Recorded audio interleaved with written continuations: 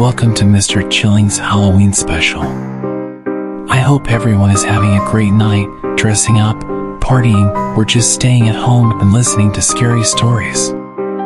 As always, if you're a fan of the channel, please like the video.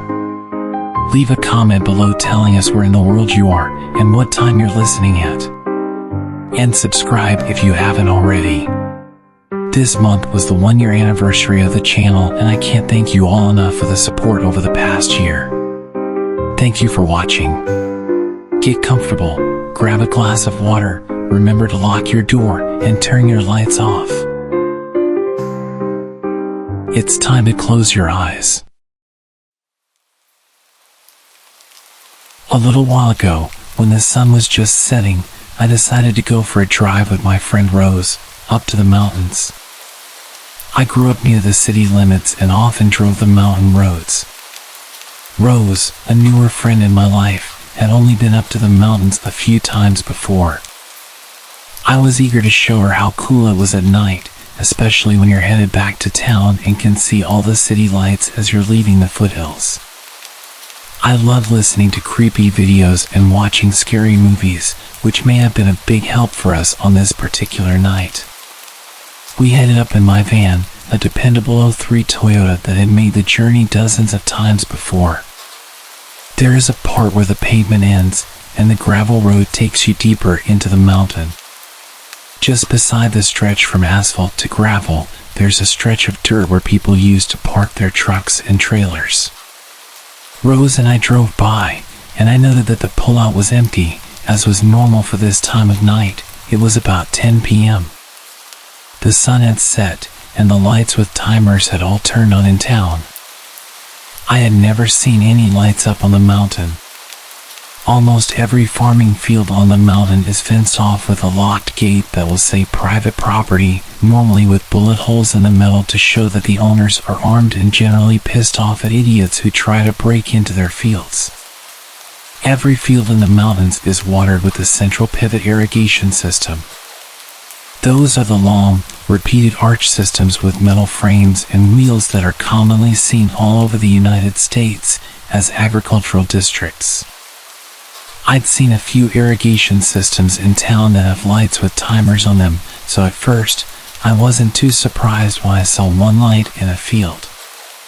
We'd only got a quarter mile by now, but then I remembered that not only had the light not been there before, it was in the wrong place.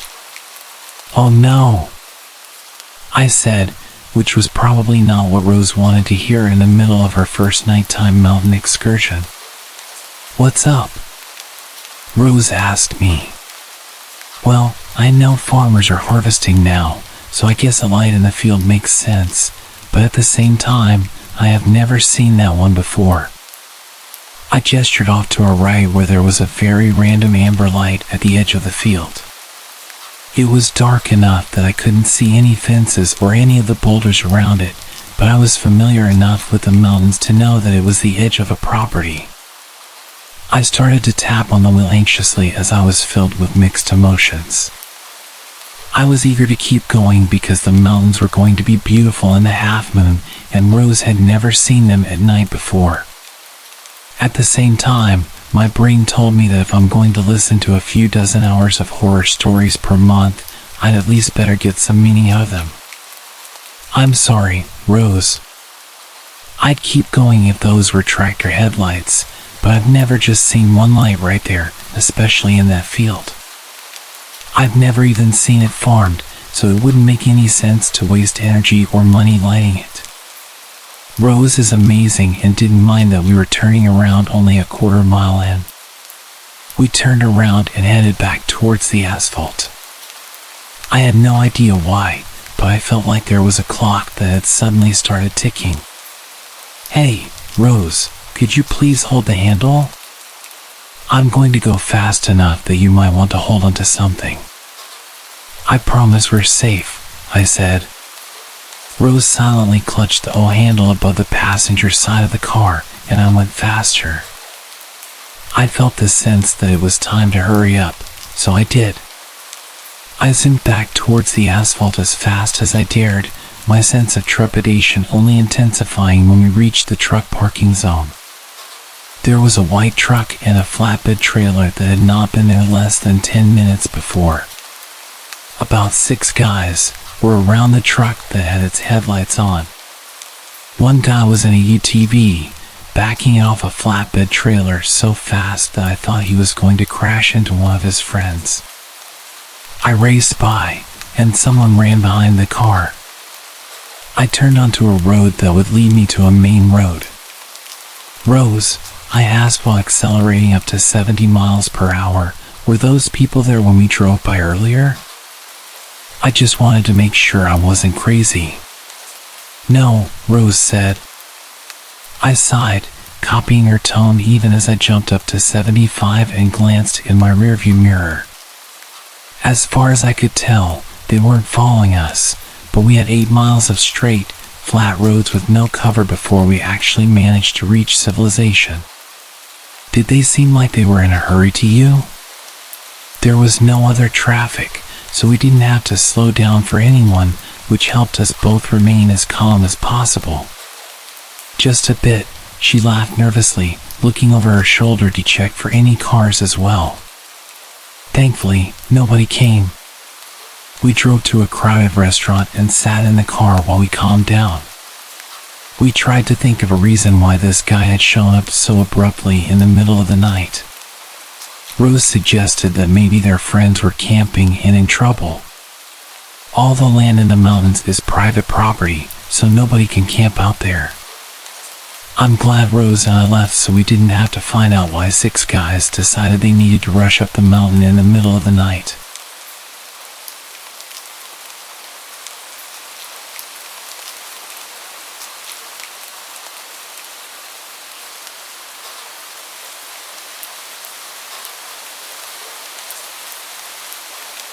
Since high school, I've come to realize that some of the most rewarding purchases result from the most annoying transactions.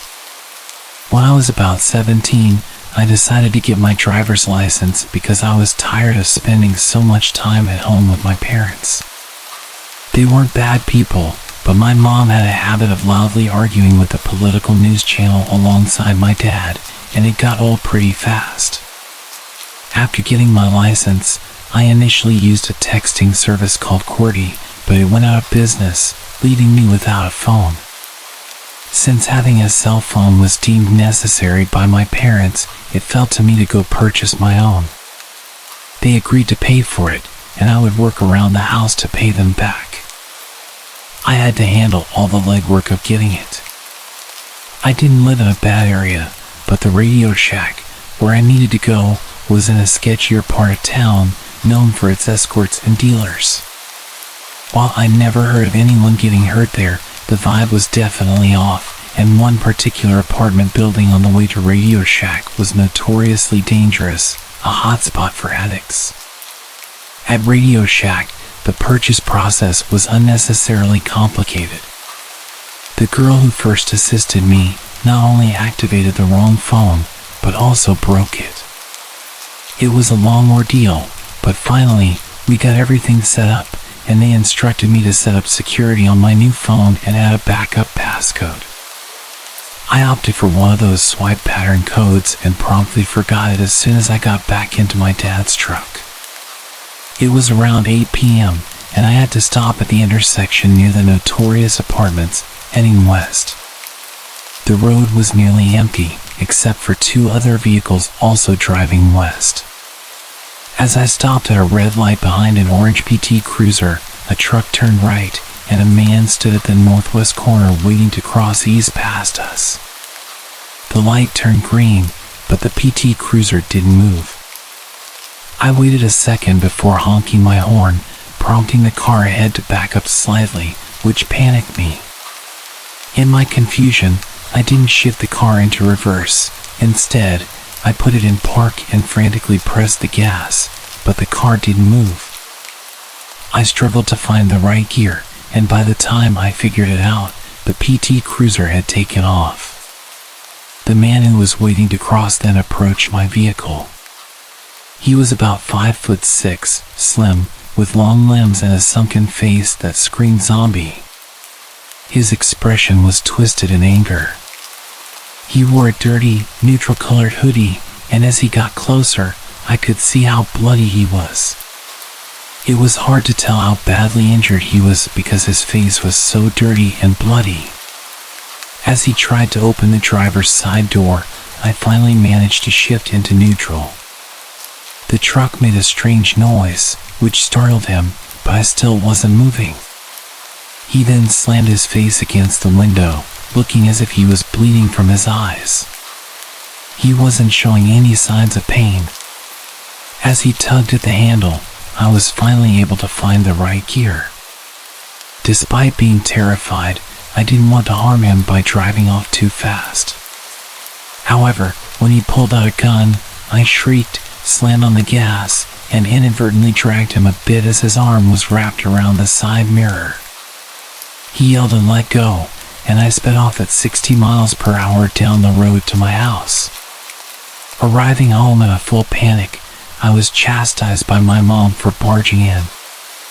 As I tried to explain, I was so overwhelmed that I started to throw up and had to run to the bathroom. After I explained this situation, my parents were skeptical and thought I was exaggerating, prompting them to call the cops. The police dispatcher informed us that I wasn't the only one calling about a man with bleeding eyes. Shortly after, a deputy arrived at our door. My mom, still thinking I might have staged the whole ordeal, sent me to talk to him.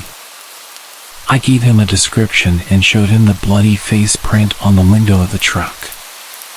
The police took a sample and later confirmed they had a suspect in custody who matched my description. The man had road rash and a dislocated shoulder but was in no mortal danger. He appeared on the local news, linked to a string of attempted carjackings while under the influence of cocaine. He was eventually sentenced on a drug charge, and since then, I haven't heard any more about it.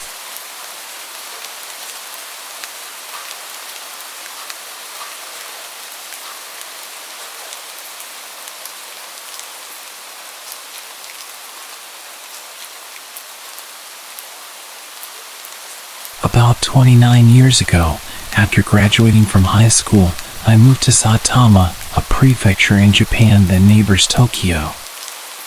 I bought a second-hand car a few months after moving there, which was almost a necessity for getting around. I really enjoyed taking long, relaxing drives after work, listening to music and smoking cigarettes.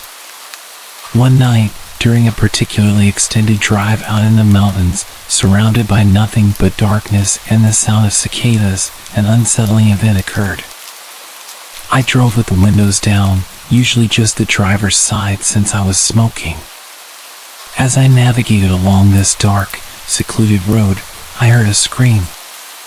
It wasn't just any scream, it sounded like a child's, blood-curdling and chilling. It's a sound that haunts me to this day, so much that I hesitate to talk about it. Instinctively, I slammed on the brakes. I've never been one to believe in the paranormal, always trusting my five senses, but something felt wrong. Pulled over onto the hard shoulder, I got out of the car, feeling chills up my spine. It was the dead of night, and there was no logical reason for what I heard. Scanning the area as best I could with my car's headlights illuminating the dark woods ahead, I was overwhelmed with fear and paranoia. I began to tremble, a physical reaction I'd only heard about but now knew all too well to be true. Apart from the sound of my own heartbeat and the shuffle of my feet on the dirt road, the night was eerily silent. I tried to convince myself it was just an auditory hallucination, perhaps due to fatigue. Hearing nothing further, I decided to drive home, trying to put the incident behind me. 3 weeks later, while watching TV, the same mountain roads and passes were displayed on the screen. The newscaster reported that Tsutomu Miyazaki had confessed to murder, identifying the scene of the crime to the authorities. It became clear that the scream I heard, while not occurring in real time, might have been a distant echo of past horrors. That scream was no ordinary one, it was what I can only describe as an end-of-life scream, full of terror and despair. The area I had pulled over was shown on screen, the very site of unspeakable acts. As details of Miyazaki's crimes were later documented by the media and by himself, the full scope of the horror unfolded. If you look up Tsutomu Miyazaki, you'll find chilling details, but I refuse to give his actions any more recognition here. That experience profoundly changed me. I never went for night drives in the woods again. The echo of that scream and the grim reality of what occurred in those mountains has stayed with me ever since.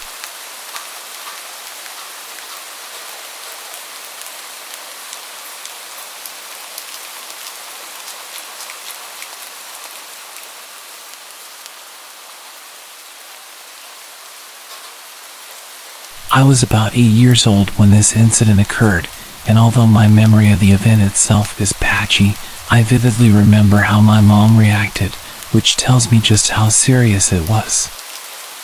I was with my mother and my little sister on a road trip across Wyoming.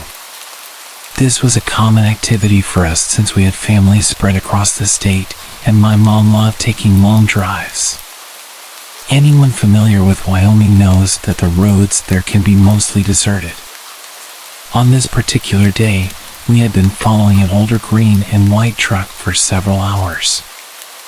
As we approached a gas station, my little sister got excited about picking up one of those wax juice bottles she loves so much. The green and white truck pulled into the gas station just ahead of us. We stopped too, used the restroom, grabbed some snacks. My mom filled up the car with gas, and soon we were back on the road. Not long after, my mom asked from the driver's seat, "Is that truck behind us the same one that we followed into the gas station?" I turned around, confirmed that it was indeed the same truck, and then settled back into my seat, continuing to indulge in snacks. However, I could sense my mom's growing unease. She kept glancing in the rearview mirror at the truck. For the next stretch of road, the truck would speed up, getting dangerously close to us, then slow down again, maintaining this pattern for several miles. As we neared another gas stop, my mom spoke with a seriousness that immediately alarmed me. "I'm going to pull in and open up my door like I'm getting out. I don't want you to open your doors.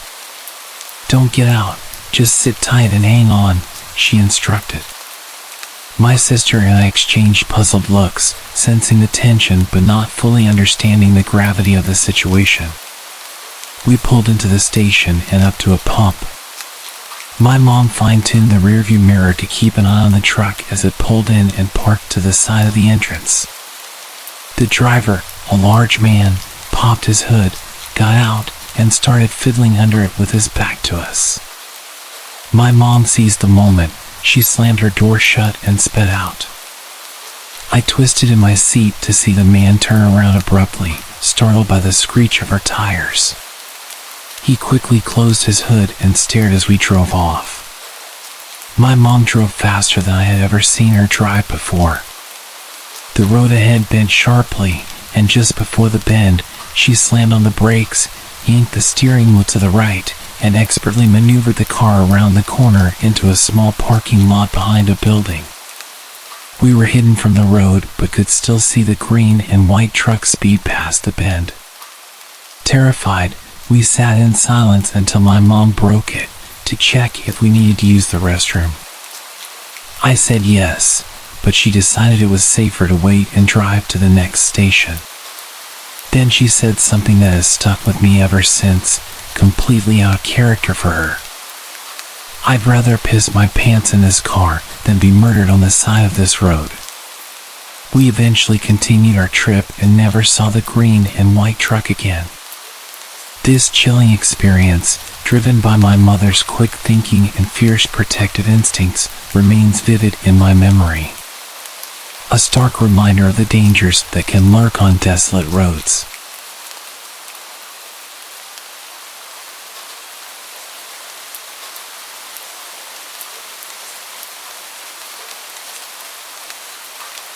Back around April 2005, I was leaving a buddy's house, headed home.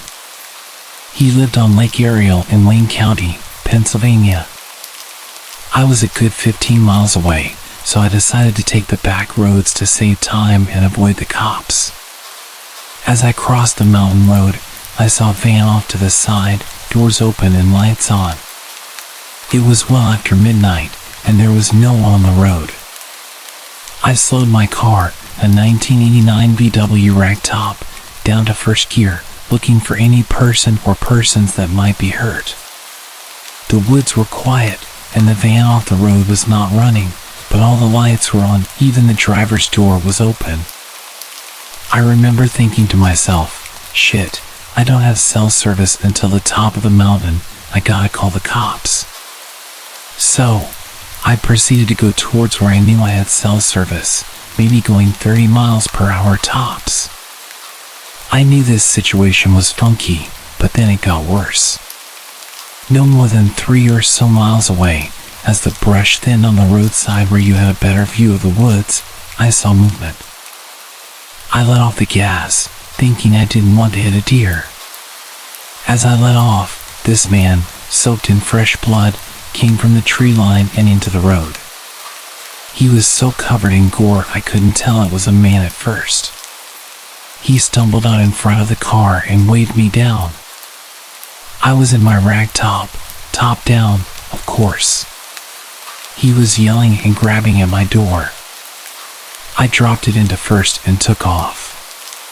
Another mile or so, I had cell service and called the cops. The guy was obviously hurt. His grab from my door scared me. There was a wide space on the mountain where I agreed to wait for the cops. They met me there in under 10 minutes. While I waited, I put the top up and locked the doors. An officer took my statement, and he looked over my car with a torch. The guy from the woods left a bloody smear down my door. Another officer found the van, but they couldn't locate the guy who came out of the woods. The cops let me go on and said they'd call if they needed anything further. Within a few days, I did get a call. They said the van was stolen, and they asked if I could describe the man. They never found him that night, and as far as I know, they never did. Apparently, the van was stolen, and the cops surmised this guy banged himself up and took off in a panic. As far as I know, they never did track him down. To this day, I keep a lookout for a bloody man running out of the woods. This experience has stuck with me, and it is 100% true.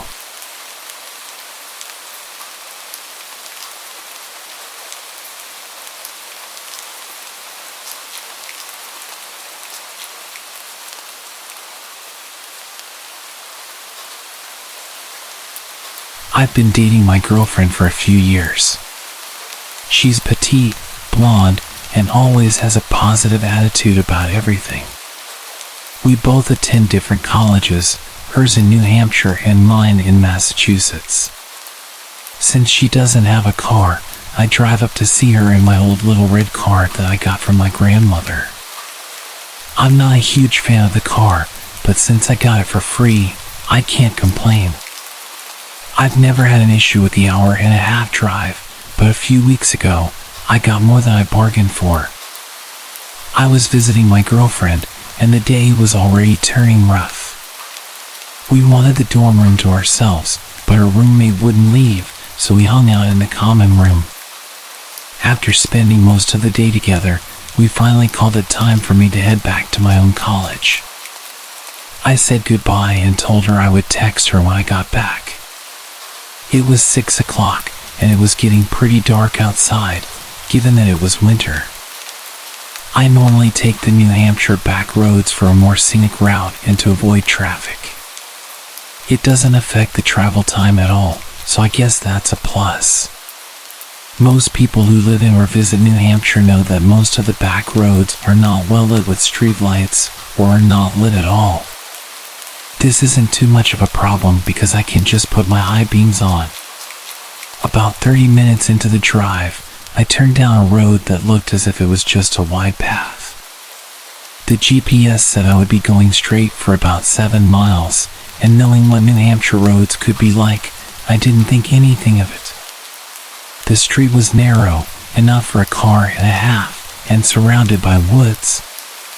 It was not lit with streetlights at all. I got about 3 or 4 miles in when I saw a guy in my high beams standing in the middle of the road, waving down my car, asking for help. The road wasn't big enough for me to pass around him, so I had to stop.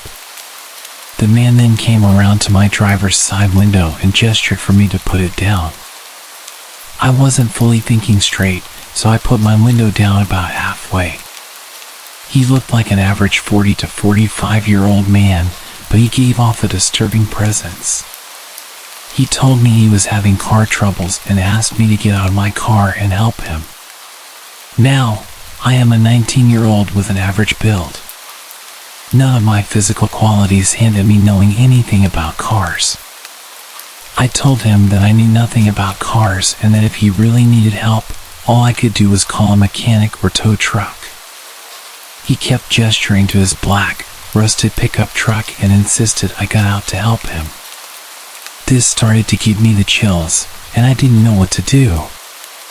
That's when I noticed there was someone crouching behind the truck. The man couldn't tell, but I began to internally panic.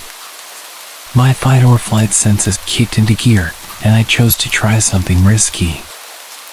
I told the guy I would pull over on the side of the road up ahead and then get out to see what I could help him with. This seemed to work, and the guy began to smile. He backed off from my car, and I stepped as hard as I could on my gas pedal. I sped off and looked in my rearview mirror to see both men run out into the middle of the road and then just stand there.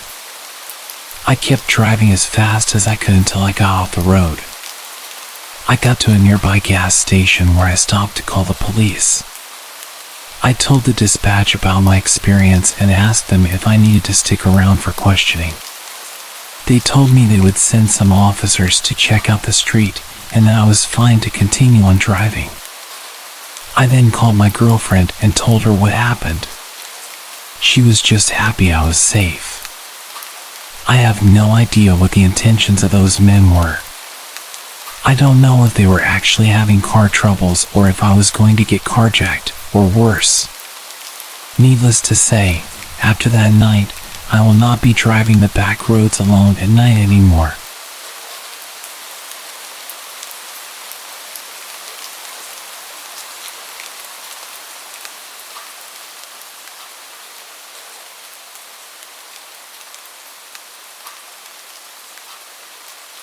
This happened nearly 20 years ago, but I will never forget it for the rest of my life. I went to college in a very small town in northwestern Maryland. Our school was nestled in the foothills of the Catoctin Mountains. My friends and I would drive around the mountains. We became very comfortable on those roads and knew them well. However, this story takes place before we knew the roads, when we had just started school. One night, several of my girlfriends and I went out for a ride. The roads are winding and narrow, with some parts dropping right off the side of the mountain. Since it was nighttime, we were taking our time. We rarely saw many cars when we drove around, which was perfect.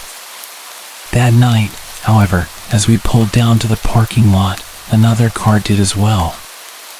We didn't think much about it, assuming it was another person looking for some solidarity.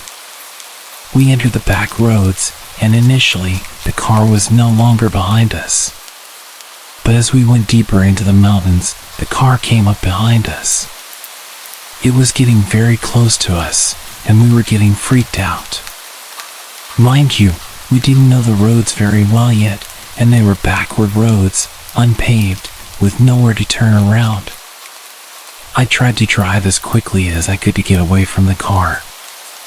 All of us were freaking out, convinced this person was out to kill us. Finally, we saw a chapel with a parking lot.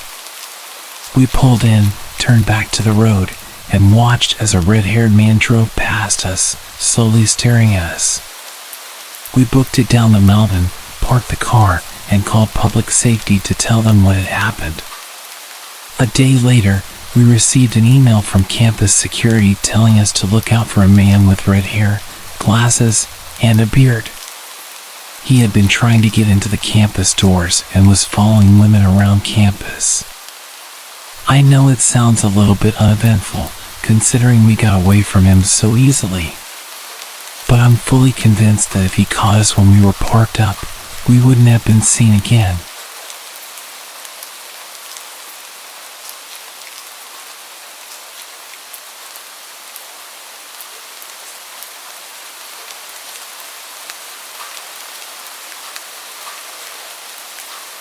Okay, so I wasn't conventionally nor classically pretty.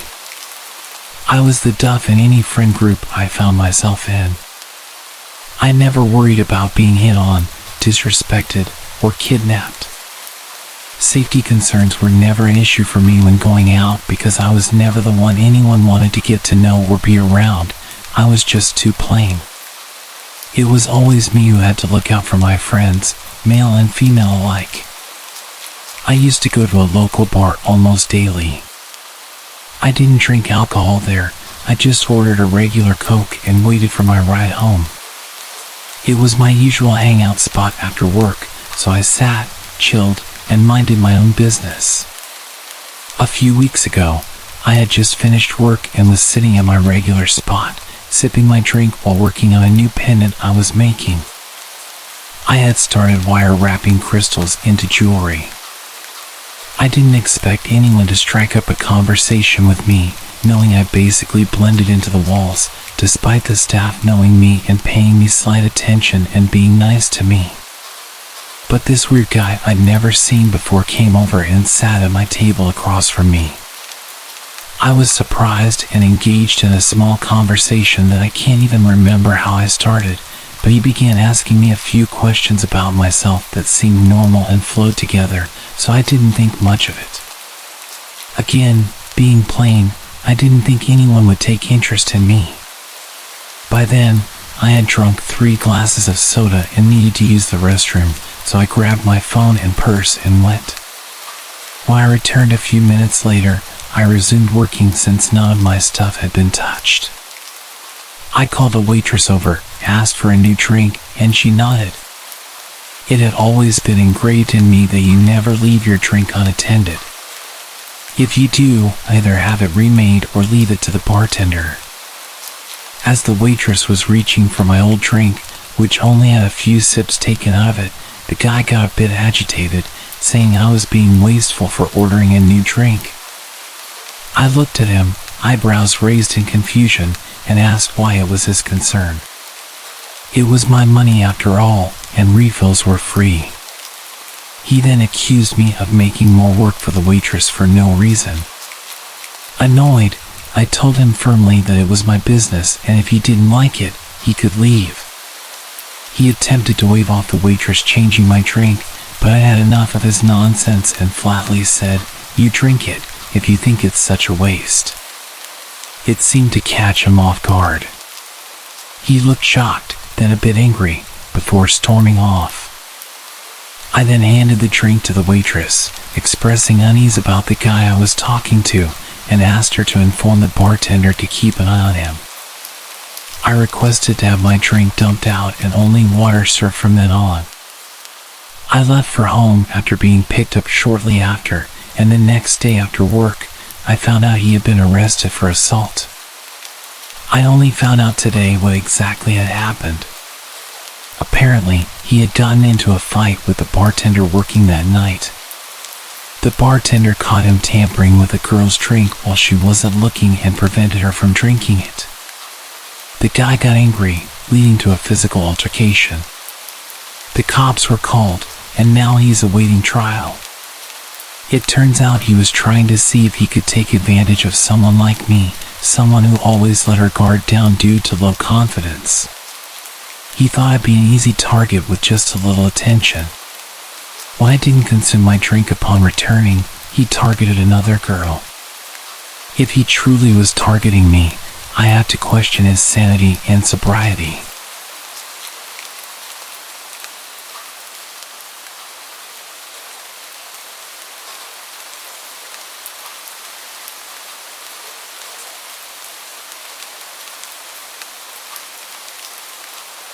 I used to work in a residential care facility, and for a number of years, I worked with a woman named Kajiri. She was generally okay to work with, but she could be intense. The sort of joking flirtation that often found its way into high-pressure environments was common throughout the whole team, but when she directed it at me, it didn't seem so jokey. It took me forever to realize, because I usually didn't notice someone flirting with me until someone else pointed it out 6 months later.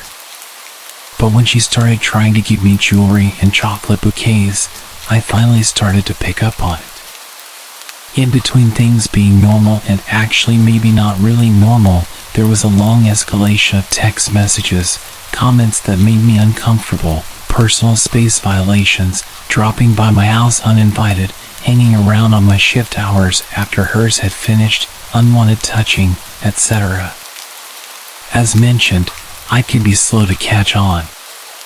Once I realized what was happening, I put as much distance between us as possible.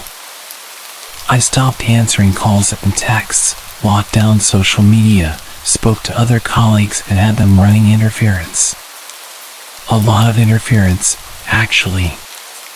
At the time, it kind of became a joke, but looking back, it was all kinds of messed up. She even parked outside my house sometimes, and I'd sit in the back room with the light off so she'd think I wasn't home. After a couple of months of my disappearing woman act, she seemed to get the hint and backed right off. I was pleased. We all got on with our lives and lived happily ever after. Yeah, not quite. A few months after it died down, I heard through the grapevine that Kajiri seemed to have focused her attentions on another coworker, Linda. Linda and I had a close mutual friend, but didn't know each other well. I didn't think much other than good luck, you poor sucker.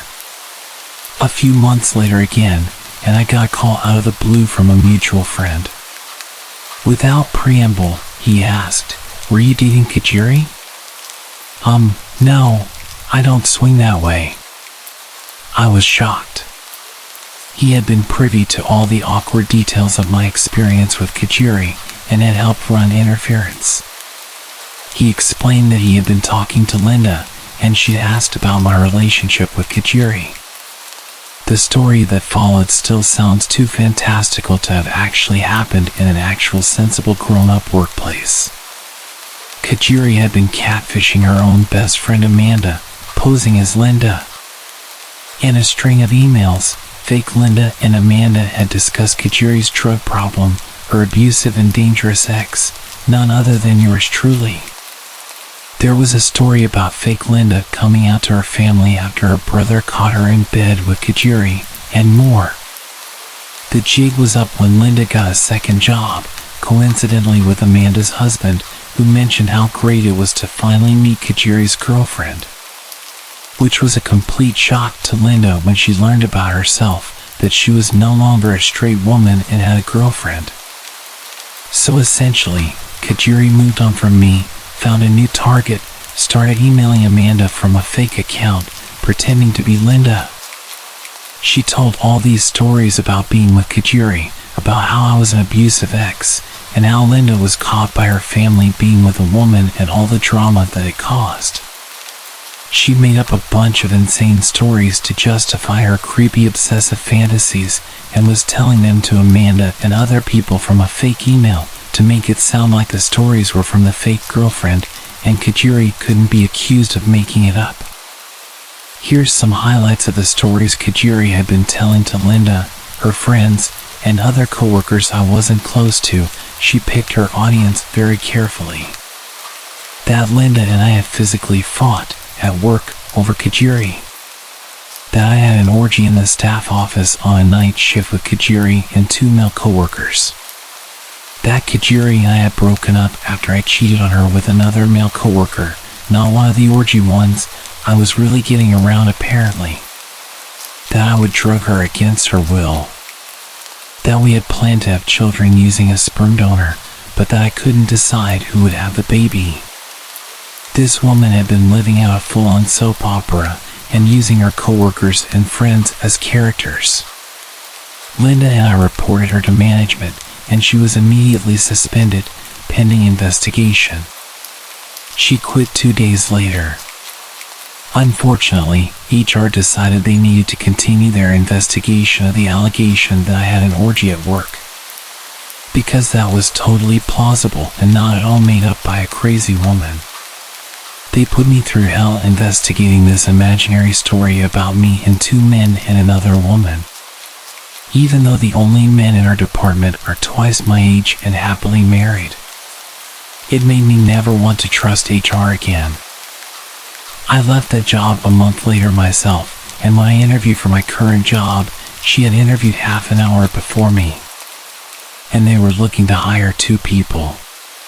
She didn't get the job, but there have been 2 other openings since, and she applied for both of them. I'm terrified of meeting her again. It turned out she has a history of inpatient psych treatment for delusional behavior and was known to be obsessive about people she took a liking to. According to Facebook, her current girlfriend has a similar first name as me and shares more than a few physical similarities. She still knows where I live. So I'm pretty sure that the current situation is that she's still telling people that I'm her girlfriend, all while she's desperately applying for any job she can get at my new workplace.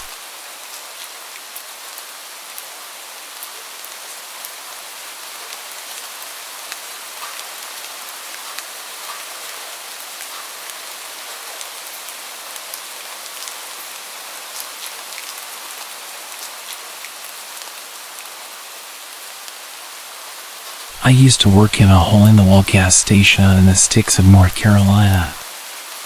I was freshly 18, had a new car, a rundown Chevy, but it got me from point A to point B, and was newly promoted to assistant manager, so I was working many late nights by myself. Truthfully, I loved working alone. My boss was super laid back, and his philosophy was, as long as the work gets done, do whatever you please. We even had a shotgun behind the counter, which he taught me to shoot on my first day there. So even though I would be there late, I always felt safe. On this particular night, it was extremely dead, so with my boss's permission, I closed the store early and hopped in my car. It was probably 11:30 to 12 a.m. at this point. Other than being able to get out of work early, this was my usual routine. Nothing seemed out of the ordinary. I texted my roommate to let her know I was getting home early. We always looked out for each other like that, lit up a cigarette, and then started on my way home. For those of you who don't know North Carolina very well, I'm going to provide a little bit of detail regarding the terrain. From where I worked at the gas station to where I lived, I had to drive down the back roads.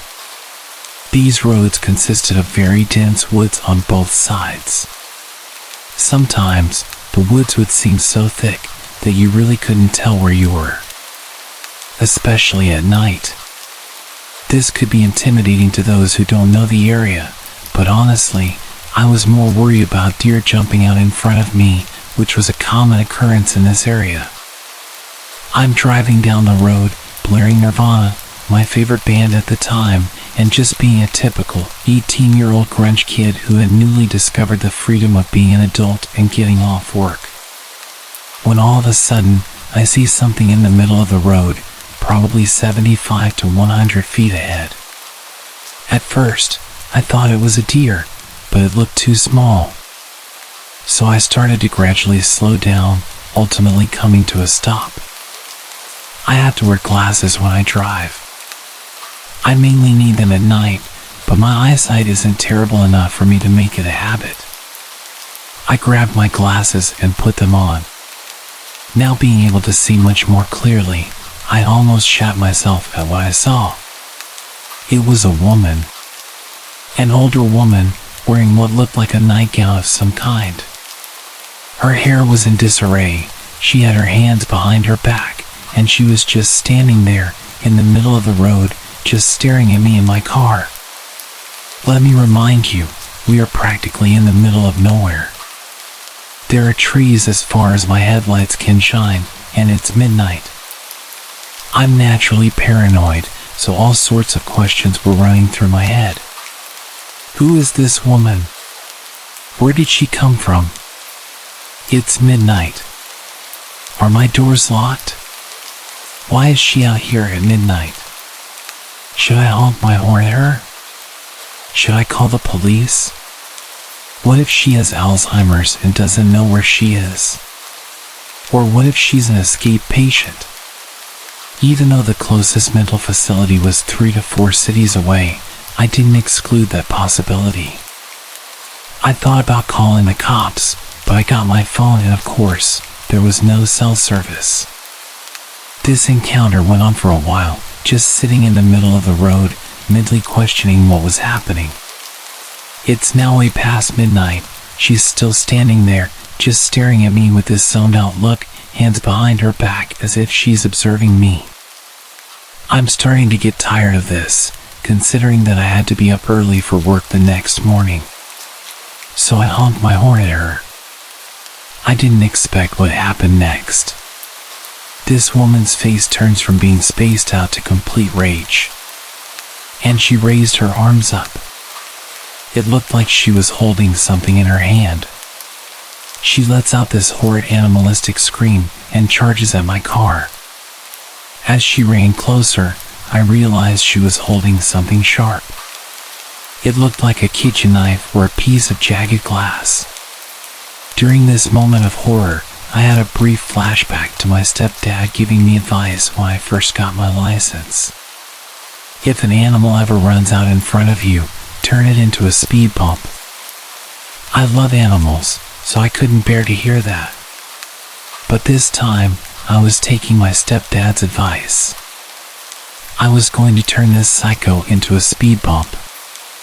Serve the Servants by Nirvana started playing on the radio. I mention this because the song has much to do with the aura of the moment. As if it was in sync with this instance in time, the intensity of the song enabled me to let out the most intimidating primal scream that I could. Loud enough for her to hear it. The window was open because I had been smoking, and I hit the gas. She was running towards my car like she was going to jump on my hood. I guess she realized I had the utmost intent to hit her, in which at this point, the woman zigzags away from my car and runs off into the woods. Still in fight mode, I didn't question where this woman went. I was just glad that she was gone, so I accelerated on the gas and sped the entire way home. I got home at almost 1:30 a.m. My roommate was still awake, waiting up for me the entire time. She was extremely worried because it was way past the time I said I was going to be home. She had been texting and calling me. When I pulled up to her house, I got all of her texts and missed calls at once, so I started to explain to her what happened. My body went from fight mode to panic as I was recounting everything that happened. My roommate's mother was a 911 operator who also happened to be working that night. So she decided to text her mom to see if there were any silver alerts in the area. Immediately, her mom texted back and said there wasn't. That alone gave me goosebumps to the core of my being. There was no explanation as to where this lady came from.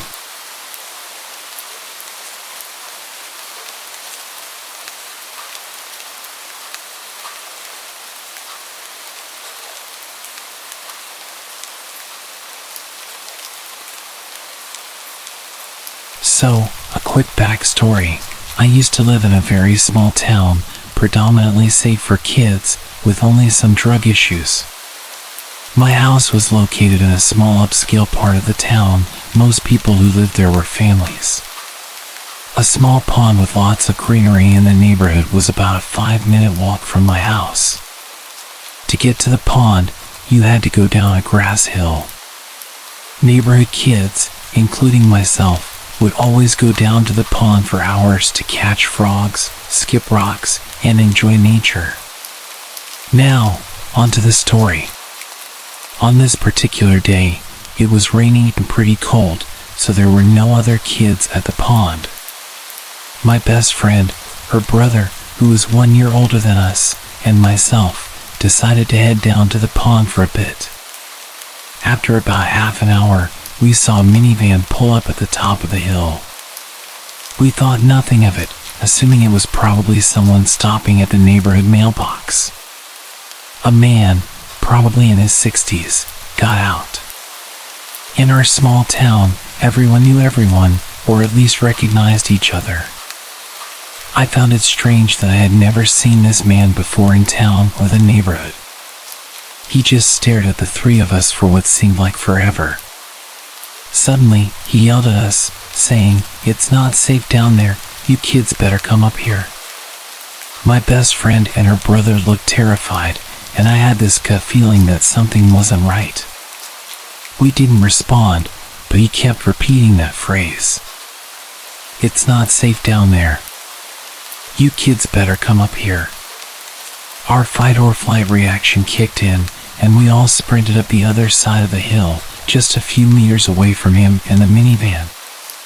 As soon as he saw us running, he got into his minivan and started driving slowly behind us, literally following us until we reached my house. Fortunately, my garage door was open and my parents' cars were parked inside. We hid behind one of my parents' cars and watched as he pulled to the side of my house and parked. My parents were inside, unaware of what was happening.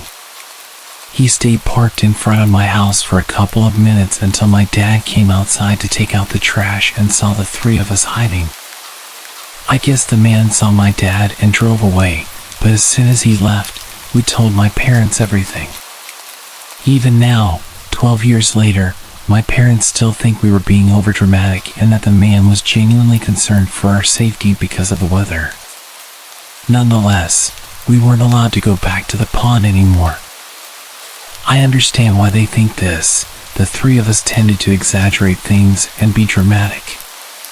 However, I knew from the strange feeling I had when I first saw him at the top of the hill that something was off. To this day, I still believe he was planning something, but maybe it was just my childish imagination.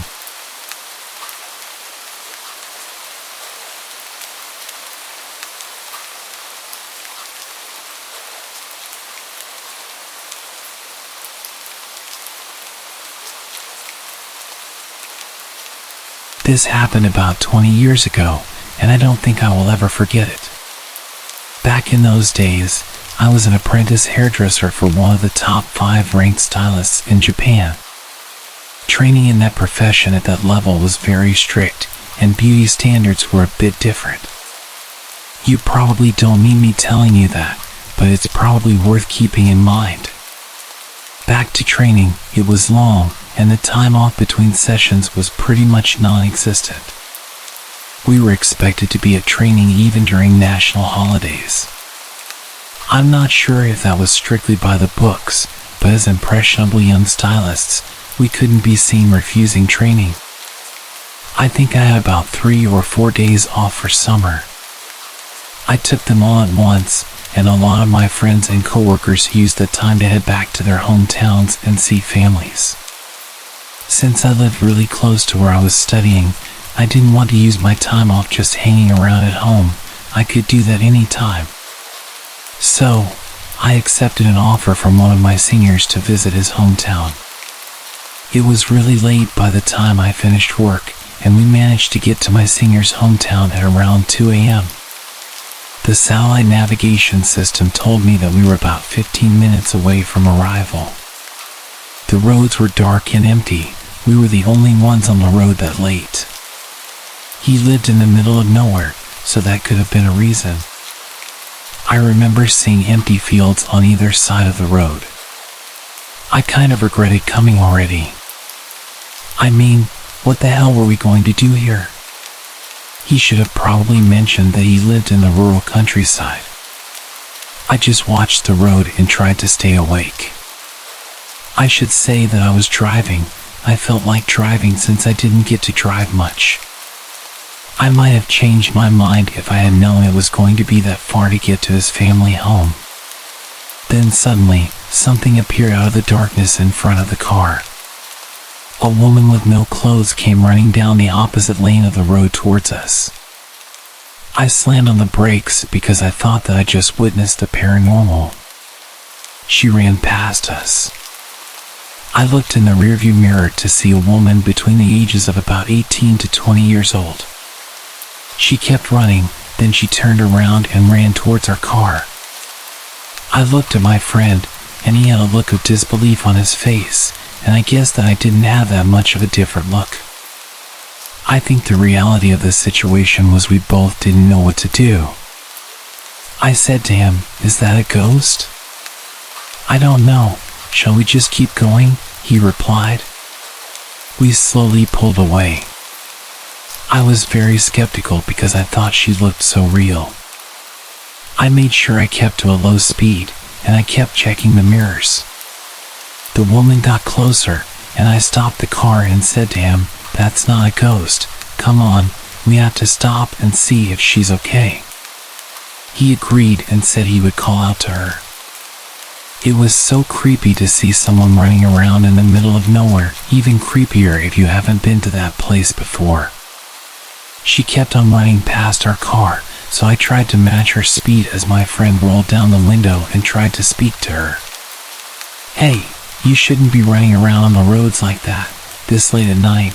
Maybe you should head home," he said something like that. It wasn't very well put together or that sympathetic, I remember that much. She didn't even turn to face the car, she just said, "Hey, don't worry, I'm fine." It feels so good. I could see her a little closer now and guessed her age to be around 18 or 19 years old. "Why are you like this? Have you been kidnapped? Has someone done something to you? It's really dangerous to be out here with no clothes and alone. We have to get you home," I said to her. She stopped running and looked down at the floor as if in thought, and then replied, "I ran away from home. I don't even know where home is." I noticed at that point that she was actually wearing socks and shoes, so at least her feet weren't too bad. She stood there with her hands behind her back, looking completely lost and confused. It was very odd. I couldn't leave her out here. I told my friend in a hushed voice that we had to help her, and he sighed but then nodded. We decided to take her to the nearest police station. I had a dress that belonged to one of my female colleagues at work in the back of my car. Long story short, I told the woman to throw it on, and she reluctantly agreed. Once she was dressed and in the back seat, I turned to her and said, "Right, if you can't remember where home is, I can take you to the police, and we can figure it out from there, okay?" To that, she responded with something outrageous. "I hate the police. They're always on my dad's side. Please, can you just take me to a hotel? Hotels are safer than police for sure. You can stay there with me. Hold me tonight. I'm a virgin." We were young, but even though we were young and often threw caution to the wind, we knew that we had to get her somewhere safe. It's a scary world out there. If she said that to another pair of guys like us in the next car that came along, well, I don't even want to think about it. We told her that wasn't going to happen. She didn't say anything for a while, but then she handed me a piece of paper. I don't know where she got it from, but it had a name, a number, and the address of a hospital. My friend saw the address and said, "Oh, I know that place." It was a psychiatric hospital. We called the number, and a voice that said it was the security department answered. I explained to the security guard what happened, and after we hung up, we got a call from the woman's mother. We found out where her mom lived and took her there. My friend said that he knew that side of town, but he had never been there before. The woman's mother was extremely apologetic over the phone. My friend spoke to her, and he said that he could tell that she was definitely genuine and sorry for the inconvenience. I felt sorry for her. It wasn't her fault. When we got to the house, we heard more about this situation from her mother. The woman we found out in the middle of nowhere had only just turned 18. She had been assaulted by her biological father when she was 16. A few days after he did what he did, she stabbed him in the neck with a box cutter knife. She was admitted to a mental asylum because of this attack. No one seems to know how she keeps getting out, but the mother said to us that this was the third time she'd successfully broken free. What a sensational story, I remember thinking. We drove the mother and daughter to the hospital at the mother's request. I could see how mentally tired she was by all of what had been going on. She was so polite and grateful, she really impressed me. I mean, with all that happened, she seemed to be incredibly in control of her own emotions. The girl didn't seem to say much. She seemed to like the dress we gave her. The mother apologized for not washing it before returning it, and we both agreed that no apology was necessary. Obviously, she got dressed into clothes of her own. She disappeared upstairs to change, and then she came back, and we took off. She didn't say much when we were driving. She was taking being returned to the asylum a lot better than expected. I thought that she would be going kicking and screaming. Her mother spoke with her in the back as we drove. She said, "You didn't get injured or anything when you were out, did you?" "No, I'm fine," the daughter responded. "Oh, that's great. I'm relieved," the mother told her. We left them at the hospital and told them that we couldn't stay because we were already really late getting to my friend's parents' home. My friend's parents were really worried by the time we got there. I think that we both wanted to tell them everything about the situation, but we were too tired to go through it all again. At that point, I just wanted to go to sleep. I stayed with him and his family for 3 days. It was actually a really great time and just what I needed, a break from studies in the city. It was certainly going to be a trip I would never forget. We said our goodbyes to the family, and his little sister asked us for a ride to the station. I said that it wouldn't be a problem. Just before we dropped her off at the station, she said something that scared the hell out of me. "Hey big bro, why does your friend have a box cutter stabbed in the back seat?"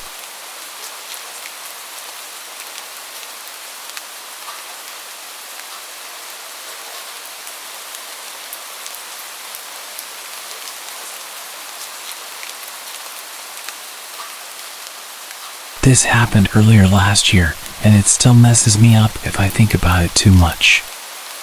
First, a bit of backstory to explain. I'm a delivery driver for Uber Eats, and I've been doing it as a side gig for the past year to earn some extra money. Also, I'm female. Anyway, yeah, Uber Eats, it's a super chill job, although the pay is definitely not ideal, especially at night. Normally, any pings I get after 10 p.m. are just shoddy fast food orders from customers where the chances of being tipped are even lower than usual. Late night deliveries are rarely profitable, which is why I barely do them. However, on this night last year, there was a bonus going on. Reach 15 deliveries in a certain time frame to get an extra $75. Music to my ears. When that's the case, late night delivery is great because there's no traffic and it doesn't matter where you're picking up from. Bring on the bonuses. The faster you can get them done, the faster you get to go home and knock out. I was on a roll and I finished my last McDonald's run at 2:30 in the morning, cashed my bonus, and called it a night. For context, this took place in downtown San Diego. Downtown San Diego has fun restaurants and clubs at the core, but as you branch out, it gets more sketchy. Once you get past 16th Street, it gets really sketchy, lots of homeless camps, the works. I actively try to avoid that area, but in order to get back home and on the freeway, I had to pass through that neighborhood. And one other piece of information. I drive a 2002 shitty Ford Focus, and nothing's automatic. In order to roll the windows up or down, you have to reach over and crank the lever. Because it's a hassle to roll them down manually each time, when I usually do deliveries, I just keep both my windows rolled down because it's easier to pick up and deliver through the windows.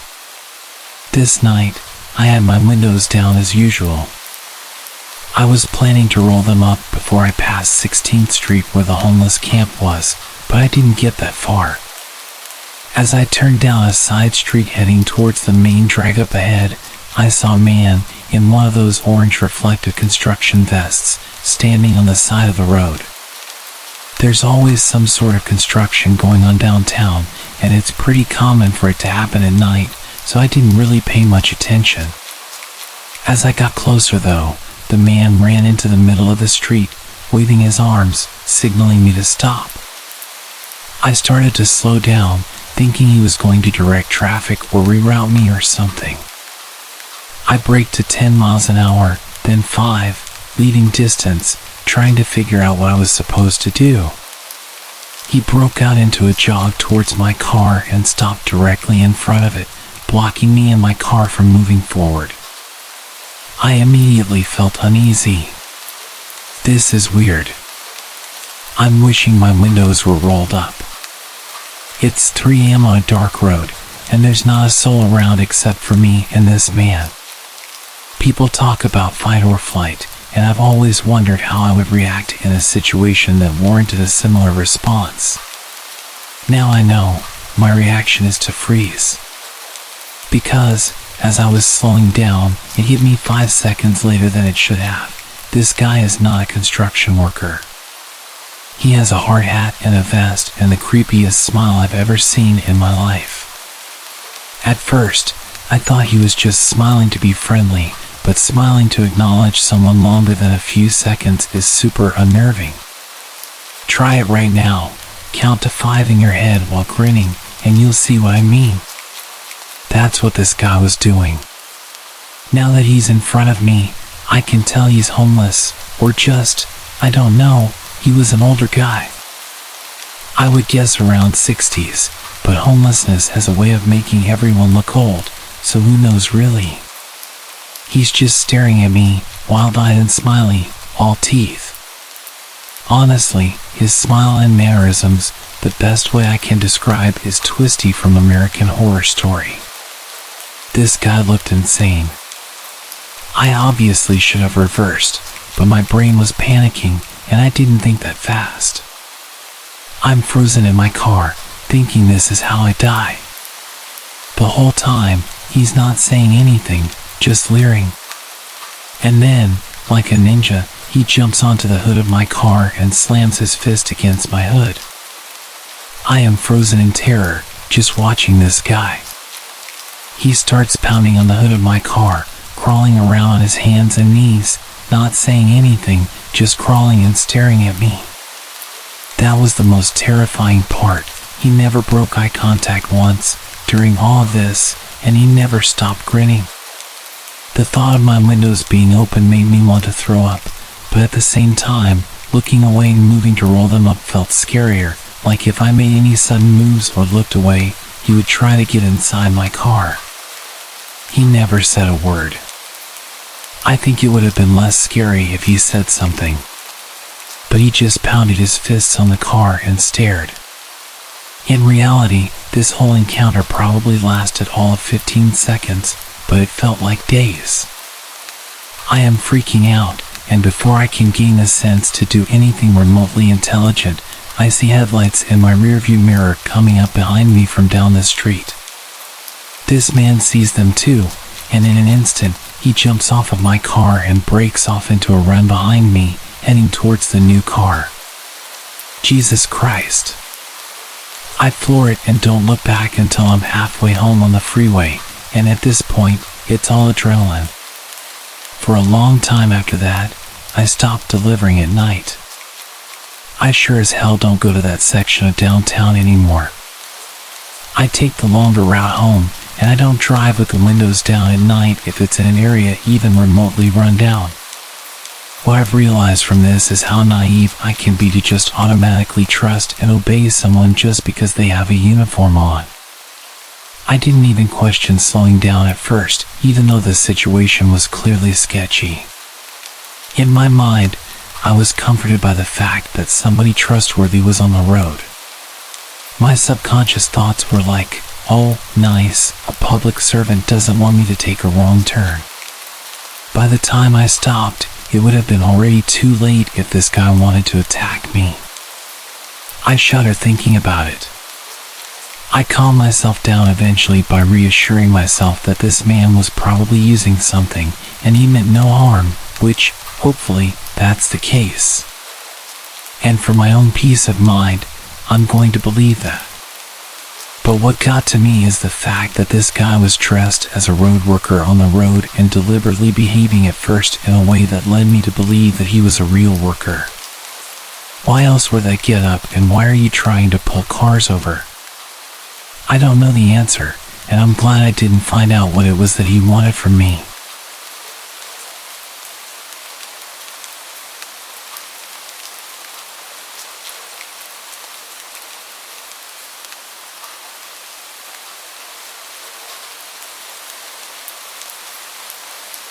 I'll start with some context. I live in Michigan. I won't specify which city, but it's incredibly safe. I mean, there's absolutely no crime besides domestic disputes and occasional stealing, pretty close to Mr. Rogers' neighborhood, I suppose. It's for this reason, I think, that my friend and I were targeted. Down the street from my house, there's a semi-large dog park. It's got a playground, some trails, and a big parking lot. During the day, it's used by plenty of people. It's an open area with housing all around it. All the streets next to it are filled with different associations, including mine that's barely a mile away. At night, the park is filled with a different crowd. Since it's safe and open, lots of people go there to have fun in their cars and not be disturbed, or they smoke. My friends and I stopped in for the latter. We parked our car in the middle of a row, a few spaces away from other cars, rolled the windows down a bit, and started chatting and smoking, same thing we've done plenty of times. The parking lot is like a huge oval. Once you're in, you have to go all the way around to exit. My friend Morgan parked facing the entrance on the opposite side, with the divider in the center, in case we smelled bacon so we could leave if need be. You never know. But enough context, I digress. Morgan and I had been sitting around for about 10 minutes. A few cars passed through. Each time, we watched carefully, wanting to always be aware of who was around us, and probably a small bit of paranoia. We kept a close eye until we saw no threat. Eventually, a large, bright yellow truck pulled in. Now, when I say large, I mean you'd have to hoist yourself into this thing, and it was hard to miss.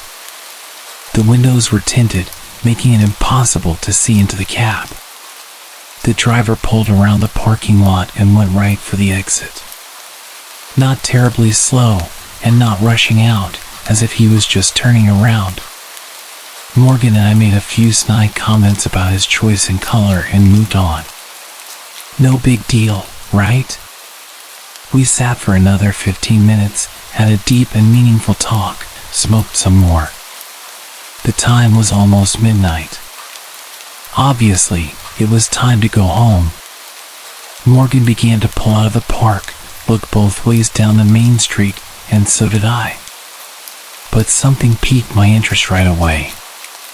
The same yellow truck was driving by in the same direction we were headed. A little bit about me. I have severe anxiety, always have, and probably always will. So I'm usually nervous about usual things. I've had issues in the past that cause me to be extra paranoid. I'll get nervous if I see someone twice in the grocery store, so my reaction to the truck was typical. It being noticeable, I told myself I was being silly, getting anxiety just because I noticed it. It didn't mean danger. I didn't say anything, and we continued home. My neighborhood is set up kind of strangely. Let me explain so this makes a bit of sense. There's a long, winding road down the center. It's a straight shot to the very end of the houses. But off the side of the main road are small parts of houses. Mine is second to the last. Arriving at my house, we started our goodbyes when we were both stopped in the middle of our conversation. We sat silent as the same yellow truck drove past the exit of my circle into the last circle of the main road. Morgan said to me, "That's the same truck from before, right?" I responded, "Yeah, they drove by us leaving the park too." We watched the entrance. There's no other exit from there, one entrance, one exit. So in a moment, he was driving past again on the main road. I was freaking out. Why was this guy here? This truck's never been here. It's too obvious to miss. It couldn't possibly be a coincidence. I started begging Morgan to come inside, telling her to just wait a few more minutes, making sure he leaves and doesn't follow her home. She tried brushing me off, saying it was fine and there was no way he was following us home. As we argued in the car, the truck pulled into the first entrance of my circle. He automatically pulled into a spot and turned off the car. My anxiety was screaming to run. There's no way this person wasn't following us. Morgan screamed, "Screw this, get inside." We shot out of the car. I dug through my purse, fumbling to get my keys, begging any god or any demon that would listen to me to let my key work and get us inside. Now, I don't live alone. My younger sister lives with me, and my grandparents were visiting. They would be right inside. The only thing I could think about was the fact that my hard-ass West Virginia redneck grandfather was sitting downstairs with his rifle next to his chair, and he would know what to do. With Morgan right behind me, I flung the door open on the first twist of my key. Thank God. We ran in, slamming the door behind us, shaking violently. I scrambled down to where my grandfather was, screaming his name out of panic. He jumped up and started calming me and Morgan.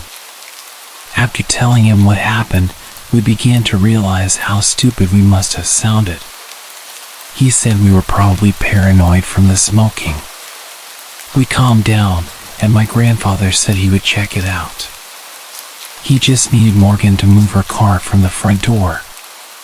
We agreed to go out and park it together, buddy system for life. We tried to laugh everything off, saying how silly we must have sounded running through the door like that.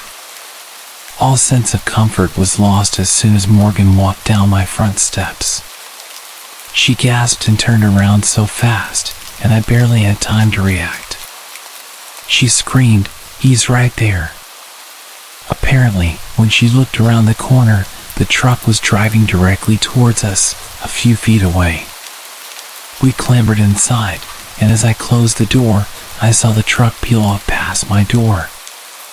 We ran back into the house and into the kitchen, which looks into the circle where my family was staring out the windows. They watched the truck pull around the main road, back to my house, over and over. It felt like being stalked in my own home. I felt like I was going to puke. I could barely keep from crying. Once again, the truck pulled out, and my grandfather wanted to take action. With gun in hand, he got ready to leave. He asked if I wanted to go along. I felt compelled to find out what this creep's problem was. We hopped in his car and pulled out to the main road. Almost as soon as we pulled out, we saw the truck pull out of another circle. I started to flip. I kept yelling.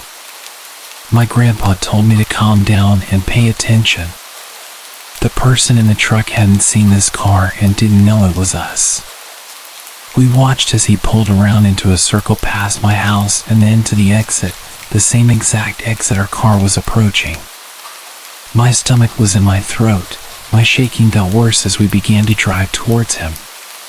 Just as the truck tried to pass next to us, my grandfather pulled the front of his car directly in front of the truck, flashing his high beams into the cab. There was an older man driving the truck. He had wire-rimmed glasses, a balding head with a white t-shirt. You couldn't get more ordinary. I saw him yell, "Oh," before reversing and doing a full 180 towards the other exit of the circle, back to the main road. My grandfather wanted this guy to get the hell out of Dodge. He slammed on the gas and sped right behind this dude, navigating through the winding road at 80 miles per hour in a 25-mile-per-hour zone. And that was nothing short of a heart attack. We chased him out of my complex and down the street. Unfortunately, other cars got in the way, and he sped off on the highway. I kept it together until we finally turned around to go home. After trying to look for the truck, I broke down and started crying.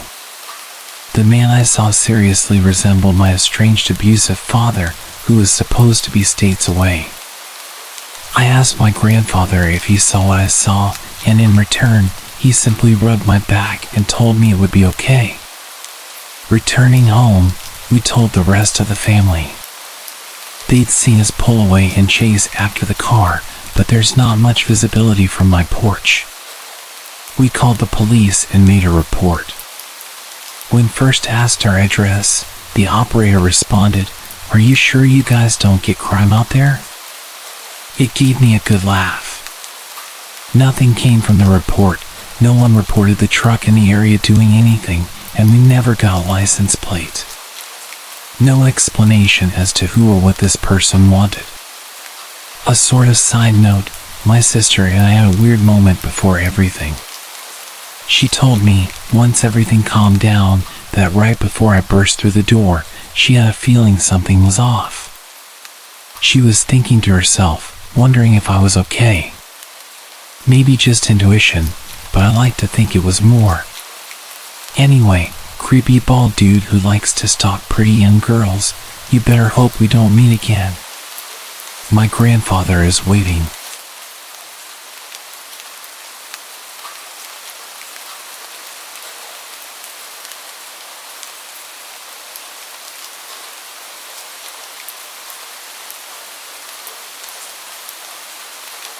This unnerving event occurred in July of 1996. I had just finished my time of service in the Army and was stationed at Fort Hood, Texas. At midnight, I decided to outprocess and travel back to Wisconsin. All day, I was so anxious to leave that I had trouble sleeping. Finally, at 11:45 p.m., I got out of bed and went to sign out with the desk sergeant. Knowing that people wanted to sign out at midnight, he decided to do his rounds. You can't leave until you get your final sign-off from the sergeant and turn in your key. So I waited. Finally, at 2:45 a.m., he returned. I turned in my key, got the sign-off, and by 3:30 a.m., I was on my way. At first, I was so full of adrenaline that I felt I could drive for days. Unfortunately, that adrenaline didn't last long, and by the time I was getting through Dallas, I was nodding off. I decided, just past Denton, that I would pull over at the next stop and take a quick nap until the sun came up. Barely able to keep my eyes open, I pulled over as soon as I found a spot. I got out of my car to get some air, throw away some trash, and survey my surroundings. There were only about 3 other cars and 2 semi-trucks there. It was a picnic stop, not a rest stop, so there were no restrooms. I threw away my trash and glanced at a poster of a few missing persons, but I didn't pay much attention to it. I returned to my car, a basic Geo Metro with no radio, power windows, or power locks. I cracked the windows, turned on the boombox for some music, and lay down to sleep. I had been asleep for only 5 or 10 minutes when I felt my car shake slightly. Cracking wide open, I didn't see anything, so I dismissed it and tried to sleep again. Soon after, I heard what sounded like my door handle being pulled and scratching at the door keyhole. Sitting up quickly, I saw no one there. I checked all the windows but didn't see anyone, so I shrugged it off as fatigue, lay back down, and turned off the radio.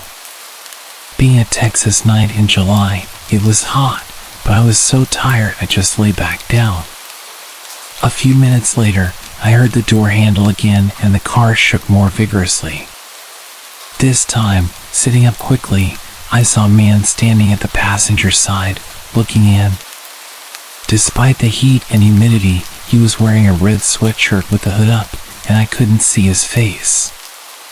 Young and fresh out of the military, I yelled at him, "What do you want?"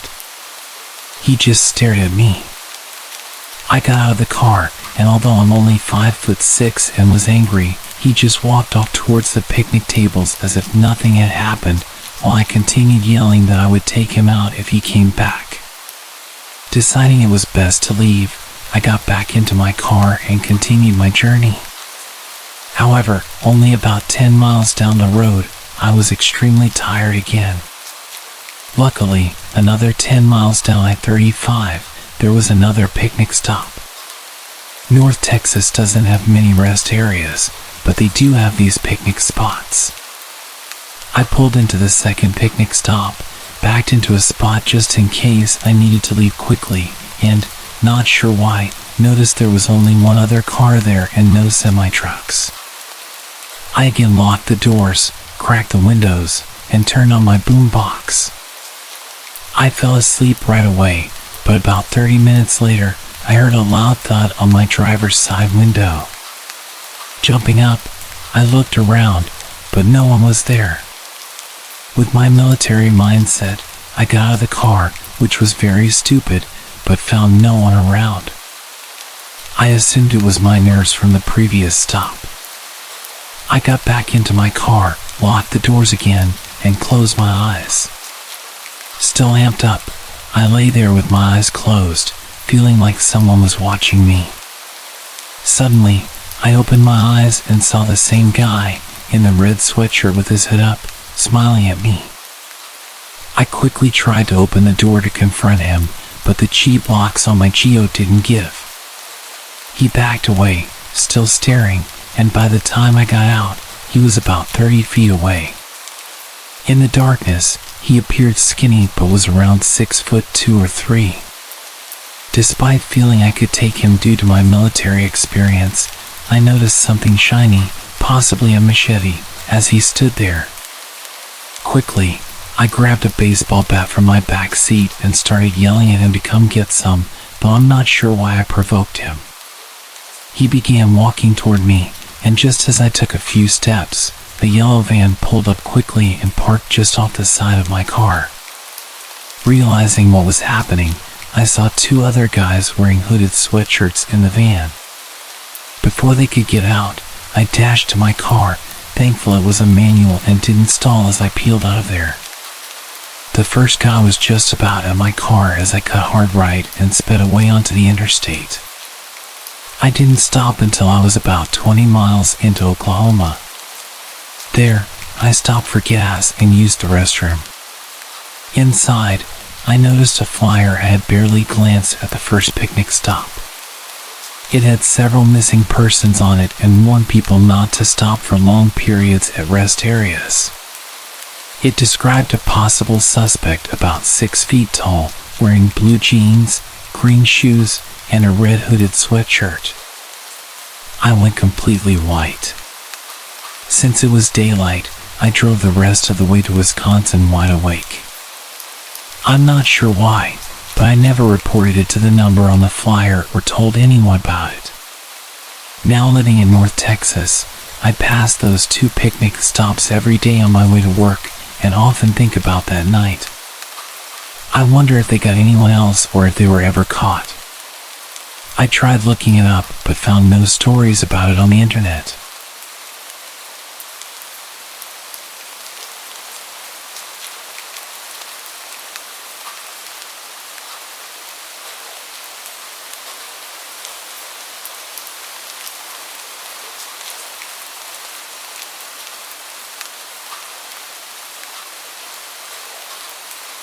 My name is Martin, and I'm a 29-year-old librarian in a quiet suburban town.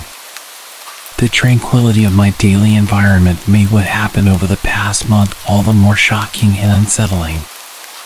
I never imagined that my quiet life would be disrupted by a persistent stalker, especially not someone who initially seemed to be just another patron interested in literature.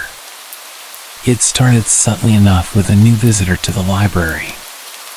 Her name was Eliza, and she introduced herself on a busy Tuesday afternoon, asking for recommendations on contemporary fiction, which was my area of expertise. She was polite, enthusiastic about my suggestions, and seemingly just another lover of books. Over the next week, Eliza visited several times, and our interactions remained purely professional, centered around discussions of authors and book genres. However, things gradually started to change. Eliza began showing up at the library every day, timing her visits to when I started my shift. At first, I was flattered by her interest in my recommendations, but it soon became clear that her visits were not just about books. She started bringing me coffee, exactly how I liked it, without me ever having mentioned my preferences. Then, small gifts began appearing on my desk, bookmarks, a scarf, and even a paperback copy of a rare book I'd mentioned once in passing. I tried to set boundaries, explaining that while I appreciated her enthusiasm, the gifts were unnecessary and somewhat inappropriate given our librarian-patron relationship. Eliza seemed to take it well, or so I thought. Her behavior escalated quickly from there. She started waiting for me in the parking lot after my shifts, offering to walk me to my car, which I politely declined. One evening, I noticed her following me as I went to a nearby cafe after work. When I confronted her, she just laughed it off, saying it was a coincidence since she liked the cafe as well. The situation took a darker turn when I started receiving emails from her late at night. The messages were long, detailing how much she thought we had in common and how she felt we were meant to be great friends, if not more. I was firm in my response, asking her to stop emailing me and to maintain a professional distance while at the library. This confrontation led to a brief period of calm, and I hoped that would be the end of it. But it wasn't. One night, I found a letter tucked under the windshield wiper of my car. It was from Eliza, expressing her hurt over my rejections and her conviction that we were destined to be together. This was followed by more letters, each more intense than the last. She began showing up at places I frequented, a local bar, the gym, even a friend's birthday party I mentioned in passing during one of our early conversations at the library. I've since reported the situation to the local police, who are keeping an eye on my workplace and home. I've also installed security cameras at my house. The stress and constant vigilance are taking a toll on me. I'm more cautious, more suspicious, and I feel like I'm losing the peaceful life I once loved. This ongoing situation has shattered my sense of security and privacy. I never expected that my job, providing people with knowledge and resources, could lead to such a personal invasion.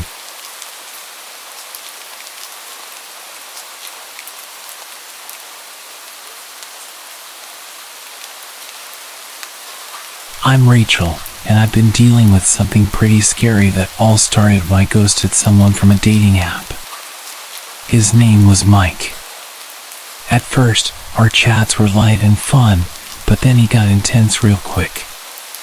He'd send long messages about how he felt we were meant to be and how he saw our future together. It was way too much for someone I hadn't even met, so I decided to stop responding and eventually blocked him. About a week after I blocked him, I was at my usual coffee spot, trying to get some work done. Out of the corner of my eye, I thought I saw someone who looked like Mike. I told myself it was just my imagination. After all, I had never met him in person, I only knew him from photos. But then, it happened again. I was shopping for groceries, and I saw someone from behind who looked just like him. I tried to dismiss it as coincidence. The town isn't that big, and it wouldn't be weird if we ran into each other occasionally.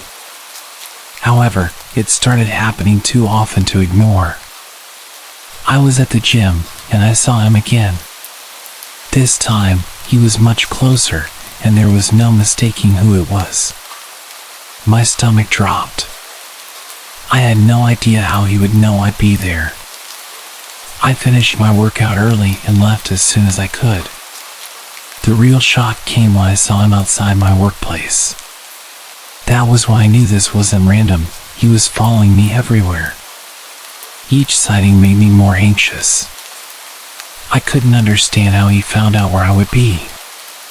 It was like he knew my schedule. After the incident near my work, I confronted him the next time I saw him at the coffee shop. I asked him outright if he was following me. He just smirked and said, "Isn't it funny how we keep running into each other?" It wasn't funny at all, it was creepy. I told him to stop following me or I would call the police. He just laughed and said, "See you around, Rachel." I reported him to the police after that. They took my statement but said they couldn't do much because he didn't break any laws. I started changing my routine, avoiding my usual places, and being more cautious about my privacy settings online. Despite all this, I still feel uneasy. I'm constantly looking over my shoulder, wondering if he's there. It's exhausting and scary. I'm trying to keep a record of everything for evidence in the future. It's been a wake-up call about how careful you need to be, even with seemingly harmless online interactions. My friend says that I'm partly to blame because I was leading him on, speaking to him for weeks and encouraging the deep conversations. But it's not my fault that I lost interest. Surely someone on a dating app shouldn't be surprised when I block them without explanation. It's not like we ever even met.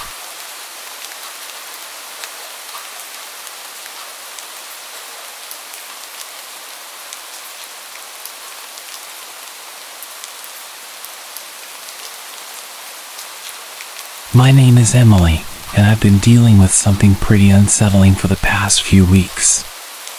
It started off as small, rare occurrences, but it's escalated, and I'm not sure what to do about it anymore. It's gotten to the point where I felt the need to share my story here, just to see if anyone else has been through something similar or has any advice. It began about a month ago. I'm a freelance graphic designer, so I often work from coffee shops for a change of scenery. One day, I was at my usual spot, a cozy little cafe downtown, when I noticed a man sitting across the room.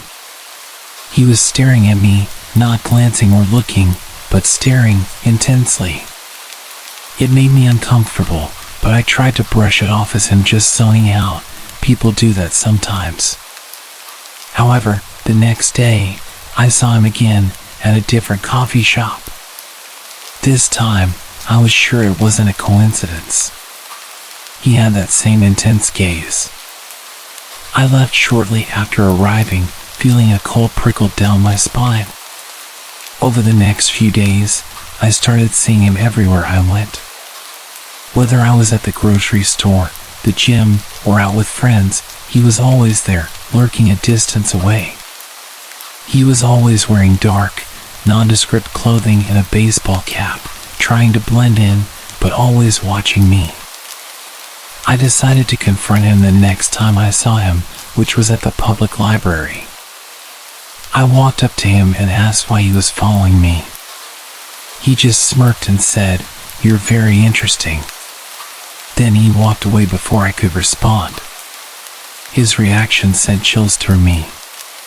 It wasn't just a misunderstanding, he was deliberately following me. I started taking different routes and varying my routine, but he always seemed to find me. One evening, I was walking home from a friend's house and noticed him a block behind me. Panic surged through me, and I quickly ducked into a busy restaurant and called a cab home. When the cab arrived, I saw him standing across the street, just watching. That night, I couldn't sleep well at all. Every noise made me jump, thinking he might have found out where I live. The next morning, I filed a report with the police. They took down the details and told me to call if he approached me directly, but there wasn't much they could do without a direct threat. A few days passed without incident, and I began to hope that maybe he had given up. But then, I started receiving letters, no return address, just hand-delivered to my mailbox. The letters were creepy, talking about how he enjoyed watching me, how he felt we were meant to be together, and how he knew we would be together soon. I installed security cameras at my home and changed all my locks, but the letters kept coming. Each one was more unsettling than the last, detailing what I wore on certain days and what I did. I provided these to the police, who started an official investigation, but they haven't made any progress in identifying him. It's been weeks now, and the anxiety is wearing me down. I'm constantly looking over my shoulder, jumping at shadows. I've stopped going to my regular spots and rarely meet with friends. I feel like I'm becoming a prisoner in my own life. Just yesterday, I saw him again, standing under a streetlight near my house as I came back from a late grocery run. He was just standing there, staring up at my window. I don't know what he wants, but I've never felt so scared. The police are keeping a closer watch now, but it feels like this nightmare is never going to end. I just want my life back, but I don't know how to get rid of him for good. My days are now filled with a pervasive sense of dread, and despite my best efforts and the involvement of the police, the harassment has only intensified. About a week after spotting him standing under the streetlight near my house, things escalated in a way I hadn't anticipated. I started receiving not just letters, but packages. The first package contained a photograph of me walking my dog in the park, a park I hadn't visited in weeks, taken long before I even knew he was following me. On the back of the photograph was written, "Beautiful as always."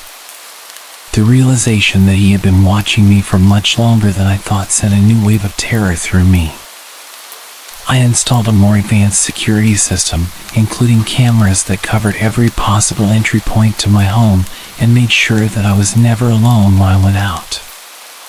I began to rely heavily on delivery services to avoid leaving my house. Despite these precautions, the packages kept coming. One contained a necklace that I had lost months ago at a local gym, another a set of my favorite books with specific passages marked "Passages about Love and Destiny." Each new package felt like a violation, as if he were peering into the very core of my private life. I handed everything over to the police, who assured me they were doing all they could to catch him. They posted a patrol car near my home during the night, which provided some comfort, but it wasn't enough to stop the fear. Then, 2 weeks ago, I received a video message sent to my email, which had been hacked. The video showed clips of me at various locations over the past few months, all taken from afar with a shaky, handheld camera. His voice was overlaid on the video, a deep, distorted tone, saying, "I can see you, Emily. I'm always with you." The invasion felt so complete that I broke down, unable to understand how he could have filmed me so often without my noticing. I decided it was no longer safe to stay in my home. I packed up some essentials and moved in with a friend in a nearby city, leaving my place under surveillance by the police. My friend's house is in a gated community with strict security, which made me feel a bit safer, but the change in scenery hasn't helped much with the anxiety. I'm jumpy at every sound, and I keep the curtains drawn at all times. Despite these precautions, yesterday, my friend received a delivery meant for me. Another package, but this time to her address, which I had told no one about. It contained an old t-shirt of mine, one I donated to charity a year ago. There was a note, "You can't hide from me." The realization that he had found me even here, in a place I thought would be safe, was paralyzing. The police are now considering this stalker a serious threat and have escalated their efforts, but so far, they have not been able to identify him. I'm considering hiring a private investigator, as I feel like I'm running out of options. The thought of living like this indefinitely is unbearable, and I am desperate for a resolution.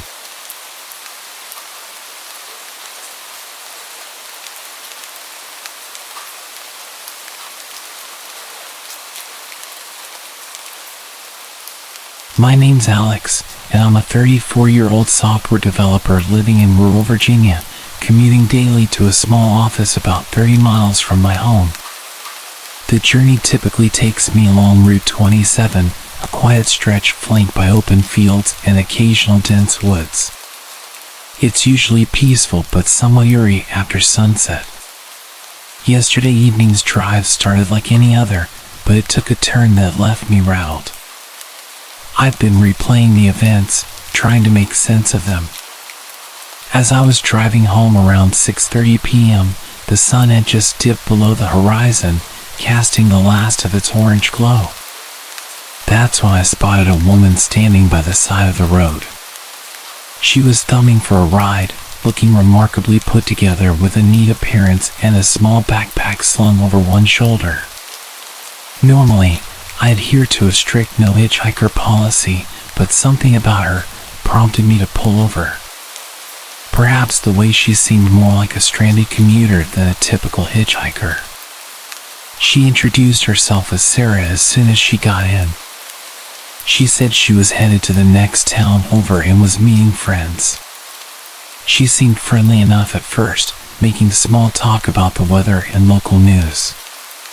However, I noticed she deftly avoided any personal questions about where she was coming from or her reasons for being out here alone. It was strange, but I initially chalked it up to her being private. About 10 minutes into the drive, Sarah pointed to a poorly maintained service road, suggesting it was a shortcut. Knowing the road well enough and its reputation for being less than safe, especially at night, I told her we were better off on the main route. That's when the atmosphere inside the car shifted palpably. Sarah insisted, growing increasingly urgent. Her insistence was alarming. Why was she so desperate to get us onto a darker, more secluded road? I felt a knot tighten in my stomach as her demeanor changed from friendly to frantic. Despite her protests, I kept driving, trying to keep the conversation light, but she wasn't having it. Her agitation escalated quickly from there. She started raising her voice, her words tinged with panic, saying things like, "You don't understand, we need to go back." It didn't make any sense, and it was starting to scare me. I decided I needed to get to a public place where there were other people around, so I headed for a gas station I knew was up ahead. As I pulled into the brightly lit road, Sarah suddenly snapped. She lunged for the steering wheel, trying to force us off the road. I struggled to maintain control of the car, my heart pounding as I managed to stop the vehicle safely in the gas station parking lot. She didn't wait around. As soon as I hit the brakes, she bolted out of the car and disappeared into the night. Shaken, I sat in the car for several minutes, trying to calm down. I eventually went inside to speak with the attendant, who suggested I report the incident to the police. The officers took down my information but seemed doubtful anything would come of it since no one was hurt and nothing was stolen. The drive home after that was tense, and every shadow seemed threatening. When I finally got home, I double-checked all the locks and tried to unwind, but sleep didn't come easily. The whole experience made me question my judgment. It was a harsh reminder of the risks of picking up strangers. I keep going over it, wondering what could have happened if she had managed to steer us off the road and what her motives might have been. I'm still processing everything, feeling a mix of relief and lingering anxiety. I've decided to stick to my initial instincts from now on. No more deviations, no more hitchhikers, no matter the circumstance.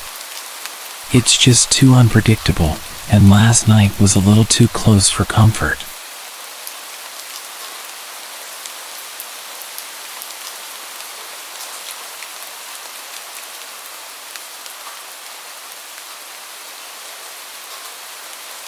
It was around 11 p.m. last night when I realized I was out of a few kitchen staples, milk, eggs, and some bread. So, despite the late hour, I decided to make a quick trip to the supermarket nearby. It's usually pretty empty at that time, which is how I like it. No lines, no waiting, just a quick in and out. When I got to the supermarket, the parking lot was nearly empty. Just a few scattered cars that probably belonged to the night staff. Inside, the bright fluorescent lights buzzed overhead, and the usual pop music played softly through the store's speakers. I grabbed a basket and made my way to the dairy section first. As I turned into the aisle for milk, I noticed someone else further down the same aisle. He was a tall man, wearing a bulky jacket, which was odd given the mild weather we've been having. He wasn't looking at products on the shelves. Instead, he seemed to be just standing there, which struck me as odd. I tried not to pay too much attention and focused on finding the milk. After grabbing it, I headed over to the bread aisle. That's when I noticed the man again. This time, he was a few feet away, seemingly examining the bread, but as I approached, he didn't move or pick anything up. Instead, he just watched as I made my selection. A prickly feeling of unease crawled up my spine, but I brushed it off, telling myself he was probably just deciding on what to buy. I moved on to the eggs, and that's when things started to feel really off. I could see him again, out of the corner of my eye, now on the opposite end of the eggs aisle, just standing there, still not shopping. At this point, I couldn't ignore the sinking feeling in my gut that something was wrong. Was he following me? Or was it just a coincidence that he was in every aisle that I went to? Trying to shake the feeling, I decided to test my growing suspicion by doubling back to the dairy section under the pretense of forgetting something. I peeked around the corner before entering the aisle, and sure enough, he quickly moved into the same aisle from the other end, still keeping his distance but unmistakably following me. Now genuinely worried, I decided to skip the rest of my shopping and head straight to the checkout. I walked quickly, glancing over my shoulder. He was still following, trailing a few aisles behind. When I reached the checkout, there was only one cashier working, and thankfully, no line. I placed my items on the belt and kept an eye on the entrance to the checkout area. As I was paying, I noticed the man had stopped at the end of an adjacent aisle and seemed to be watching me. My heart raced as I grabbed my bags and walked briskly towards the exit. I made sure to pull out my phone, pretending to make a call, thinking it might deter him from doing anything if he thought I was talking to someone. Once outside, I hurried to my car, locked the doors immediately, and started the engine. Just as I was pulling out, I glanced back at the store entrance. He was standing there, just outside the doors, watching me drive away. The drive home was nerve-wracking. Every set of headlights behind me made me jump, worried that he might be following me. When I finally got home, I checked all the locks on the doors and windows, ensuring everything was secure. I've been trying to rationalize the whole incident. Maybe he was just a socially awkward person who didn't realize how his behavior came across. But something about his demeanor and the way he was methodically moving through the store just doesn't sit right with me. I think I'll be avoiding late-night shopping for a while, and maybe even look into getting some groceries delivered instead. The whole experience left me rattled, and I've been on edge since. There's a part of me that hopes I'm just being paranoid, but another part that's deeply unsettled by last night's encounter. If nothing else, it's a stark reminder that you can never be too careful. It was such a weird experience, and even though I wasn't hurt or anything, I'm probably going to shop in the daytime from now on.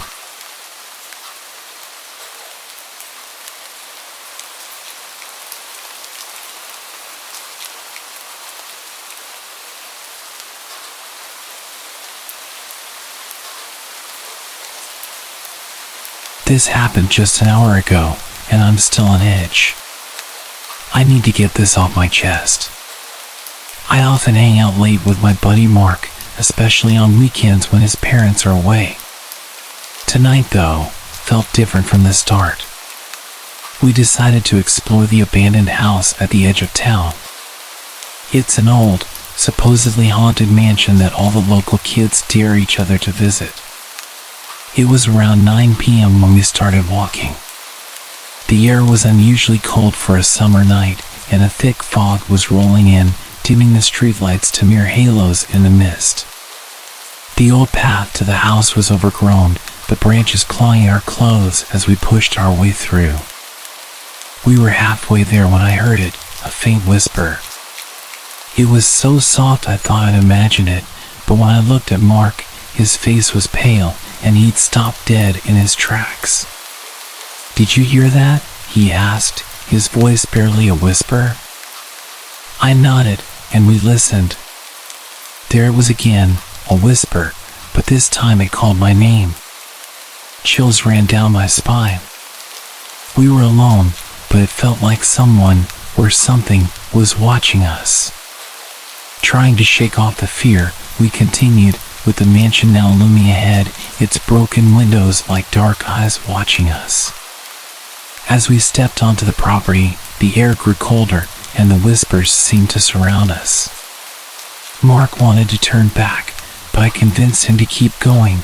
We were already there, after all. We entered through the back door. The inside of the house was worse than the outside, peeling wallpaper, dust all over the floor, and the air stale with the smell of decay. We used our phones as torches, the beams of light cutting through the darkness. As we explored the ground floor, every creak and echo made us jump. When we found the staircase, I hesitated, but curiosity pushed me forward. Upstairs, the atmosphere tightened, the whispers grew louder, and now I could almost make out sentences. Warnings. "Leave," they said, "go back." Mark grabbed my arm. "We shouldn't be here," he said, but I pulled away, drawn to a room at the end of the hall. The door was slightly ajar. I pushed it open, and that's when we saw it.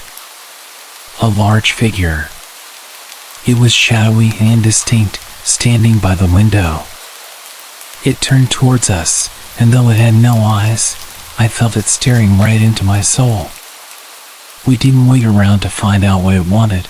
We ran as fast as we could out of the house, down the path, and didn't stop until we reached the safety of the streetlights. We're back at Mark's house, the doors locked and the lights all on. We're trying to process what happened.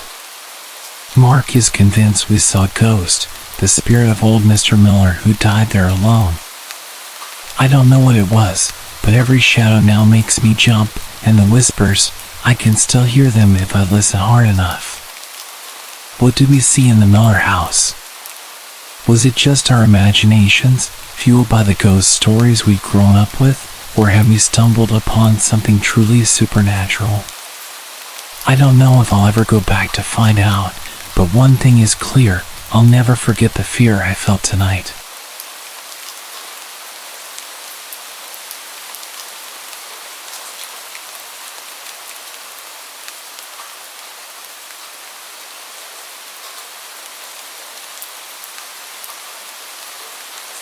A little while ago, when the sun was just setting, I decided to go for a drive with my friend Rose, up to the mountains. I grew up near the city limits and often drove the mountain roads.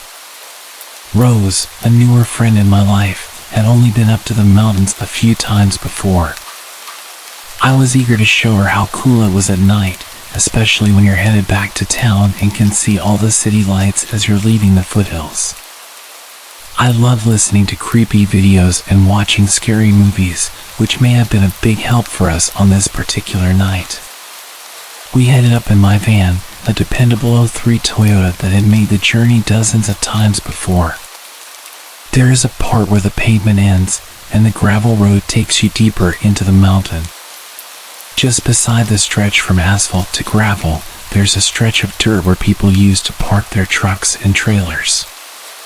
Rose and I drove by, and I noted that the pullout was empty, as was normal for this time of night. It was about 10 p.m. The sun had set, and the lights with timers had all turned on in town. I had never seen any lights up on the mountain. Almost every farming field on the mountain is fenced off with a locked gate that will say private property, normally with bullet holes in the metal to show that the owners are armed and generally pissed off at idiots who try to break into their fields. Every field in the mountains is watered with the central pivot irrigation system. Those are the long, repeated arch systems with metal frames and wheels that are commonly seen all over the United States as agricultural districts. I'd seen a few irrigation systems in town that have lights with timers on them, so at first, I wasn't too surprised when I saw one light in a field. We'd only gone a quarter mile by now, but then I remembered that not only had the light not been there before, it was in the wrong place. "Oh no," I said, which was probably not what Rose wanted to hear in the middle of her first nighttime mountain excursion. "What's up?" Rose asked me. "Well, I know farmers are harvesting now, so I guess a light in the field makes sense, but at the same time, I have never seen that one before." I gestured off to a right where there was a very random amber light at the edge of the field. It was dark enough that I couldn't see any fences or any of the boulders around it, but I was familiar enough with the mountains to know that it was the edge of a property. I started to tap on the wheel anxiously as I was filled with mixed emotions. I was eager to keep going because the mountains were going to be beautiful in the half moon, and Rose had never seen them at night before. At the same time, my brain told me that if I'm going to listen to a few dozen hours of horror stories per month, I'd at least better get some meaning out of them. "I'm sorry, Rose. I'd keep going if those were tractor headlights, but I've never just seen one light right there, especially in that field. I've never even seen it farmed, so it wouldn't make any sense to waste energy or money lighting it." Rose is amazing and didn't mind that we were turning around only a quarter mile in. We turned around and headed back towards the asphalt. I had no idea why, but I felt like there was a clock that had suddenly started ticking. "Hey, Rose, could you please hold the handle? I'm going to go fast enough that you might want to hold onto something." "I promise we're safe," I said. Rose silently clutched the handle above the passenger side of the car, and I went faster. I felt the sense that it was time to hurry up, so I did. I zoomed back towards the asphalt as fast as I dared, my sense of trepidation only intensifying when we reached the truck parking zone. There was a white truck and a flatbed trailer that had not been there less than 10 minutes before. About 6 guys were around the truck that had its headlights on. One guy was in a UTV, backing off a flatbed trailer so fast that I thought he was going to crash into one of his friends. I raced by, and someone ran behind the car. I turned onto a road that would lead me to a main road. "Rose," I asked while accelerating up to 70 miles per hour, "were those people there when we drove by earlier?" I just wanted to make sure I wasn't crazy. "No," Rose said. I sighed, copying her tone even as I jumped up to 75 and glanced in my rearview mirror.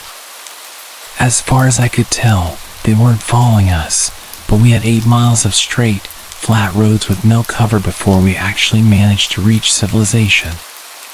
"Did they seem like they were in a hurry to you?" "There was no other traffic, so we didn't have to slow down for anyone, which helped us both remain as calm as possible.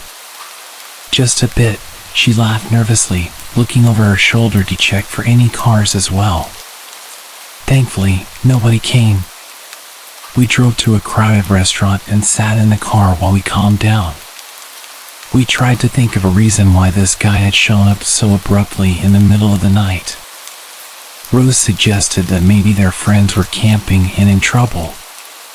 All the land in the mountains is private property, so nobody can camp out there. I'm glad Rose and I left so we didn't have to find out why 6 guys decided they needed to rush up the mountain in the middle of the night.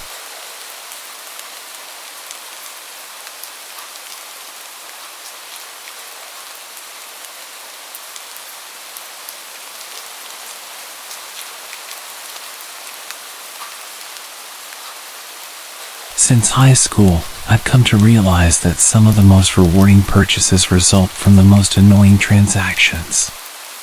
When I was about 17, I decided to get my driver's license because I was tired of spending so much time at home with my parents. They weren't bad people, but my mom had a habit of loudly arguing with the political news channel alongside my dad, and it got old pretty fast. After getting my license, I initially used a texting service called QWERTY, but it went out of business, leaving me without a phone. Since having a cell phone was deemed necessary by my parents, it fell to me to go purchase my own. They agreed to pay for it, and I would work around the house to pay them back. I had to handle all the legwork of getting it. I didn't live in a bad area, but the Radio Shack, where I needed to go, was in a sketchier part of town, known for its escorts and dealers. While I never heard of anyone getting hurt there, the vibe was definitely off, and one particular apartment building on the way to Radio Shack was notoriously dangerous, a hotspot for addicts. At Radio Shack, the purchase process was unnecessarily complicated. The girl who first assisted me not only activated the wrong phone, but also broke it. It was a long ordeal, but finally, we got everything set up, and they instructed me to set up security on my new phone and add a backup passcode. I opted for one of those swipe pattern codes and promptly forgot it as soon as I got back into my dad's truck. It was around 8 p.m., and I had to stop at the intersection near the notorious apartments, heading west. The road was nearly empty, except for 2 other vehicles also driving west. As I stopped at a red light behind an orange PT Cruiser, a truck turned right, and a man stood at the northwest corner waiting to cross east past us. The light turned green, but the PT Cruiser didn't move. I waited a second before honking my horn, prompting the car ahead to back up slightly, which panicked me. In my confusion, I didn't shift the car into reverse. Instead, I put it in park and frantically pressed the gas, but the car didn't move. I struggled to find the right gear, and by the time I figured it out, the PT Cruiser had taken off. The man who was waiting to cross then approached my vehicle. He was about 5'6", slim, with long limbs and a sunken face that screamed zombie. His expression was twisted in anger. He wore a dirty, neutral-colored hoodie, and as he got closer, I could see how bloody he was. It was hard to tell how badly injured he was because his face was so dirty and bloody. As he tried to open the driver's side door, I finally managed to shift into neutral. The truck made a strange noise, which startled him, but I still wasn't moving. He then slammed his face against the window, looking as if he was bleeding from his eyes. He wasn't showing any signs of pain. As he tugged at the handle, I was finally able to find the right gear. Despite being terrified, I didn't want to harm him by driving off too fast. However, when he pulled out a gun, I shrieked, slammed on the gas, and inadvertently dragged him a bit as his arm was wrapped around the side mirror. He yelled and let go, and I sped off at 60 miles per hour down the road to my house. Arriving home in a full panic, I was chastised by my mom for barging in. As I tried to explain, I was so overwhelmed that I started to throw up and had to run to the bathroom. After I explained this situation, my parents were skeptical and thought I was exaggerating, prompting them to call the cops.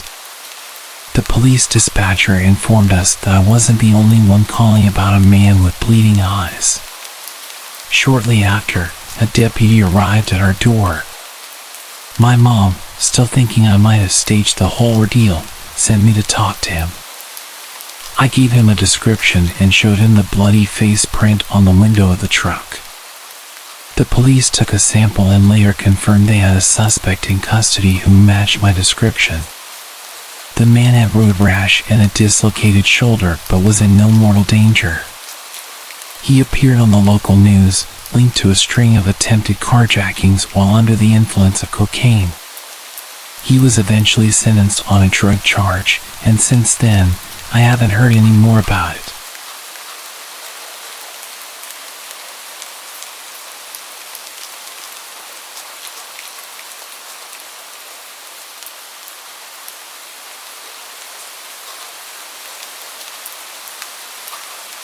About 29 years ago, after graduating from high school, I moved to Saitama, a prefecture in Japan that neighbors Tokyo.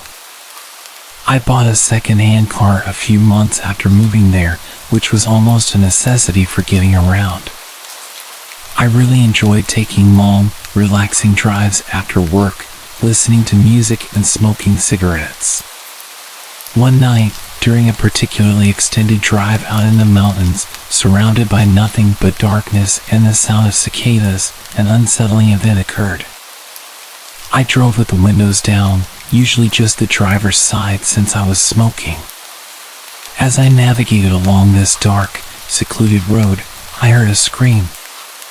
It wasn't just any scream, it sounded like a child's, blood-curdling and chilling. It's a sound that haunts me to this day, so much that I hesitate to talk about it.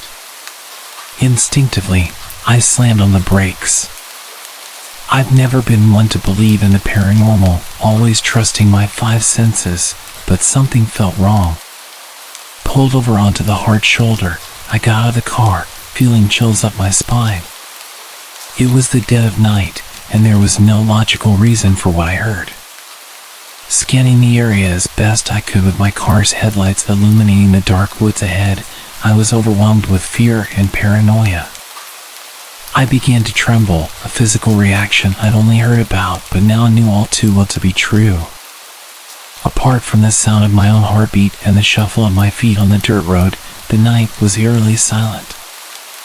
I tried to convince myself it was just an auditory hallucination, perhaps due to fatigue. Hearing nothing further, I decided to drive home, trying to put the incident behind me.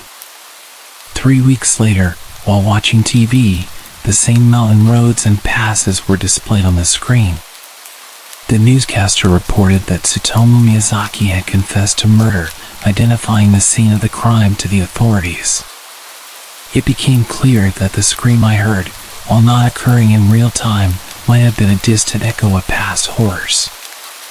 That scream was no ordinary one, it was what I can only describe as an end-of-life scream, full of terror and despair.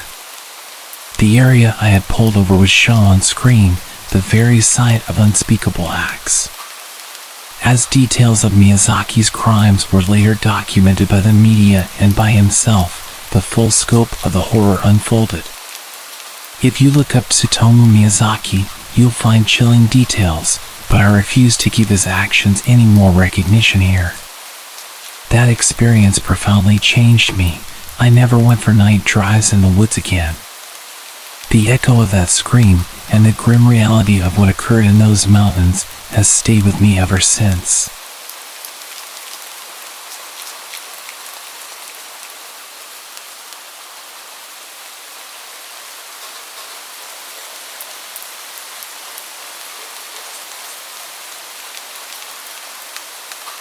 I was about 8 years old when this incident occurred, and although my memory of the event itself is patchy, I vividly remember how my mom reacted, which tells me just how serious it was. I was with my mother and my little sister on a road trip across Wyoming. This was a common activity for us since we had families spread across the state, and my mom loved taking long drives. Anyone familiar with Wyoming knows that the roads there can be mostly deserted. On this particular day, we had been following an older green and white truck for several hours. As we approached a gas station, my little sister got excited about picking up one of those wax juice bottles she loved so much. The green and white truck pulled into the gas station just ahead of us. We stopped too, used the restroom, grabbed some snacks. My mom filled up the car with gas, and soon we were back on the road. Not long after, my mom asked from the driver's seat, "Is that truck behind us the same one that we followed into the gas station?" I turned around, confirmed that it was indeed the same truck, and then settled back into my seat, continuing to indulge in snacks. However, I could sense my mom's growing unease. She kept glancing in the rearview mirror at the truck. For the next stretch of road, the truck would speed up, getting dangerously close to us, then slow down again, maintaining this pattern for several miles. As we neared another gas stop, my mom spoke with a seriousness that immediately alarmed me. "I'm going to pull in and open up my door like I'm getting out." "I don't want you to open your doors. Don't get out, just sit tight and hang on," she instructed. My sister and I exchanged puzzled looks, sensing the tension but not fully understanding the gravity of the situation. We pulled into the station and up to a pump. My mom fine-tuned the rearview mirror to keep an eye on the truck as it pulled in and parked to the side of the entrance. The driver, a large man, popped his hood, got out, and started fiddling under it with his back to us. My mom seized the moment. She slammed her door shut and sped out. I twisted in my seat to see the man turn around abruptly, startled by the screech of our tires. He quickly closed his hood and stared as we drove off. My mom drove faster than I had ever seen her drive before. The road ahead bent sharply, and just before the bend, she slammed on the brakes, yanked the steering wheel to the right, and expertly maneuvered the car around the corner into a small parking lot behind a building. We were hidden from the road but could still see the green and white truck speed past the bend. Terrified, we sat in silence until my mom broke it to check if we needed to use the restroom. I said yes, but she decided it was safer to wait and drive to the next station. Then she said something that has stuck with me ever since, completely out of character for her. "I'd rather piss my pants in this car than be murdered on the side of this road." We eventually continued our trip and never saw the green and white truck again. This chilling experience, driven by my mother's quick thinking and fierce protective instincts, remains vivid in my memory. A stark reminder of the dangers that can lurk on desolate roads.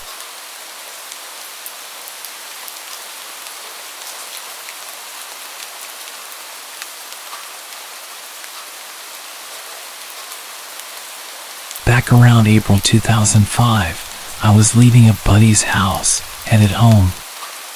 He lived on Lake Ariel in Wayne County, Pennsylvania.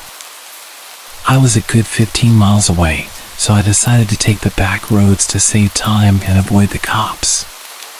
As I crossed the mountain road, I saw a van off to the side, doors open and lights on. It was well after midnight, and there was no one on the road. I slowed my car, a 1989 VW ragtop, down to first gear, looking for any person or persons that might be hurt. The woods were quiet, and the van off the road was not running, but all the lights were on, even the driver's door was open. I remember thinking to myself, shit, I don't have cell service until the top of the mountain, I gotta call the cops. So, I proceeded to go towards where I knew I had cell service, maybe going 30 miles per hour tops. I knew this situation was funky, but then it got worse. No more than 3 or so miles away, as the brush thinned on the roadside where you had a better view of the woods, I saw movement. I let off the gas, thinking I didn't want to hit a deer. As I let off, this man, soaked in fresh blood, came from the tree line and into the road. He was so covered in gore I couldn't tell it was a man at first. He stumbled out in front of the car and waved me down. I was in my rag top down, of course. He was yelling and grabbing at my door. I dropped it into first and took off. Another mile or so, I had cell service and called the cops. The guy was obviously hurt. His grab from my door scared me. There was a wide space on the mountain where I agreed to wait for the cops. They met me there in under 10 minutes. While I waited, I put the top up and locked the doors. An officer took my statement and he looked over my car with a torch. The guy from the woods left a bloody smear down my door. Another officer found the van, but they couldn't locate the guy who came out of the woods. The cops let me go home and said they'd call if they needed anything further. Within a few days, I did get a call. They said the van was stolen, and they asked if I could describe the man. They never found him that night, and as far as I know, they never did. Apparently, the van was stolen, and the cops surmised this guy banged himself up and took off in a panic. As far as I know, they never did track him down. To this day, I keep a lookout for a bloody man running out of the woods. This experience has stuck with me, and it is 100% true.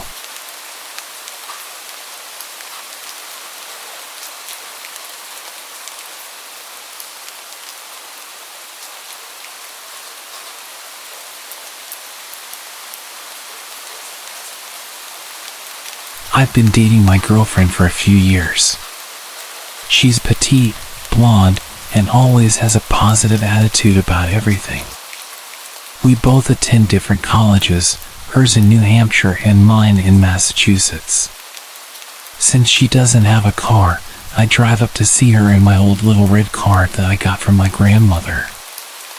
I'm not a huge fan of the car, but since I got it for free, I can't complain.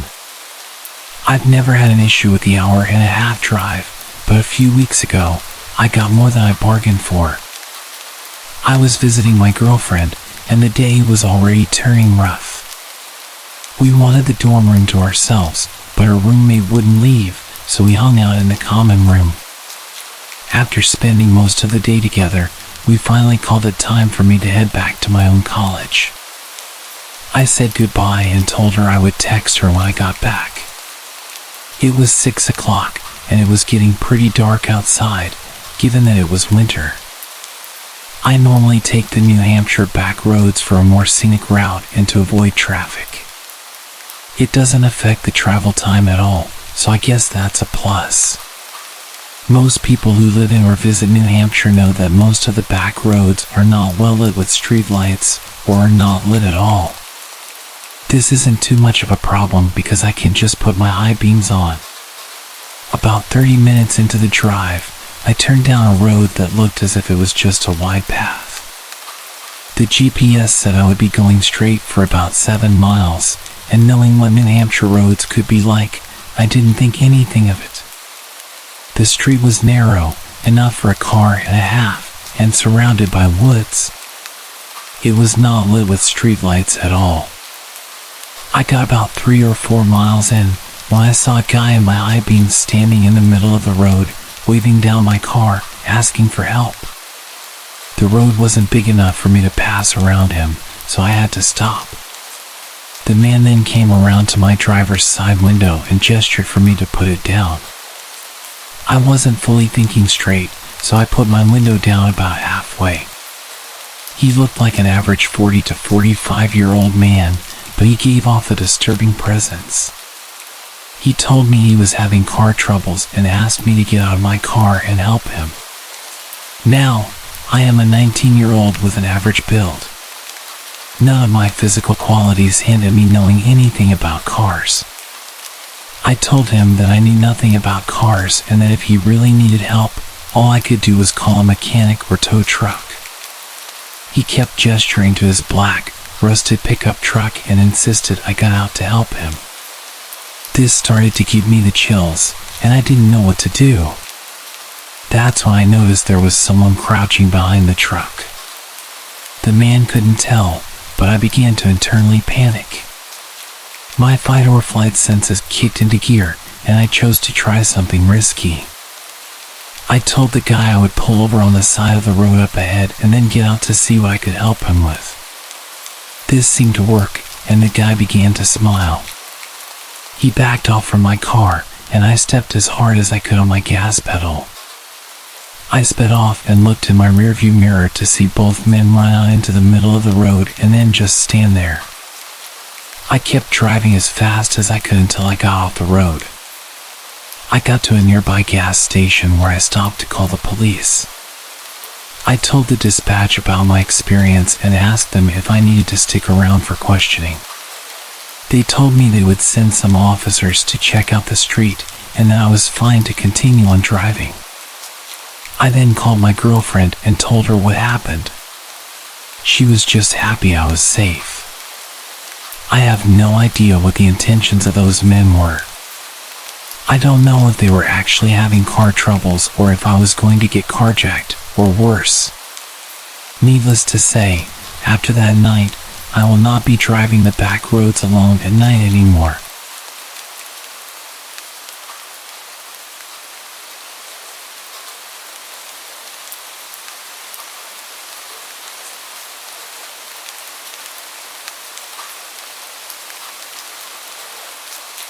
This happened nearly 20 years ago, but I will never forget it for the rest of my life. I went to college in a very small town in northwestern Maryland. Our school was nestled in the foothills of the Catoctin Mountains. My friends and I would drive around the mountains. We became very comfortable on those roads and knew them well. However, this story takes place before we knew the roads, when we had just started school. One night, several of my girlfriends and I went out for a ride. The roads are winding and narrow, with some parts dropping right off the side of the mountain. Since it was nighttime, we were taking our time. We rarely saw many cars when we drove around, which was perfect. That night, however, as we pulled down to the parking lot, another car did as well. We didn't think much about it, assuming it was another person looking for some solidarity. We entered the back roads, and initially, the car was no longer behind us. But as we went deeper into the mountains, the car came up behind us. It was getting very close to us, and we were getting freaked out. Mind you, we didn't know the roads very well yet, and they were backward roads, unpaved, with nowhere to turn around. I tried to drive as quickly as I could to get away from the car. All of us were freaking out, convinced this person was out to kill us. Finally, we saw a chapel with a parking lot. We pulled in, turned back to the road, and watched as a red-haired man drove past us, slowly staring at us. We booked it down the mountain, parked the car, and called public safety to tell them what had happened. A day later, we received an email from campus security telling us to look out for a man with red hair, glasses, and a beard. He had been trying to get into the campus doors and was following women around campus. I know it sounds a little bit uneventful, considering we got away from him so easily. But I'm fully convinced that if he caught us when we were parked up, we wouldn't have been seen again.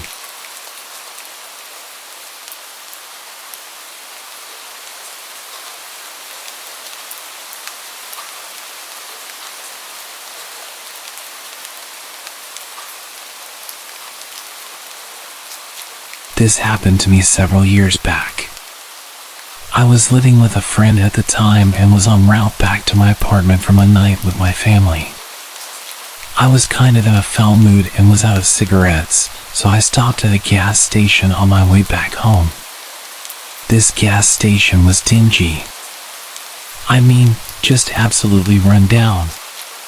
The sad thing is that it was built that way. It was built to be barely functional.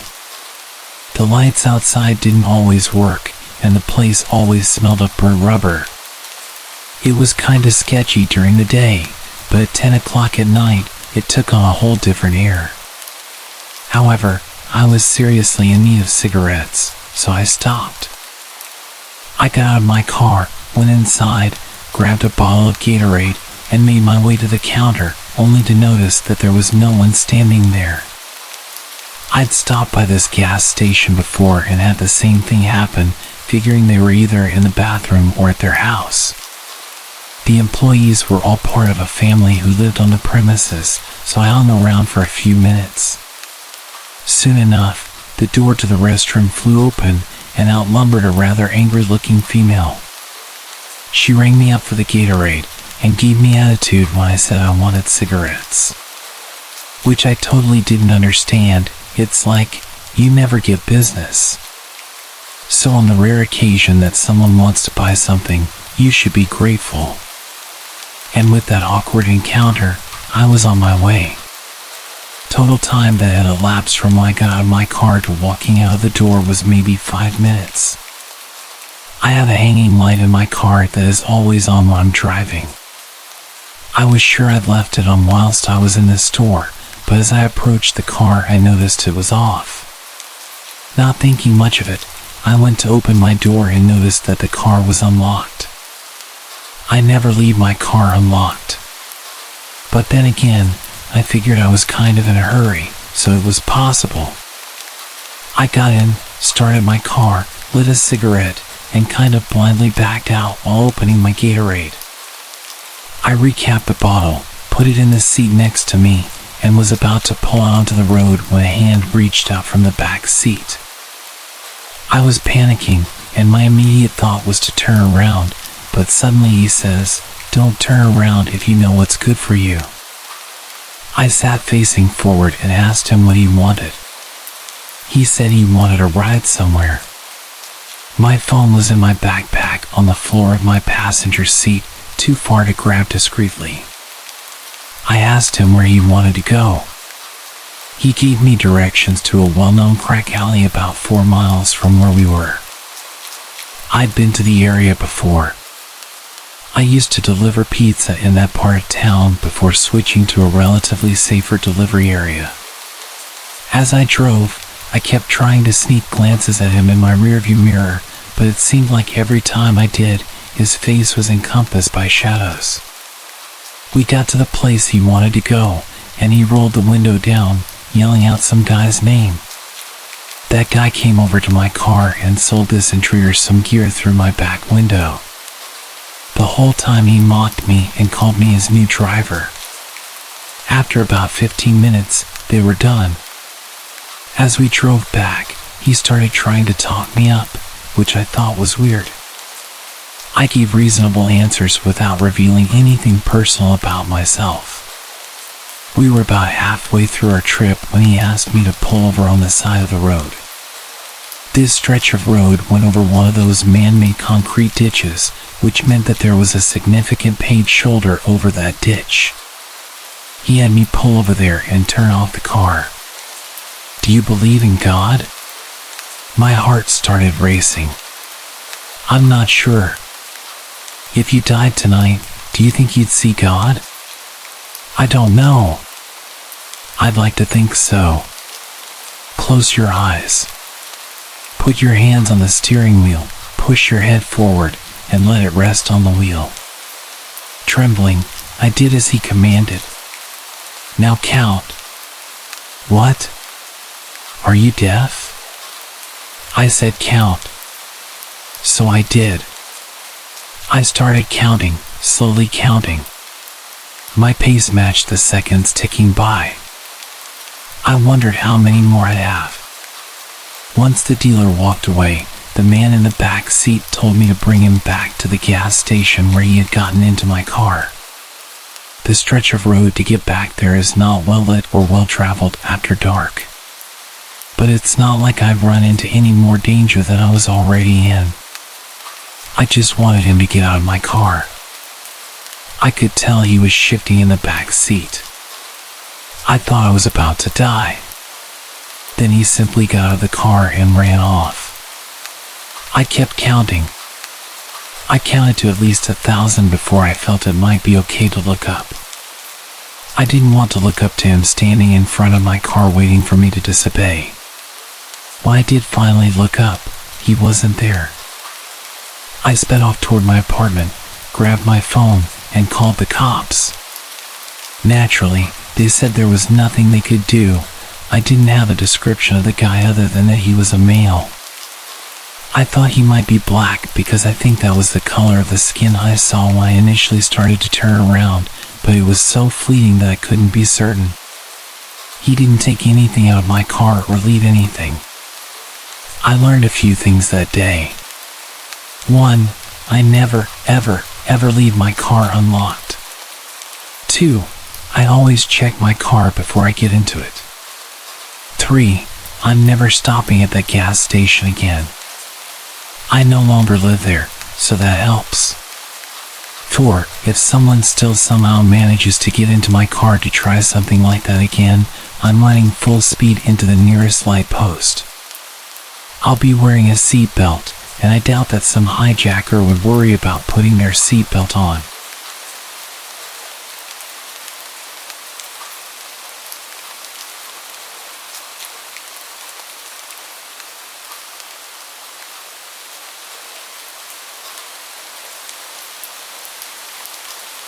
This happened to me during the summer of 2017.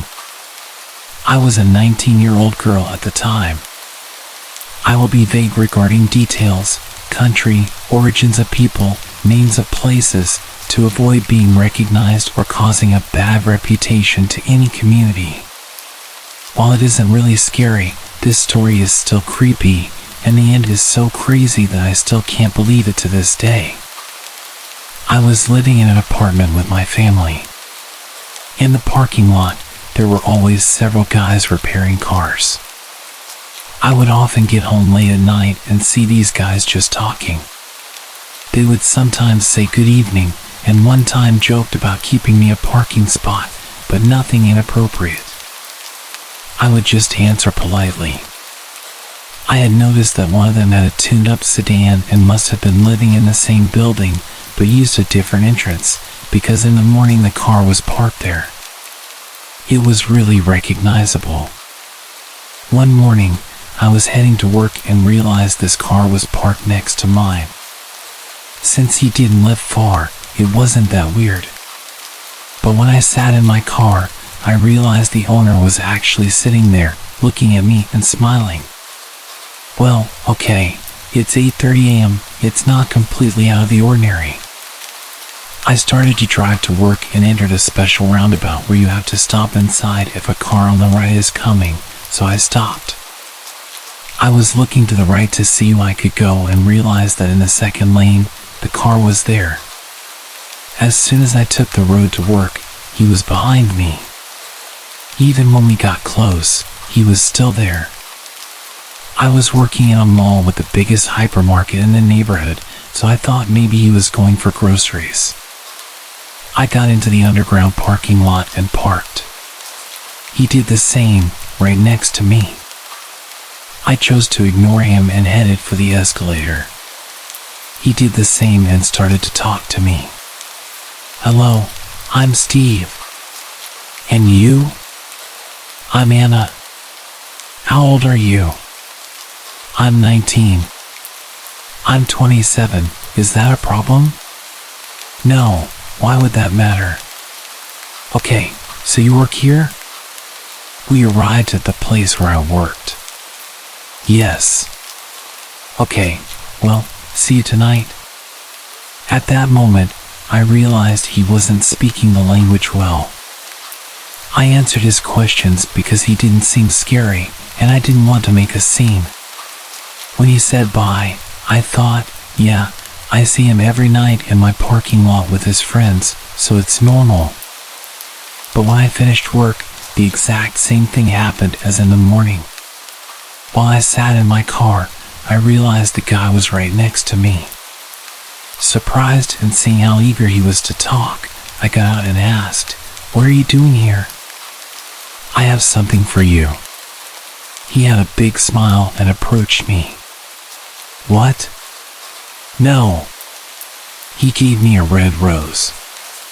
Embarrassed and shocked, it was the first flower anyone had ever given me. I refused it a couple of times, but he kept insisting. I knew the only way to get rid of him was to accept, which I did, and he left. I kept the flower in my car so my family wouldn't realize something was happening, and I threw it in a trash can outside later. This was the beginning of the week, and he started to wait for me after work, giving me drinks and asking me out to the cinema or restaurant. I refused everything but ended up accepting the drinks to make him leave. During the weekend, I had a second job with late shifts at a fast food restaurant. On my first shift there, since everything happened, I was closing the restaurant with 3 other colleagues.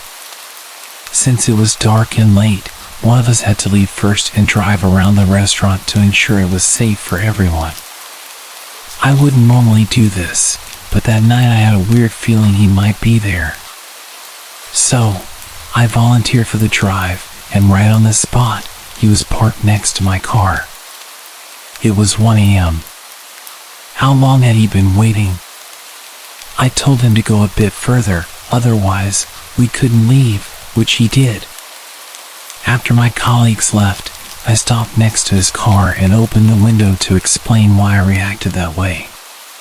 Not that I had to explain myself, but I thought maybe he'd follow me until I explained. Before I knew it, he opened his car door and got into my car. I just want to remind you that this man knew where I worked, where I lived, what my car looked like, and who my family was. And he was a neighbor, that's why I never wanted to make a scene. But at this very moment, I was scared for my life. A 27-year-old muscular guy, who I didn't really know, was in my car at 1 a.m. in an empty parking lot. He seemed talkative, and I didn't have any other choice, so I decided to listen to him. He said he arrived in the country in 2014, stayed in the capital for 2 years, and moved to our neighborhood in 2017. I did the math and realized a year was missing. I asked him about it. He answered, "I was in jail." Just imagine how scared I was. "Why were you in jail?" "Well, I didn't have papers, and I had a car accident." Okay, it wasn't that scary in the end, which did reassure me. The guy said goodnight and left. There were many times I checked the rearview mirror and saw he was right behind me.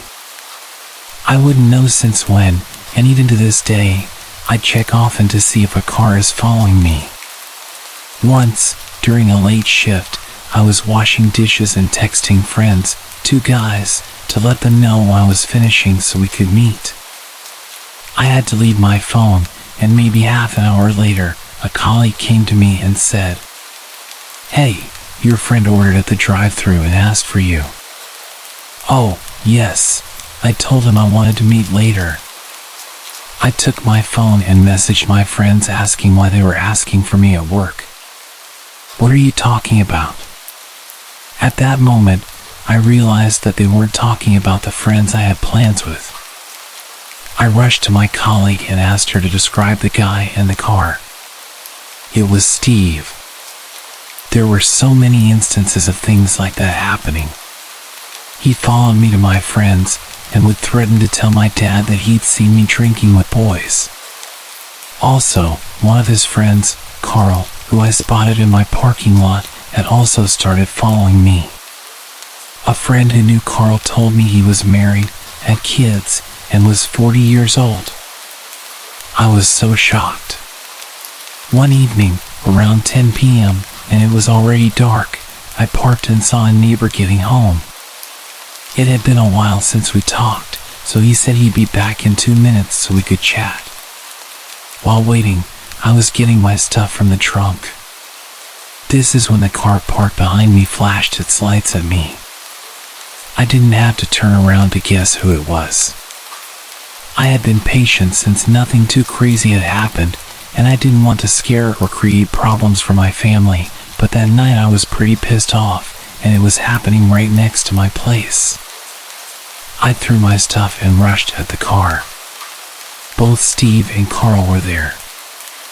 I told them to leave me and stop following me. Steve didn't say a word, and Carl just smiled and said good night. I didn't answer and left.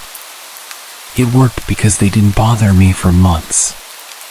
Steve changed his car to a black one, which was still very recognizable.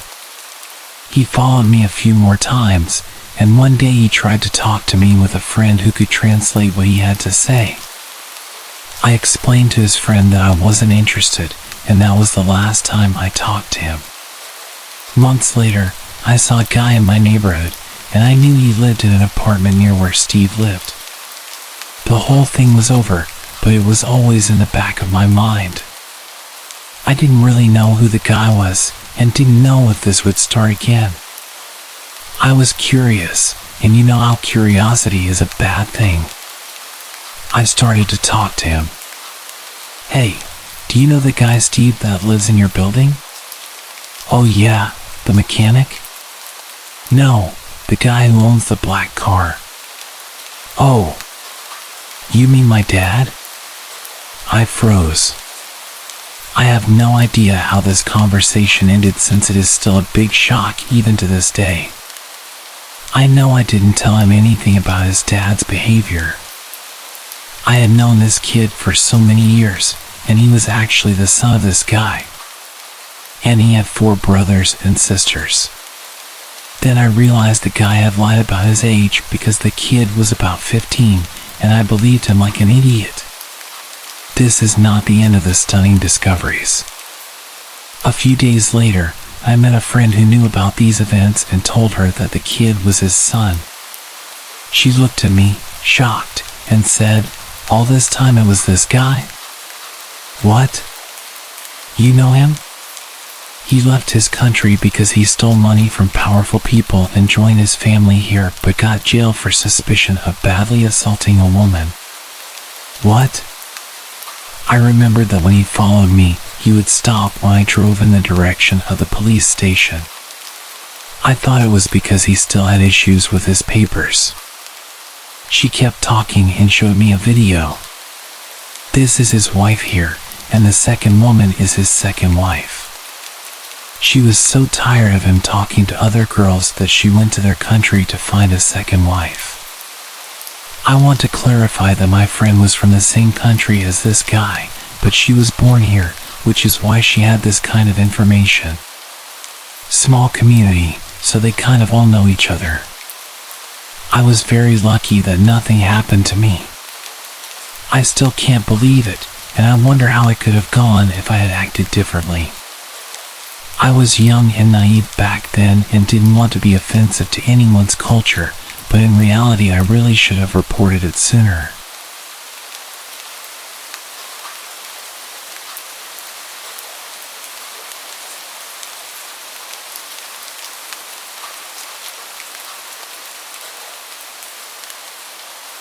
The following story took place 20 years ago.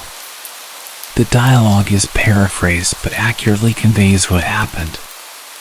Every year during March, my family would drive roughly 2 hours into the city from our rural town to enjoy a college basketball tournament. We routinely stayed at a large reputable hotel, and we were no strangers to the city. However, this year was different. There had been a rash of violent muggings, leaving many severely injured. I remember reading about these attacks in the newspaper. I've always enjoyed reading the news, even as a young child. The reports about the city would scare me more than usual, because I wasn't used to the threat of violence so close to home. It was Saturday night around 11 p.m., and my mom, dad, and my little sister were winding down and preparing for bed. It's worth mentioning at this point that my mother is naturally paranoid, much more so than other moms. While it can be annoying at times, it often leaves us prepared for bad situations. Tonight would be one of those times. I was sitting on the second of 2 beds, furthest from the entrance to the room, when there was a knock at the door. "Room service," a voice called out. My parents glanced at each other, and my mom motioned for my dad to look through the peephole in the door. "We didn't order anything," said my dad, as he sized up the short, stocky male standing outside our door. He had with him a trolley with what appeared to be a meal on it and was wearing a green hotel uniform. "Are you sure?" he responded. "I've got an order here for room 4109.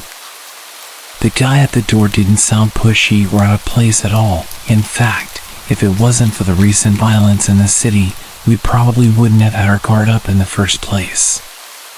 However, that night my parents were certainly cautious, and my father firmly told the man at the door that we didn't order any food.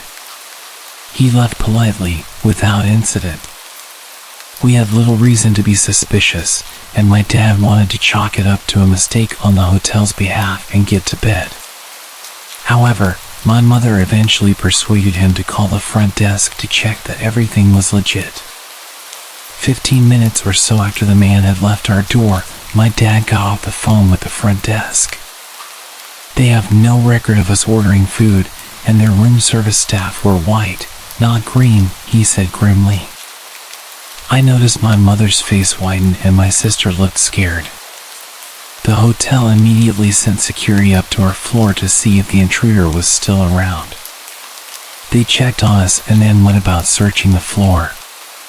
Security came back to our room a few minutes later, telling us they had found an empty trolley in the stairwell, but there was no one to be found. With that, they departed, and we triple-checked the locks on the door before eventually sleeping. The next morning I was the first one awake. I didn't want to turn on the TV and wake my family, and there was no newspaper in the room, so I booted up my dad's laptop and checked the local newspaper's website. The first headline immediately made my stomach twist. Man stabbed outside City Hotel. Apparently, at roughly 11:30 the previous night, right after we had turned away the fake hotel employee, a pedestrian had been attacked outside our hotel in the middle of the sidewalk. He had been stabbed twice and then badly beaten in plain sight, yet his wallet wasn't stolen. The article went on to say that there was no apparent motive for the mugging, it was pure violence for violence's sake. It also mused as to why the pedestrian had been stabbed to the point where he couldn't fight back, but then beaten by hand. I woke my parents up right away and showed them the article. My mother became very nervous, while my dad looked very angry and reached for the phone. Naturally, we contacted the police and told them our story about the previous night. We provided as much information about the man at our door as possible, thinking he may have been responsible for the assault, but no one was ever caught. Thankfully, we had several inches of locked door between us and the fake employee. It may have just saved our lives.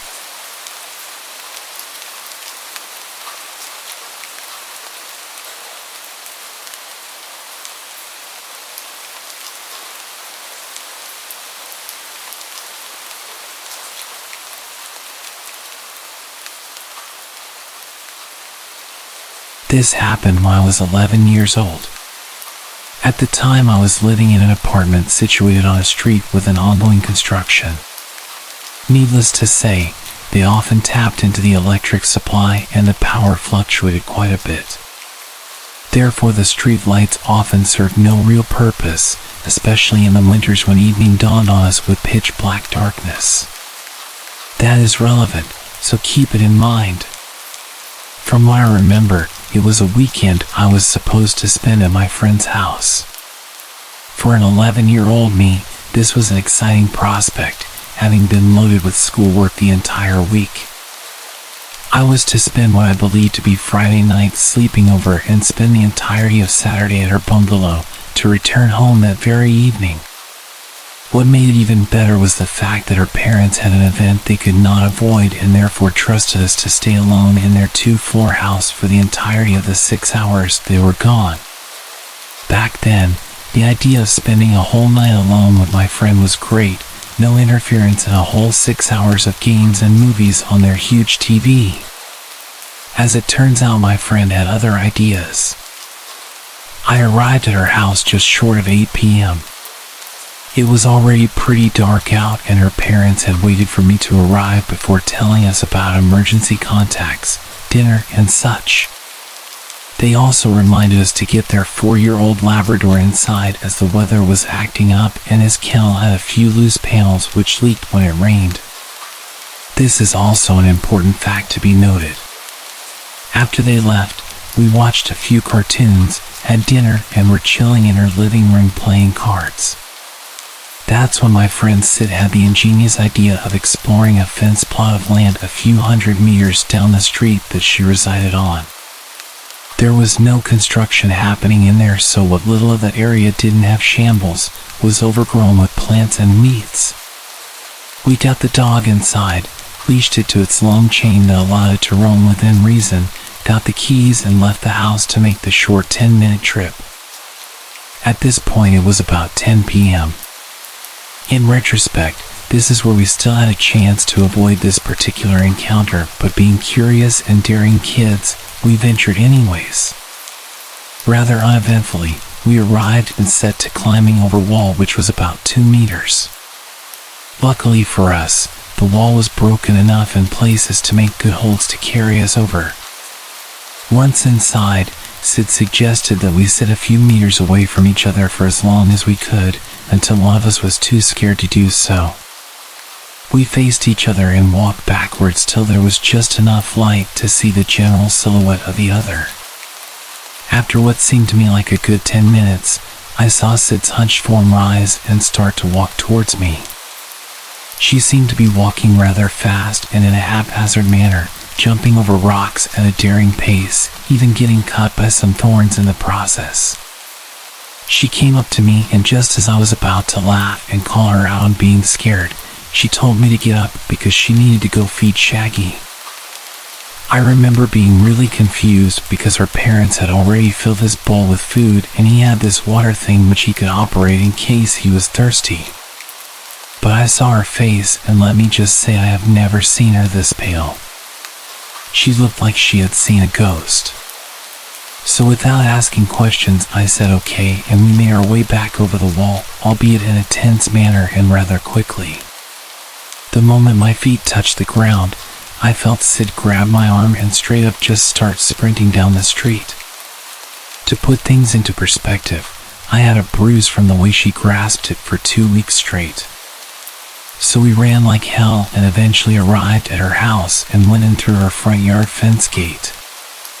A towering metal gate without bars, and she told me to unlock the front door while she deadbolted the metal gate's various locks into the ground. At this point, I was starting to panic, but we got into the house and Sid then proceeded to run around the house locking and closing all possible windows and doors as well as pulling the curtains shut. I was very confused as to why she was doing this, and so was her dog, who stood there and followed her around while she made the place secure. After about 10 minutes she came back into the ground floor living room, and with a very scary expression, she explained to me that the reason she did all that was because while we were sitting apart, she happened to glance away to a few meters to my right to see another human silhouette crouching in the bushes. She thought she was imagining it until it moved closer to where I was sitting and seemed to be unaware that my friend was watching them. I would have loved to say that was the end of it, but what happens next has stuck with me until today, and I hold a fear of that situation from that point onward. To give you an idea of the layout of her compound, her house was surrounded on 2 sides by a lawn, and the lawn was then surrounded by a wall 2.5 meters high. The wall had one entrance, which were the tall metal gates I talked about previously. The house itself had windows all around the perimeter as well as 2 potential entrances. The first being the front door, while the second being a door to this small attached space next to the house, which was made of see-through metal like the kind which metal fences are made of but stronger. This space had a metal door with a lock only accessible from the inside, as well as a door which was on the wall. However, this door only had a deadbolt on and was made of light wood. This is also of importance. So an hour or so after the incident, We were upstairs in her air-conditioned room playing games on her computer and talking about whatever it is kids talk about when we heard the dog bark downstairs. It was growling and seemed to bark at random intervals. Keep in mind that her dog was a friendly Labrador who rarely ever growled or barked aggressively. My friend went to get the dog upstairs to her room, and after she returned she informed me that the dog was standing near the front door, growling at it, and that it took her quite a bit of effort to get him upstairs as he kept trying to go back there. We were really confused as this was unusual for him to do, and thinking that a stray dog may have caught his attention, we decided to go into the balcony attached to her room that gave us a view onto the front lawn and a part of the street directly in front of the house. Instead of seeing what we assumed would be a stray animal, we looked down to see a person standing very still in her lawn and in front of her front door.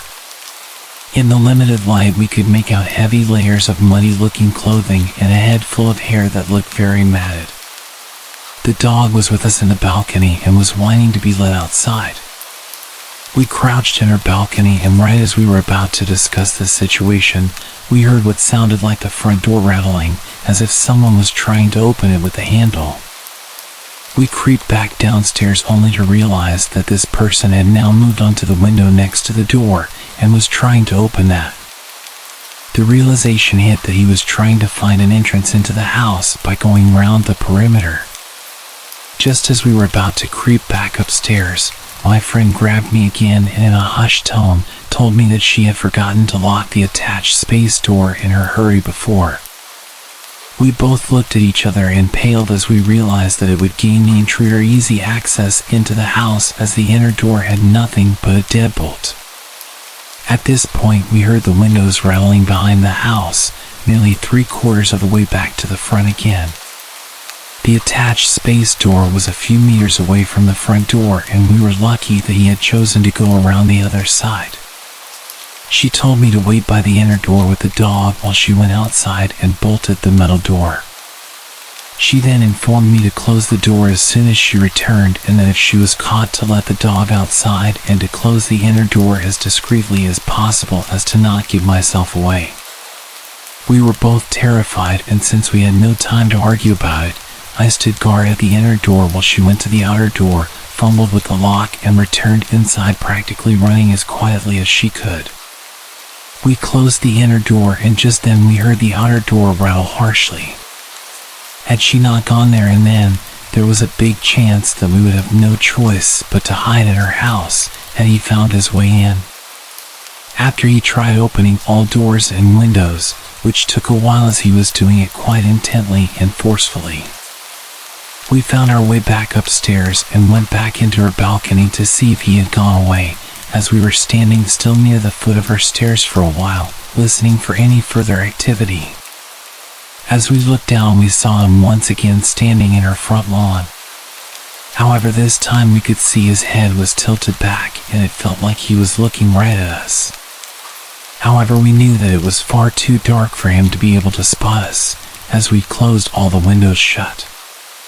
We had proceeded to kill the lights in her room, as well as drawn the curtains as to not let her little bedside light escape the blinds.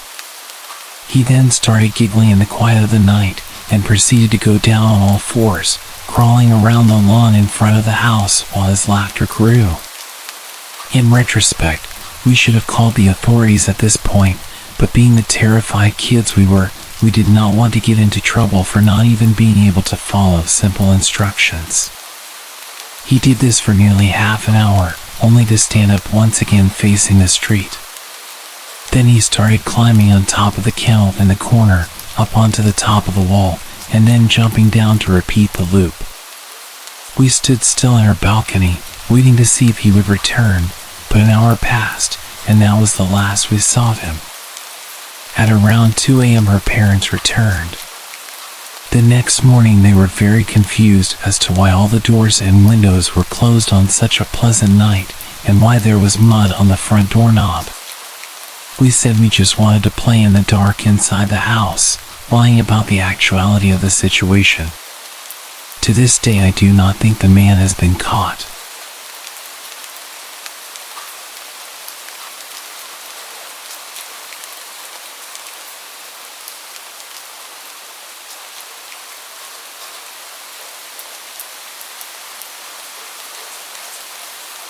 Something strange happened about 3 weeks back, and I've struggled to even put it together cohesively in my head. But I'm going to try, because I think that what happened at my sister's sleepover might actually be more widespread than I imagined. Looking back now, I don't even remember how many girls were there. I think it was 10 or 12. All of them in the 8th grade and close to my sister Rachel. As they got into their sleeping bags and told each other stories, me and my best friend Kurt had a devilish idea. "We're going to scare these girls senseless," he said wickedly. I have to admit, it was just for cheap thrills. But I didn't see the harm.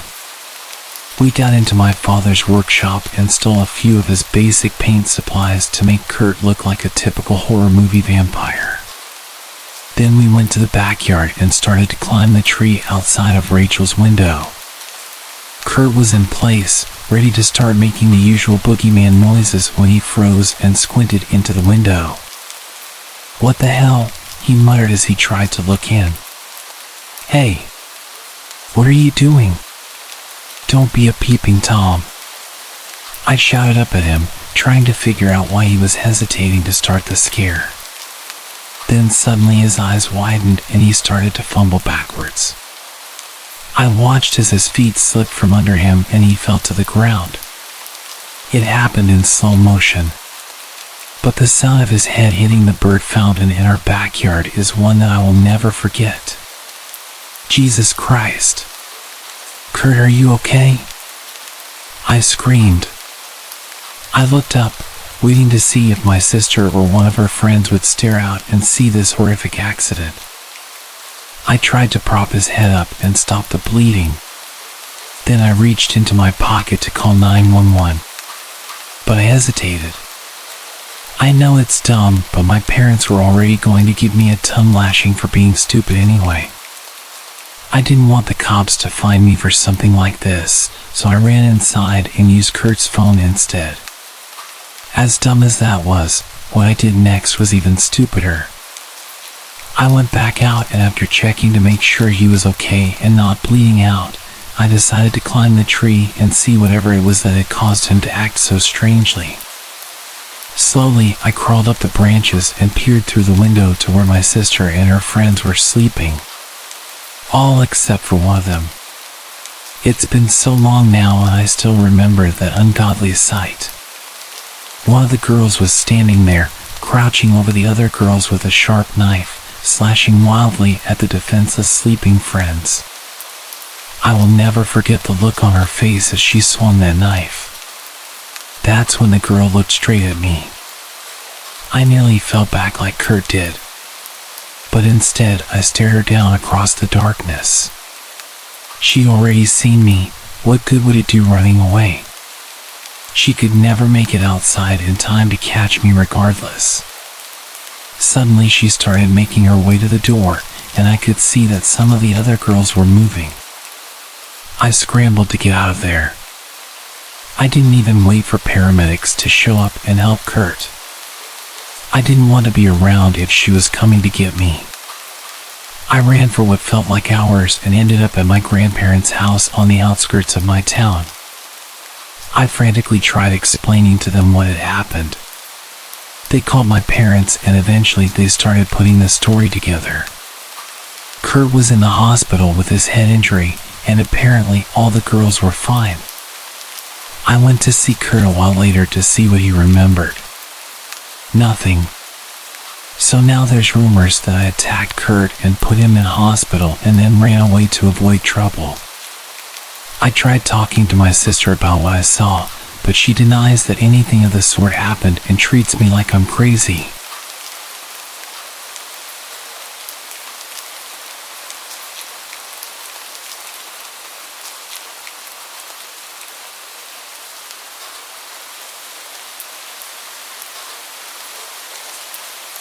I've never been good at making friends or any type of bond with people in general. I'm not even close to most of my family members like I'm close to Jessie. Jessie is my best friend. I've known her only for a year and a half, but she's literally my world. She's the only person I can speak to, the only person who understands me.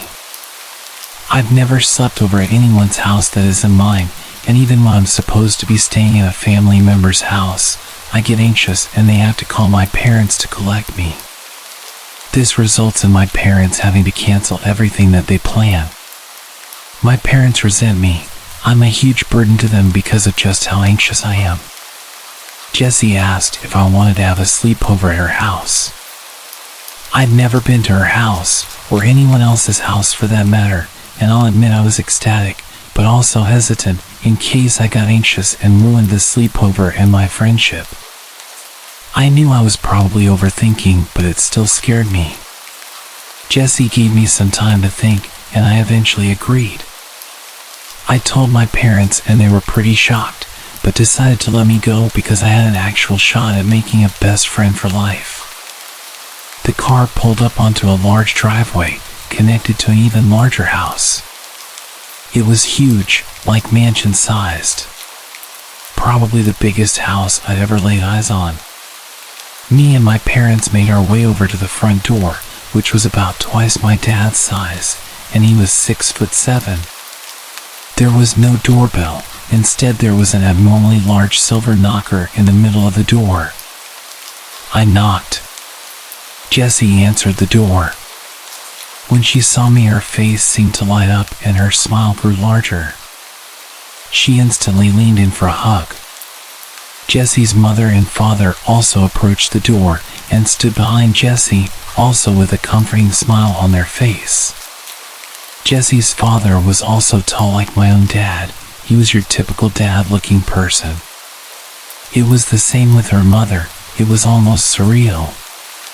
Jessie toured me around her huge house, which took about an hour in itself. Then we ventured off into Jessie's bedroom, which was huge and pink. Very pink. Like every object was pink.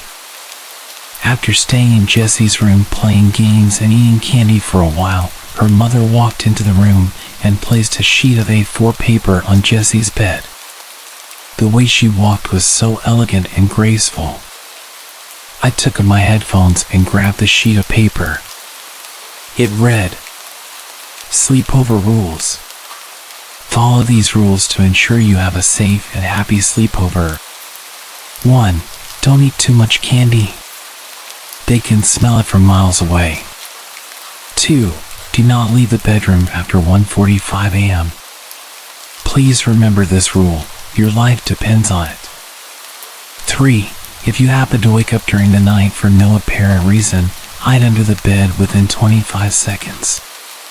That way they cannot see you. 4. Do not get snacks from the mini fridge during 8:56 p.m. and 9:47. You will not like what you find. 5. Make sure to turn off any light source. Apart from the TV, you must keep this on all through the night. I can't emphasize how important this is. 6. If you wake up randomly and see Jessie sitting upright, awake in her bed, you must run. Lock yourself in the bathroom and do not come out for the rest of the night. If Jessie knocks and says she hurt herself and needs help, ignore her and do not reply. 7. If you wake up and hear the baby crying, ignore it completely. Don't even move, it isn't the baby. 8. Do not attempt to speak to Jessie during the night, and if she speaks to you, do not reply. This is crucial if you want to stay safe. 9. If you hear a dog whimpering and scratching on the bedroom door, drag Jessie under the bed and then hide behind the bookshelf. We do not own a dog. 10. If you hear a ringing in your ear, run, leave the house. This is the only exception. If you don't, we all die. Have a lovely sleepover, smiley face. It had to be some kind of joke. These couldn't have been real, but I still had a feeling that I should follow these creepy rules. I folded the piece of paper and placed it in my right pocket. Then sat down again to play with Jessie. After about an hour, Jessie's dad opened the door. "It's bedtime, girls. You must go to sleep." I suddenly got very anxious, because this is when I had to start following the creepy rules. I held back all of my emotion because I didn't want to lose a friend like Jessie. Me and Jessie both got into bed. We top and tailed so my head was at the bottom end of her bed. "Good night. Sweet dreams," she said in between yawns. I don't know how my dreams were going to be sweet after reading those rules. Surprisingly, I fell asleep pretty quick. My sleep was pretty deep, and I didn't have any nightmares like most nights. And that's when I woke up. My stomach sank. I turned to see Jessie sitting upright in her bed, wide awake. I didn't want to believe that these rules were true, but my instinct was to just run. I bolted into the bathroom and locked the door behind me. After a solid few minutes of hyperventilating in Jessie's bathroom, I decided to unlock the door. I thought it was all probably stupid anyway. Just before my hand reached the lock, someone knocked on the door. I froze. "Tina, help me." I've hurt my head and my vision's going blurry. I desperately wanted to open the door, but something in my head advised me against it. Jessie kept screaming for help. I slumped into the corner, shaking with every breath I took. She was screaming for hours. It was unbearable. Her voice got less human-like and more distorted with every screech. By the time she stopped, I was already half asleep, to put into perspective just how long her screaming went on. I woke up. The light from the sun outside made my eyes sting. My ears were still throbbing. I slowly got up from the corner of the bathroom and unlocked the door. Jessie was playing on her PS5. Everything was totally normal. "Hey Tina," she said in her usual jaunty tone. "I think your mom and dad are already outside waiting for you in their car." I couldn't take speaking. Everywhere in my body ached. I picked up my stuff and started walking downstairs. Jessie's parents waited at the bottom of the stairs. "Your parents are outside waiting for you," said her mother with a smile. "How did they get here so quickly?" It was only 8:45. I could see the open door and my parents' car outside. I was so relieved. I was gonna leave this place finally. Jessie's dad showed me out, and I hopped into my parents' car. I can't begin to explain how relieved I was to see my parents' smiling faces again. Jessie and her family waved at me as I drove away. "How was the sleepover, sweetie?" I was about to reply when I got a notification on my phone. It was a message from my mom. It said, "Hey, I was just messaging to ask what time you wanted me and your dad to pick you up from Jessie's house." I looked back up at my mom, who was driving, and then to my dad, who was smiling eerily at me. Shit. I forgot to leave on the TV. I felt sick to my stomach. "Forgot something?" my dad asked me.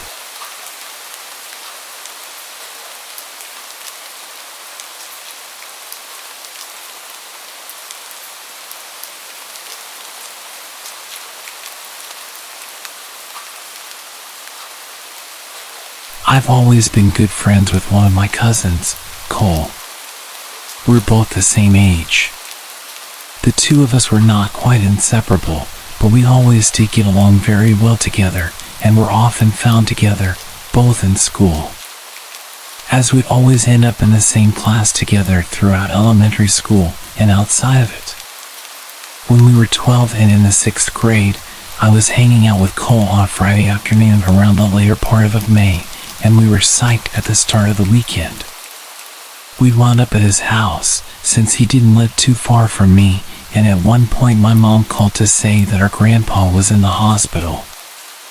While the issue with our grandpa wasn't expected to be life-threatening, he was being kept at the hospital overnight for observation, and both my parents and Cole's were planning on staying with him and Grandma at the hospital, since my mom and her sisters were the two of their siblings who lived close by.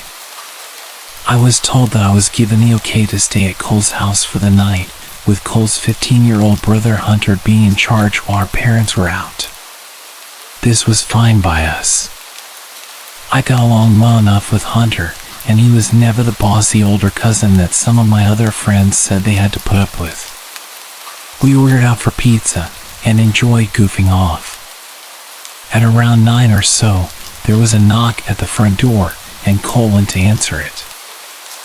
I was a bit curious as to who it could be at that time of the night, and so I watched from a ways back. At the door were two older guys. They said that they were with the city and that they were investigating reports about the water pressure supposedly being bad in the neighborhood.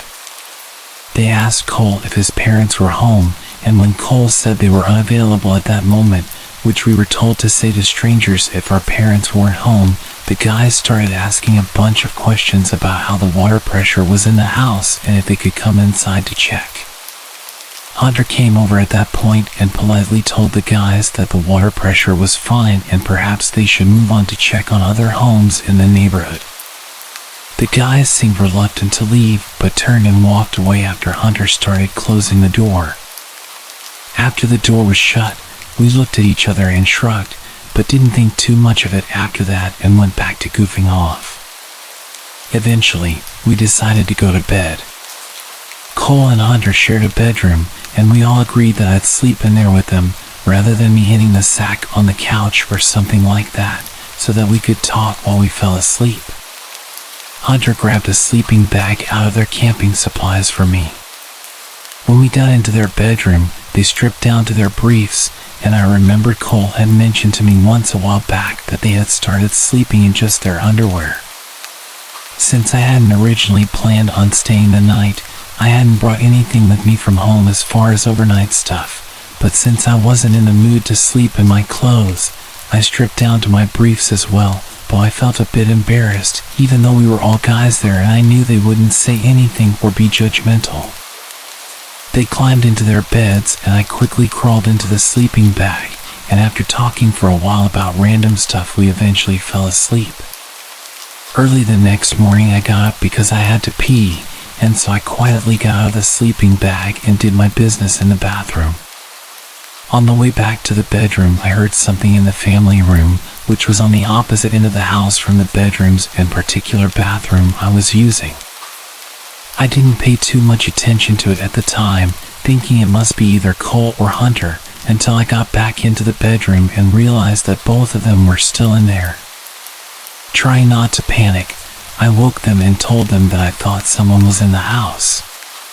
They quietly followed me, and the moment we walked into the family room we saw the two guys from the night before in there, and it was rather clear they were robbing the place. One of them started moving towards us as he pulled out a wicked-looking knife. The three of us promptly raced to the front door, somehow managed to get it unlocked and open, and we fled outside. As luck would have it, a cop was driving by at that particular moment.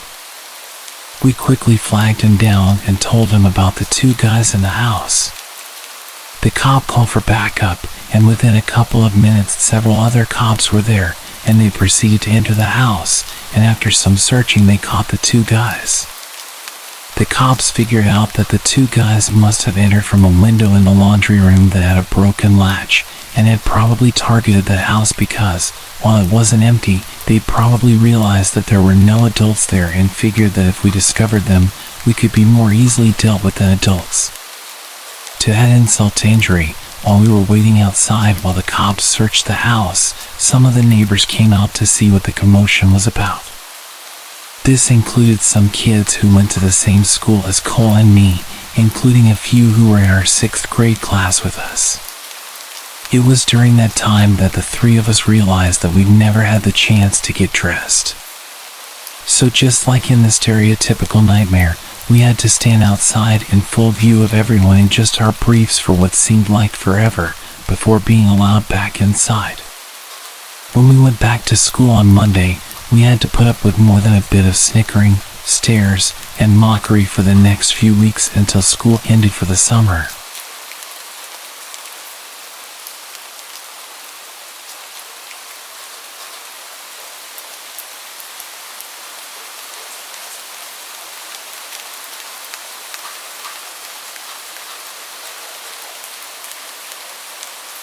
My name is Martin, and I'm a 29-year-old librarian in a quiet suburban town.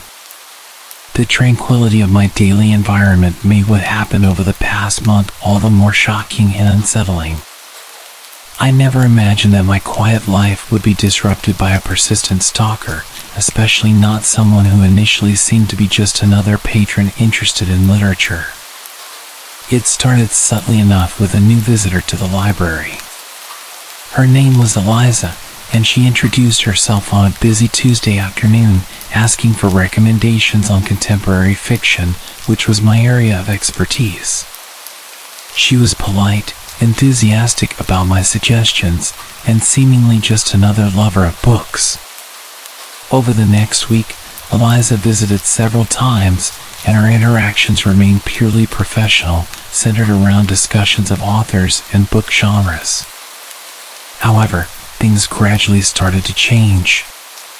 Eliza began showing up at the library every day, timing her visits to when I started my shift.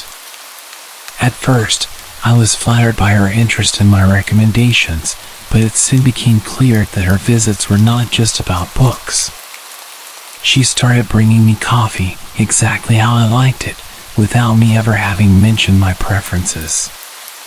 Then, small gifts began appearing on my desk: bookmarks, a scarf, and even a paperback copy of a rare book I'd mentioned once in passing. I tried to set boundaries, explaining that while I appreciated her enthusiasm, the gifts were unnecessary and somewhat inappropriate given our librarian-patron relationship. Eliza seemed to take it well, or so I thought. Her behavior escalated quickly from there. She started waiting for me in the parking lot after my shifts, offering to walk me to my car, which I politely declined. One evening, I noticed her following me as I went to a nearby cafe after work.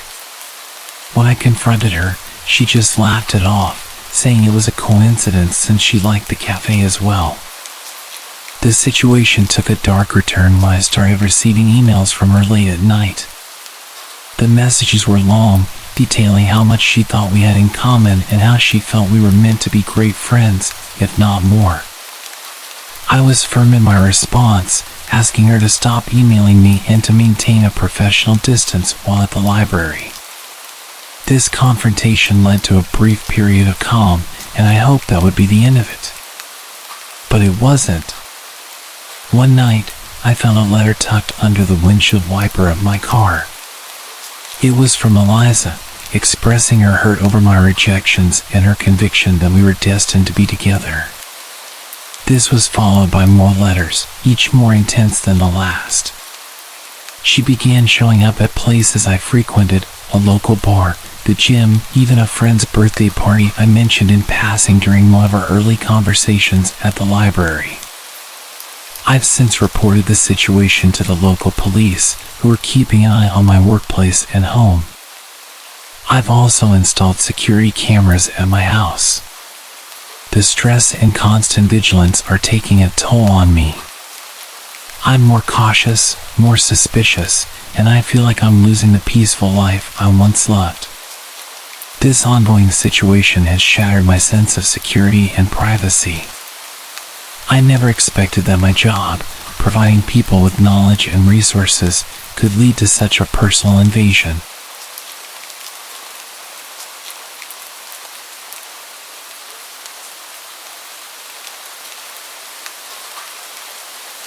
I'm Rachel, and I've been dealing with something pretty scary that all started when I ghosted someone from a dating app.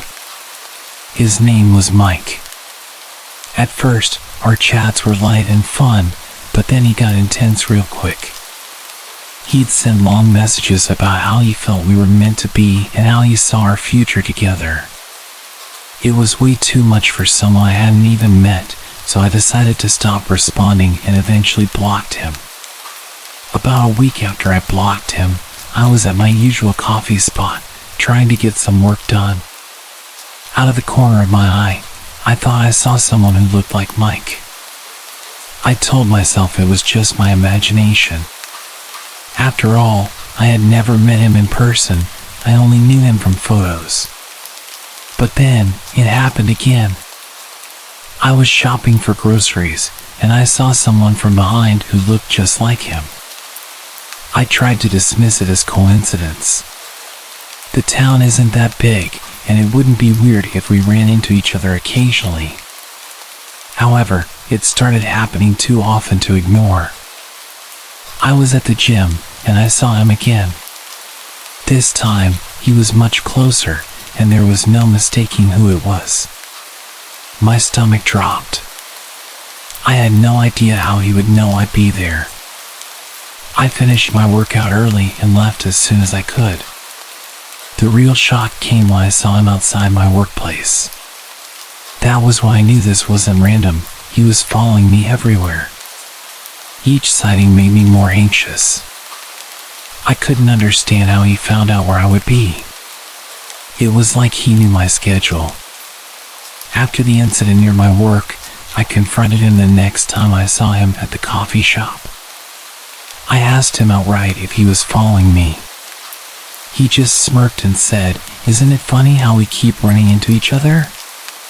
It wasn't funny at all, it was creepy. I told him to stop following me or I would call the police. He just laughed and said, "See you around, Rachel." I reported him to the police after that. They took my statement but said they couldn't do much because he didn't break any laws. I started changing my routine, avoiding my usual places, and being more cautious about my privacy settings online. Despite all this, I still feel uneasy.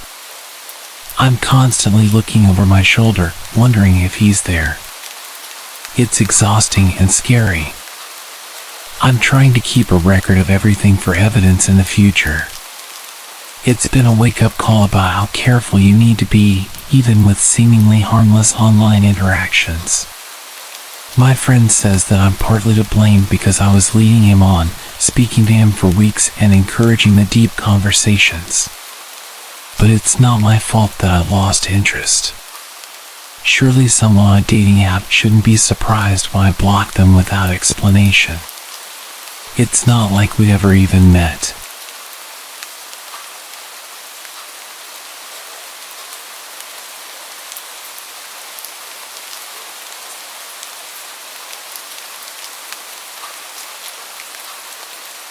My name is Emily, and I've been dealing with something pretty unsettling for the past few weeks. It started off as small, weird occurrences, but it's escalated, and I'm not sure what to do about it anymore.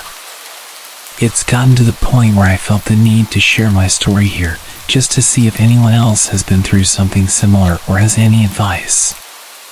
It began about a month ago. I'm a freelance graphic designer, so I often work from coffee shops for a change of scenery. One day, I was at my usual spot, a cozy little cafe downtown, when I noticed a man sitting across the room. He was staring at me, not glancing or looking, but staring intensely. It made me uncomfortable, but I tried to brush it off as him just zoning out. People do that sometimes. However, the next day, I saw him again at a different coffee shop. This time, I was sure it wasn't a coincidence. He had that same intense gaze. I left shortly after arriving, feeling a cold prickle down my spine. Over the next few days, I started seeing him everywhere I went. Whether I was at the grocery store, the gym, or out with friends, he was always there, lurking a distance away. He was always wearing dark, nondescript clothing and a baseball cap, trying to blend in, but always watching me.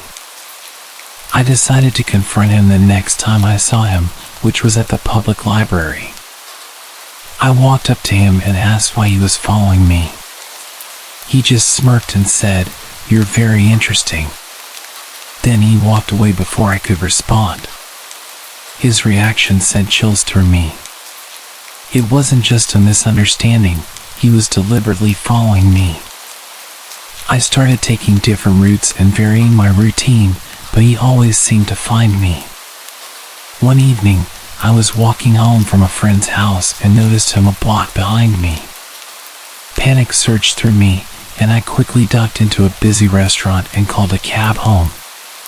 When the cab arrived, I saw him standing across the street, just watching. That night, I couldn't sleep well at all. Every noise made me jump, thinking he might have found out where I live. The next morning, I filed a report with the police. They took down the details and told me to call if he approached me directly, but there wasn't much they could do without a direct threat. A few days passed without incident, and I began to hope that maybe he had given up. But then, I started receiving letters, no return address, just hand-delivered to my mailbox. The letters were creepy, talking about how he enjoyed watching me, how he felt we were meant to be together, and how he knew we would be together soon. I installed security cameras at my home and changed all my locks, but the letters kept coming. Each one was more unsettling than the last, detailing what I wore on certain days and what I did. I provided these to the police, who started an official investigation, but they haven't made any progress in identifying him.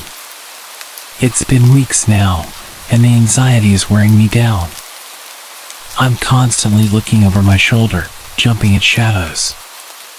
I've stopped going to my regular spots and rarely meet with friends.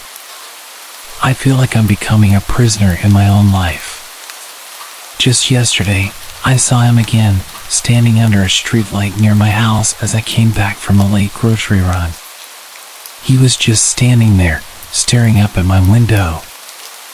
I don't know what he wants, but I've never felt so scared. The police are keeping a closer watch now, but it feels like this nightmare is never going to end.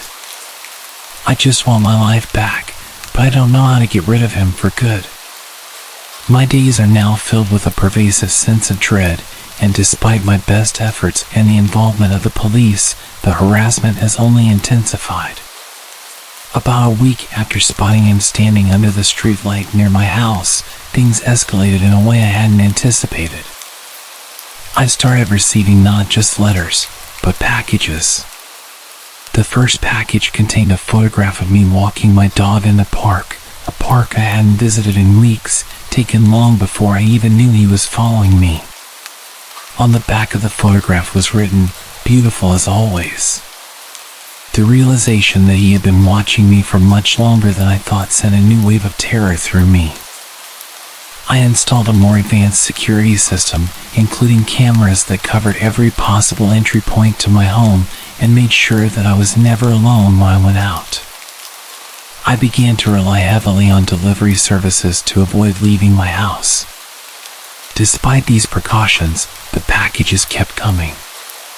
One contained a necklace that I had lost months ago at a local gym, another a set of my favorite books with specific passages marked passages about love and destiny. Each new package felt like a violation, as if he were peering into the very core of my private life. I handed everything over to the police, who assured me they were doing all they could to catch him. They posted a patrol car near my home during the night, which provided some comfort, but it wasn't enough to stop the fear. Then, 2 weeks ago, I received a video message sent to my email, which had been hacked. The video showed clips of me at various locations over the past few months, all taken from afar with a shaky, handheld camera. His voice was overlaid on the video, a deep, distorted tone, saying, "I can see you, Emily. I'm always with you." The invasion felt so complete that I broke down, unable to understand how he could have filmed me so often without my noticing. I decided it was no longer safe to stay in my home. I packed up some essentials and moved in with a friend in a nearby city, leaving my place under surveillance by the police. My friend's house is in a gated community with strict security, which made me feel a bit safer, but the change in scenery hasn't helped much with the anxiety. I'm jumpy at every sound, and I keep the curtains drawn at all times. Despite these precautions, yesterday, my friend received a delivery meant for me. Another package, but this time to her address, which I had told no one about. It contained an old t-shirt of mine, one I donated to charity a year ago. There was a note, "You can't hide from me." The realization that he had found me even here, in a place I thought would be safe, was paralyzing. The police are now considering this stalker a serious threat and have escalated their efforts, but so far, they have not been able to identify him. I'm considering hiring a private investigator, as I feel like I'm running out of options. The thought of living like this indefinitely is unbearable, and I am desperate for a resolution.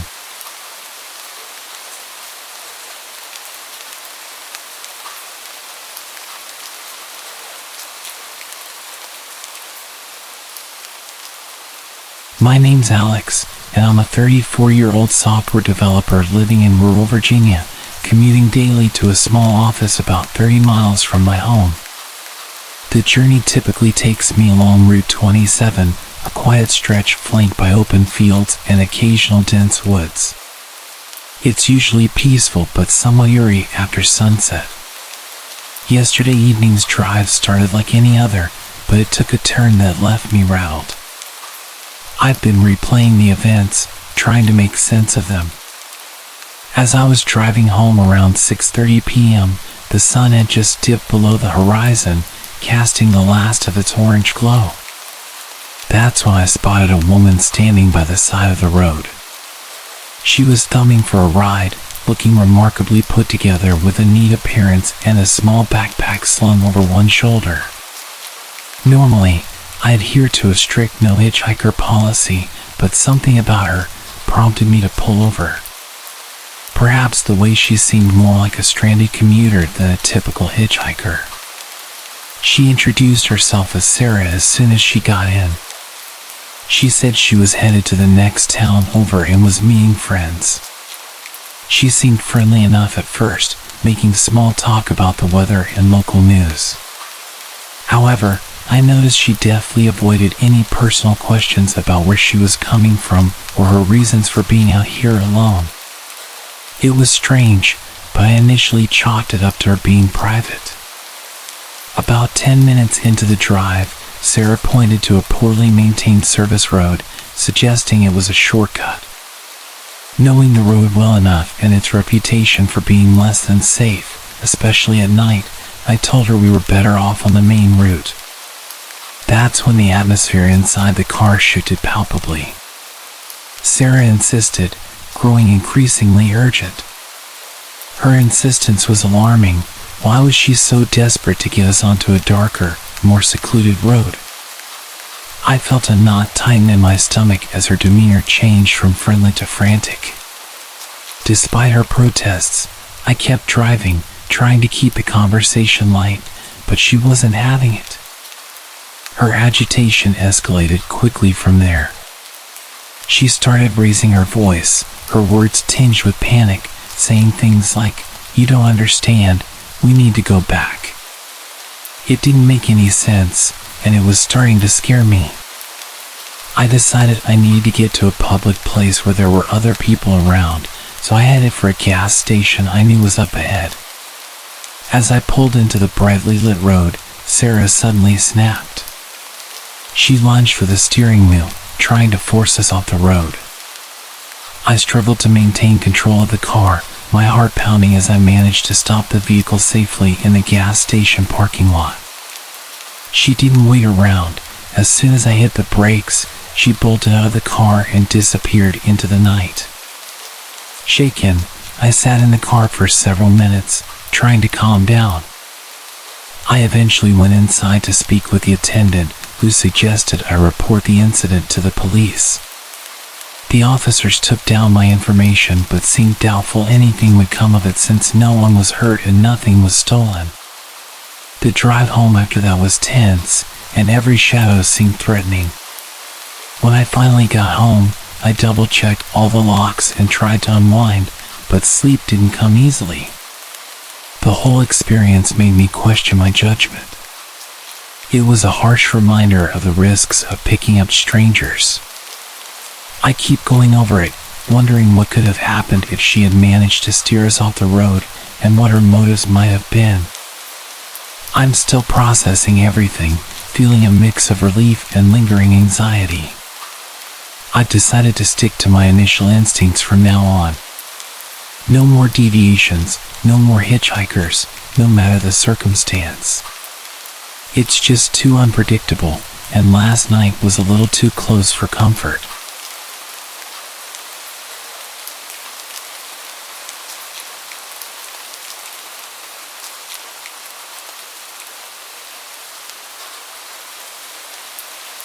It was around 11 p.m. last night when I realized I was out of a few kitchen staples, milk, eggs, and some bread. So, despite the late hour, I decided to make a quick trip to the supermarket nearby. It's usually pretty empty at that time, which is how I like it. No lines, no waiting, just a quick in and out. When I got to the supermarket, the parking lot was nearly empty, just a few scattered cars that probably belonged to the night staff. Inside, the bright fluorescent lights buzzed overhead, and the usual pop music played softly through the store's speakers. I grabbed a basket and made my way to the dairy section first. As I turned into the aisle for milk, I noticed someone else further down the same aisle. He was a tall man, wearing a bulky jacket, which was odd given the mild weather we've been having. He wasn't looking at products on the shelves. Instead, he seemed to be just standing there, which struck me as odd. I tried not to pay too much attention and focused on finding the milk. After grabbing it, I headed over to the bread aisle. That's when I noticed the man again. This time, he was a few feet away, seemingly examining the bread, but as I approached, he didn't move or pick anything up. Instead, he just watched as I made my selection. A prickly feeling of unease crawled up my spine, but I brushed it off, telling myself he was probably just deciding on what to buy. I moved on to the eggs, and that's when things started to feel really off. I could see him again, out of the corner of my eye, now on the opposite end of the eggs aisle, just standing there, still not shopping. At this point, I couldn't ignore the sinking feeling in my gut that something was wrong. Was he following me? Or was it just a coincidence that he was in every aisle that I went to? Trying to shake the feeling, I decided to test my growing suspicion by doubling back to the dairy section under the pretense of forgetting something. I peeked around the corner before entering the aisle, and sure enough, he quickly moved into the same aisle from the other end, still keeping his distance but unmistakably following me. Now genuinely worried, I decided to skip the rest of my shopping and head straight to the checkout. I walked quickly, glancing over my shoulder. He was still following, trailing a few aisles behind. When I reached the checkout, there was only one cashier working, and thankfully, no line. I placed my items on the belt and kept an eye on the entrance to the checkout area. As I was paying, I noticed the man had stopped at the end of an adjacent aisle and seemed to be watching me. My heart raced as I grabbed my bags and walked briskly towards the exit. I made sure to pull out my phone, pretending to make a call, thinking it might deter him from doing anything if he thought I was talking to someone. Once outside, I hurried to my car, locked the doors immediately, and started the engine. Just as I was pulling out, I glanced back at the store entrance. He was standing there, just outside the doors, watching me drive away. The drive home was nerve-wracking. Every set of headlights behind me made me jump, worried that he might be following me. When I finally got home, I checked all the locks on the doors and windows, ensuring everything was secure. I've been trying to rationalize the whole incident. Maybe he was just a socially awkward person who didn't realize how his behavior came across.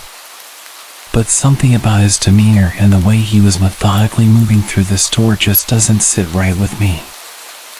I think I'll be avoiding late night shopping for a while, and maybe even look into getting some groceries delivered instead.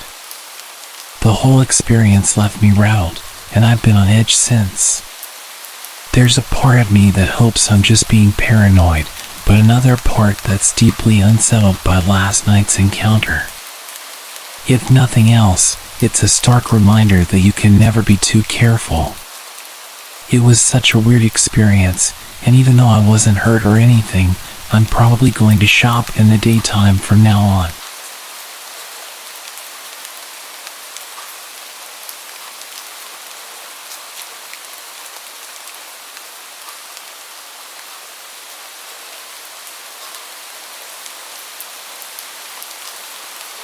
This happened just an hour ago, and I'm still on edge. I need to get this off my chest. I often hang out late with my buddy Mark, especially on weekends when his parents are away. Tonight, though, felt different from the start. We decided to explore the abandoned house at the edge of town. It's an old, supposedly haunted mansion that all the local kids dare each other to visit. It was around 9 p.m. when we started walking. The air was unusually cold for a summer night, and a thick fog was rolling in, dimming the streetlights to mere halos in the mist. The old path to the house was overgrown, the branches clawing our clothes as we pushed our way through. We were halfway there when I heard it, a faint whisper. It was so soft I thought I'd imagine it, but when I looked at Mark, his face was pale, and he'd stopped dead in his tracks. "Did you hear that?" he asked, his voice barely a whisper. I nodded, and we listened. There it was again, a whisper, but this time it called my name. Chills ran down my spine. We were alone, but it felt like someone, or something, was watching us. Trying to shake off the fear, we continued, with the mansion now looming ahead, its broken windows like dark eyes watching us. As we stepped onto the property, the air grew colder, and the whispers seemed to surround us. Mark wanted to turn back, but I convinced him to keep going. We were already there, after all. We entered through the back door. The inside of the house was worse than the outside, peeling wallpaper, dust all over the floor, and the air stale with the smell of decay. We used our phones as torches, the beams of light cutting through the darkness. As we explored the ground floor, every creak and echo made us jump. When we found the staircase, I hesitated, but curiosity pushed me forward. Upstairs, the atmosphere tightened, the whispers grew louder, and now I could almost make out sentences. Warnings. "Leave," they said, "go back." Mark grabbed my arm. "We shouldn't be here," he said, but I pulled away, drawn to a room at the end of the hall. The door was slightly ajar. I pushed it open, and that's when we saw it. A large figure. It was shadowy and indistinct, standing by the window. It turned towards us, and though it had no eyes, I felt it staring right into my soul. We didn't wait around to find out what it wanted. We ran as fast as we could out of the house, down the path, and didn't stop until we reached the safety of the streetlights. We're back at Mark's house, the doors locked and the lights all on. We're trying to process what happened. Mark is convinced we saw a ghost, the spirit of old Mr. Miller who died there alone. I don't know what it was, but every shadow now makes me jump, and the whispers, I can still hear them if I listen hard enough. What did we see in the Miller house? Was it just our imaginations, fueled by the ghost stories we'd grown up with, or have we stumbled upon something truly supernatural?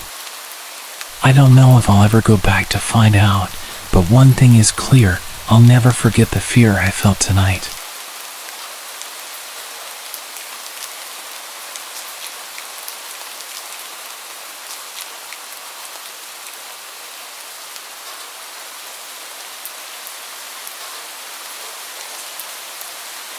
I had booked a taxi with a licensed taxi firm to take me from a friend's house to my home in the early evening. It was dusk as the driver arrived. As I left the house to get into the car, he was coming to the house to get me, and for some reason, as he turned to walk back to his car with me, he briefly touched my shoulder with his hand. It wasn't lingering, but it was deliberate. My immediate thought was, why is this guy touching my shoulder? My intuition said it wasn't right, but I was in my 20s, and this guy must have been in his 50s. I convinced myself that it was just something people from that generation did. He was an older Muslim man with a strong Middle Eastern accent. I sat in the back. The journey should have been around 20 minutes from North to South London. In the first 5 minutes of the journey, there was some initial chat where he told me I was his last job for the day, and he had no plans afterward. When he told me that, I felt a pang of fear, but I thought, this guy's from a licensed firm, he's been identity checked and approved to do the job. His ID card with his name, photo, and registration number was clearly displayed on the dash. He was from a firm my friend used regularly and had an account with, although she had not met this particular driver. My logical brain told me that he's clearly traceable to me if he decided to do anything, so he just wouldn't take that risk. Plus, it was early evening in a very busy area, and that made me feel safe. And by this time, we were already on the road. I spent the next 15 minutes or so of the journey looking at my phone. I really don't know why. Maybe I was deliberately trying to distract myself because I was nervous. But I felt my nerves were unreasonable. This was the early 2000s, so the phone would have been basic compared to today's standards. But there must have been a game or something on it that distracted me, because I did not look out the window for some time. Until I noticed it was mostly dark. And when I did look out, I expected to be very close to my home. To my horror, I saw we were in some very deserted part of town that I'd never seen. This area was most certainly not on the way from my friend's house to my home. It should have been a straightforward drive through central London, and this was a very remote area with what looked like an abandoned housing estate and abandoned cars. I looked to the driver to ask where we were, but before I had the chance to say anything, I noticed he was repeatedly looking left and right, down dark alleys that we were going past. I noticed we were slowing down. He was also breathing very weird. It was very audible. And that's when this overwhelming sense of danger hit me. He was looking for a deserted place to stop. At that point, a very clear voice in my mind told me that he was going to do something to me and then kill me. I had to think fast. I blurted out, "I don't know where we are." He didn't say anything.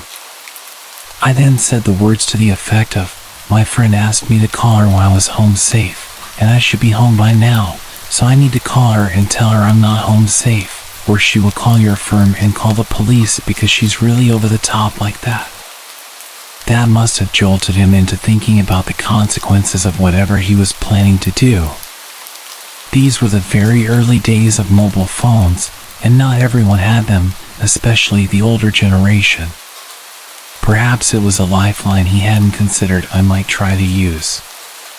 With that, he turned around out of this abandoned area. Then we came to a main road. After a while, I saw places I recognized, and we headed towards my home. He said, "I'm sorry if I made you worried." But there was something weird about the way he said it. And that wasn't the end of it. When we got close to my home, I decided I did not want him dropping me off outside my door. I lived with my sister, but she was staying at her boyfriend's house that night, and we lived in a communal block. I was concerned he might try to come in the main front door and try to get access to my flat. So I said, "Could you drop me off at the store on the next street?" He had to agree to this, obviously. I entered the store and hung around in there for a bit. I remember being completely broke in those days. My friend paid for the ride by her account. After a few minutes, I left the store and walked the 3 to 4 minutes back to my flat. As I approached the flat, I saw a car parked facing the main door and thought to myself, oh my God, it's him. And I knew he would clearly be able to see I bought nothing from the shop, as I didn't even have a bag on me. So he would know I was lying. As I passed the car, I couldn't bring myself to turn around and look at her, so I got my keys out, quickened my pace, and entered quickly. Once in my flat, I plucked up the courage to look out my window, and sure enough, it was that guy. He had driven from where he dropped me off to my flat, and he was sat in his car staring at my flat. Just then, my friend called, and I told her I'd only just got home. She couldn't believe how long it had taken. I explained the whole thing to her. As I was on the phone to her, I looked out the window again, and he had finally gone. I didn't report any of this at the time, and from my safe vantage point of 20 years down the line, I do regret it, but at the same time, I still doubted my good instinct, even though I had this strong sense of knowing in the court after the event. I convinced myself it was fleeting hysteria, and my logical brain returned. My logical brain also told me that if I did report him, nothing would be done because he hadn't actually done anything wrong. I couldn't prove anything, and even if he did admit the detour, he could say he took a wrong turn, and he would just deny having returned to my flat. But reporting him might have caused trouble for him, and he knew where I lived. That scared me more. I was always cautious around my flat after that, and thankfully, I never saw him again. Looking back now, and knowing about the grooming gangs, I should have reported it. I know nothing would have been done, because practically every level of government covered up the assaults for years, and I would have probably created a bigger risk to my safety in doing so. But I should have reported it for other people's sake. I regret not doing it.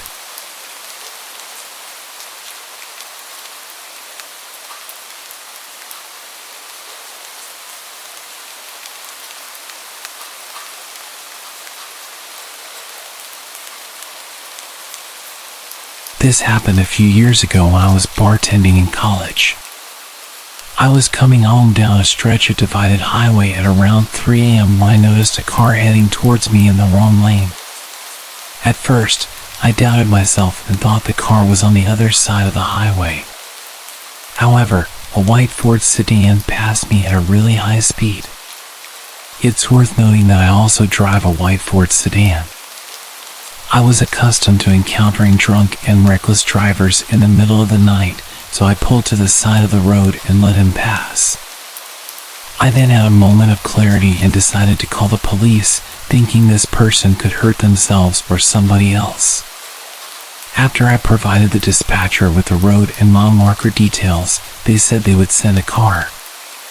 The state police station was only a few exits away, so I figured they would send somebody quickly, and I resumed my drive home. As I headed back onto the highway, I noticed some lights a few miles behind me. Living in a rural part of southeastern Pennsylvania, I knew traffic at 3 a.m. tends to be mostly truckers and police.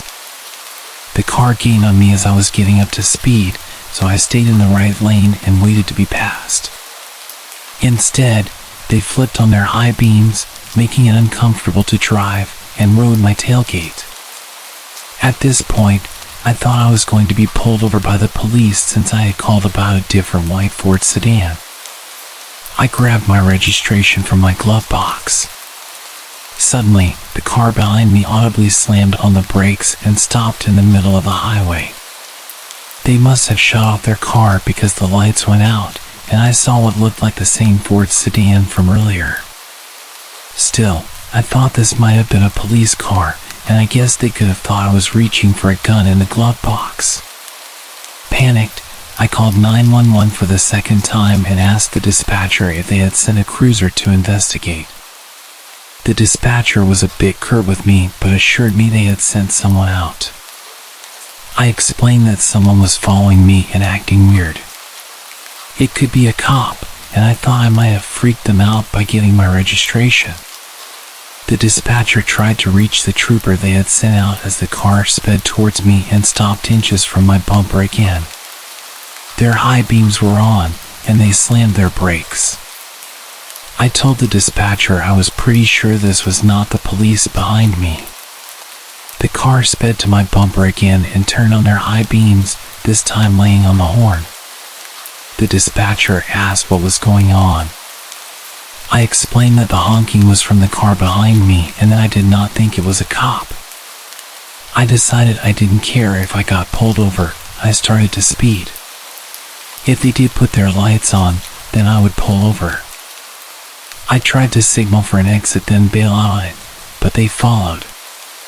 At the next exit, I took the off-ramp and continued onto the on-ramp, and the car behind me followed the whole time. I thought about trying to go to a Wawa, as it would be the only populated gas station in southern Pennsylvania at that hour. However, the dispatcher and I thought that would be unsafe. She was calm and spoke to another person, trying to send police to my location. The other person, presumably a supervisor, asked if I could drive to the state police station. Realizing I was one exit away, I told her I was heading there, and she said she would have some troopers meet me outside. As I pulled off to the exit, the car followed me. I blew a few red lights trying to get to the police station, and the car tried to pull into the other lane to pass me or pull up alongside me. Once the police station was in view, I put on my turn signal, and the car slammed on its brakes again, turned off their lights, and then turned into a parking lot. The story ends somewhat anticlimactically as I pulled into the police station and met the troopers. Two of them went to find the car, and I stayed with the third trooper. I thanked the dispatcher and supervisor, and the state trooper escorted me home after taking a statement from me. I was never called to follow up or testify, so I can only assume that the person wasn't caught.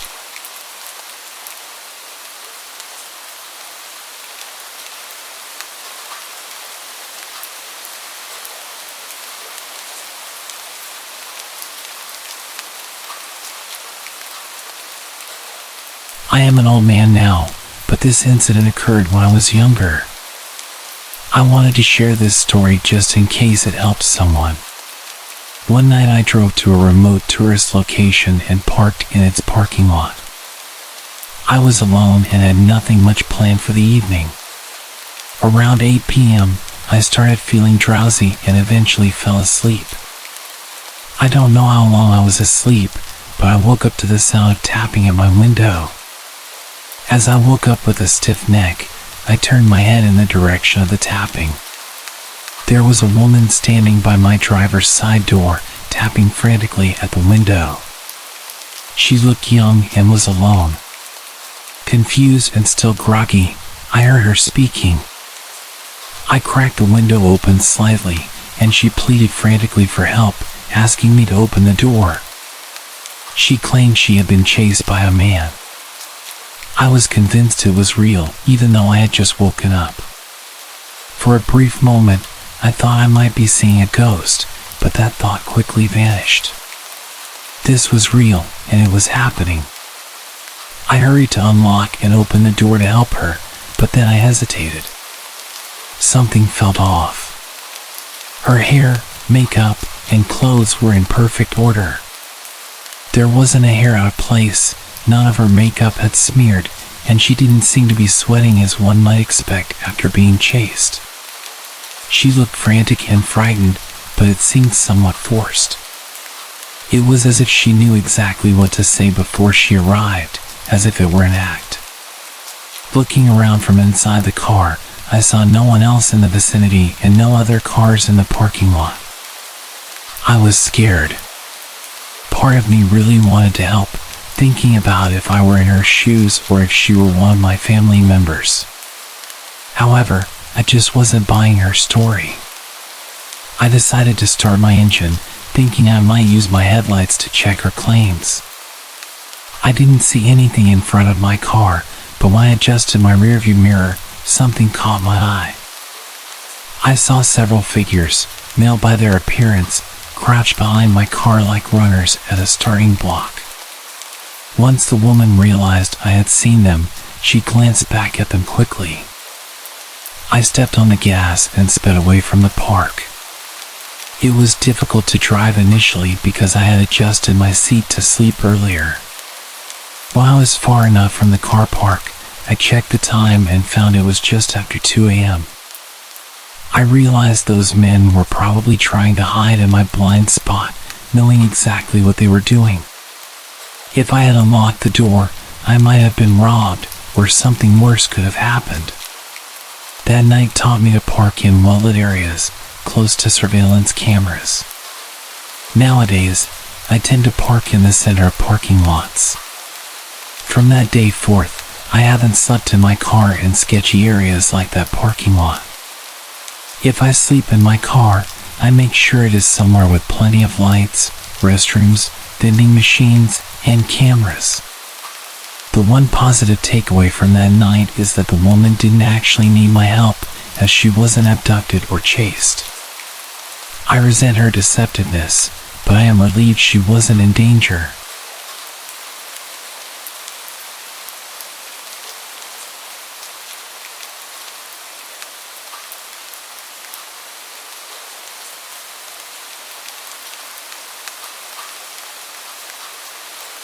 This is a story my mom often told me about an incident that occurred when I was very young. Definitely before I turned 5. My memories of the event are vague, mainly because my mom tried to shield me from the distress at the time. To provide some context, we had families scattered all over the country, and much of my childhood was spent driving from state to visit relatives. We were seasoned travelers. Additionally, as a child, I was unusually outgoing. I would spontaneously hug strangers and tell them I loved them, overflowing with joy and affection.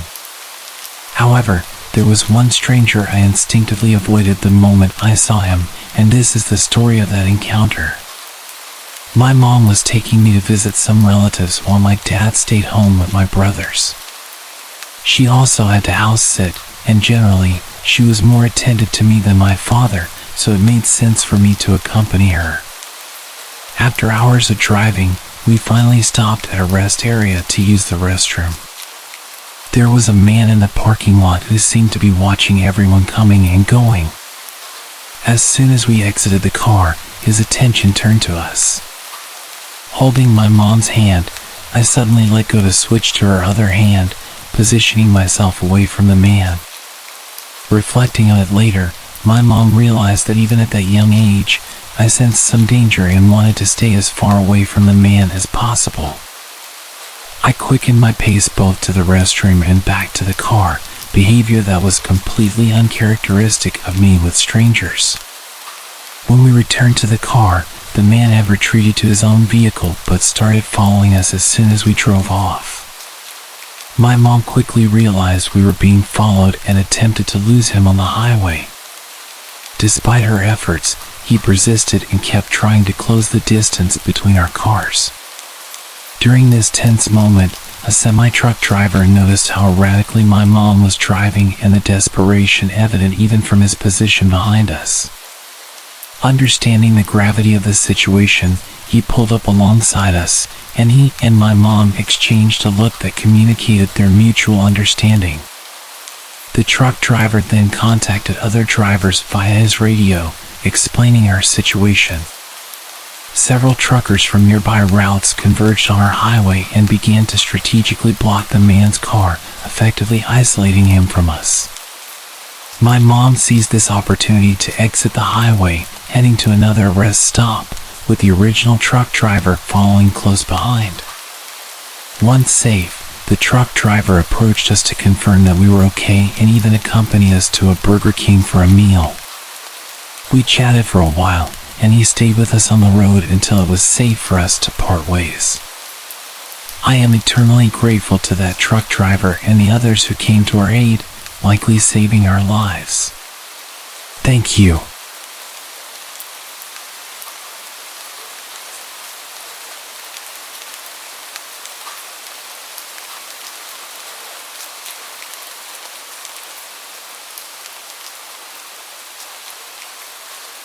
I live in a county that was pretty rural until the last 10 to 15 years. The biggest town in our county is now overcrowded, and I dislike it. I moved from there to the countryside. I like where I live, except it can be really creepy at night because, for miles, it's dark with no street lights. One thing about this county is that the main roads get backed up quickly, especially if there's an accident, so it pays to take the back roads. Like any rural area, these back roads are less populated, darker, and lined with lots of trees, and there are no sidewalks. A few years ago, something happened that almost made me stop using these roads. I was driving home late one night and decided to take a particular back road that shaved off 10 minutes from my commute home. I was tired and had to get up early, so I was going fast, trying to get home soon. This road is a bit more populated than some, but it's really spooky in some stretches because huge trees line the side of the road, and their branches and leaves create a tunnel of sorts. As I was zipping through and rounding a curve up ahead, I saw what I thought was a giant garden flag, the kind that people put up in spring in their yards. It seemed like a weird flag because it was fairly tall and large and was in the middle of the road. As I got closer, my headlights revealed it wasn't a flag, it was a person, a lady wearing a red fez. Living in rural Maryland, you just don't see a fez every day. She had on a long, flowy white dress and an orange reflective sash across her chest, which was strange because she was in the middle of the street. As I drove past her, it got weirder. Despite the darkness, I could see she was about 60, had glasses, and bright blue eyes. She looked into my passenger window and started doing this weird bounce thing. I thought she was going to try and get into my car. Mind you, I was going pretty fast. I don't know what it was about her, but she freaked me out. I didn't think she would rob me. I really thought she was a soul snatcher or a skinwalker. I honestly didn't think she was human. I can't adequately describe how creepy she was. I sped past her as fast as I could, continually glancing in my back seat to make sure she hadn't materialized in my car. I prayed, recited scripture, and kept watch in my rearview mirror. It was spring, so it should have been a bit warmer, but I felt bone-chillingly cold. I finally made it home and ran to tell my mom the story. As I got in, my brother was already telling my mom about this weird lady he saw while he was driving. It was the same lady, but he saw her at the intersection from the highway to the back road, whereas I saw her further down the road. We both had the same reaction. She also tried looking in his car, and she was bouncing around when he saw her. He said there was a car in front of him that sped off so fast when they drove past the lady. My brother was so freaked out that he won't travel that road anymore, even during the day. Eventually, I found out that the lady lives in the woods. Apparently, at one time, her family lived on that road. Her father was ill, and she tried to take him to the hospital, but he died on the way there. She drove around with his body in her car for hours. I guess she has mental health issues, and I think she lost the house or got kicked out. I have friends who live off that street, so when I was talking about it, they knew exactly who it was. I still use that road, but I haven't seen her since. I do hope she's okay, but I really do not want to run into her again.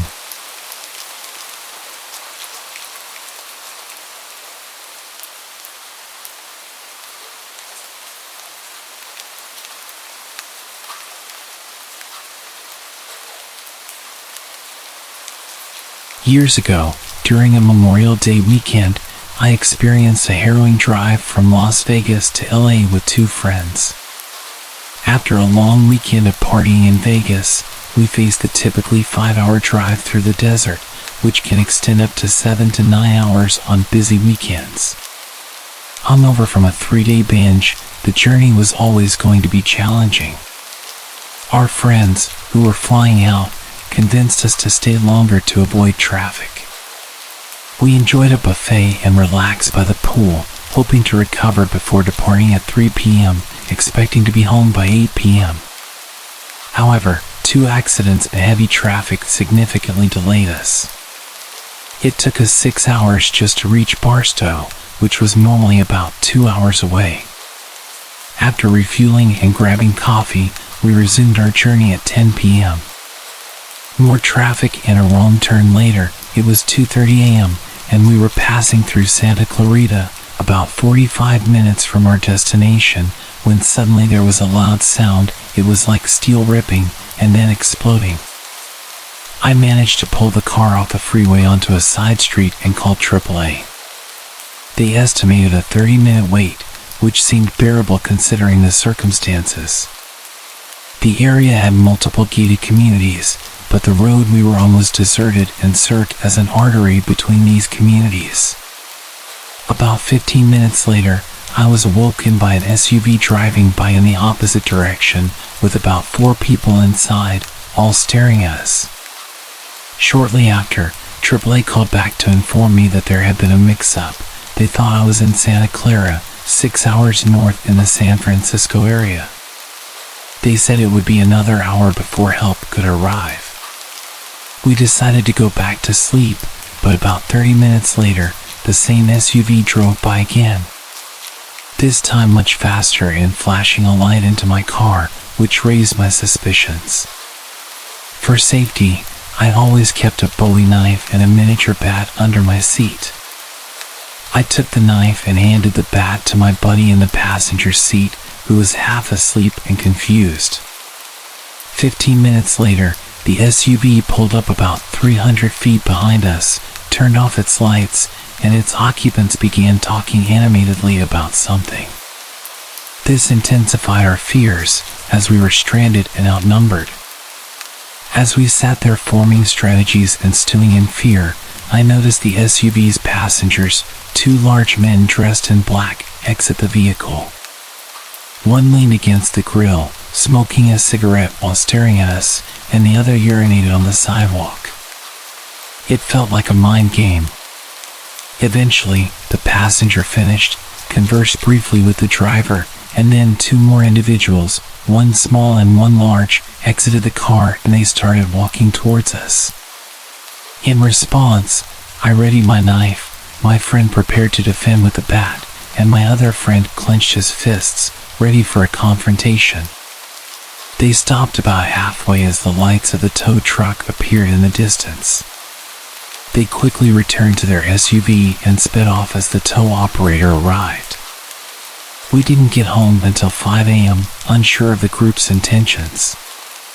They might have thought the car was abandoned and wanted to steal it, or had other sinister motives. If they realized we were inside, they might have mistaken my long-haired friend in the back seat for a woman. The ordeal was intense, and the moral I took away is never to leave Vegas late if you're driving.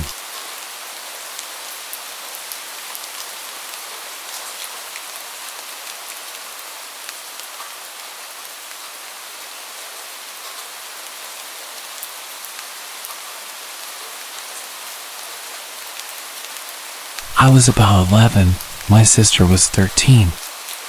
We slept in the living room of a little caravan we used to stay in over summer. There wasn't a lot to do, the campsite didn't have any amenities. I'd pass the time playing with my sister, taking walks or playing the Nintendo. This was '98, so Castlevania and Donkey Kong Country weren't nostalgic yet, they were just lame.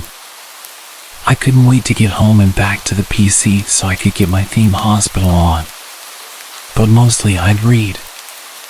I had a collection of books about ghosts, UFOs, cryptids, and such. I'd pick them up at library sales or in charity shops. My favorites were the unexplained true stories, like the Dover Demon or the Gulf Breeze incident. There was a quarry on the other side of the site. Sometimes at night I'd pretend the 2 red lights were the eyes of the Mothman, who'd swoop down to terrorize my family. What I'm getting at here is I was a kid, and I had an active imagination, but I never believed anything spooky would actually happen to me.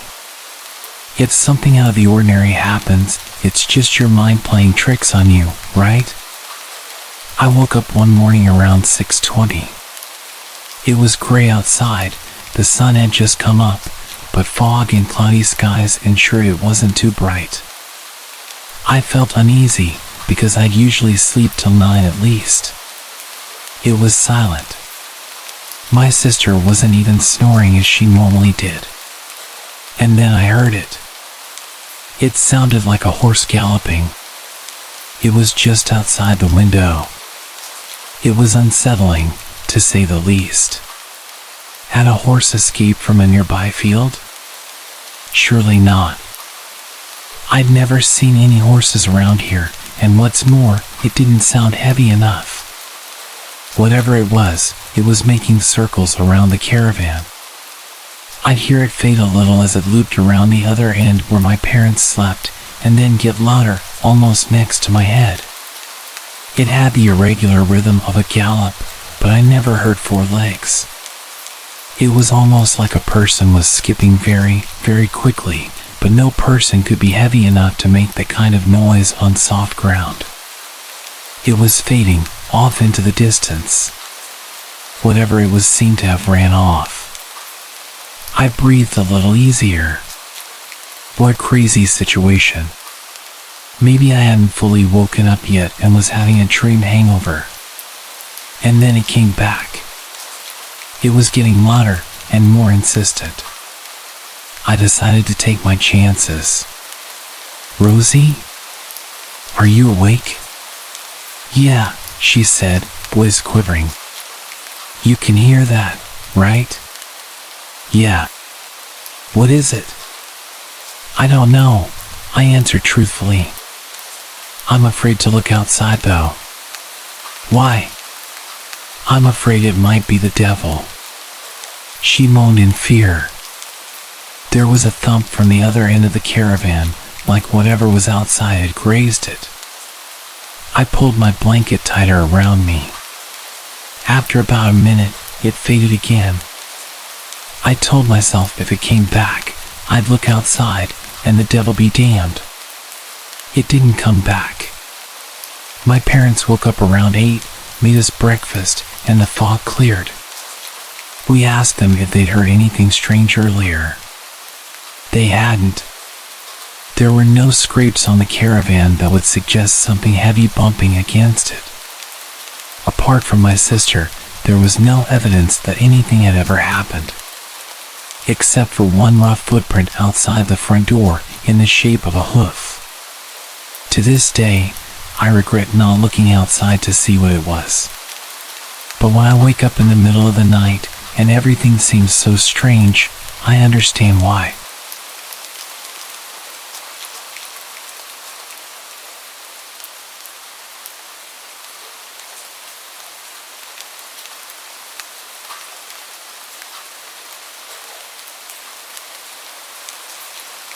I love to go camping. Been doing it my whole life. Never had a scary experience until this past summer. My boyfriend and I decided to go out to the gorge for some quality time camping. We had always gone with several other people, but this was the first time it was just the 2 of us. When we got out of the car to prepare our gear for the hike back to the camping spot, 2 sketchy-looking dudes came out of the trailhead, looked us up and down, and got into their old-school VW camper van. I had a weird feeling but shrugged it off and proceeded back to our camping spot. I had previously camped in the same area a handful of times and knew it pretty well. Once we got back there, I knew of a handful of different camping spots and proceeded to check them all out for the one that would be ideal. I noticed what looked like someone camping further up the hill, so I picked a spot a little further down where we'd be mostly out of sight. Not out of earshot though, as I heard yelling over on the trail. It was starting to get dark by the time we got everything set up, so I figured I'd start looking for firewood. Suddenly this guy appears out of nowhere and asks us if we'd like any help and offered to sell us a bundle of firewood for $10. I laughed because we were in the woods, thus surrounded by wood which I could pick up off the ground for free. He then said I wouldn't find much wood because they'd already cleared it out over the past few weeks. Few weeks? I asked him how long he'd been camping up there, and he said almost a month. The longest anyone can camp in this area, a national forest, is 2 weeks. I already had the creeps about him, and he claimed he was up there by himself. I asked him why I heard him yelling with someone then, and why he had referred to more people when talking about the wood. He stammered and was like, yeah, there's some dudes I know camping over there up on the other side of the river. Then he proceeds to tell us that he's been lonely since he arrived. He was from Pennsylvania, took a bus to Lexington, Kentucky, and had been living in the woods back behind where I currently work. I knew exactly where he was talking about because I see homeless, immigrants, and drug addicts coming in and out of those woods every day. So basically he was a homeless man who somehow got a ride out to the gorge and decided he would just live there instead. He had been living on snakes, bugs, and selling firewood for food and beer. But he said we were the first people he'd seen in a few weeks. His stories were all over the place, and I knew he was lying about a lot of what he told us. He wasn't alone even though he claimed to be. He even took us to his camp where there was tons of stuff for several guys, not just one. He said he liked camping up top where he could see everything and everyone. By now it was dark and he helped us get a fire going. I was trying to politely get him on his way back up the hill so I could have a minute to process all of this. When he left, I started whispering to my boyfriend that there was no way in hell I could sleep with that lying sketchy homeless creep right up the hill. We didn't have a gun, knife, or even a dog to protect ourselves if we needed to. I said let's quietly get our shit together and get the hell out of here. Which we did, only we left our new tarps set up because they would make too much noise and he'd know we were leaving. As soon as I stood up with my pack, ready to get the hell out of Dodge, he yells, "How's it going?" and we proceeded to GTFO as quickly and quietly as possible. In my mind, we were either getting robbed, kidnapped, killed, or something else, because he was not alone. His stories didn't add up, and his background of where he came from made me believe he was running from something and was trying to hide by living off the grid. I called the Rangers the next morning and told them about him. Luckily, all he got from us was a set of new tarps. Weeks later, we saw on the news that multiple people had gone missing in the area and that there was a manhunt for the guy who wouldn't leave us alone. I always think about how we really dodged a bullet when I insisted that we left. We found a new camping spot the next year.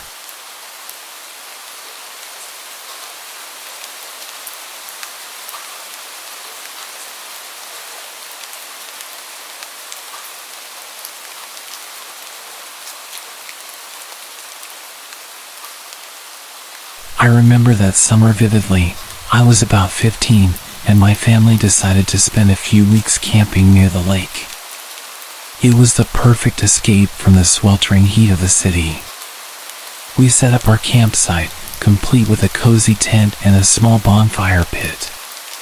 Days were filled with swimming, hiking, and enjoying the company of my parents and younger brother.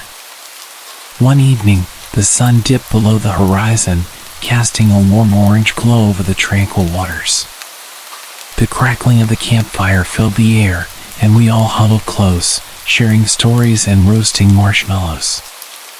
My little brother was captivated by the stars that dotted the night sky, and my parents laughed and reminisced about their own childhood camping trips.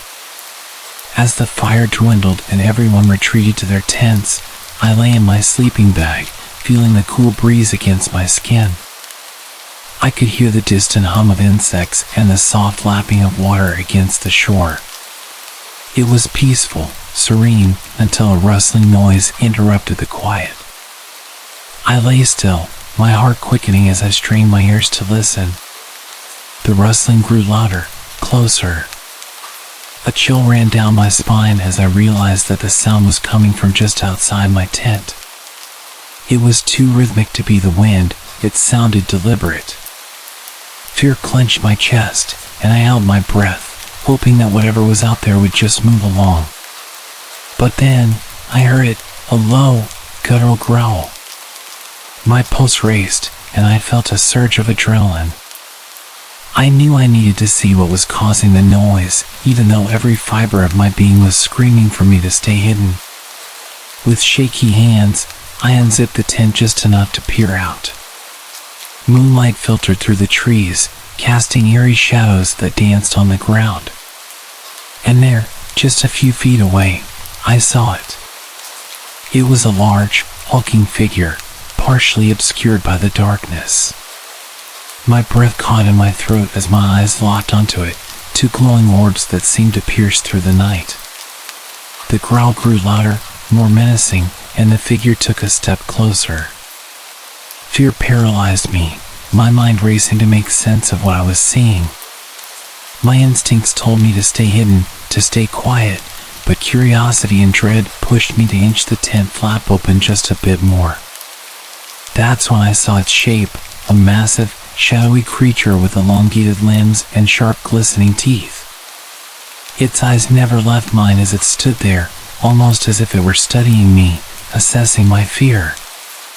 As the seconds dragged on, I felt a sense of dread.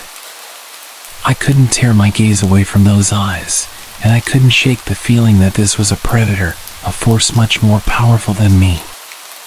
My heart pounded in my chest, drowning out the sounds of the night, as I realized that whatever this creature was, it was not something to be trifled with. And then, just as suddenly as it had appeared, the creature turned and melted into the shadows, disappearing into the night. The woods fell silent. I zipped the tent shut, my mind racing with questions and possibilities. Morning came, and I emerged from my tent, shaken but determined to find some rational explanation for the night's terror.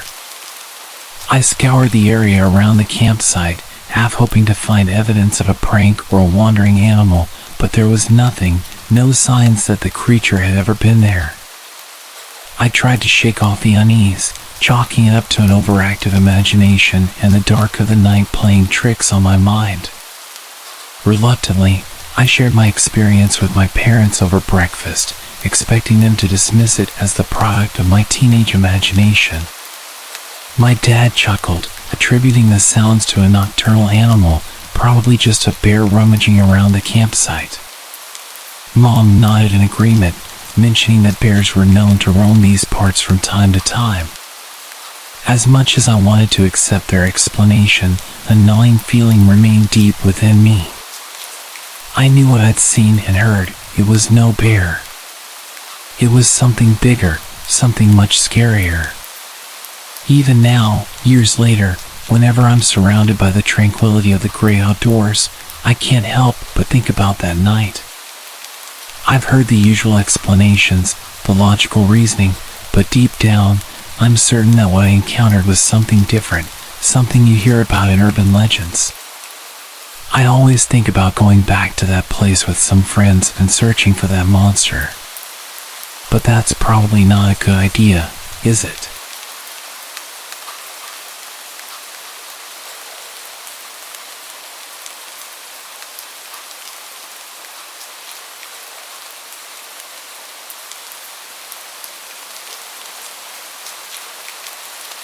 About 13 years ago when I was 18 and had just gotten my first computer, I spent a lot of time exploring some pretty disturbing websites. It was different back then. There wasn't much stopping you from ending up on gore websites. It was quite common to be scrolling through forums and suddenly see a video of someone being beheaded or accidentally watching an execution. Admittedly, I sometimes went out of my way to watch this kind of stuff too. Morbid curiosity, I guess. So, as I ventured down the rabbit hole of the dark web one night, I came across a website that claimed to be an interactive adventure. I loved interactive adventure storybooks and thought a digital version could be even better. Upon entering the site, I was immediately struck by its unusual format. Instead of traditional storytelling choices, it presented a series of hyper-realistic photos showcasing various choices. The story started outside what looked like an abandoned factory. You always had two choices. The first one was pretty simple. You had to choose which door to go into. One door had a no entry sign on it, and the other had a big stop sign. I chose the second one because I figured that'd lead to the more interesting story. Each choice led to a set of photos that portrayed the consequences of your choice. For the first few clicks, it was just navigating the factory. There were all sorts of tools and creepy props all over the place. It looked like a slaughterhouse with what looked like body parts of pigs or some other animal hanging on hooks. The level of realism was shocking, especially back then when the public or some cheap website wouldn't have the funding to make such realistic scenes. The next image had a picture of a woman with her hands clearly chopped off, with only bleeding stumps remaining on her arms. I couldn't believe this game was free. It was so convincing. The two choices now were just save or end. I was not about to end my little journey here, so I clicked save. Again, the website took a few minutes to load and I sat patiently waiting for the next part of the story. I was so numb to gore and this kind of thing after spending enough time on the internet, so I wasn't particularly shocked at the bloody details, just in love with the creativity of this game. The page refreshed and it was an image of the woman again, but this time her hands were bandaged and she's staring right at the camera, absolute terror in her eyes. I thought it was weird that I didn't get to make a choice, but I assumed when you save the game it kind of does a soft reset so that people who made other choices would all lead to that part anyway. I've played similar games before, so I knew that often, no matter which choices you make, the game will force you down the path it had planned anyway. Another choice appeared. Man or child. I was a sick little teenager, but I didn't want to see a child getting tortured, even if it was just a game, so I chose the man. A few minutes passed again and then a man appeared in the chair. This time I had the choice between a rope and a baseball bat. I chose the rope, wondering how creative they could get with something so simple. Once again, a short delay between the next image loading, and I maybe started to get a bit bored at this point, but I waited. The next page loaded. The man had the rope around his neck. He was stood on the chair and the rope was attached to a metal beam above. It was crazy how brutal this website was, but part of me loved the intensity. I'd hit another checkpoint asking to save or end. It was at that moment my mom knocked on my bedroom door and I panicked and quickly pressed end. The page went blank just as she walked in. This is where it got seriously creepy. I immediately felt my stomach turn and my heart drop. The picture had loaded. The man who'd been holding the camera the whole time was now looking into a mirror, dressed in some butcher overalls, covered in blood. Leaning against the mirror was the man with the broken neck. His face had some disturbingly realistic details, like his eyes bulging and his face seriously discolored. Two female hands, standing upright on their stubs, were also sitting next to the mirror, both with their thumbs up. It was incredibly morbid, but that wasn't the worst part at all. The worst part was written on the mirror. My name. My address. My mind was racing. I was completely freaking out. I even turned my screen off as if that would do anything. Was this real? Did I just determine the fates of these people? What the hell was going on? How did they have my details? I felt sick. I turned the screen back on and saw the two choices. It said, continue, with yes or no as the options. I immediately clicked no. I was done. I was genuinely so scared. The page started loading again, this time quite a lot faster than usual. The new page was just a zoomed-in image of my name and address, with the option to continue being repeated back at me, this time with save or end as the options. Is that what save meant? Save the woman? And end? Did I choose to end the man? I was drenched in sweat at this point and really panicking. Was this a threat? I have to continue or they'll come for me. Am I choosing to save myself or end myself? I hated everything about this moment. I clicked end and immediately turned the computer off. As you can tell from the fact that I'm telling this story, they never came for me. We did move house a few weeks later for unrelated reasons, so maybe that's why. But I lived in complete fear for at least 3 years after this. Did I really do those things? Was it just a creative game with some clever tricks? It would explain the long loading pages. I don't like to think about it. Well, at least I didn't choose the child.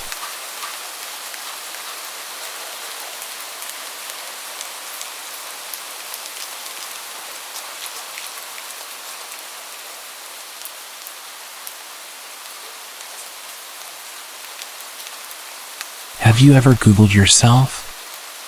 A few months ago, I was feeling curious and decided to do it out of sheer boredom. With a fairly rare name, I wasn't expecting much in the search results.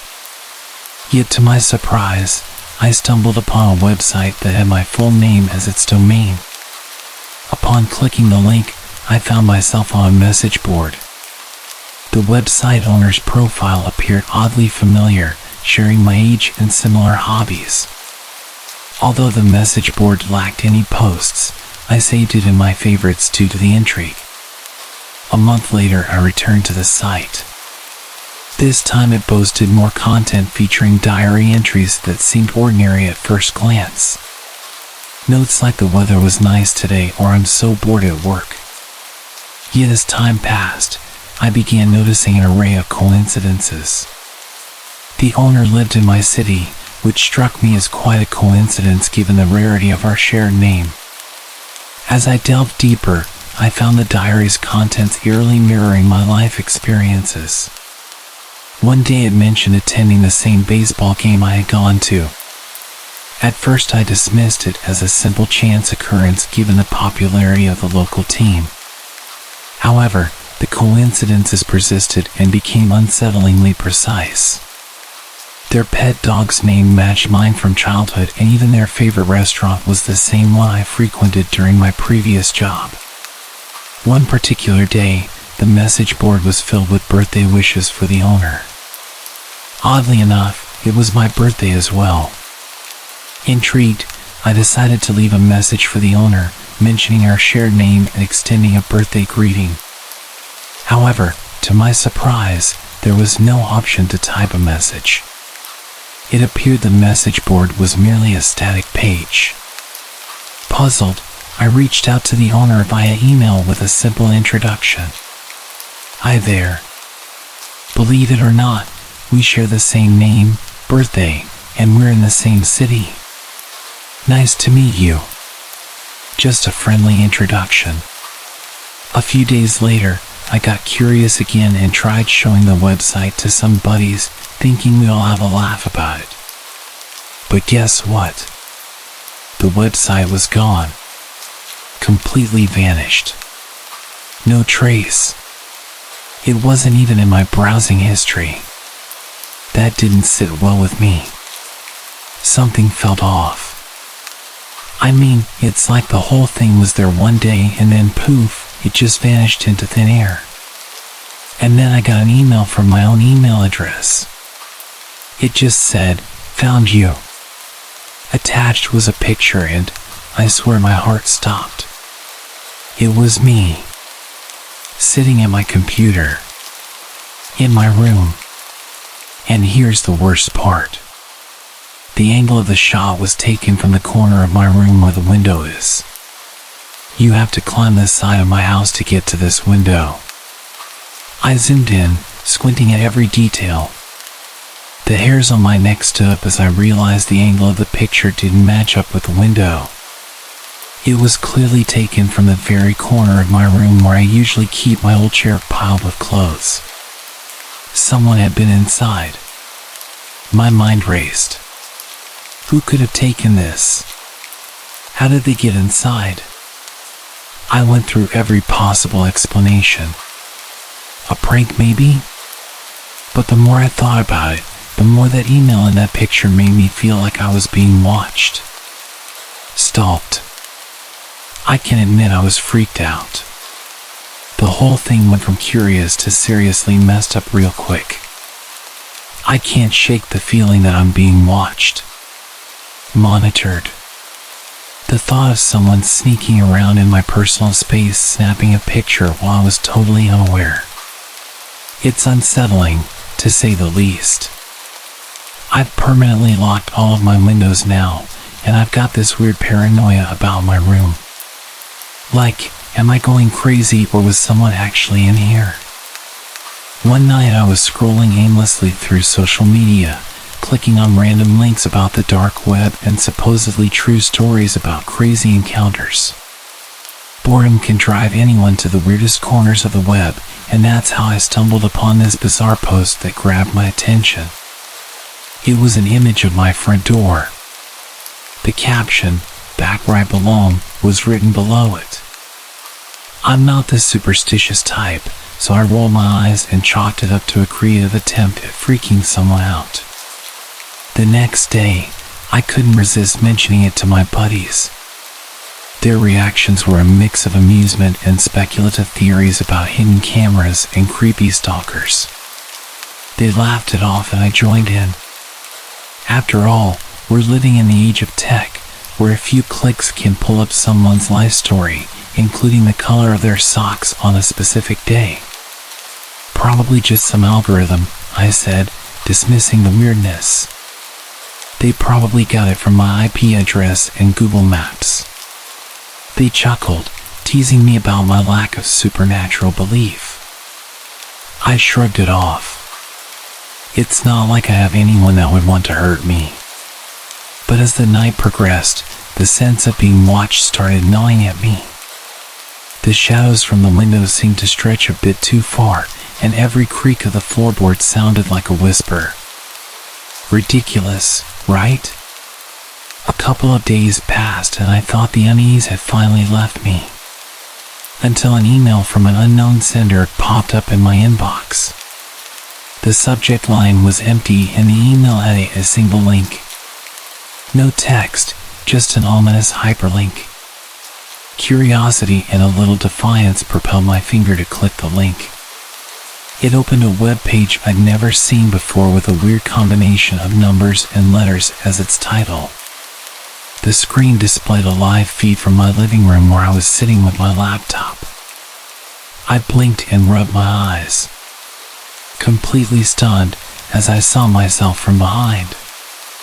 Clearly there was a camera in my room, but where? Okay, now that's just messed up, I muttered, assuming it was a prank or someone playing with sophisticated tech tricks. But the camera panned around the room and my unease twisted tighter. My eyes darted around the familiar surroundings, trying to figure out where the camera was. That's when I noticed it.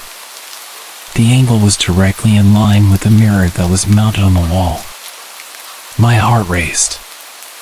I approached the mirror and tried looking at the laptop to see if my face was appearing on the live stream, but the website had turned into an error page. I spent some time trying to refresh the website and follow the link from the mail, but it was like it never existed. I checked the mirror again and there was no obvious signs of there being a camera.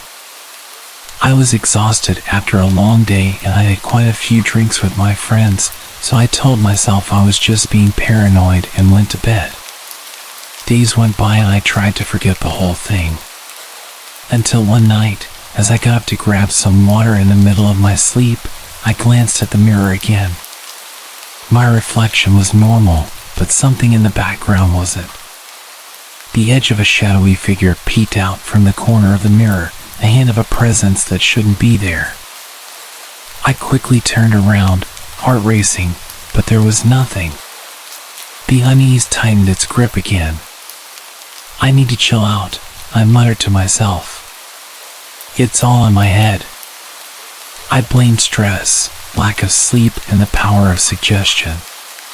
But when I found my favorite mug smashed to pieces on the floor of my kitchen the next morning, I couldn't stop thinking that someone had been in my house.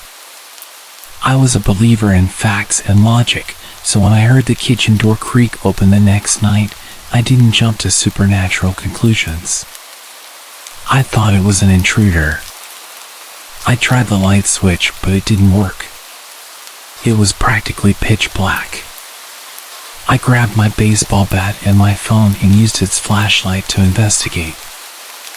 I made my way towards the living room and looked around, aiming the flashlight all over, and suddenly I spot something. The mirror was leaning against the wall and there were obvious wires hanging out of it. I felt a strange mixture of anger and fear. Someone really was messing with me and they were here right now? I shouted, "Who the hell is in my house?" and turned towards the kitchen. But as I did, the lights suddenly came on and blinded me. The world seemed to blur around me. My vision blurred, and then I woke up. I was back in my bed. I sat up, heart pounding. My bedroom was exactly the same as normal. Had it all been a dream? A really weird, vivid dream? I reached for my phone to check the time, and that's why I noticed the notification. An email had come in from an unknown sender. With trembling fingers, I opened it. It was a photograph. Almost the exact same photograph as the one that started this whole thing. It was my front door, but this time it was taken at night. The caption below the image sent shivers down my spine. "Sleep well.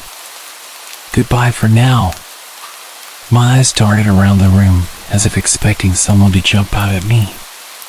But I was alone. My logical mind tried to find a rational explanation. Maybe it was a prank, an elaborate scheme by someone with too much time on their hands.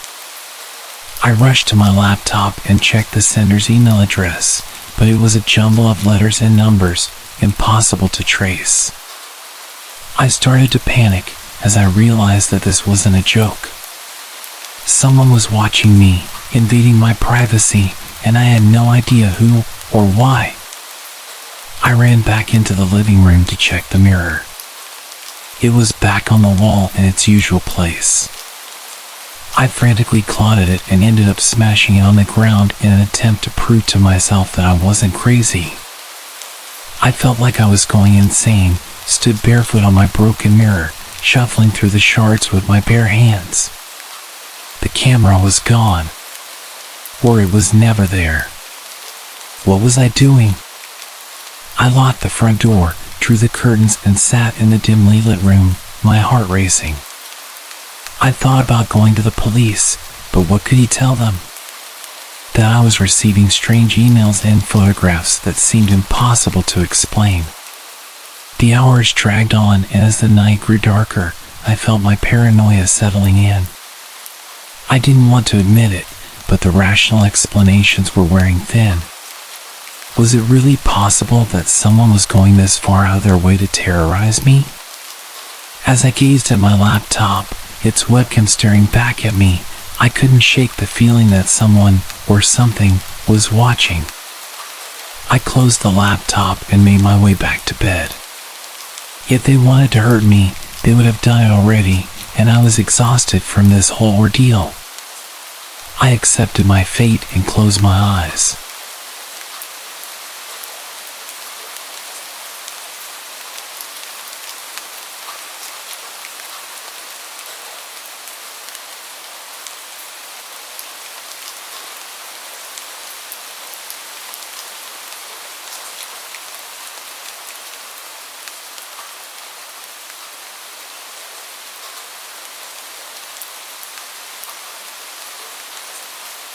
I was just 14 years old, and it seemed like an ordinary night. It was roughly around 9 p.m. I was at my younger cousin's house, and I was babysitting for the night. Both of our parents had gone out for drinks and weren't going to be back until late. We were just lounging around, sitting in the living room, watching random shows on television. So we're sitting there, and I was feeling really unsettled. Something was wrong, but I couldn't put my finger on it. I tried to ignore it and kept watching TV with my cousin, who was happily enjoying my company. The feeling wasn't going away. So I got up and walked to the back door to lock it. When I came back through the kitchen, I realized what was causing my weird feeling. In the window, there was a very decrepit and homeless-looking man, just staring into the window, looking at my young cousin. Protective mode turned on. I pretended like I didn't see the guy, and I told my little cousin that we needed to go upstairs because our parents would be home soon and they wouldn't want him to be staying up late. I went upstairs and put him to bed, knowing damn well that there was a man outside that wanted to get in. At the time, I was about 125 pounds and 5'8", and I played football for my school.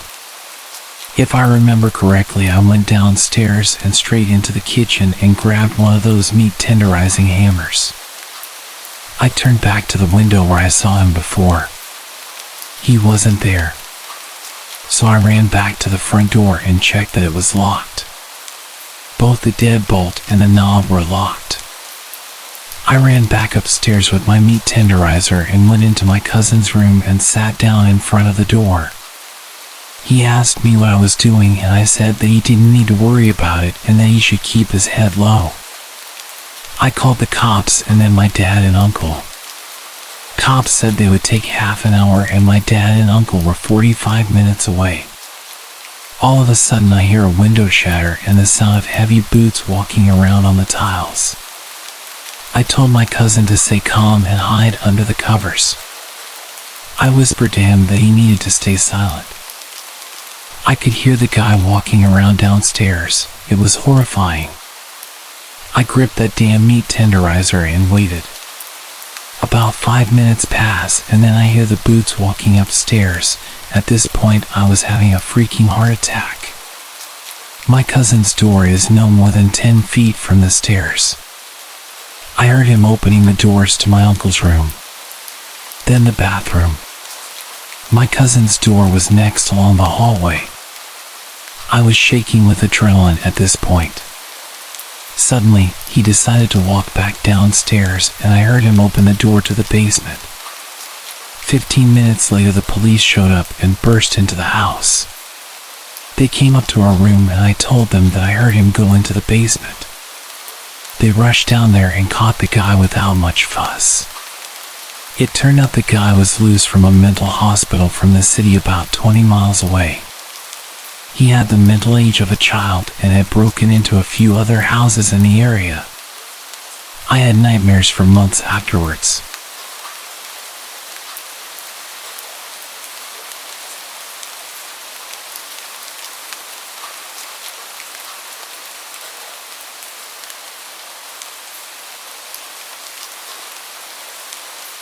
About 10 years ago, I lived on my own and didn't have much company. I was quite depressed at the time after losing my girlfriend to a drunk driver. I was enjoying a beer and watching the sunset on the back porch when I saw a large, scruffy man emerging from the tree line. My heart skipped a beat as he stumbled towards my house in a menacing way. Living alone, I often used my backyard for target practice. And at that moment, I was immensely grateful for it. Instinctively, I rushed to bolt all the doors while frantically dialing the police. What I didn't know was that this intruder had broken in the day before through a basement window and had spent the night squatting there. He had left the basement door unlocked, and at this point, he'd made his way inside the house and was making his way up the stairs towards me. I gripped my rifle, aiming at the approaching man as he descended the hallway. I shouted at him, ordering him to stop and get on the ground, but he just kept walking towards me. I fired the first round, loaded with rock salt, but he showed no reaction, undeterred. I quickly followed with a rubber bullet to the chest. Yet the drugged-up guy, who was clearly out of his mind, continued advancing. This guy was huge, at least twice my size, and I realized that whatever drugs he had in his body were going to push him through any pain that a rubber bullet would inflict. He was backing me into a corner. I desperately begged him to stop and warned him what would happen, but he just moaned at me like a zombie and lunged towards me. I took my third shot. I can't recall whether it was buckshot or a slug, but it left a gaping hole in his chest. It barely even slowed him down. He kept coming, and in a frenzied struggle, he wrestled me to the ground. He was moaning and coughing up blood. Suddenly, he grabbed my face with both of his massive hands and started squeezing my head. It was utterly terrifying. I could feel him trying to burst my skull open like a balloon. I don't know how long it actually lasted, but it felt like forever. Eventually, the injury finally caught up with him, and he died on top of me. I was laying with him crushing me for a few minutes. My energy was completely drained, and I could barely breathe with his weight on top of me. His body was pushing my rifle into my chest, and it was causing me serious pain when I tilted his body to the side. I was completely drenched in his blood, and I can still remember the overwhelming smell. I'd completely forgotten that I was still on the phone with the operator, who had heard our entire exchange, which more or less amounted to me pleading, "Stop, or I'll shoot," and the man menacingly taunting. The police arrived soon after, and the incident made it to the local papers. There was a criminal investigation, but eventually, I was cleared of any wrongdoing. It turned out that the intruder was wanted for murder of an elderly couple in Baltimore and had somehow made his way 50 miles up the road into a rural area.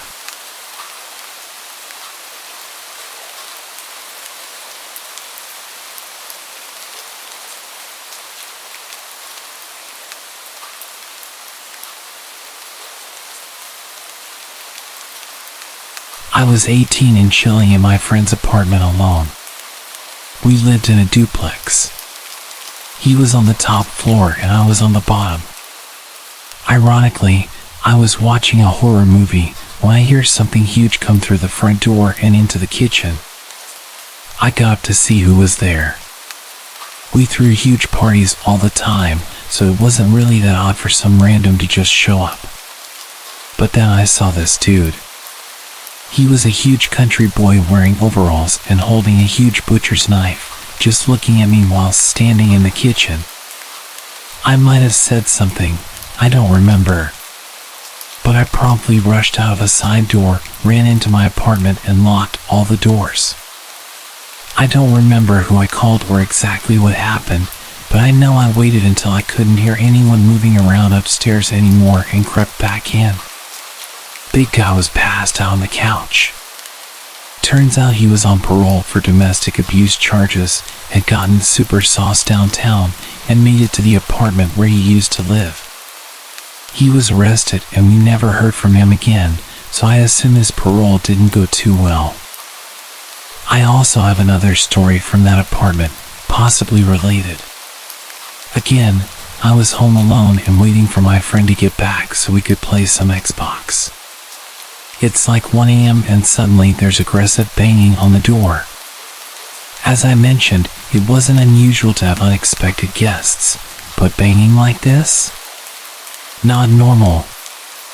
I get closer to the door and this guy is screaming about money, and he kept referring to someone called Big Man. Open the door, Big Man. Big Man apparently owed him $10,000 and he was here to collect. He had something metal. I assumed it was a gun or a metal baseball bat. I could hear the clang noise when he'd smacked the door. I was pretty high at the time and didn't know what to do, so I just stood on the other side of the door for about 20 minutes whilst he shouted abuse and tried to kick the door down. Pretty dumb, but I was young and stupid. He did eventually leave, and I don't know if he came back one night during a party or what, but I never heard about him again. One final thing that happened in that apartment. It was the day after a party. My flatmate was once again out, and it was just me at home. There was a knock at the door, and I looked through and could see a delivery guy. I opened the door, and he says he's got a delivery for me, already paid for. He's just carrying a delivery bag that seems suspiciously light. He asks where's Jason, and I ask who that is. He tells me Jason ordered it and says he can only deliver it to Jason because he paid for it. I didn't know anyone with that name, and the guy didn't look like your typical delivery guy. I told him he must have the wrong address, and this guy shoves his hand in the door and pushes it open whilst I'm trying to close it. We have this intense standoff where I'm trying to tell him that Jason doesn't live here, and he insists that I let him in to check. He gives me this serious stare and tells me it's just Jason he needs to see. He decided to drop the delivery man act, and it was clear that he and Jason had business. I was about to let him in to prove that Jason didn't live here when my flatmate came home and celebrated the fact that I'd ordered pizza. The guy dropped his bag and left. It took me a while to put all of the strange encounters together. The guy on parole who'd broken in originally was probably the guy that owed people money and had people showing up to get him to pay. We both moved out a few weeks later. That place was too much trouble.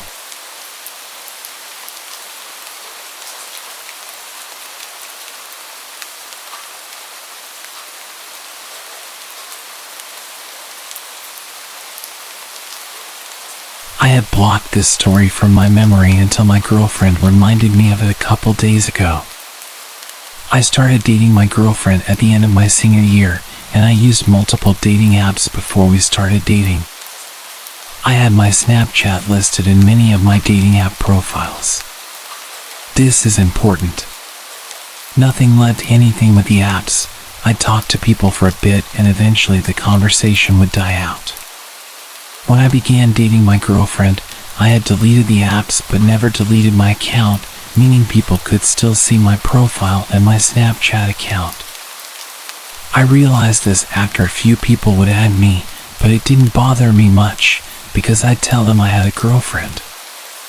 As you would imagine, the conversation would end at that point. But there was this one guy that added me, let's call him Adam.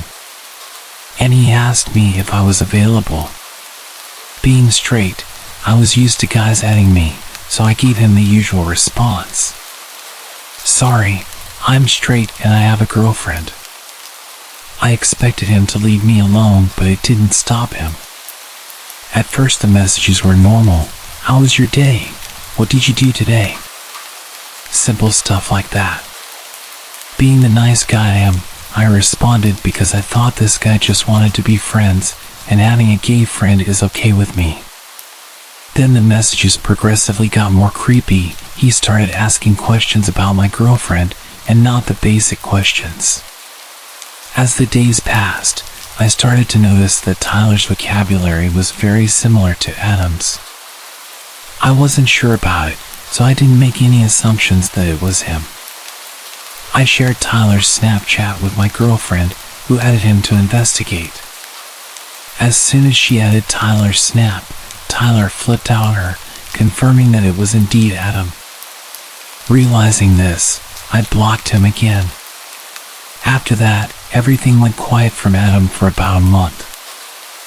I live in the suburbs of Chicago, and both my girlfriend and I live down the street from each other.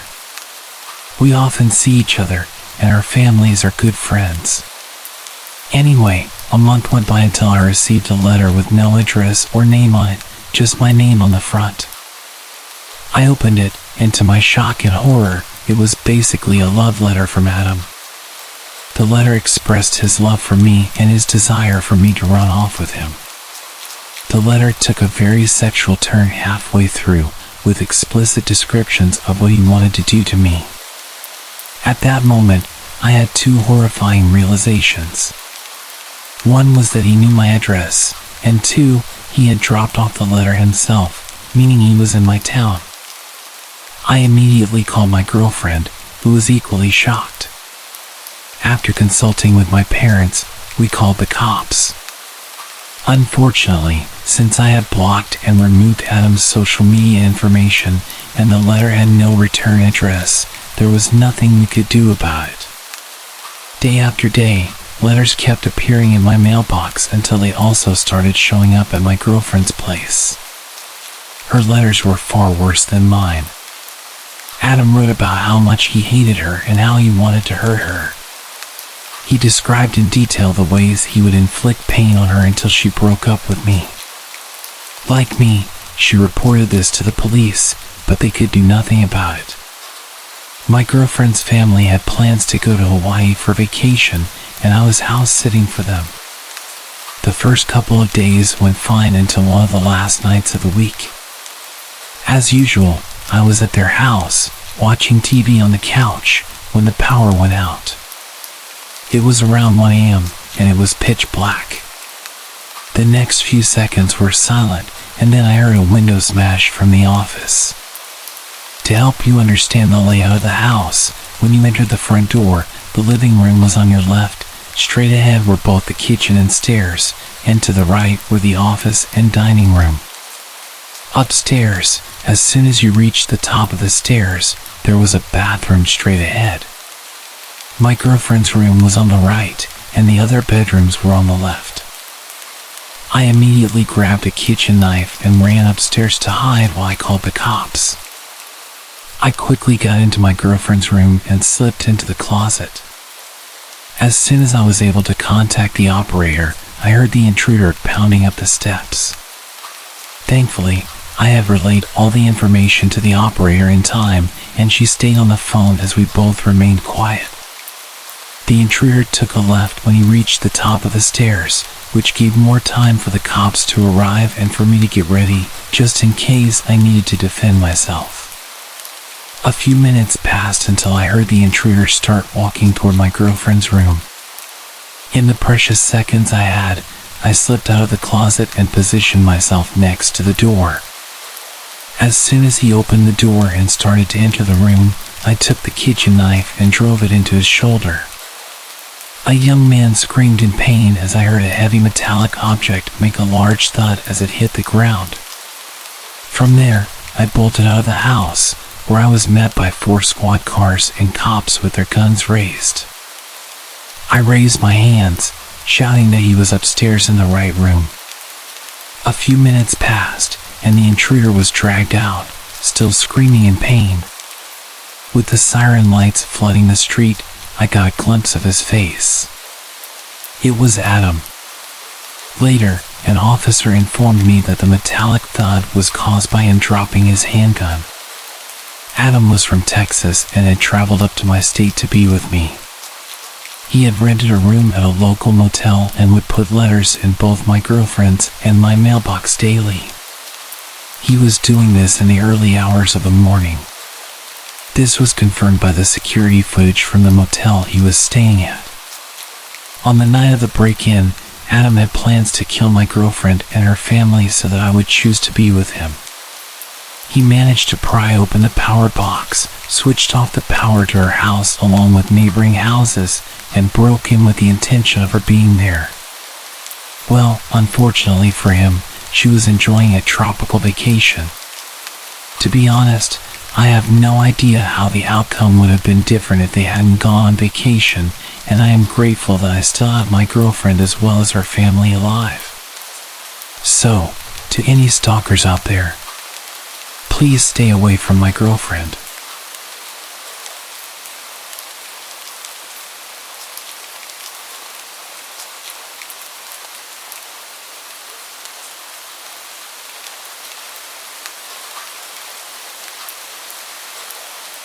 This happened to me over a decade ago, but I will never forget the feeling deep in my chest. Both that night and the next morning when the true nature of the situation became apparent. It was late December in a small Texas town. We just received 5 inches of snow earlier in the morning. I can't remember what time it was. All I remember is it was dark outside, and I was playing in my room. It's important to note that my room was made up of two parts, a mudroom with a door leading out front, then my actual bedroom. The door was an older style wood door with all the old hardware and had a window on the top half. It had a window shade, but that wouldn't stop anyone from looking in if they wanted. My room was the frontmost, with my parents' room being in the back of the house. Suddenly, the knob was not being gently moved. Someone was turning it with force. This door was one that had to be locked from the inside, so the knob could turn and open freely. Luckily, there were two deadbolts. Whoever was on the other side just figured out the knob was free to open. As soon as I heard it turn all the way, I sprung up to the wall about 5 feet from the door, my back to the wall. The door fell silent. I found myself glued to the wall, unable to move. Then, the knob turned slowly. I remember watching, waiting for it to turn all the way. When it did, whoever was on the other side started trying to budge the door and pry. At first, it was easy going, but then they started pounding into the door with their foot. They got only 2 kicks in when I unfroze and screamed for my life. I sprinted to the back of the house to get my parents. They asked what was wrong, and I said someone tried to break in. They ran over and checked, not bothering to look outside, which I pleaded them to. They just said my imagination was running wild and it was an animal or the old age of the house. They took one final look in my mudroom, not bothering to investigate any further. I was told to go to bed. It took me hours. I don't even remember falling asleep. All I remember is staring at the door from my bed, never taking my eyes off the doorknob. Suddenly, I was woken up by my parents, who were obviously distressed and seemed to be scared. My mom grabbed me by both shoulders and got right in front of me. She asked very sternly why I thought someone tried to break in. When I told them this time, they seemed to listen. I was worried how serious they were as they asked me about everything. When I was done, they said they had to show me something. They took me to the front door and out to the front yard, pointing to my door near the driveway.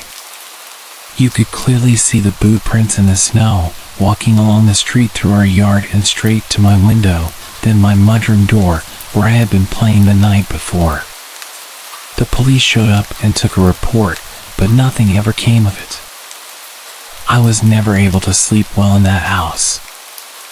I can never forget what it felt like as a child to go through this and not have my parents believe me. I'm just glad I was not home alone and very thankful for that strong door.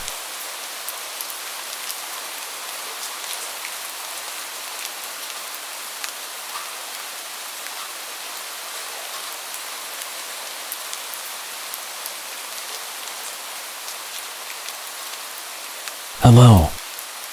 I'm a 20-year-old French girl. To set the context, I live in a suburb in a small residence with 6 houses. My gate is often broken, and most of the time it's wide open, giving easy access to our small courtyard. My house has 1 floor with 4 bedrooms, including mine. Downstairs, there's a guest bedroom which we use as a treatment room due to my health issues. It's where we keep all the equipment and medicines. I also have a dog who means the world to me. He feels everything and even senses my epileptic seizures before they happen. He can even tell when the nurses are arriving by the sound of their tires in our yard. He never barks unless there's a problem. A nurse visits me 4 to 5 times a day for treatments, including infusions. This is an important part of my story. One morning, as usual, my nurse, Sandra, arrived at 8 a.m. She administered my treatment, and we chatted like we always did. After about 40 minutes, she left, saying she might be a little late next time, but I shouldn't be worried. That day, my parents were at work, and I had a medical appointment in the morning. I was home alone, except for the nurse's visits every 4 hours. When I returned from my appointment, I sat on the sofa with my dog while waiting for the next nurse. When I heard tire noises, I thought it was Sandra arriving a bit early. My dog started growling, which was unusual. I looked at the time, 11:50 a.m. I assumed Sandra might have switched with the previous patient, as she sometimes did. I heard a knock and I went to the door. I saw a young woman I had never met before. She introduced herself as Camille, a third year at nursing school, and explained that Sandra had sent her to prepare my treatment. I wasn't suspicious. I was used to students coming over. But I was a bit surprised because Sandra usually informed me in the morning or sent a message. Also, she never left a student alone on the first visit. I led Camille to the treatment room and showed her the way. While she washed her hands, my dog's behavior became strange. He growled as she approached me and circled me, so I decided to leave him in the living room and close the door to keep him calm. I didn't pay much attention to what Camille was doing. I was on my phone at that moment. Then, I noticed she was preparing a syringe rather than using the pre-made saline syringe as usual.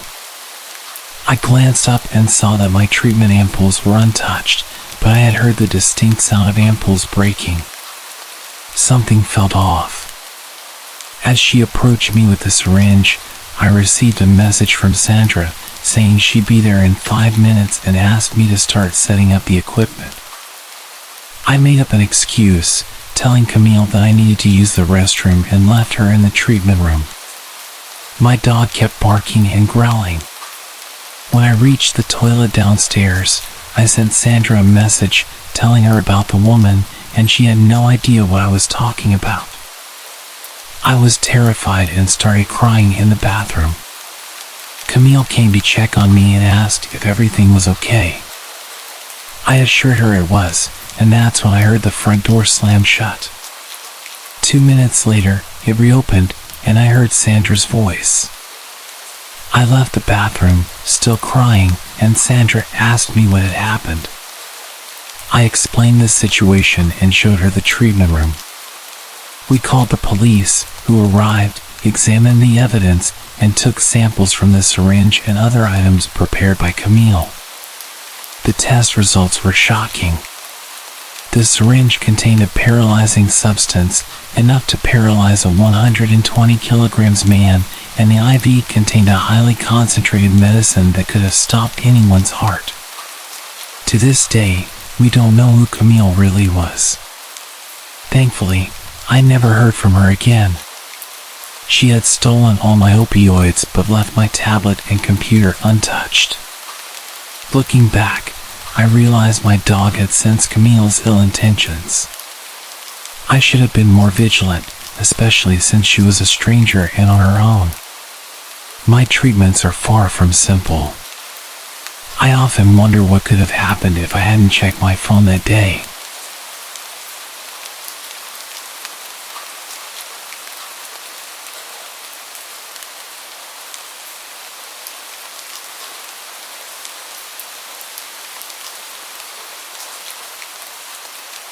Okay, before I get into the story, there's a few things I need to explain about my country, South Africa, for you to fully understand the story.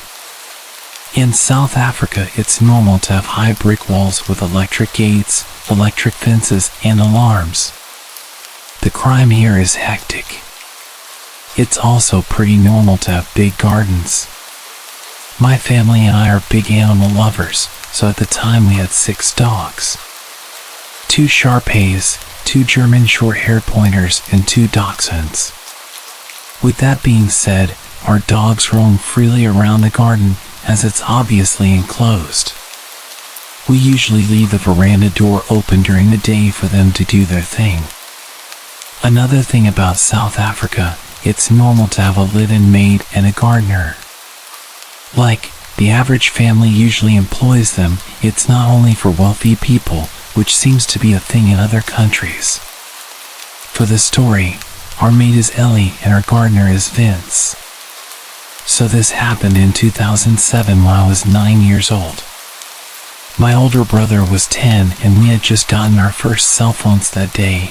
My dad surprised us after work.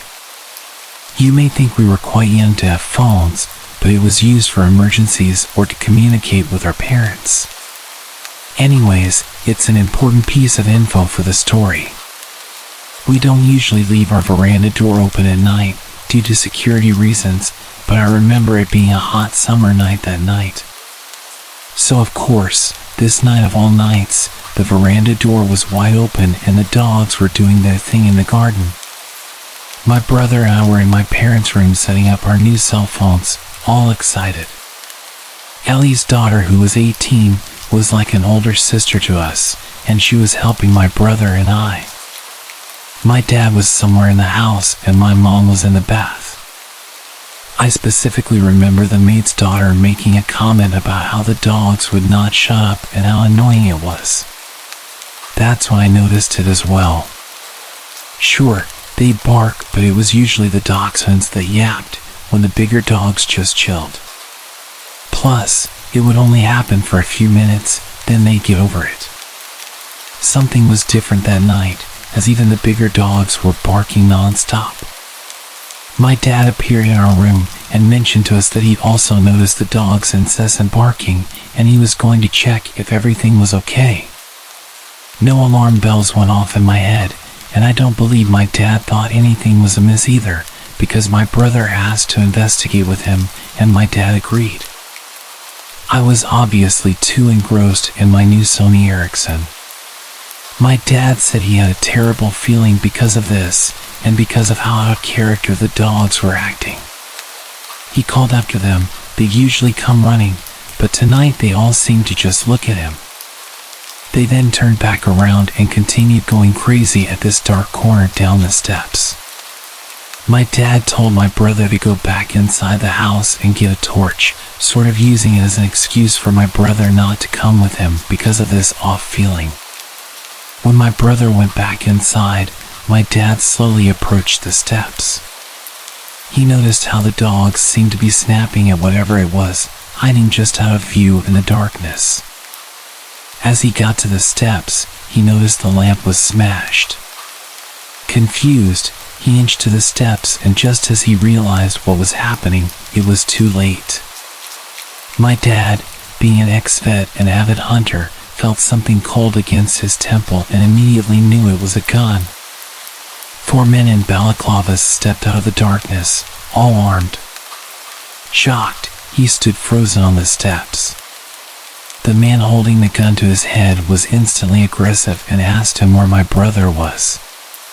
He said that he saw my dad come out with my brother, but my brother went back into the house. My dad said something came over him, and before he knew what he was saying, he responded by saying, "He's gone inside to press the panic button." As he said it, he saw how all of these guys started to panic. They started speaking in an African language called Zulu, assuming my dad couldn't understand because it's not common for white people to speak it. But my dad had actually grown up on a farm where he learned it fluently because of the farm workers. The aggressive guy holding the gun said, in Zulu, "Shit. The cops will be here any minute. Let's just kill this guy, grab what we can, and leave." The others seemed apprehensive, and a smaller guy seemed really on edge and continued to say how he can't go back to jail again. And they need to get out of there before the cops show, which would be any minute. He was panicking. My dad then took advantage of this guy's fear. My dad interrupted them, speaking English, pretending to not understand what they're saying, and said that we usually have armed response vehicles that drove in our area, and since my brother pushed the panic button so long ago, they'll probably be here any second. And that did the trick. My dad watched as their plan unraveled before them. The smaller, scared guys started freaking out all of the other guys, saying that they need to leave ASAP, or else they'd be caught. He seemed to make the others more nervous and lose confidence until they started full-on bickering amongst themselves. Their plan was slowly turning to shit, as a third guy had put it. The aggressive guy pointing the gun to my dad's head slowly lowered it as they started fighting, losing focus on my dad and shifting his focus onto his crew. My dad then used this as an opportunity to slowly back up the steps and turn to dart towards the house. As luck would have it, as my dad ran into the veranda door, my oblivious brother was heading out with a torch. My dad scooped him up under his arm and sprinted into the house, not even closing the door behind him. Silly, but I think he just wanted to get my brother inside as quick as possible without even thinking. The maid's daughter and I were obviously also oblivious to everything when my dad rushed through the bedroom door, slammed it shut, and told us to go upstairs into the attic. There's 5 guys outside with guns. They're here to hurt us. Get upstairs now. My heart sank. I remember my body automatically responding and me sprinting to the stairs. My mom ran out of the bathroom in a towel, not too far behind. We sat there in the darkness and silence. I swear you could hear a pin drop. I think we were all just waiting to hear something below us in the rooms. My mom cursed, saying she didn't have a phone, and neither did my dad. But as luck would have it, in my hand was my brand new Sony Ericsson. No better emergency to use it than now, right? My mom dials the police, and I kid you not, when they asked where we lived, they told us it wasn't in their jurisdiction. Sorry. Click. The line goes dead. We're now not only shitting ourselves, but we're flabbergasted. My mom starts cursing like a sailor again, and that's when my dad realizes, damn. He didn't close the veranda door, and what about Ellie and Vince, who are in their rooms, blissfully unaware of the danger they're in? He gets his firearm in the safe in the attic and tells us that whatever we hear, to not come downstairs. To stay hidden no matter what. Now I'm sobbing, begging my dad not to leave us, but he tells us he has to go get the others before something bad happens to them. Now there's even more tears, as reality hits that there's 2 other people still in danger. The maid's daughter is understandably in hysterics, because she's also fearing for her mom downstairs. My dad disappears and the air is thick with tension. We can still hear the dogs going crazy, indicating that those men were still on our property. My mom then calls another number, the armed security that drives around the area, and they say they'll be over in about 10 to 15 minutes. They say to wait and stay hidden until they ring our bell at the gate. We all wait in silence, fearing that we'll hear a gunshot or anything indicating these men are in our house. But there was just silence. The only sound was the dog's barks outside. After what seemed like hours, most likely a couple minutes, we heard stomping coming up the stairs and my heart rate quickened. I remember shutting my eyes and praying that it was my dad, with Ellie and Vince. Luckily, it was. We all hid for a while, no one dared to speak.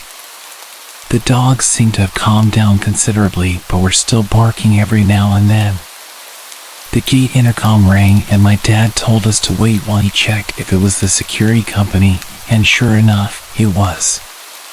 He opened up and the nightmare was over. I remember standing up and my knees buckling from the adrenaline my body endured. The armed security somehow notified the right police for our jurisdiction, and everyone investigated the garden. They found that there were actually 7 pairs of footprints and that these guys had bent the spikes on our wall and just climbed over. We got an electric fence shortly after. So there must have been 2 other guys hiding in the shadows that my dad hadn't seen. Which is actually creepy in its own right. South Africa's violent crime is quite bad, and it's sickeningly common for torture and other terrible things to happen during home invasions. I was obviously so young at the time, I didn't know the horrors of the world and was just scared of my family getting hurt. Now that I'm older, just the thought of 4 women being in the house and my mom being in nothing but a bath towel gives me the chills to this day. The cops said the fact that there were so many guys, instead of like 1 to 3, indicates that these guys possibly had sinister intentions. Thank goodness nothing happened to my family, and I'm forever thankful for my dad's quick thinking regarding the panic button. Also, I'm so glad my dad understands Zulu and could manipulate the situation to benefit us. Lastly, my family will forever be in debt to our good boys and girls that warned us that night. A terrifying and life-changing outcome would have 100% happened had it not been for our incredible dogs. From that day onwards, my dad always gave them leftover rice or meat with their dinner. I'm sure there was a special place in heaven reserved for you angels.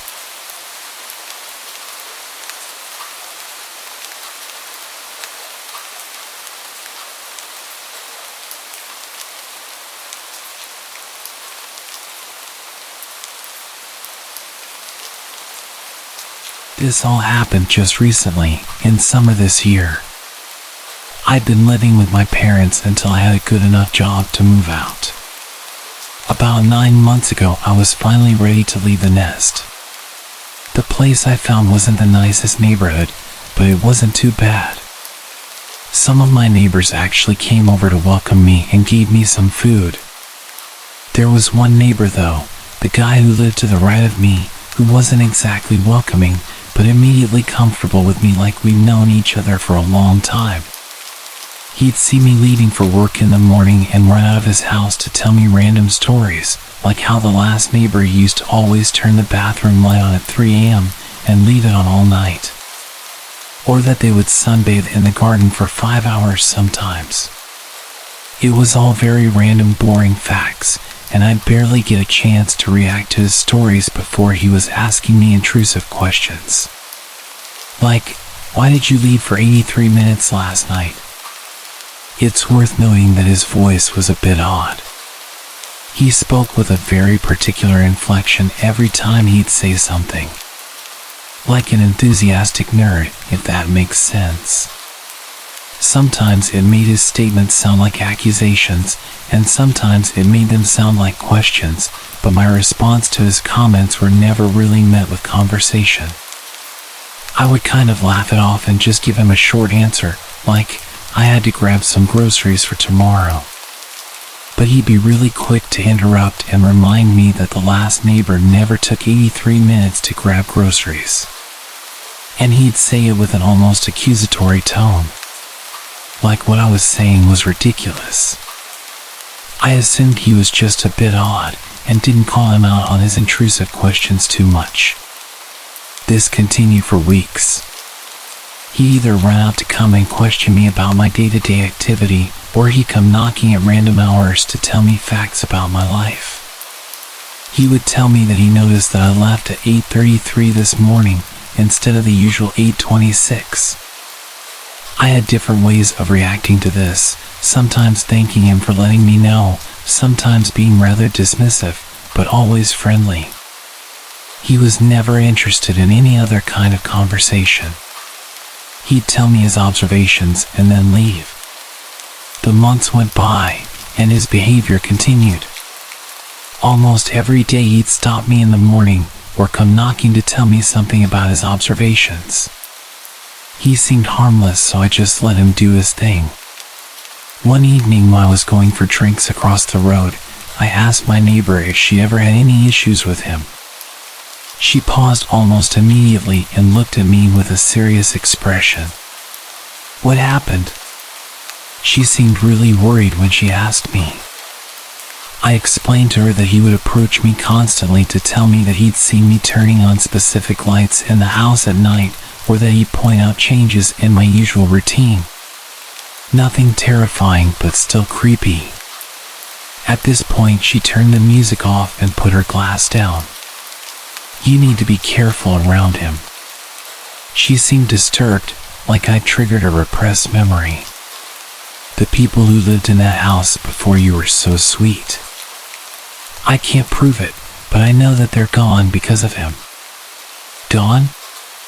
What did she mean gone? I pushed her to tell me more, but she apologized and turned the music back on and changed the subject, ending the conversation. She did stop at one point to just make sure I locked my doors and not to invite him in at any point. That night, as I made my way back home, I watched his house closely as I crossed the road. It was noticeably dark. I never really paid it much attention, but I don't think I ever saw his lights on after dark. Whereas every other house on the street had at least a few lights in different rooms. I got to my door and paused. I looked towards his house one more time. I saw exactly what I was hoping not to. A glimpse of light. He was peeking at me. How long had he been watching the neighbor's house to know that I was over there? Was this all he did? Watch me? I went inside and remembered what my neighbors said. How often did I not even think about locking the door? Honestly, I think most nights I wouldn't even check. I clicked the lock and made my way to the back door. I took the key from the side and made sure it was locked.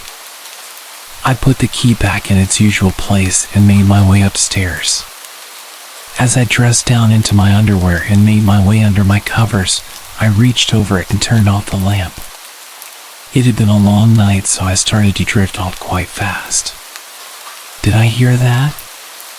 Was that knocking? I sat on the side of my bed and waited, anticipating more knocks. About a minute passed and I didn't hear any more knocking, so I assumed I just dreamt it as I was half asleep. I lay back onto my bed and closed my eyes once again. No, I definitely heard something. I was in a weird state of being half asleep and a little bit tipsy, so I threw the light on and made my way to the window. I couldn't see anything or anyone outside. The sound of me opening my window was loud enough for any visitor to hear. I called out into the darkness, asking if anyone was there. At this point, any normal person would step into view and show themselves, but nobody reacted. Nothing. I know that someone was knocking. I threw on my dressing gown and made my way downstairs. I went straight to the front door. It had shaded glass that let me see partially through it. There was clearly a figure standing in front of the door. I was freaking out, but I was also angry. I didn't even consider the danger. I started fumbling with the lock and threw the door open. You left your house for 157 minutes. What the hell? I snapped. This was the latest he ever visited. Everything about his behavior had really annoyed me. The fact that I called out of the window and he didn't respond and instead stood with his nose practically touching my front door. Why did you feel the need to tell me that? At this late in the night. I was falling asleep. You've been out very late. I know that. I'm an adult. I'm allowed to go out late. I realized I was reacting to his accusatory tone. Is that all? You wanted to tell me I'd been out late? He started to just walk away, back to his house. I yelled to him that I didn't want him to knock on my door again. He didn't react, just kept walking towards his house and went inside. I'd tolerated his weirdness for long enough. I convinced myself I wouldn't let him commentate my life schedule anymore, and that next time he talks to me I was going to tell him I don't care and just keep walking.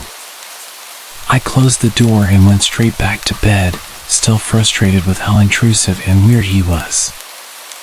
I closed my eyes and imagined what I would say to him the next time I saw him. I felt really tired and had no problems getting back to sleep. As expected, I had the weirdest dream. Whenever I'd had a few drinks, I'd always have such vivid dreams. I could hear that damn gentle knocking. I didn't jolt awake this time. I almost convinced my subconscious dream state to ignore the imaginary knocking. But I was fully aware of every creepy little thing that was happening. I started wondering if I'd locked the door. I knew I'd locked it earlier, but did I lock it after I opened it again to confront him? I couldn't remember. I hated how realistic my dreams were. Of all the scenarios I could think about, did I really have to imagine him breaking into my house and walking up my stairs? I feel like I'd never been so consciously aware during any of my dreams. I was dreaming that I was locked in place, sleeping on my side, with my back to the door. His breathing sounded so real. If it wasn't for the alcohol in my system, I would have definitely woken up. This was by far the creepiest dream I'd ever had. I dreamt that he was climbing into bed with me, wrapping his arm around my waist and playing with my hair. I felt absolutely disgusted, but the soft touches also felt relaxing and pushed me deeper into the dream. I was urging myself to wake up at this point. My mind kept racing back to the thought that I actually hadn't locked the door. I needed to get up. His breathing was so intense. It felt so real. His touch felt real. This was unlike any dream I'd ever had. I was urging myself to wake up. I felt paralyzed. Wake up. Wake the hell up. My eyes finally opened and I could still feel his touch. Why didn't you lock the door? I jumped up. His voice immediately jolted me awake. He was in my bed. I screamed and ran straight down the stairs and out into the night. I was still screaming as I ran across the road and started banging on my neighbor's door. I was freezing, only wearing my underwear and completely barefoot. I banged aggressively on her door and shouted her name until she came down. She opened the door in a daze and I pushed my way in. I frantically explained what had happened whilst begging her to lock the door and call the police. We watched out of the window. My front door was wide open, just as I'd left it. The cops were on their way and my friend was comforting me as I got into some of her clothes and told her all of the details. Minutes passed as we stared out of that window. My friend asked if I was sure he was there and it wasn't just a bad dream. I started to doubt myself when we didn't see him leaving. I wasn't the sensitive type. I wouldn't make up that whole scenario out of fear. I had a vivid memory of him lying in bed with me and touching me and talking to me. It was real. I know it was. The cops showed up after about 15 minutes and started to enter the house, guns drawn. We watched intently, waiting for them to bring him out in cuffs. They were in there for quite a while and I started to think that he'd locked himself in my room or something. After what felt like forever, the cops started to leave my house. They were alone. He wasn't with them. I couldn't believe it. I was not crazy. He was in my house. I know he was. I made my way outside to speak to the cops and ask where he was, but they confirmed that they found nothing and searched everywhere. I frantically told them that I was not going back into that house with him still in there. That's when the worst thing that could have happened. He walked out of his house. He stood there, just watching. I was freaking out, demanding that they arrest him and insisting that he was in my house. His expression didn't change, he didn't even flinch. He just turned and walked back inside. Yes, I was drunk and I was pretty emotional at this point, but I couldn't believe that they didn't listen to me. They told me that they'd searched the entire place and there was no intruder. They said that the person who I claimed was an intruder was clearly in their own home, so I should just go inside and get some sleep. There were no signs of forced entry and no damage or evidence of an intruder, so there was nothing they could do. After a while of me practically begging them to at least go and interview him, one officer did go over and speak to him, but it seemed like a very short conversation. He confirmed that he did come over initially to check on me, as I looked drunk, but then went straight home. I was furious, but also terrified. I eventually went back inside and searched the house for any evidence that he was there. I was almost starting to doubt myself until I checked the back door. It was unlocked, and the key was still in the door. I never left the key in the door, ever. He'd left through the back whilst I was hiding across the street. He'd been in my house and there was nothing I could do about it. I made my way upstairs after properly locking every door. The sick freak had made my bed. It was perfectly tidy and the covers and pillows were placed perfectly. He didn't even rush out after I woke up. He just tidied my bed and then left through the back door. I climbed in and tried to fall asleep, but there was an overwhelming musky smell. His unwashed body had tainted my covers and his odor lingered all over my room. It took me hours to replace all of my bedding and finally get to sleep. The next morning I couldn't shake the feeling of being violated, but I also doubted the whole night. The police had been inside my house, a bunch of men in heavy uniform. That could explain the smell. The key being in the back door, maybe they were checking to see if it was the right key for that lock, confirming that nobody had stolen it. Even the tiny pillows had an explanation. I told them he was in my bed. So it makes sense that they'd throw my bedding onto the floor if they were looking for him, and then maybe one of them just put it back and tidied it up for me. I followed my usual morning routine, and then at 8:30 as I approached my front door, I took a deep breath, anticipating his presence. I left my house and headed towards the road, looking in his direction as soon as I stepped outside. There he was, walking out of his house to greet me. Like clockwork. I froze and tensed up, ready to scream or punch him if he got too close. You're running 3 minutes later than usual. Did you remember to lock your door this time?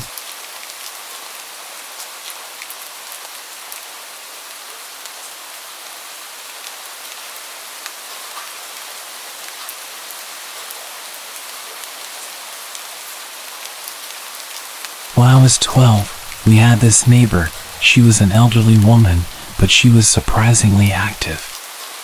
We'd always see her around, carrying weeks' worth of groceries up the hill like it was no big deal. She was outside doing her gardening almost every day. She was a tough old lady. The unfortunate thing was that she was the opposite of friendly. If you said hello to her, she'd tell you to run into the road. She hated people and was a very bad neighbor. She would complain about every little thing and show up late at night to tell you that you're too loud and threaten to call the cops. Our family got into quite a few arguments with her. Whenever she would come over to complain, she would aggressively insult all of us. My parents got sick of this and just started insulting her back, telling her she was old and miserable and she would die alone. I didn't like it, but I figured it was just adults letting off some steam. I'm sure I even caught her smiling on her way back home after shouting with my parents. She had quite a reputation around town for being a witch.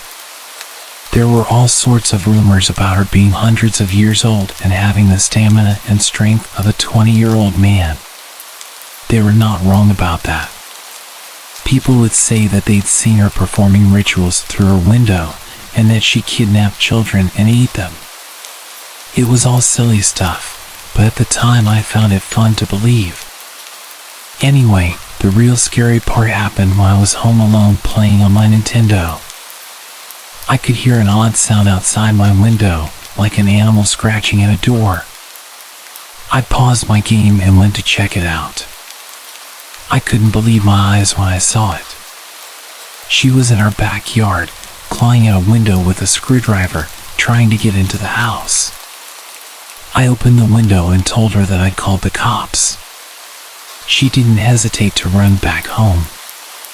It was still so strange seeing this old woman running back at such speed. I actually did call the cops and told them what had happened. They told me they were on the way over and that I should go upstairs and lock myself in the bathroom. Within a few minutes, I could smell something that made me panic. It was smoke. I immediately assumed she'd set the house on fire. I ran to open the bathroom window, and that's when I realized what had happened. The smoke wasn't coming from my house. It was coming from next door. For whatever reason, her house had set on fire and she was still inside. Before the fire department could arrive, the whole place had gone up in flames. They announced that she died in that fire, and we even went to her funeral. There weren't many people there. The last scary thing about all of this was that it only fueled the stories about her being a witch, and that after I caught her trying to kidnap me, she had to burn it all down and move elsewhere to conceal her identity. I don't know what to believe, but I do enjoy telling this story every Halloween.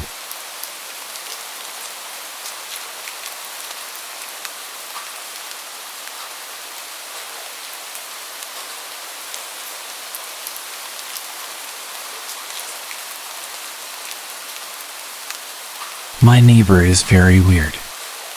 He never waves and has a permanent sneer on his face. When we moved in, we were told that he was on a certain bad list and that we should call the cops if we see him with kids. One day, he randomly knocked on our door. I'd never spoken to him before, and without even introducing himself properly, he proceeds to launch into his explanation of the reason that he's on the registry. Basically, he claims that he accidentally hurt some kid in a locker room while they both happened to not be wearing any clothes. He says it was plain old vanilla assault where both parties just happened to be in their birthday suits. He repeated multiple times that he is absolutely not into children. Then he left without even letting me talk. That was literally my first introduction to him, other than the notification about him when we first arrived. And that wasn't even the creepiest thing about him. At some point, he started building a sign in front of his house. Not like a little poster. It's professionally printed on metal and mounted on two huge posts, like the ones you see outside a store or along the highway. The sign is a picture of a puppy and a long rambling story about how someone ran over his dog on this road 10 years ago. But it's written in a way where he seems to accuse the neighborhood of murdering his dog. Next to this sign, covering his entire fence, is an enormous banner saying, "We miss you." I don't know why it says that, since he lives alone. And finally, an even larger picture of the puppy, which isn't necessary, because directly in front of the banner, sitting on a folding card table, is the actual puppy. He must have had the dog stuffed when it was ran over. I could see from my window that he would hide behind his fence for literally hours, peeking at the puppy on the table, as if he were waiting for someone to mess with it. He did this for days, until finally bringing the stuffed animal inside. The puppy and the banner disappeared, but the metal sign was permanent. It stayed up for years, until a storm ripped it down. I always wondered what he does with the dog. Did it stay in a closet, or does he keep it out in his house? Well, one day I got my answer. I have a friend who does construction, and funnily enough, he was hired by the creepy neighbor to build a shed. Without even asking, he tells me that the guy keeps an ugly stuffed puppy in the living room like a piece of furniture, and then he talks to it constantly. There were plenty of other creepy things, but the big puppy shrine was the most notable. I never did see him with any children, but I'm constantly on the lookout.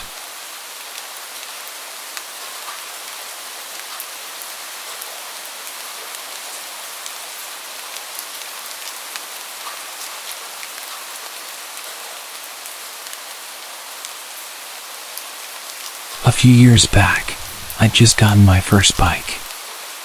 As a young female rider, I often attracted unwanted attention. People couldn't help but notice me as I cruised through the streets. It was exhilarating, and I loved the feeling of the wind and the freedom of the open road. Most bikers I came across were so kind and welcoming, and there's a really strong community. But there were times when the attention crossed a line. One evening, I was riding home after a long day. The sun was setting, casting a warm glow across the sky. The road was quiet, just the way I liked it. My bike growled beneath me, and for a moment, everything felt perfect. But then, as I pulled into a gas station to top up my tank, I noticed him, a young guy on another bike, maybe in his 20s. He parked beside me, and our eyes met. I offered a polite nod, thinking he'd move on. Instead, he removed his helmet and started chatting. He had a friendly smile and an easygoing demeanor, and although his confidence was admirable, something about his persistence set me on edge. We talked for a few minutes about our bikes and the thrill of riding.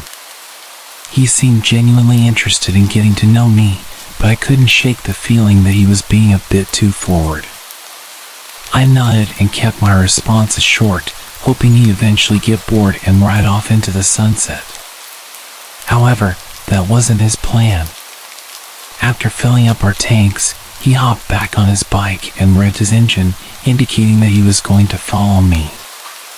Anxiety began to creep in as I realized this stranger wanted to ride with me. This wasn't completely unheard of. I'd gone side by side a few times with some other bikers until we both go our own ways. But I was heading home, and I didn't want to be followed. As the miles rolled by, he continued to ride beside me, occasionally trying to impress me with a wheelie or a burst of speed.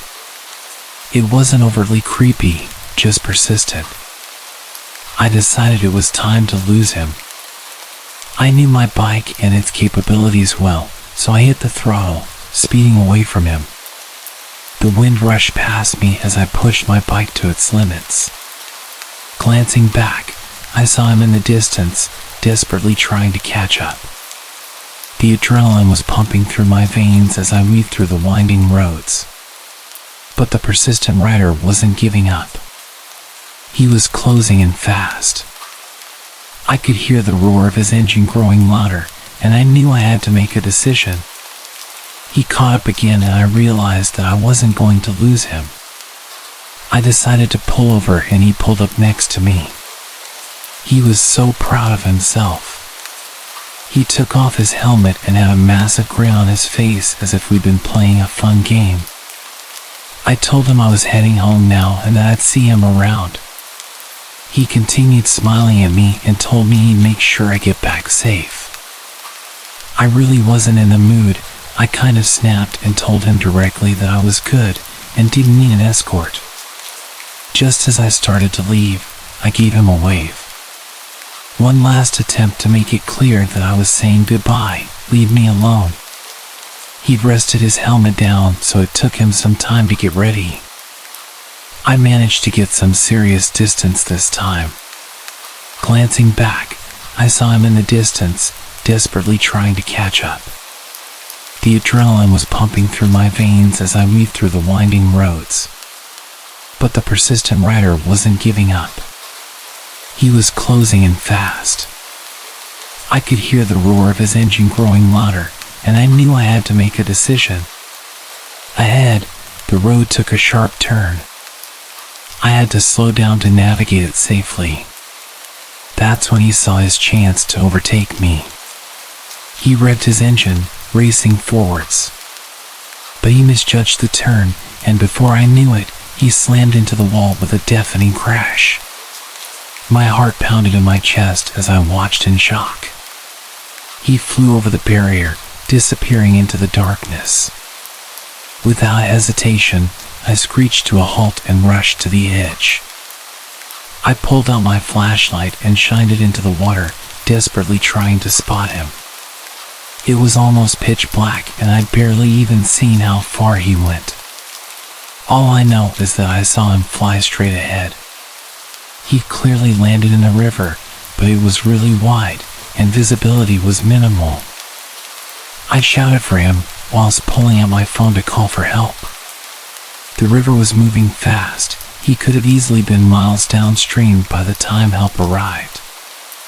I stayed there for hours that night, searching for this stranger, desperately hoping that we'd find him. I had this awful feeling of guilt. One moment I was racing away from him, the next, I wanted nothing more than to see him alive and well. I still wrestle with the idea that it was my fault. I didn't even give him a chance to explain why he was going the same way as me. They never did find his body. That river has claimed many lives over the years, and I feel like I contributed to it.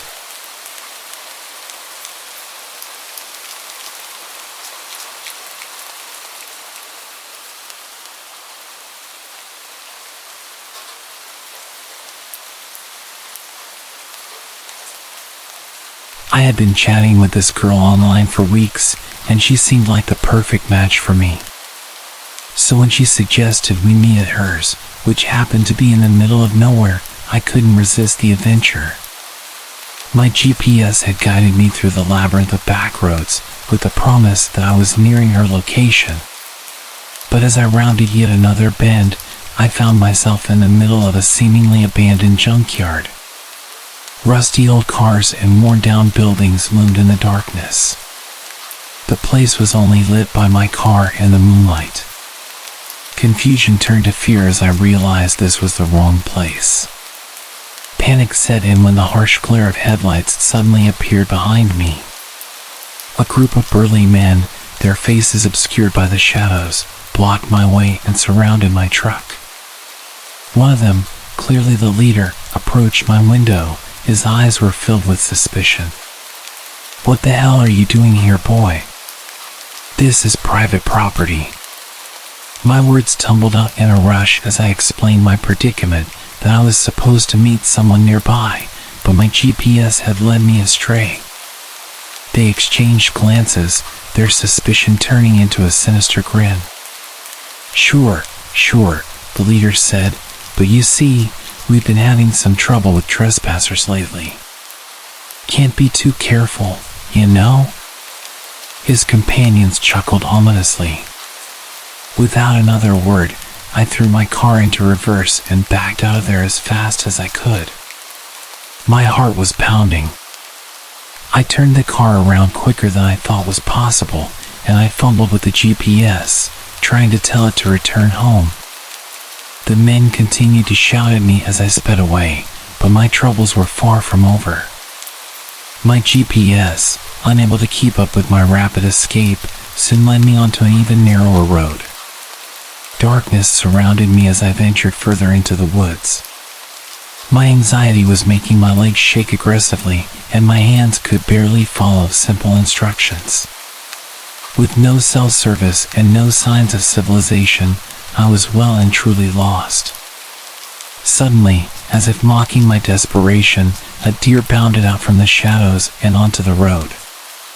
Panic surged through me as I slammed on the brakes, screeching almost to a complete stop. The deer barely reacted and just continued to slowly prance down the road.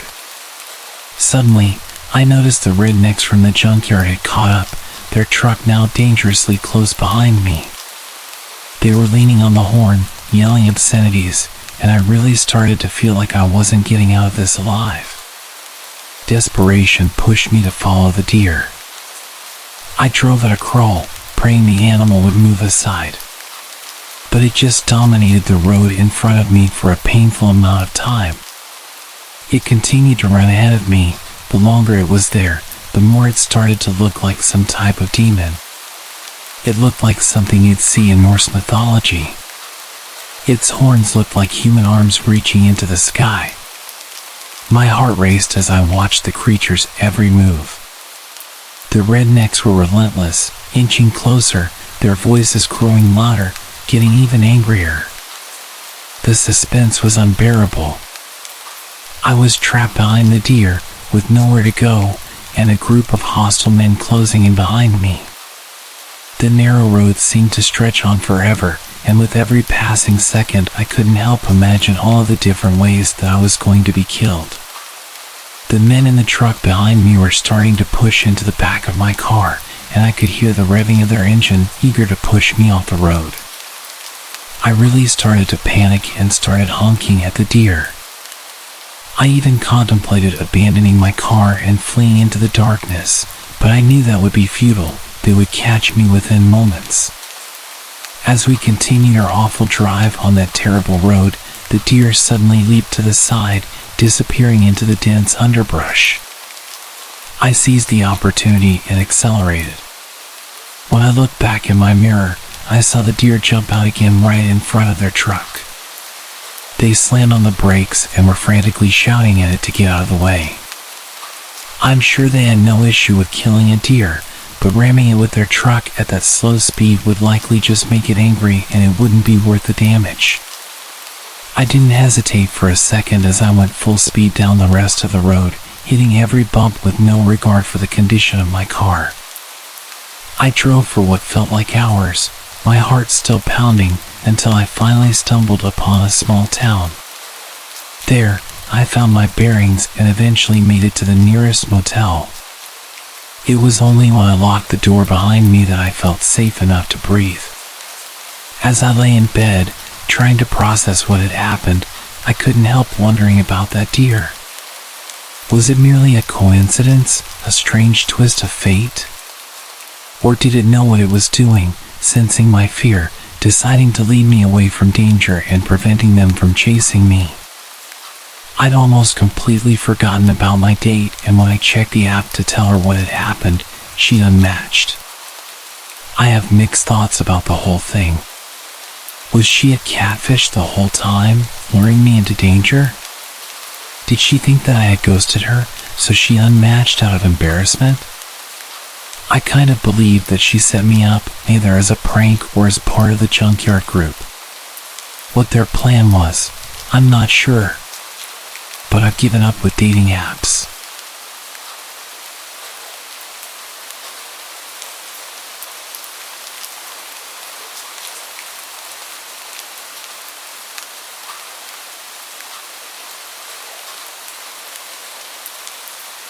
On a bitterly cold winter night, I found myself in the kind of situation that would chill any parent to the bone.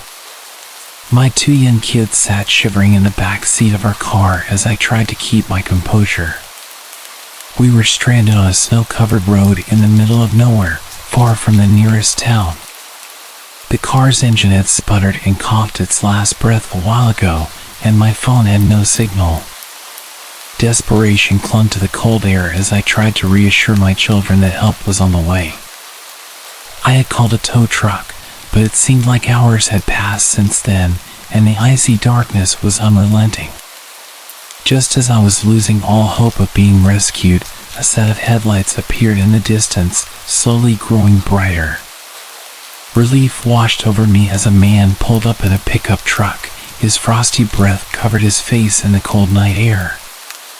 "Looks like you folks could use some help," he called out. His voice was friendly, but something about the situation had my guard up. I was hesitant, but the thought of my children suffering in the cold pushed me to accept his offer. "Yes, thank you," I replied, trying to hide my unease. "We've already called a tow truck, but it's taking a while." The man didn't waste any time. He opened the hood of my car and started tinkering with the engine. His hands moved deftly, almost too quickly, and I couldn't shake the feeling that something was off. As the minutes turned into what felt like an eternity, the man turned his attention to my children. "You know, it's pretty darn cold out here," he said, looking towards them with a warm smile. "Why don't you let them sit in my truck? It's nice and toasty in there." I hesitated, glancing at my kids. They were practically blue from the cold, their teeth chattering uncontrollably. "No thank you, we're okay," I stammered, trying to muster some courage. But the man was persistent, insisting that it was the best thing for them. "It won't be long, just until I get this fixed up," he said, his smile never faltering. "I've got hot chocolate in the truck. They'll love it." The children began to whine, their tiny voices filled with misery. I felt a lump form in my throat. "All right, just for a little while," I relented, my heart pounding in my chest. As my son and daughter climbed into the stranger's truck, I watched anxiously from a distance. Minutes turned into what felt like hours as the man continued to work on my car. I couldn't shake the feeling that something was terribly wrong, and my mind raced with dark scenarios. The kids wrapped in the stranger's blankets seemed oblivious to the unsettling atmosphere that had settled around us. They giggled and chatted about how cozy and warm the truck was. My daughter even mentioned how nice it would be to spend the night in a comfy bed instead of the cold car. The stranger, who had been fiddling with my car engine, suddenly looked up and said, "You know, the nearest town is only about a half-hour's drive from here. I'd be more than happy to take your kids there, get them a warm meal and a place to sleep for the night. It's not safe for them to stay out here." My heart raced as my children's faces lit up with excitement. They began pleading with me to let them go, their voices filled with innocence and trust. "Mom, please, it'll be fun," my son exclaimed. Despite the freezing cold that still gripped me, a chill of a different kind ran down my spine. I absolutely hated everything about this situation. I needed to protect my children, but letting them drive away with a stranger obviously wasn't an option. But neither was freezing to death. They weren't helping the situation at all. I hated how naive they were, and I hated how they would ignore my attempts to give them a serious stare when I was trying to communicate to them that we were in a bad situation. The stranger's insistence, coupled with my children's growing enthusiasm, created an agonizing dilemma. I mustered all the politeness I could and replied, "Thank you so much for your offer, but the tow truck should be here soon and we'll be on our way. We wouldn't want to trouble you any further." The man's expression changed. His eyes narrowed as he glanced at me with a hint of frustration. "Ma'am, I'm just trying to help. It's not safe for your kids out here in the cold. I promise, I'm a good guy." The standoff continued, my heart pounding in my chest as the tension thickened. The stranger's insistence clashed with my maternal instincts, and I felt a growing urgency to protect my children from whatever threat might be lurking behind his seemingly kind offer. As the minutes passed, the kids continued to shiver despite the warmth of the stranger's truck. I couldn't ignore their discomfort any longer. Trying to sound as composed as possible, I said to them, "It's time to get back into our car. The tow truck should be here soon." The children reluctantly agreed, and we climbed out of the stranger's truck, thanking him for his help. As we made our way back to our car, the man's eyes followed us. He seemed disappointed but didn't insist any further. I hurriedly bundled the kids back into the car, and we locked the doors. Just as we settled in, the distant sound of a tow truck's engine reached our ears. The tow truck arrived, its lights cutting through the darkness like a beacon of hope. The driver, a burly man with a kind face, jumped out and got to work on my car. As he worked, he glanced at me and the stranger. "You're lucky I got here as fast as I did," he said. His tone was serious. "You know, this road isn't safe at night. It's best to stay in your car." The stranger's demeanor changed instantly. His friendly smile vanished, replaced by a look of cold determination. Without a word, he climbed into his truck and sped away into the snowy night, leaving me with a chilling sense of dread. With my kids safely beside me and our car on the road to recovery, the sense of dread that had hung over me earlier began to fade. The late-night drive home, though still chilly, felt considerably less ominous than the creepy encounter we had just experienced.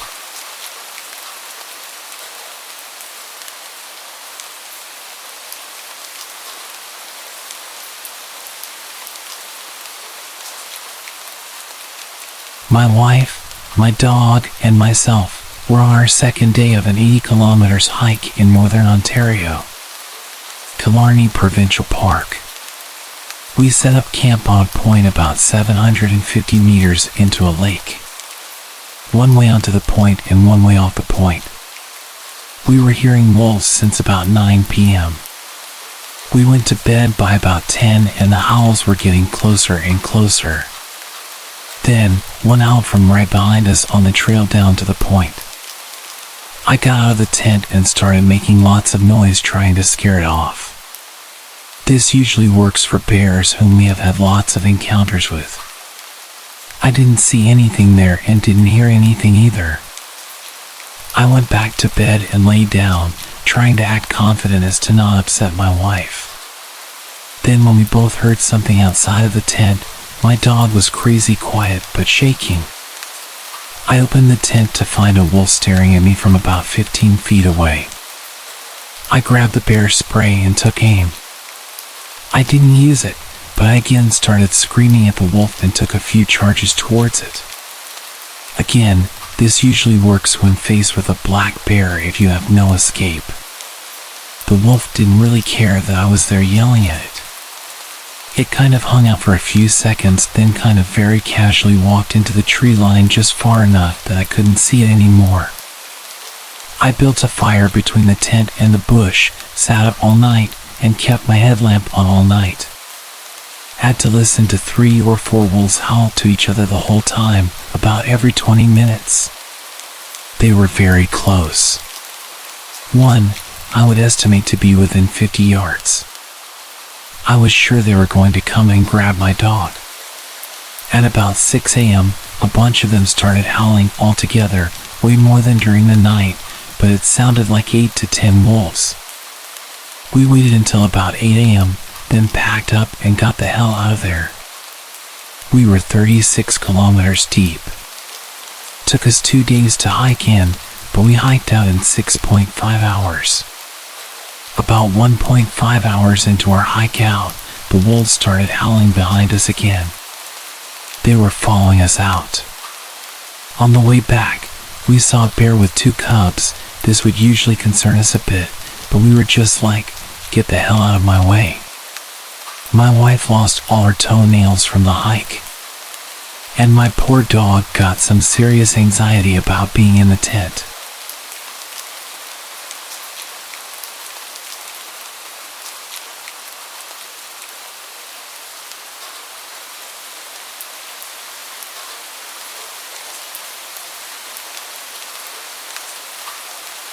In the 90s, before everyone had cell phones, my Girl Scout troop was camping in a state park when a terrible storm came through the area with major flood warnings.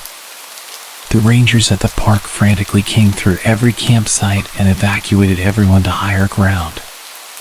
Everyone, that is, except my group and the Boy Scouts in the site next to us.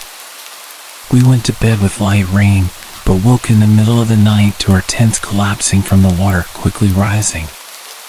The Boy Scouts, they were 12 to 16 years old, we were between 7 and 9, helped us quickly pack our site into our cars. Unfortunately, the roads were too dangerous to drive because we couldn't see how deep the water was. And we didn't know if any sections of the road had washed out. We abandoned all the vehicles and used the map that the scout leaders had to find some place that wouldn't be flooded. A few miles away there were treehouse cabins that were built around a tree and lofted 15 feet in the air. It was decided that we needed to move quickly, and that was our best shot. The older boys and the adults carried the smallest girls when it became clear that the wind was preventing them from staying on their feet. The wind and rain soaked everyone through to the skin. We made it to the cabins, and the adults broke in and raided the emergency supplies there for space blankets. There was no way to build a fire because there was no firewood. It had been especially dry this year, and starting campfires was forbidden due to risk of starting a forest fire. I remember shivering for hours, all of us girls in the middle of a huddle on the floor with the boys on the outside trying their best to keep us warm. One of the boys asked us if we knew any Girl Scout songs. We sang every song we knew, and the leaders taught us a few more that they had learned. At some point we convinced the boys to sing in rounds with us. The storm lasted through the night. Some girls started crying, and I remember one had a panic attack. The sound of the storm battering away at the cabin would send creaks all along throughout the space. The fact that we were essentially in a treehouse made the whole thing even more scary.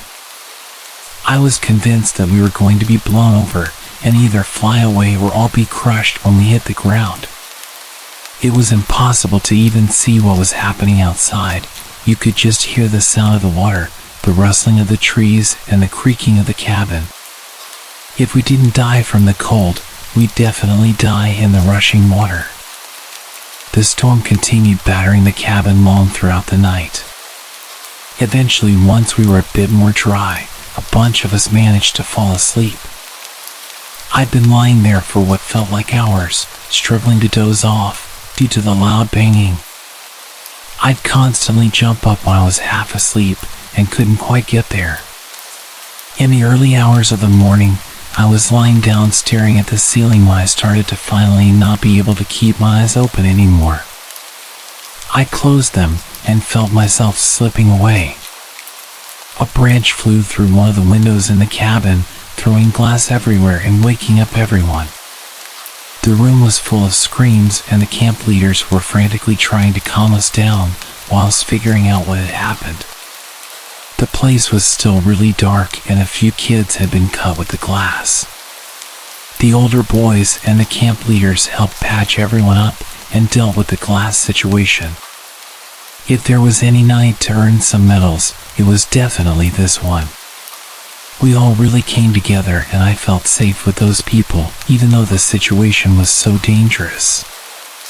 Morning came, the rain slowed down to a light drizzle, and a ranger showed up assessing damage to the park. He discovered us and immediately drove to get help. They returned with a bunch of trucks and all-terrain vehicles and drove us to a location where doctors were on site to evaluate us. It was sheer luck that none of us had anything worse than the chills and a few cuts from the glass. It could have gone worse than it did, and we were unbelievably lucky to have survived at all. We could have easily died in our sleep if the flood had come through all at once instead of slowly rising. If the Boy Scouts hadn't been there, then us small girls could not have made the hike to safety. If we had tried to drive, we would have been washed away.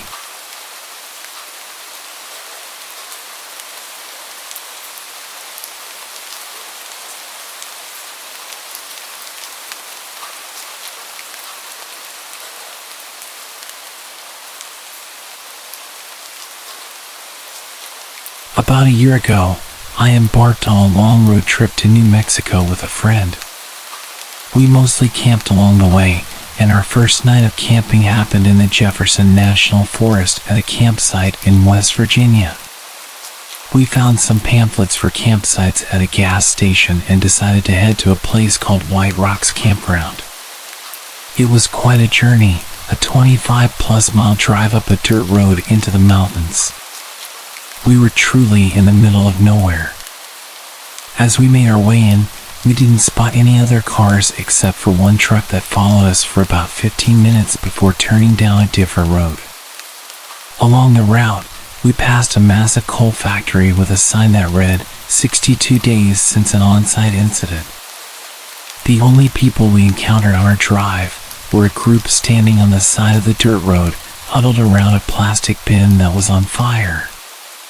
It was all quite unusual, but our excitement about camping and the road trip had us laughing off the weirdness rather than worrying, despite having no cell phone reception and being deep in the mountains. Upon arriving at the campground, we found it completely deserted. Not a single car or person in sight, and this campground had about 30 sites. We drove around, hoping to spot someone, but when it became clear we were alone, we randomly picked a site and decided to stay. We got out of the car and stood there, listening. The silence was unnerving. I've always loved being in the woods and have never felt scared or intimidated, but this time was different. There were no bird sounds, just thick, eerie silence. It was like something out of a Blair Witch movie. The daylight was fading fast, and we decided to start a fire and set up our tent to get comfortable. My friend was in charge of setting up the tent while I worked on the fire. As we went about our tasks, we'd occasionally stop and listen. My friend even commented that if anyone were to approach us, at least the crunchy leaves everywhere would make them easy to hear. You can probably see where this is going. I thought we were just getting spooked by our imaginations, but it genuinely felt like someone was watching us. It was the first time in my life I'd ever experienced that feeling. I had goosebumps, and I wanted to leave, but I kept my composure for my friend, who, as it turned out, was also internally freaking out but trying to keep it together. Once we got the fire going, the tent was set up, and our sleeping bags were ready. The sun had completely set. Sitting around the fire together, the darkness seemed to encroach upon us, making us feel suffocated. My friend tried to alleviate the tension by pulling out a book to read aloud and make us feel more at ease. While she was reading, I used my headlamp to occasionally scan the area around us. Since we arrived at the campsite, I had this nagging feeling that someone was out there in the woods. It was pitch black, and our fire acted like a beacon. My friend and I decided, screw it, let's go to bed. We thought we'd go to sleep quickly and pack up in the morning to get the heck out of there. We extinguished the fire, and I decided to grab the one knife we had, which was still in the car, keeping it beside me in the tent. After settling into our sleeping bags, my friend pulled out her cell phone to see if she had any cell reception. But, as expected, there was no signal. She tried dialing her boyfriend just in case, and I remember saying out loud, "We have no reception out here, it won't work." We lay in silence, watching our phone trying to dial out, but it eventually disconnected. Just when we thought things couldn't get any worse, suddenly, about 20 feet off to the left of our tent, we heard footsteps. These weren't quiet, gradual steps. They sounded like someone had been standing behind the tree near our tent and started walking toward us. Those crunchy leaves certainly did their job. We froze, staring at each other with wide eyes. The footsteps continued, coming closer to the tent, then veering behind it for a couple of yards before stopping. The silence that followed was chilling. These were heavy, booted footsteps, with the distinct rhythm of a person walking, not an animal. My friend grabbed the knife that was next to my bag, and with her headlamp on, unzipped the tent and stepped out.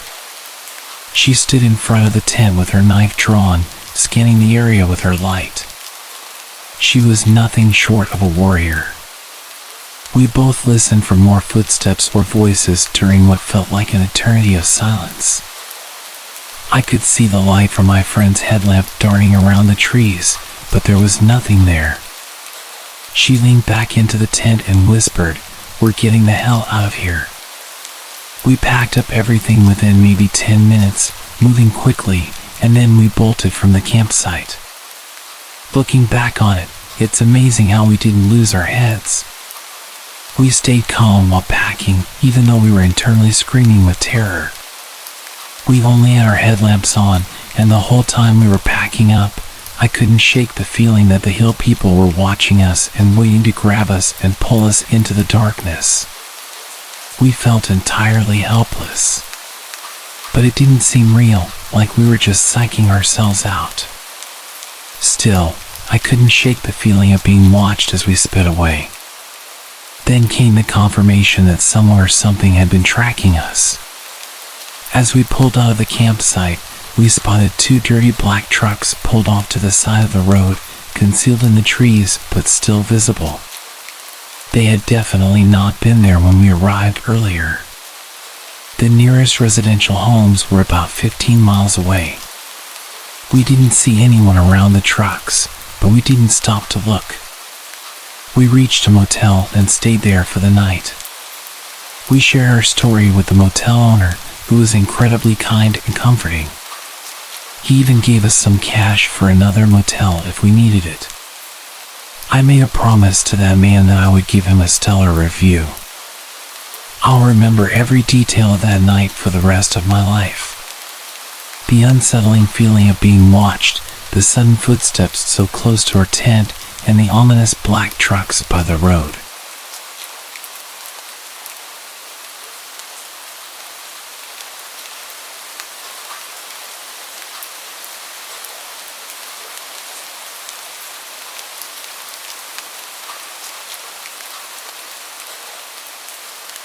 It all started on a sunny day in college.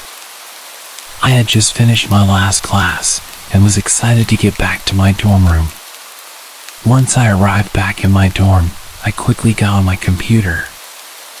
I was anxious to see what new websites awaited me. A while back, my brother had sort of joined me up to a dark web mailing list where people would send me interesting sites they found. He was a complete computer genius. From software and coding to Photoshop and video making, he was a wizard with all of it. One day I received a message from an unknown user. It said, "Chat to real people from the past." I thought it could be fun, so I clicked on it. The web page loaded, and there was nothing on the screen besides a chat box and a button to search for a new person to talk to. I clicked on the button to find a new person to chat with, and it took some time, but eventually I connected with somebody. There was no text or anything. Then, all of a sudden, I received a message. It read, "Dear friend, I am writing this internet mail to anyone who cares to read it. I am soon to be a father to twins. I hope this mail reaches you in good condition. We're off to see the new Star Wars, The Empire Strikes Back, at the theater to celebrate." New Star Wars. That movie was over 30 years old at this point. This had to be some kind of lame joke, I thought to myself. There was no way a guy in the 1980s was communicating with me. I decided to play along and thought it was all in good fun. Yeah, I wouldn't call that movie new. I watched that when I was a kid. He replied saying, "What are you talking about? The opening night is tonight. You must be thinking of a different movie, unless you live abroad and it came out early there." "No. I'm a college kid in America," I replied. I went on to list every Star Wars movie and TV show that exists since then. "I think you have a very strong imagination," the guy replied. He wrote a long message telling me that they only have plans for a certain amount of movies and that he knows his stuff. He reminded me of my dad. He was a major Star Wars fan. I was fully indulged with the time travel roleplay and told him that I knew a massive spoiler for The Empire Strikes Back. I was respectful enough to ask him if he wanted to hear it, and he confidently replied, challenging me to spoil it for him. "If you've seen the movie, you know which one I'm talking about." He laughed and told me that's impossible, and mentioned that he was heading off to the theater.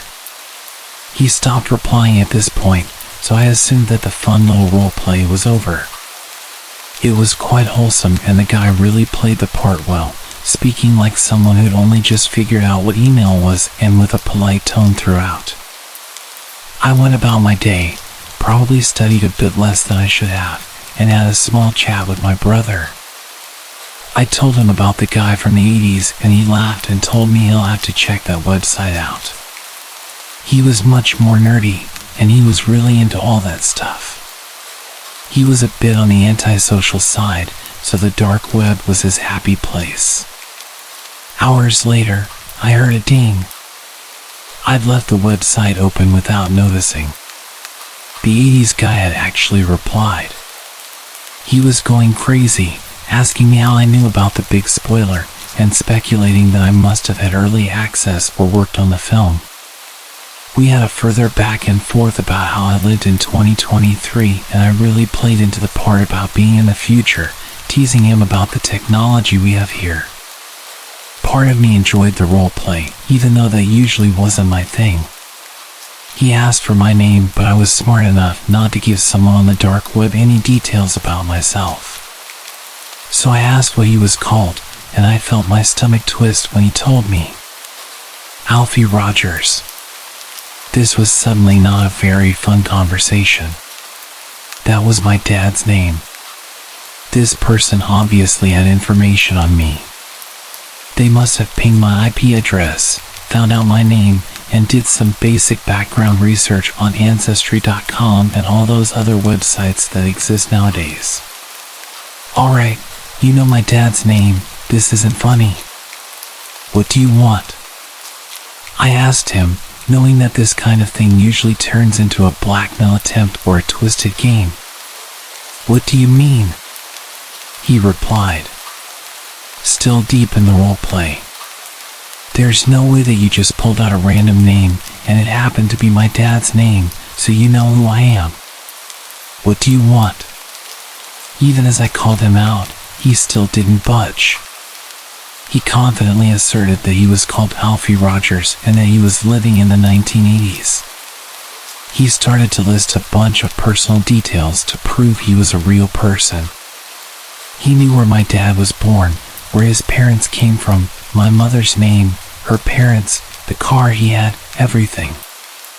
It was really disturbing. I'm pretty good with computers, so I know just how much information you can get from historical online records, but this was impressively creepy. Whoever it was, they were really good at this, and they must have planned this for some time. I thought about a question I could ask him, something only my dad could really answer. I found the perfect question. We had an old dog when I was a kid, and unfortunately we had no photos of her. Nobody else would know about this dog. There's absolutely no way it was on any database. So I asked him, who is Poppy? Poppy. That's my dog. How did you know the name of my dog? She's a border collie. She's sat with me right now. That's creepy. How did you do that? I started freaking out. I don't believe in stuff like this, in time travel or having conversations with the past, but whoever this man was had too much information about my family history. It just didn't make sense. He answered every question I threw at him. I think I spent hours quizzing him on his entire life and eventually accepting that whoever or whatever this person was, I felt like I was talking to my dad when he was my age. I'd settled past the discomfort, enjoying every moment of this conversation. Though I did ask one thing from him. If he really did exist in the past, and he really was my dad, then I wanted him to take some pictures of Poppy. He laughed and told me he'd get right on it.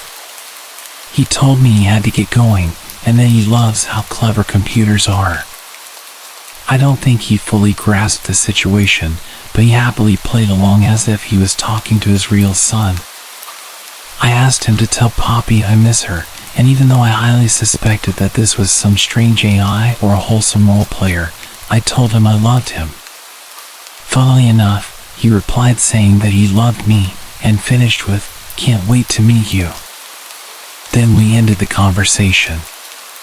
A few weeks passed. I truly felt the happiest that I'd been in a long time. It had been hard living without a dad. He had a heart attack a year before I left for college. But that conversation really gave me a feeling of closure. I felt like I'd navigated my grief and allowed myself to start healing.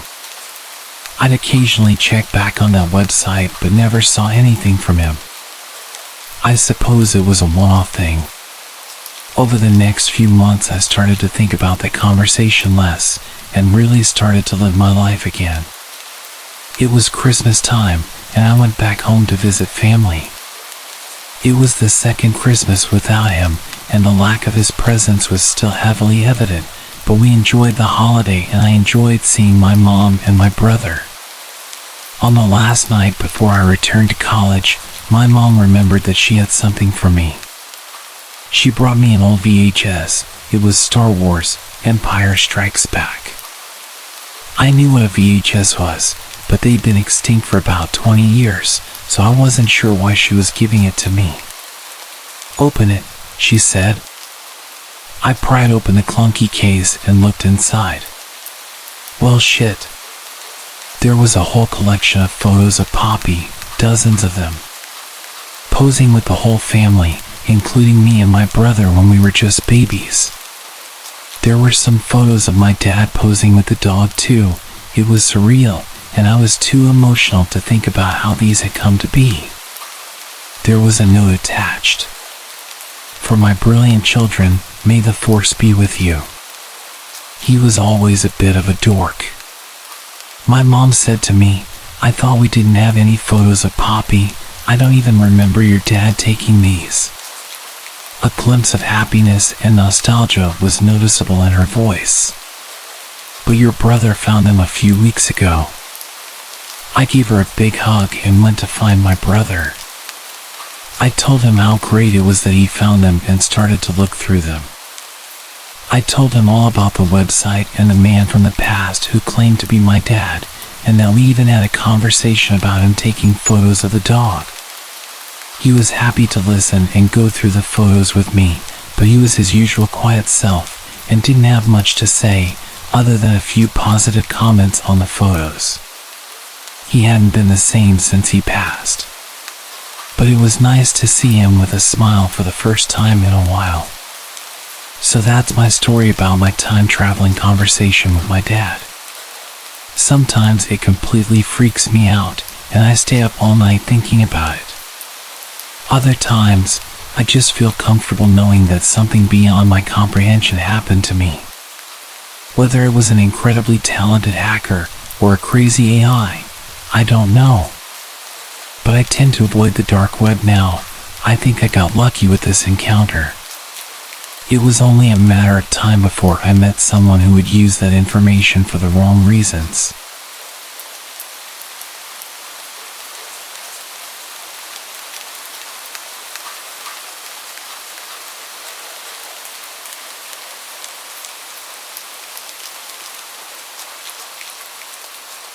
Okay, so before I start, this was many years ago and I don't do this kind of thing anymore.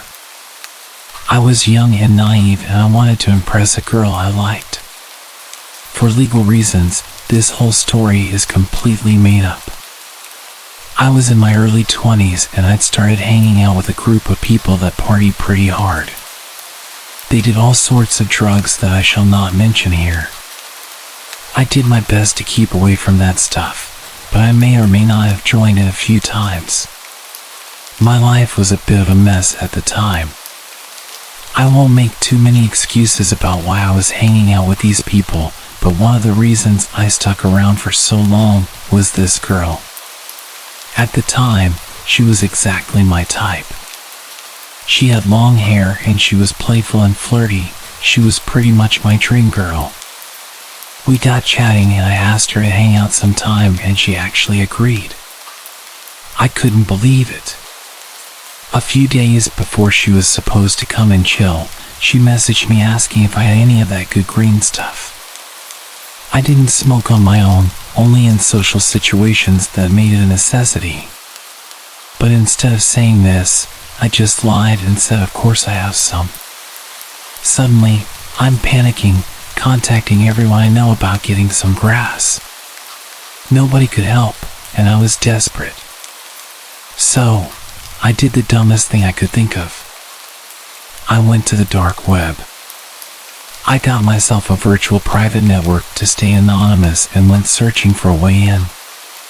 After a bit of digging and asking around, I found a link that supposedly led to a dark web marketplace. My heart was pounding as I clicked on that link. The website had a sketchy vibe, and it was like nothing I'd ever seen on the regular web. No flashy ads, no social media links, just a simple page with a list of products. I went through the listings until I found what I wanted. I messaged the seller and worked out the details. Paying for it wasn't as easy as clicking one button like you can on Amazon. They wanted cryptocurrency, so I had to figure out how to get my hands on some. It was a bit of a headache and cost me $50 for something that should have cost about $20, but I managed to get it sorted. A few days later, a small package arrived. My heart was racing as I opened it. But instead of what I ordered, it was just some random junk. I had been scammed. Panic set in as I realized I was in way over my head. Soon after, I started getting threatening emails from an anonymous sender. They knew what I'd been up to and were demanding more money, or they'd expose my activities to the authorities. I was trapped in a twisted game of blackmail. Every knock on my door made me jump. I desperately tried to figure a way out of this mess. I was stuck in a dark web nightmare of my own making, and I couldn't see a way to escape it. Call me an idiot, because I really am, but I sent the anonymous blackmailers around $600 in total, about $100 every week. They just keep coming back and blackmailing me, and I kept paying until eventually I just said screw it and stopped sending them anything. I lived in complete fear for months afterwards, thinking that the FBI were going to break down my door and arrest me. Looking back, it was pretty ridiculous. Nobody cares about a guy buying a tiny amount of green stuff on the internet, but my head wasn't quite right. The worst part is that the girl I liked didn't even care. She came over and we had a great night and she didn't even ask about it. So, if there's a moral to the story, other than avoiding the dark web, I'd say don't do drugs just to impress someone. And don't send $600 to people blackmailing you over a misdemeanor.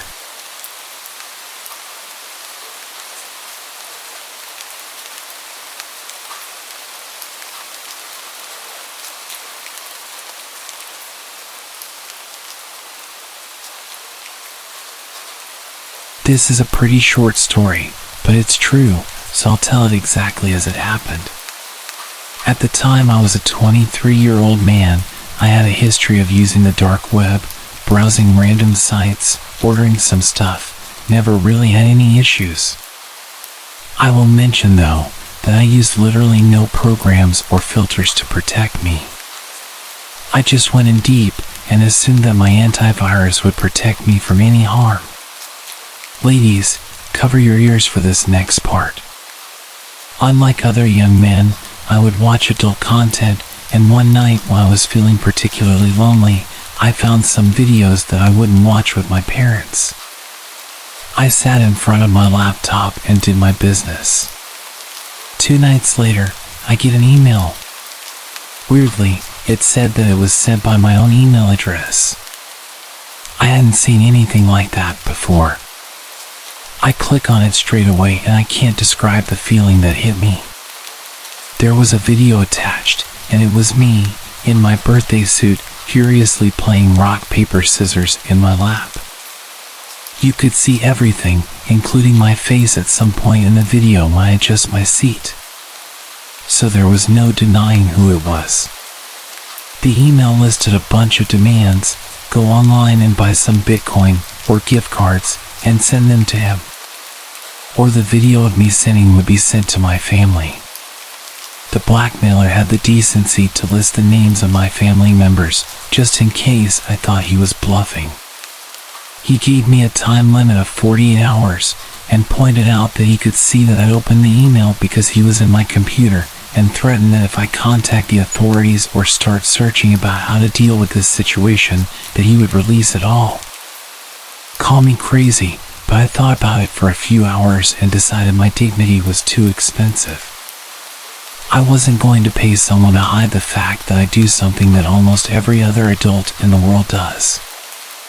I called his bluff and got my friend over to help me clear any viruses from my laptop. He thinks he found how they access my webcam, but we couldn't be sure, so I always have it turned off on the settings, as well as putting a sticker over it. I messaged everyone on the list that he sent me, telling them that they might receive a video of me and explained the situation. They all just laughed and told me I was gross.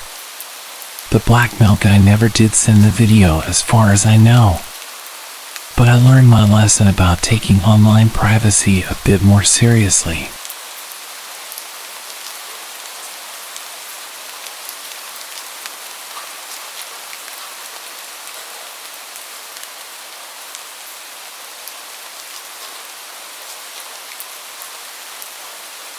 This all happened roughly around 4 years ago, but the experience has haunted me almost every single day since it happened. I'll start off by saying that at the time I was pretty young. I was single and very keen to have my first experience with someone. I spent a while looking through dating apps, talking to a few people, until I finally came across a guy who seemed interesting. We had a lot of things in common, so I thought it would be a good idea to meet up with him, since we had been talking for almost a month. Now, even though I was only young, I wasn't naive or stupid. I was, and still am, a very cautious and paranoid person. But for some reason, I made what possibly could have been one of the worst decisions of my life. I invited him to come spend the night at my place. My parents were away for the weekend and I had the place to myself, so it seemed like the perfect opportunity for him to come over. He lived around 3 hours away from my place, yet he was eager and almost desperate to visit. So he set off as soon as he finished work, which was around 11 a.m. The whole time he was driving to my place, I had the sickening sense of impending doom.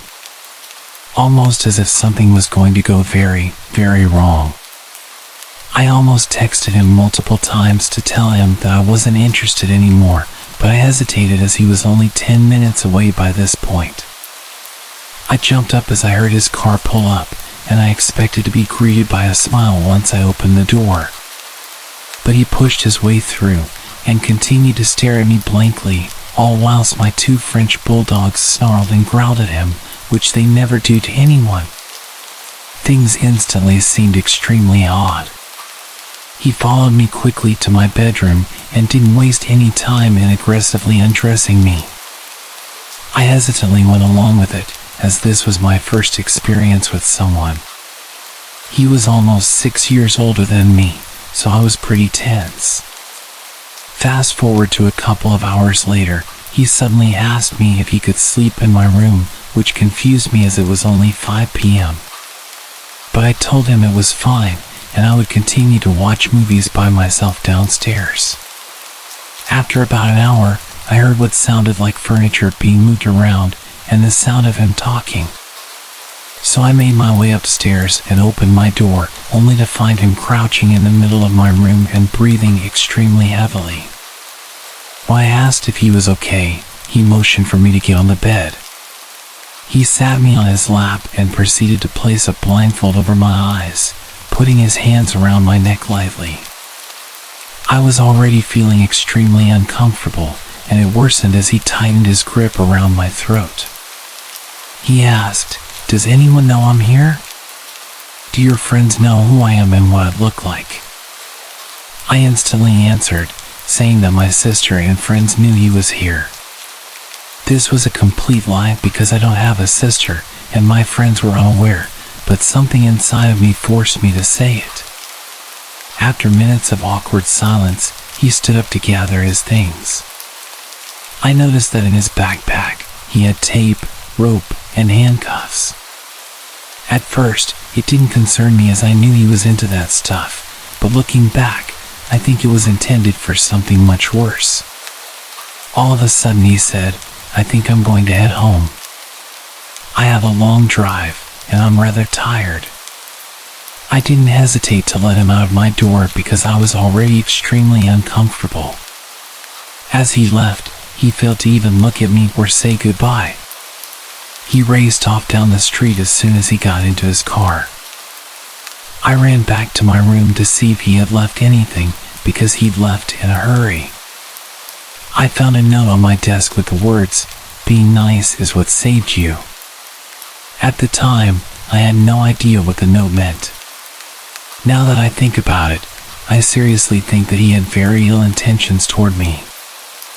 I'm still angry at myself for letting a stranger into my home, which was obviously a big mistake. I immediately blocked him on all of my social media. I am just so lucky that I made it out alive. All I know is that he is now somewhere back in America. I don't really know why he was living in the UK at the time that I met him, but all I can say now is that I am glad that he is many miles away from me.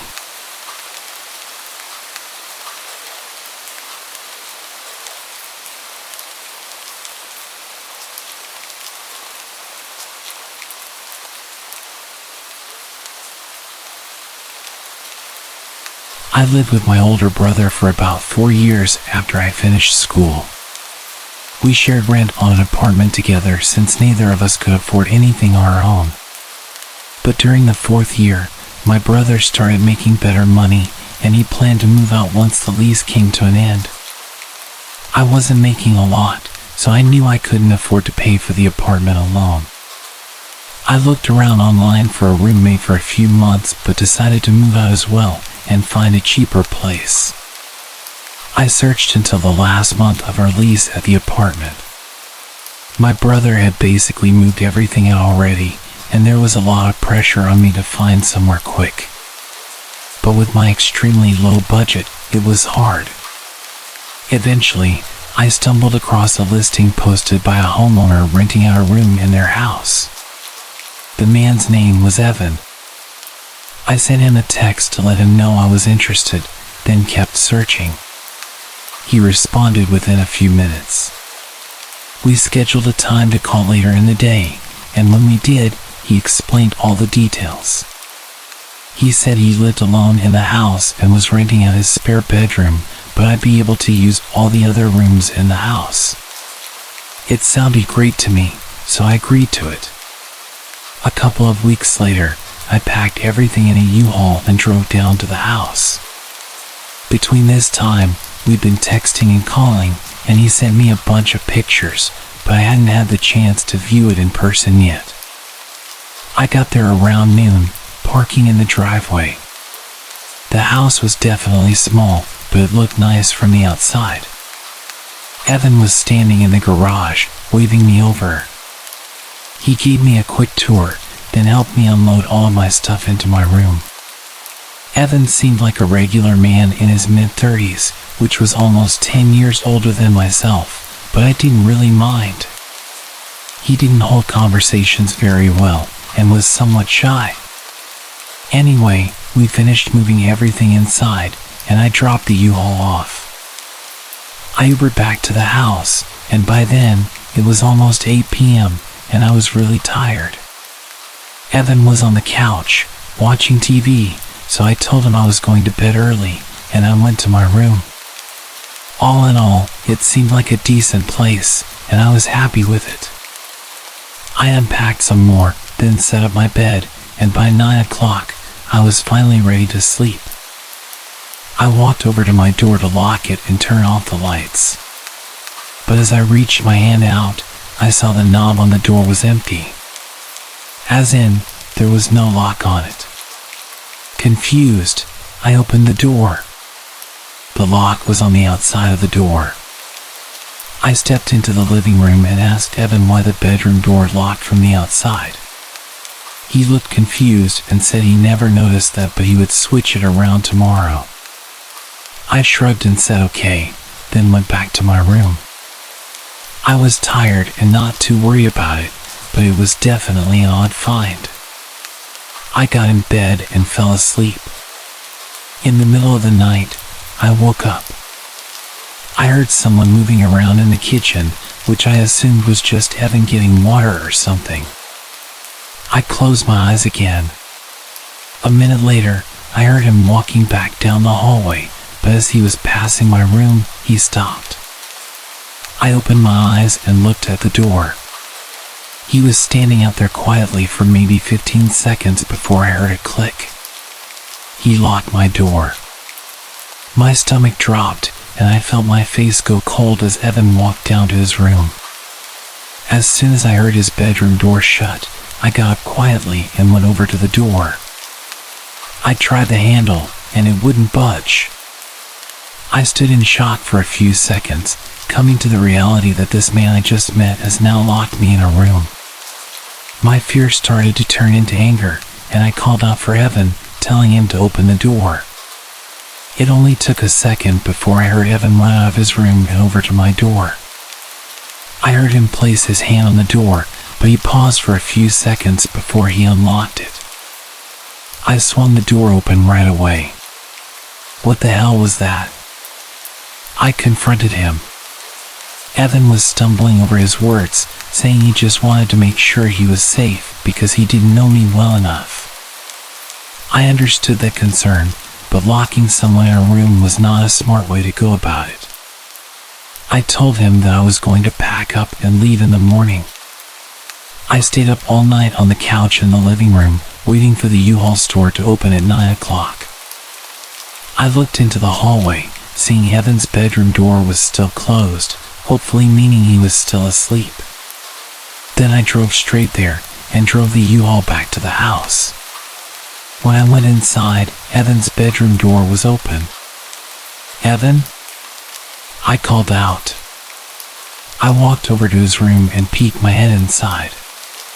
His room was empty. I moved my eyes around the room in disbelief, seeing as things were only getting weirder. I backed out and got straight to moving my stuff. I powered through 2 hours of moving boxes and taking apart my bed. I only had 2 boxes left, and I ran inside and picked up another, then rushed to the front door until Evan appeared in the doorway. "Move," I said. He stared at me emotionless. After a few seconds, he stepped aside. I hurried past him and shoved the box in the U-Haul. The last box was half full of random food I kept from my old pantry at the apartment.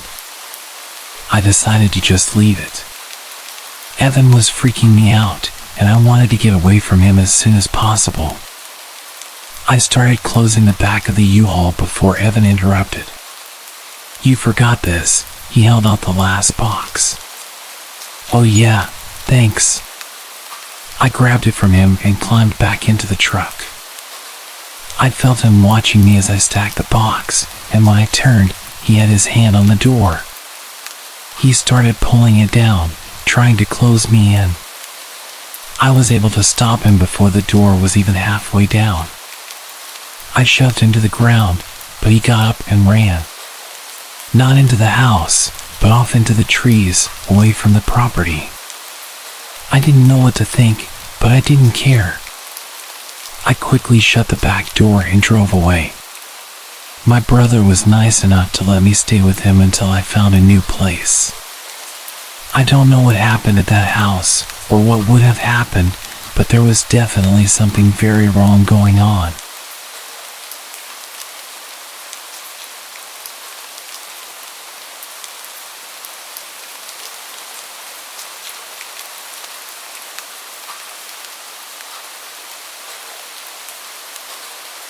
My roommate was out of the house for the week, so I had the place to myself. It was spring break, so my college classes were out. I had no plans and really nothing I needed to do. On Monday, I was basically trapped inside due to a huge storm blowing through our city. This was common around this time of year, but it still always seemed worse every time. The trees always looked like they were gonna blow away, and the house would shake and creak non-stop. Knowing I wouldn't be able to sleep, I decided to just stay up. I turned on the Xbox and started up one of my video games and played for well over an hour, probably until 11 o'clock when the doorbell rang.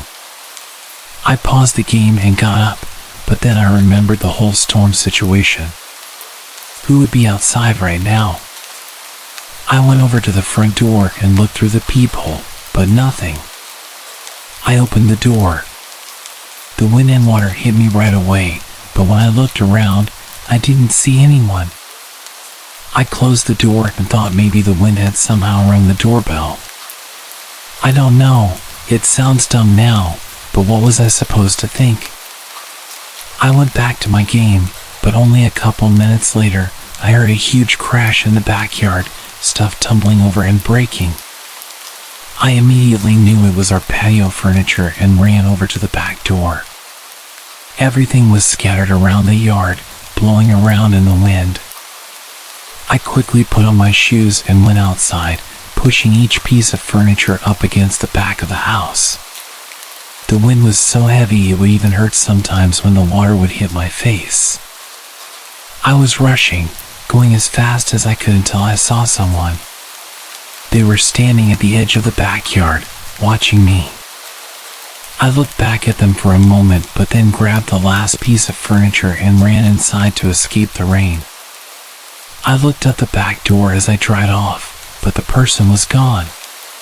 Between that and the doorbell ringing, I was a little bit nervous. I sat in the living room this time, just scrolling on my phone because I was tired of being interrupted. After a while, I struggled to keep my eyes open. I got a blanket and laid down on the couch.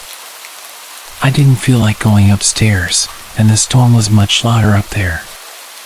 It took a while, but eventually, I drifted off and fell asleep. A few hours later, still well into the night, I woke up from a sudden burst of heavy wind outside, shaking the house. I pulled the blanket to the side and sat up, moving my feet to the floor as I prepared to go check if the furniture outside was still there. But just when my feet touched the floor, they were soaked. It woke me up immediately. I looked down and saw a puddle on the ground right next to the couch. Then I saw another, leading in a line across the floor. Inside the puddles were faint muddy shoe prints. I stood up and ran to the corner of the room, heart beating rapidly in my chest. After a minute of hearing nothing but the wind outside, I slowly followed the shoe prints. They led all throughout the house, upstairs and down, but I could clearly tell that they entered through the back door, which I had stupidly forgotten to lock in the rush of getting out of the rain. I locked it and pulled my phone out to call 911, but then the thought crept into my mind, what if they're still inside? I stayed quiet and moved into the corner of the house where I felt the most hidden. I waited in silence for them to arrive. When they did, they took a look around, seeing everything I saw, but nothing more. They told me it seems like a personal attack because nothing was missing, and they were clearly focused on my house in particular. However, they walked right up to me while I was sleeping and seemingly did nothing but watch me, which is super creepy but doesn't make much sense. If they wanted to do something to me, they would have done it at that moment. After some thought, this had led me to believe that whoever it was had actually come from my roommates. They saw me, then looked around the whole house, and then left, doing absolutely nothing. So if this was a personal attack and my roommate was there, I think things may have gone a lot worse than they had.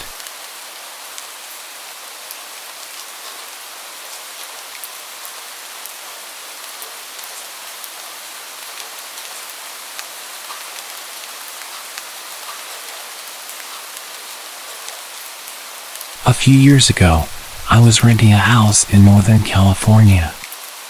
The neighborhood was just outside the suburbs. It seemed like the perfect balance of having space and having nice neighbors close enough not to feel isolated. The area had no street lights, so it was very dark at night, especially if there were clouds blocking the moonlight. It didn't bother me though. It made my little house feel even more quaint on dark nights. I got home from work one day in midwinter. It was a cloudy night, so pulling up to my house, I saw only what my headlights and front porch light illuminated. When I got out of my car, I caught a whiff of cigarette smoke. That was odd, as I had never smelled that before around that house. I didn't see anyone nearby, so I ignored it and went inside. I had just got off a shift with a few hours of overtime, so I felt pretty tired. Even though it wasn't even 7 yet, I decided to take a shower and call it a night. I woke up sometime later, sure that I had heard a noise inside my house. I wasn't worried right away because my friend would sometimes stop by to use my shower after work on his way to his night classes. I even gave him a spare key so he could stop by even if I wasn't home.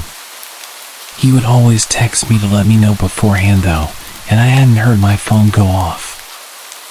I reached over to my bedside table and picked up my cell phone to see if my friend had sent me a text. The bright light from my phone's screen blinded me. These were the days before phones had a light sensor that would dim the screen in the dark, and this particular phone was so bright, I could use it as a flashlight. Through squinted eyes, I could make out that it was 9-something, but I couldn't tell if I had an unread text or not. I set my phone aside and called out my friend's name. There were a couple of seconds of silence before I heard loud footsteps as someone started running through the bottom floor of my house. I leapt out of bed and ran to the closet. They were already up the stairs by the time I had opened the door and stepped inside. That house had 3 rooms upstairs, 2 bedrooms on either side of the hallway, the one I was in and a spare, and a bathroom at the end. The bedroom doors were both closed, but the bathroom door was cracked open. I heard whoever was in my house thunder down the hallway past my door and into the bathroom. Thank God he did. That gave me enough time to open the attic access in the ceiling of my closet and hoist myself up.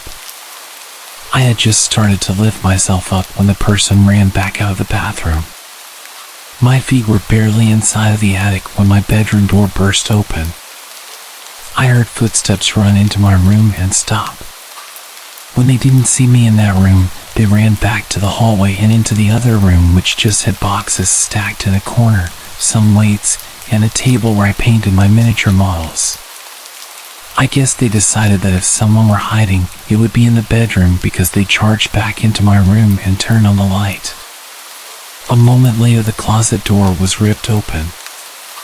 I was crouched in my attic just a foot or so away from the access, so I could try to stop them if they started to climb up. From my vantage point, all I could see was from about their knee down. They were wearing dirty blue jeans with frayed cuffs and work boots.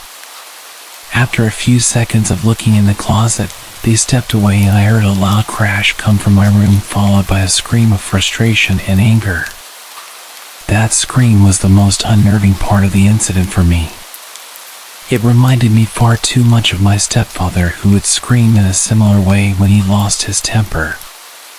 He would eventually be placed in a mental hospital for several mental disorders that resulted in erratic and violent tendencies. The man in my house ran back down the stairs. I heard crashes and clatters as things were thrown around and furniture was knocked over. I stayed crouched in the attic. I had left my cell phone when I ran for the closet, and I wasn't certain I could climb down without him hearing.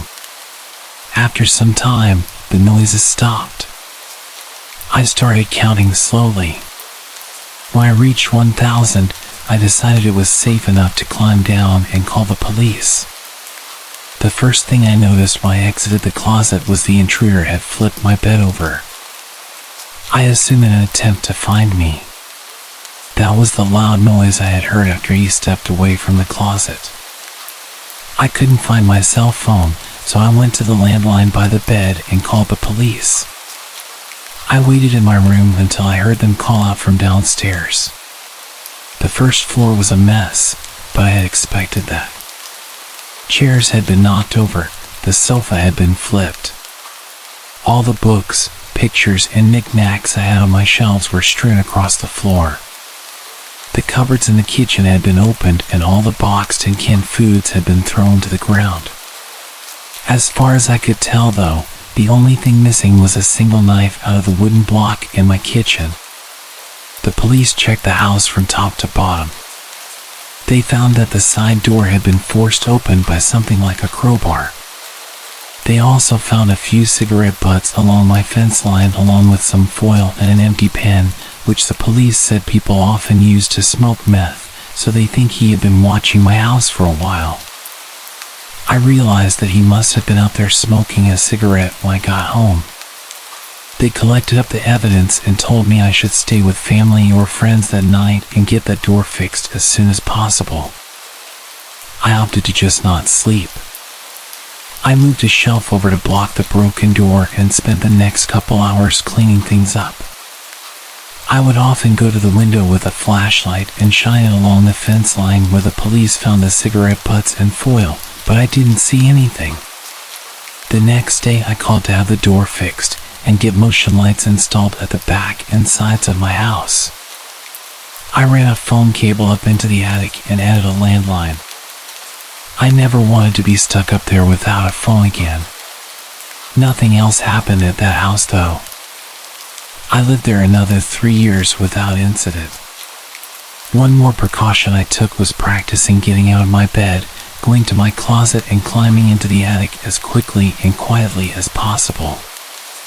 I even practiced doing that at my new place, except now I go to a crawl space at the back of the closet instead of the attic. I try not to think about what would have happened if I had been a bit slower getting to the attic or if he hadn't gone into the bathroom at the end of the hall first.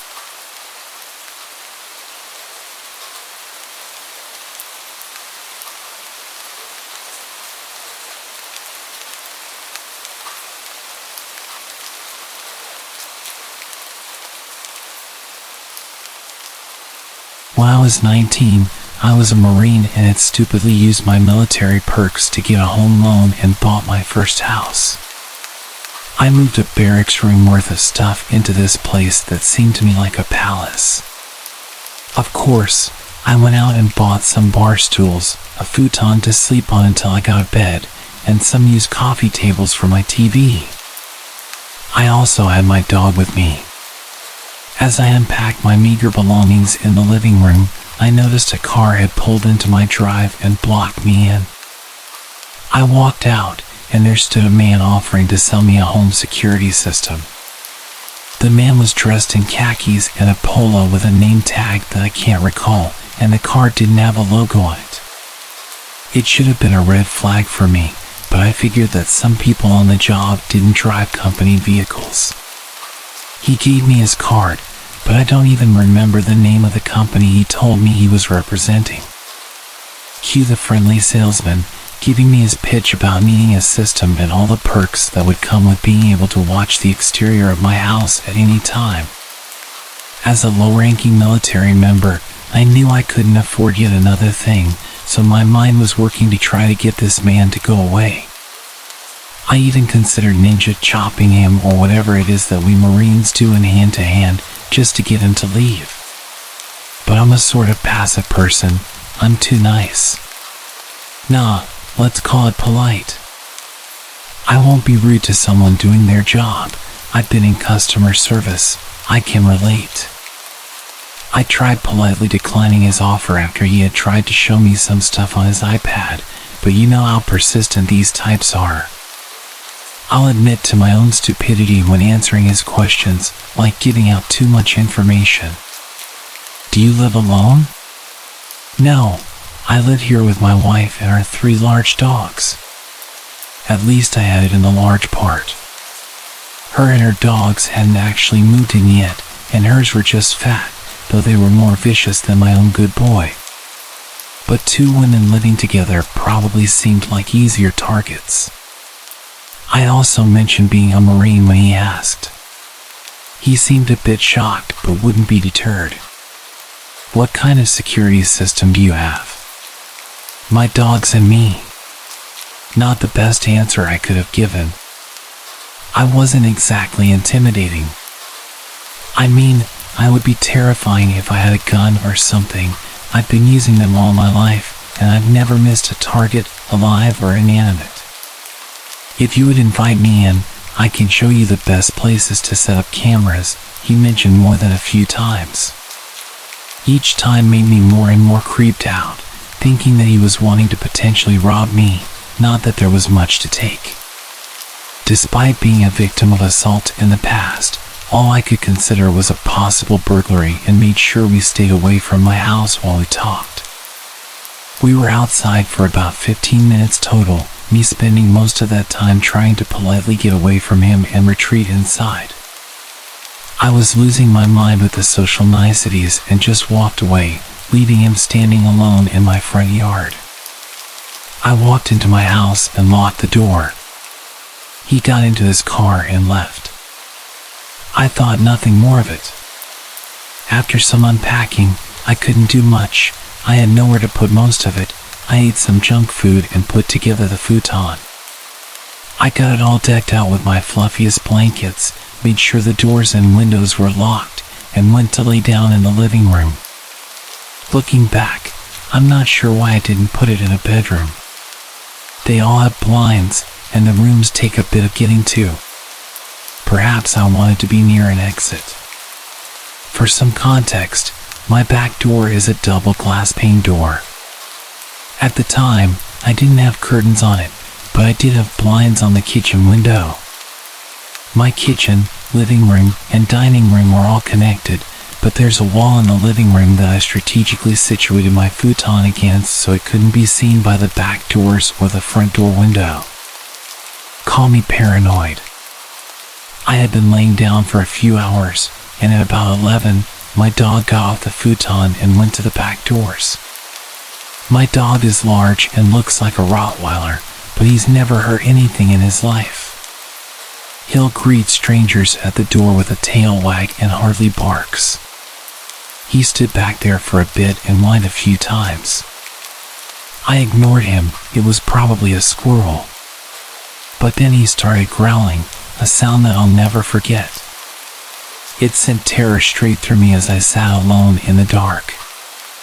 I had only ever felt that fear once, when a mountain lion screamed, and I realized I was powerless against nature. The point is, these sounds are designed to scare you. And it petrified me. I was frozen and wanted to whip out, to hide, to call the cops, but I realized if someone was out there, they'd for sure see my phone light and know where I was. So while my dog stayed stationed at the back door, I talked myself up just enough to move off the couch and investigate, still scared out of my mind. I slunk to the kitchen and grabbed a kitchen knife, one of the only utensils I had, and crept to the kitchen window. I was squatting amongst the cabinets so that I couldn't be seen from any windows, trying to gear up to peel back the blinds. My brain was telling me irrational things, horror stories that I had read come to life. To be real, I was ready to punk out. I'm not a brave person. I was in communications for God's sake. Pretty far from any life-threatening situation, while not one that involves people at my house. In the one space that I should consider safe. My hideout, my protection from anything outside wanting in. I've always been afraid of home invasion. It stems from an incident when I was younger that isn't really worth mentioning further. Point is, if someone dares enter my safe place, it's not safe anymore. I thought I couldn't get more scared in that moment, but then I saw a male figure in my backyard, and my heart jumped out of my chest. He wasn't very far from the window I was looking out of. He was bold enough to not wear anything over his head, and I saw the blonde hair in the moonlight. It only took me a few seconds to recognize the security salesman in the dark. He was on the edge of my porch, watching my back door. Watching my dog. I jumped up quickly, climbed over the bar counter, and turned on the lights as I went towards the back door to let my still growling dog out in hopes that he'd at least get rid of the man, if not injure him. No dice. As soon as the lights came on, he had just enough time to go jump the low part of the fence to safety before my dog even got off the porch. I didn't sleep that night. My dog sat on the futon with me, calm as could be, having done his job. The next morning, I filed a police report, but I couldn't tell them his name or what company he was with, having lost the car he gave me. They sent some patrols through the area, and I found out that all legit salesmen should have an ID upon request. That night, I had 2 friends stay with me, ready for him to come back. We thought he might have set the whole thing up to scare me into buying home security. He didn't come back, and I haven't seen him since.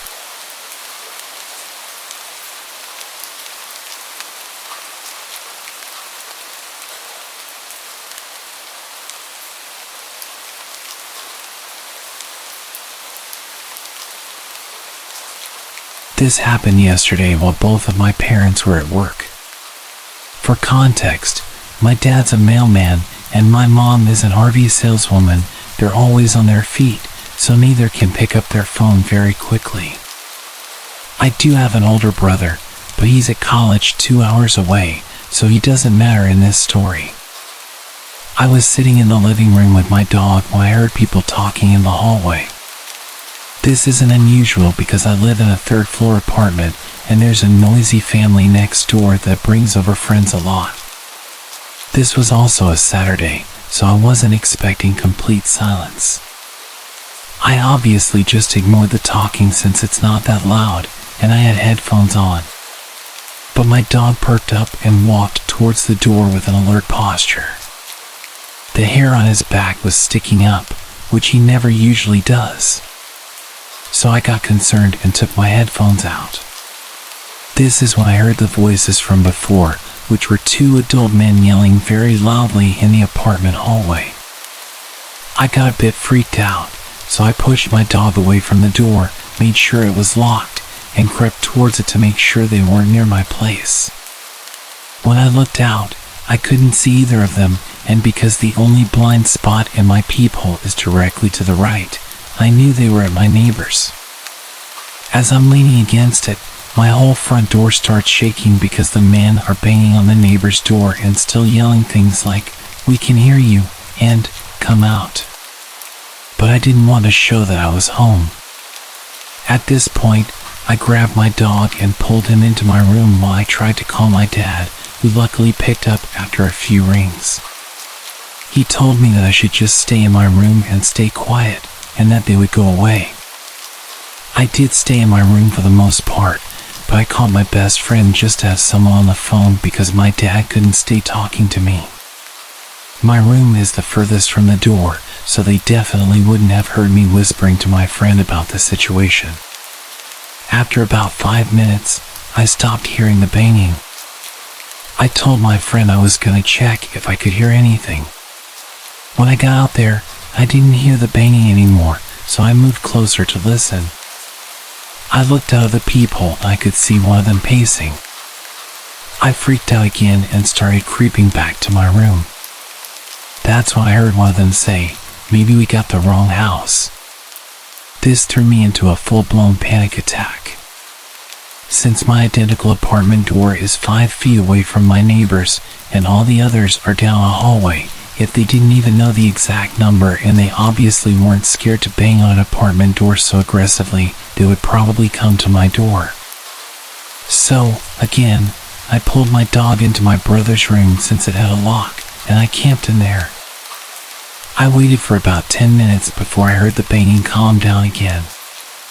I couldn't hear any talking from my position. I was texting my friend, who also lived in the complex, about what was happening. That's when the banging started again, but this time they moved to my door. They went through the same routine, but they were much more aggressive. I could hear them slamming, kicking, and hitting my door, all while yelling for some guy to come out. I called my brother later, and he told me there's no way he could have been involved in this, especially because he's 19, and those men had to have been at least 25. I called my dad again, and in his panic, he told me to go out of the room and tell them there's no guys in the apartment, that I'm just a girl. But I just told them I'm gonna call the cops. I know they weren't just looking to break down a door, and that they were targeting this guy who did them dirty. But I still didn't want to go out there because one, even if they're looking for someone else, I don't know if they have weapons, and in their enraged state, they might just cause harm. But they still have the info on me, which leads me to number 2. I'm a high school freshman girl, 5'4", and less than 100 pounds. Quite frankly, I have no fight in me. For example, I'm terrified of knives, so I brought a bowling pin for my room for protection instead. Plus, I was in the middle of a panic attack. I stood no chance against two adult men at my door, so letting them know I'm a teen girl home alone isn't the best idea. I sat next to my locked bedroom door with my dog as I called the cops. I tried to keep him quiet this whole time, but I didn't want to be suspicious during this situation. I made sure not to talk to my friend while I was out of the room to keep quiet and tiptoe everywhere so they didn't know anyone was home besides the dog. I'm pretty sure they didn't know anyone was home, even though they said, "We know you're in there," during their yells. Because earlier, they were unsure if they even had the right place. I was on the phone with the cops for a few minutes before I heard light knocking at my door, making me realize I wasn't so much in shock that I didn't even know the banging had stopped. The operator said it was the cops, so I ended the call and answered the door. The officers told me the guys took off just before they got there, and they asked me a few questions about male family members and if they could have any correlation with this.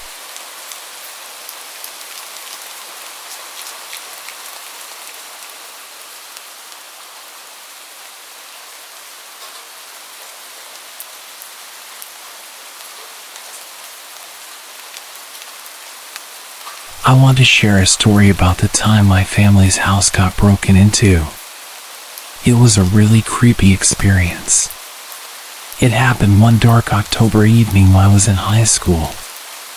Back then, whenever I got home from school, I would go up to my room and lie on my bed and read some comics. On the day of the break-in, it was just me in the house.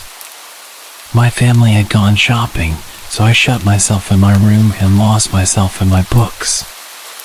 It was great. I needed the toilet though, so I left my room, and that's when I noticed something strange. The smell of tobacco smoke. This was really weird since I don't smoke, and no one in my family does either. I'd never smelled this smell before in my house, so I went in search of the source of the smell. I began my search in my little sister's room as I noticed the door was slightly ajar. I pushed the door open and switched on the light, and in my little sister's room was a full-grown man. There was a stranger in our house. He was holding his shoes in one hand, and he was rummaging through my sister's drawers with his other hand. I guessed that he had taken off his shoes so that he could move around more quietly. My heart stopped, and my skin went as cold as ice. Somehow I managed to ask, "What are you doing in here?" Despite my fear, he started babbling, creating random excuses, none of which were plausible. It was really crazy. My heart was racing now, and I didn't know what to do, so I just grabbed him by the arm. I didn't want him to escape, and he didn't resist or complain. He kept silent. Luckily, my grandfather lived close by, so I led the intruder with me to his house. When we got there, my grandfather called the police. After some time, the police arrived, and they filled us in on the details. After they interviewed him, it turns out that the man lived in one of the apartments across the street that looked directly into our house. Things got really creepy when he told the police that he'd been in our home several times. He said he liked to break in even when there were people in the house. Despite the police interview, the man broke down and confessed. He said the main purpose of his repeated trespassing was the fact that he was drawn to my sister. He had some sort of obsession with her. He told the police that the day I apprehended him, he was looking for some of her underwear to take back to his apartment. He said that the only reason he picked my sister was due to the simple fact that she was his type. He confessed to entering other people's homes too, anyone who was his type. He said that the only reason he went unnoticed by the occupants was that he was very careful not to disturb anything or steal a thing. No one knew he was coming or going. It seemed that this guy had an understanding of our family's movements, our schedules, that kind of thing. It was clear that he'd been watching our house and our family for a long time. He knew how to get in easily, must have searched for a weak point of entry.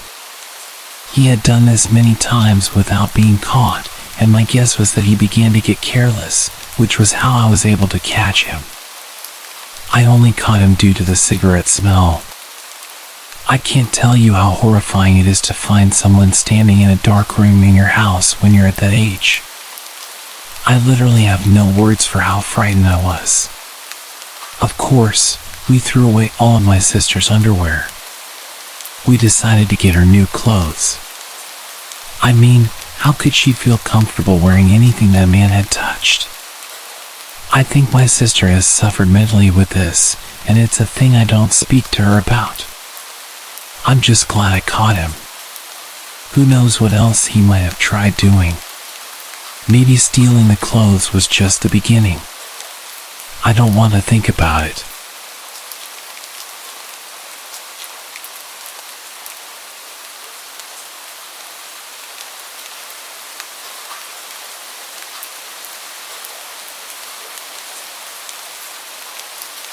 My roommate was out of the house for the week, so I had the place to myself.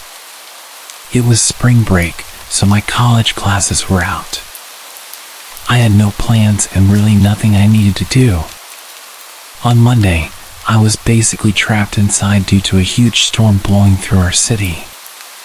This was common around this time of year, but it still always seemed worse every time. The trees looked like they were going to blow away, and the house would shake and creak non-stop. Knowing I wouldn't be able to sleep, I decided to just stay up. I turned on the Xbox and started up one of my video games and played for well over an hour, probably until 11 o'clock when the doorbell rang. I paused the game and got up, but then I remembered the fact there was a storm happening. Who would be outside right now?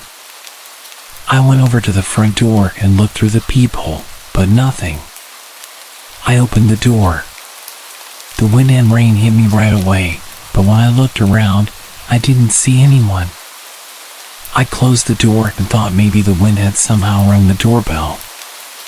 I don't know, it sounds dumb now, but what was I supposed to think?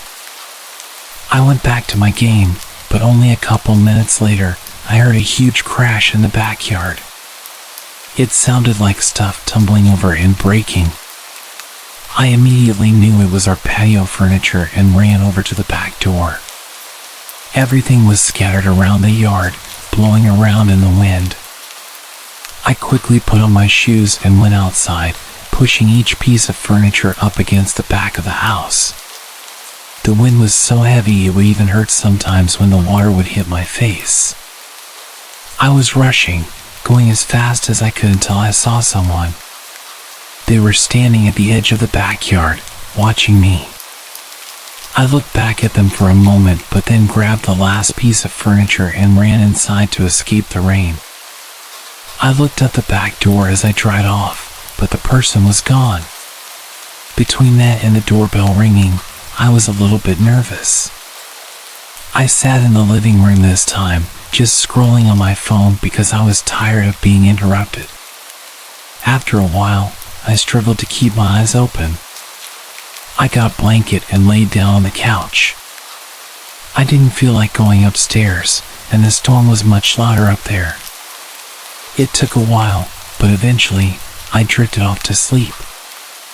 A few hours later, still well into the night, I woke up from a sudden burst of heavy wind outside shaking the house. I pulled the blanket to the side and sat up, moving my feet to the floor as I prepared to go check if the furniture outside was still there. But just when my feet touched the floor, they were soaked. It woke me up immediately. I looked down and saw a puddle on the ground right next to the couch. Then I saw another and another, leading in a line across the floor. Inside the puddles were faint muddy shoe prints. I stood up and ran to the corner of the room, heart beating rapidly in my chest. After a minute of hearing nothing but the wind outside, I slowly followed the shoe prints. They led all throughout the house, upstairs and downstairs, but I could clearly tell that they entered through the back door, which I had stupidly forgotten to lock in the rush of getting out of the rain. I locked it and pulled my phone out to call 911, but then the thought crept into my mind, what if they're still inside? I stayed quiet and moved into the corner of the house where I felt the most hidden and called. I waited in silence for them to arrive. When they did, they took a look around, seeing everything I saw, but nothing more. They told me it seems like a personal attack because nothing was missing, and they were clearly focused on my house in particular. However, they walked right up to me while I was sleeping and seemingly did nothing but watch me, which is super creepy but doesn't make much sense. If they wanted to do something to me, they would have at that moment. After some thought, this had led me to believe that whoever it was had actually come from my roommates. They saw me, then looked around the whole house, and then left, doing absolutely nothing. So if this was a personal attack and my roommate was there, I think things may have gone a lot worse than they had.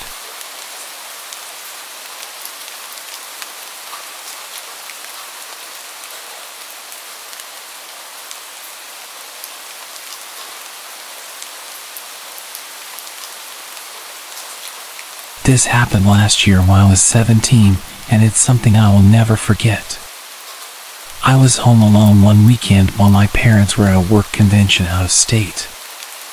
I was upstairs in my room playing Rocket League with two of my friends, talking to them on my headset when I heard a thump from downstairs. This wasn't unusual because I have two cats who often make a lot of noise while wrestling with each other. So, I resumed my game while turning down the TV slightly to check if the noise persisted. About 2 minutes later, I heard another thump, followed by what sounded like a grunt. I told my friends about the thumps, and they urged me to check it out, so I did. I began my walk downstairs, thinking my cats were wrestling rougher than usual. But as I got halfway down the stairs, I froze. I could hear what sounded like men whispering to each other coming from the living room. Crouching down to get a small peek into the living room, I saw 3 large men covered in all black, walking around. I can't describe the feeling in my chest when I saw this. Slowly crawling up the stairs from my crouched position in typical horror movie fashion, the very last step made a very loud creak. The entire house was silent now, and I knew they heard it.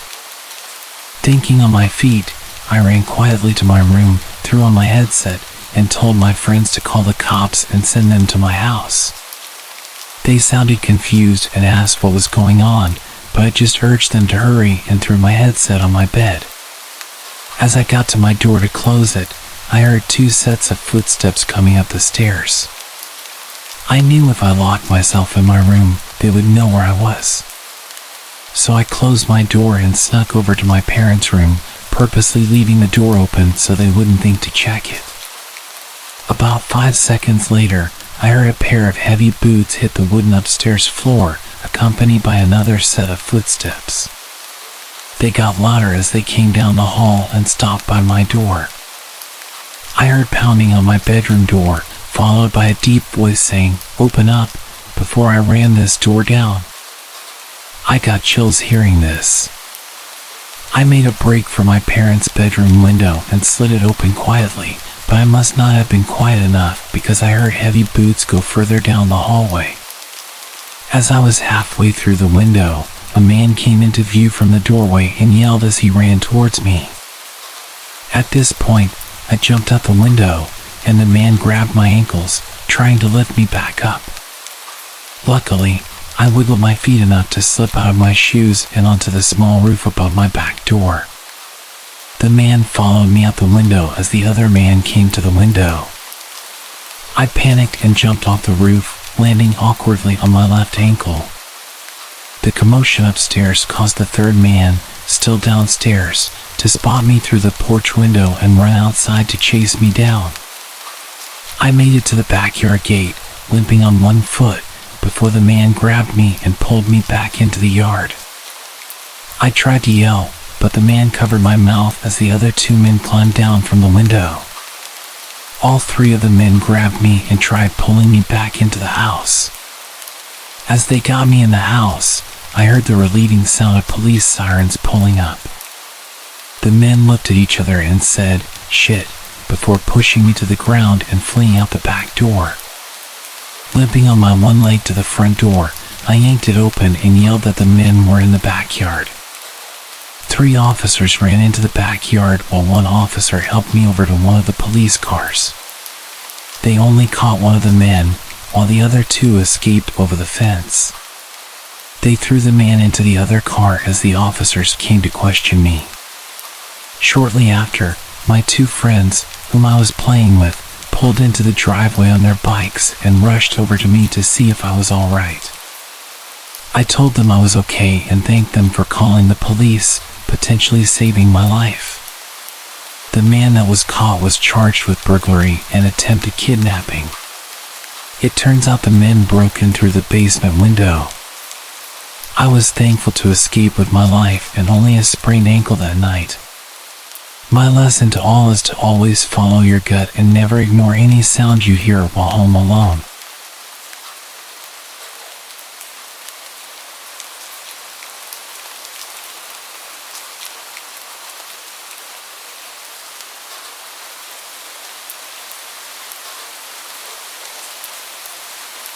My name is Christine, and I was 23 years old when this unforgettable New Year's Eve story happened. I was out with my beloved dog, Max. It was a few hours before midnight, so I took him for a quick walk before getting ready for the party. Max was usually well behaved and fine without a lead, so I decided to let him off for just a minute to enjoy the crisp air as we strolled through our neighborhood. The evening was filled with anticipation. People around the town were preparing for the upcoming New Year's festivities. The streets were lined with colorful decorations, and you could feel the excitement in the air. As Max and I walked along the sidewalk, he was happily sniffing around, enjoying the scents of the night. The night was still young, and there was no sign of chaos yet. Little did I know that everything would change within the next minute. It was then that the first firework exploded in the sky, lighting up the darkness with brilliant colors and a deafening bang. I instinctively grabbed Max, pulling him close, but it was too late. The sudden noise startled him, and in an instant, he broke free from my grip and bolted down the street. I called out his name frantically, but he didn't respond. The barrage of fireworks drowned out my cries, and I watched in panic as he disappeared into the night. My heart raced as I realized I had to find him amidst the chaos of the celebrations. I spent hours driving around the neighborhood, searching for my dog. The fireworks kept lighting up the sky, and the noise was deafening. It was hard to focus with all the bright lights and explosions, but I had to find him. If I was distracted by the fireworks, then he was probably going through hell. Every corner I turned, every street I drove through, I called out his name. I was desperate to bring him back home, to keep him safe from the fireworks. The celebration was all around me, but all I wanted was to find my furry friend. I told my friends and family that I wouldn't be coming out as I was looking for my dog. A few of them volunteered to look for him too, but even if they found him, I wasn't convinced that he'd go with them. Finally, as I turned down a dimly lit street, I spotted a crowd of people surrounding a public bus, as if there were some sort of disturbance. My heart leaped with hope. I parked the car and rushed towards the crowd. I could tell by the chatter and the body language that they were reacting to some kind of animal on the bus. I made my way to the door and climbed on. He was there hiding in the corner, barking frantically at every firework whistling through the sky. I spoke to him gently, and he recognized my voice. The fireworks kept going off, but I didn't care. I reached down and picked him up, cradling him in my arms. He nestled against my chest, seeking comfort from the frightening night. I thanked everyone for trying to help him and rushed him back to my car. I got back in my car, holding Max securely. The drive home was a little quieter, the sound of fireworks slowly fading. Max had been found, and the new year could finally begin with both of us safe and sound. I sat in the car with Max, watching the fireworks through the window. The bright lights that had once scared him now seemed to twinkle in celebration of our reunion. It was a New Year's Eve we'd never forget, one that sent me on a wild late-night drive, looking for my best friend.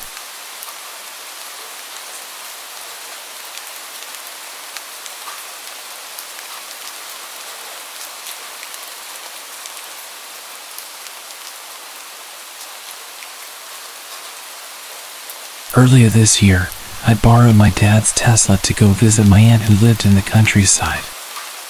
I'm a 24-year-old guy, and I love driving, especially my dad's car, so I was glad he let me take it.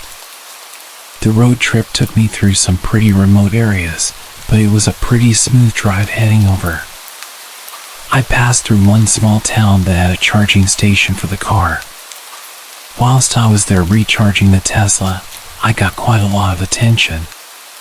Apparently not many electric cars came through the area and they had lots of questions for me. I traveled the rest of the way with no issues and I stayed with my aunt for a few days and eventually decided to head back home on a sunny afternoon. I began my journey around 3 o'clock. The first part of the drive was through a busy town, and after that, I passed through some quiet suburban neighborhoods. But as I was taking the same route back, I soon found myself once again on the long narrow highway that seemed to stretch and turn endlessly. It was peaceful, but as the hours passed, I started to feel more tired. To keep myself awake, I turned on the radio quite loud, hoping it would wake me up a bit. I squinted at the road, trying to focus, and that's when I noticed a small glimmer of light in the distance. It was the reflection of my car's headlights on another vehicle parked by the side of the road. As I approached, it became evident that the car was abandoned. It was dark, and the windows were tinted. The area was quite remote, and the thought of getting stranded there was unsettling. The nearest town was an hour's drive back. I continued my journey but kept my eyes open, just in case someone was nearby. A few minutes later, I noticed a blindingly bright light in my rearview mirror. The intense glare made it impossible to see the car, only their dazzling lights. They seemed to be getting closer, so I reduced my speed, thinking they would soon overtake. But as I continued down the road, I saw something unsettling up ahead. There was another car right in the middle of the road, blocking my path completely. The car had its lights turned off, and I didn't see it until I was almost right upon it. I slammed on the brakes as soon as I realized what was happening. The lights in the rearview mirror kept getting brighter. I could hear the sound of an approaching vehicle behind me. I decided to turn my car around to escape the situation, but when I looked back, there was another car parked diagonally behind me, effectively sealing off any retreat. Suddenly, it all clicked in my mind. I heard the doors of the cars around me opening and closing. Panic coursed through my veins. Without thinking, I veered off the road, plowing into the trees, attempting to bypass the obstructions and get to the other side of the road, past the parked cars. I was so preoccupied with avoiding trees and avoiding getting my car stuck that I didn't even look to see if the people were chasing me. About 10 seconds after driving off the road, a gunshot echoed. I looked back and they were chasing me. The bullet hit somewhere in front of my car. Fear and adrenaline pulsed through me as I continued maneuvering around the twisted dirt road. Another shot rang out, hitting the back of my car.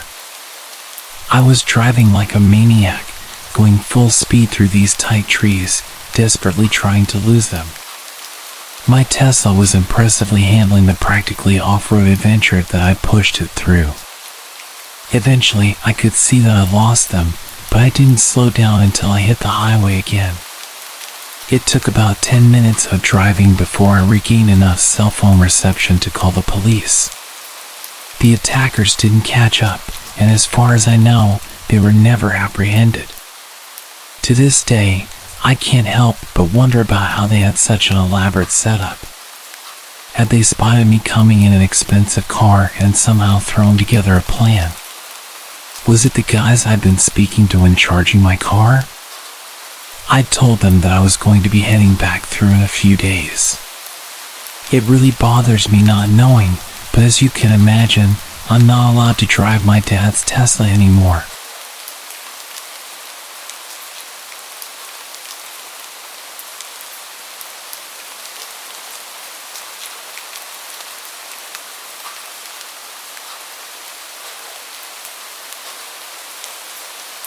My name is Danny, and I was 19 when this happened.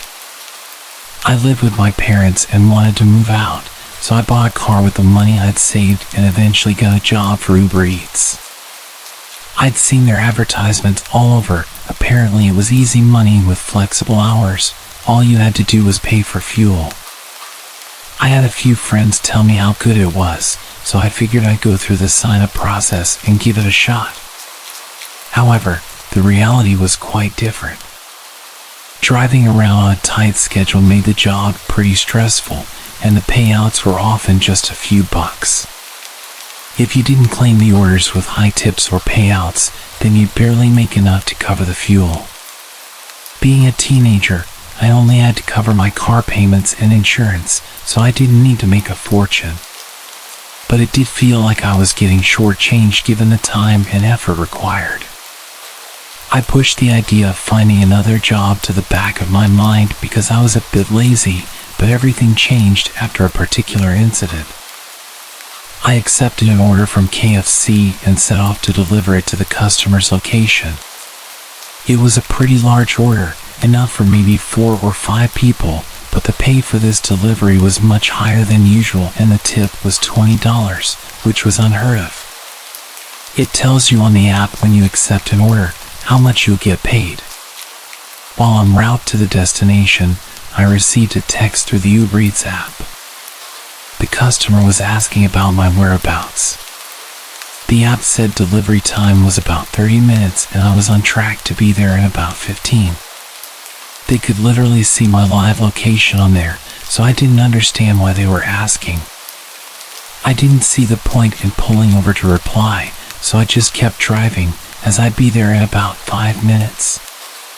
Within pretty much a few seconds, they sent another message, impatiently asking me why it's taking so long. I had only picked up the order a couple of minutes ago, and they could literally see this on the app, so it wasn't as if I was running late. I ignored the weird messages, thinking it was probably a mistake on their part, or that they were drunk or just a typical Karen. I knew the area reasonably well, but I'd never really been to this part of town. It was located in, I guess, what you'd call the hood. It was a pretty rough neighborhood, gang violence and a lack of police presence. Most people knew not to come here. But I'd driven through a few times and knew it wasn't too dangerous. The address was to an apartment building, and as I approached the place, I noticed that a lot of people were staring at me. I parked my car and checked my phone. Another message had come through with some harsh language, telling me that I better hurry up. I usually leave my phone on the stand, where I can see the delivery instructions, but I knew it was a bad idea to keep it out in the open, so I took it with me. The instructions said to come inside and deliver it to the customer's apartment, which was a little unusual, but I figured they just didn't want to come down. I pressed the button for the apartment number and was buzzed in. As I climbed the stairwell, I couldn't shake the feeling that something was off. There were people just scattered around this building. I had to step over some passed out woman on the stairs, and I really wanted to just drop the bag and run. I reached the door to the apartment, and a voice from inside told me to come in. I hesitated for a moment, confused as to why they couldn't just come and grab it. But I was on the clock and wanted to get this delivery done. I walked into the apartment, and as the door closed behind me, I realized my mistake. All the lights were off, and the only source of visibility in the room was the massive TV they had on the wall. I looked around and saw a couple of shady-looking characters. I offered them the bag, and they looked at me like I was disgusting. The guy who seemed to be the leader gestured for someone else to take it from me. He started circling me as I stood there, completely frozen. I had no idea what the hell I was doing or how I'd ended up in such a dangerous situation. He didn't hesitate to start poking at me, asking me what I got. I told him I just had the food and that I've gotta go. He laughed and told me to sit. I was completely shitting myself at this point. He starts quizzing me about why I took so long and what can I do to make up for it. I told him I could refund the tip, and this made him freak out. Tip? What tip? I ain't paying you no tip. I stupidly pulled out my phone to show him that he put down a $20 tip. He snatched it out of my hand and told me that he's taking the refund. Everyone else started laughing. I was being completely humiliated in front of these people, and I was powerless. I passively asked for my phone back, but I'm not the biggest guy in the world, and I was really trying not to die, so when he refused, I just accepted my fate. He sat down and started looking through the bag, grabbing the food he wanted. He looked over at me and asked me what the F I was still doing there, jumping up and pulling out a knife as he said it. I apologized and quickly made my way to the door and ran down the stairs.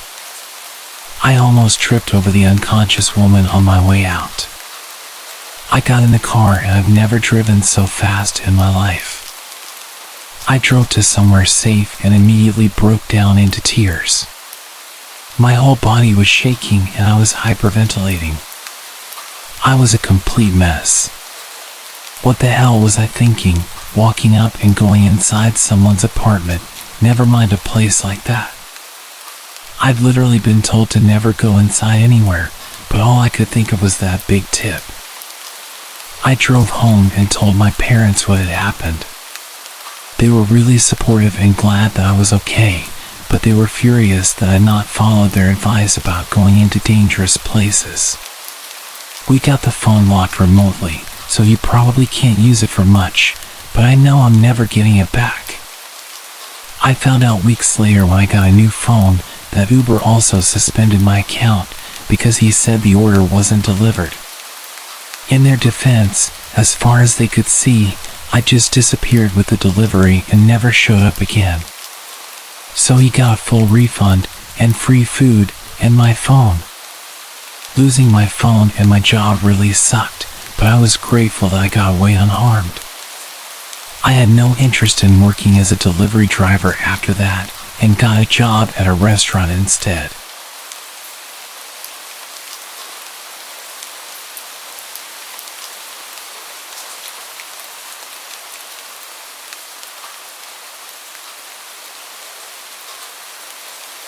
When I was a kid, my best buddy and I were having a sleepover. His parents had gotten a divorce a couple of months prior, so to counter all the stress, he pretty much got whatever he wanted. It wasn't like his mom was spoiling him, she was just being super nice to make sure he wasn't too bummed about his dad leaving. Did it work? Yes and no. Getting to have his friends stay over, getting an Xbox, a cell phone, and much more personal freedom was all well and good, but every so often, you could tell the whole thing was getting to him. The good thing was I got to spend a whole bunch more time with him to give him the support he needed, which coincidentally meant that I was there for one of the worst moments of his childhood. So we're having a sleepover, and his mom is having a friend over. They're downstairs while we're up in his bedroom. At one point, I wanted a glass of water, so I headed downstairs. To get to the kitchen, you had to walk through the TV room. I see my buddy's mom's friend is a dude, and they're getting kinda close, if you know what I'm saying. They jump off each other when I walk into the room. I walk through like I didn't see anything, and it's incredibly awkward as I walk back through with my glass of water. Then I make the mistake of mentioning it to my buddy. He's clearly not happy with the fact that it's a dude. We're 9th graders at this point, so we're pretty savvy. Anyway, my buddy isn't happy, but he just does his usual thing of internalizing it before distracting himself. Not the best coping mechanism in hindsight, but it is what it is. Then remember that cell phone I mentioned? Well, his mom bought it for him so he could keep in touch with his dad, which he then does. And guess what's the first thing he tells him? That there's a strange dude over at his house. I totally blame myself in the moment. It sucked so hard. When my buddy hung up, turned to me with a smug grin, and said, "Dad's on his way over," I just knew something bad was going to happen. I kind of wanted to leave, but at the same time, my whole reason for being there was to be a good friend to Ryan. I had a really healthy family life at home. My parents were a loving and dedicated couple right up until the day my dad passed, and I'd like to think they raised good kids. But Ryan, his parents were total morons, and good God, did that make me feel bad for him. So I stuck around. I knew something horrible was going to happen, but I had zero clue how bad it would really get. My buddy's bedroom window overlooked his driveway, so when his dad finally did show up, we could see and hear almost everything that happened down there. His dad, and I'm not embellishing here, hurtled up the driveway at like 40 miles an hour, screeched to a stop, and didn't even shut his door when he climbed out of his car.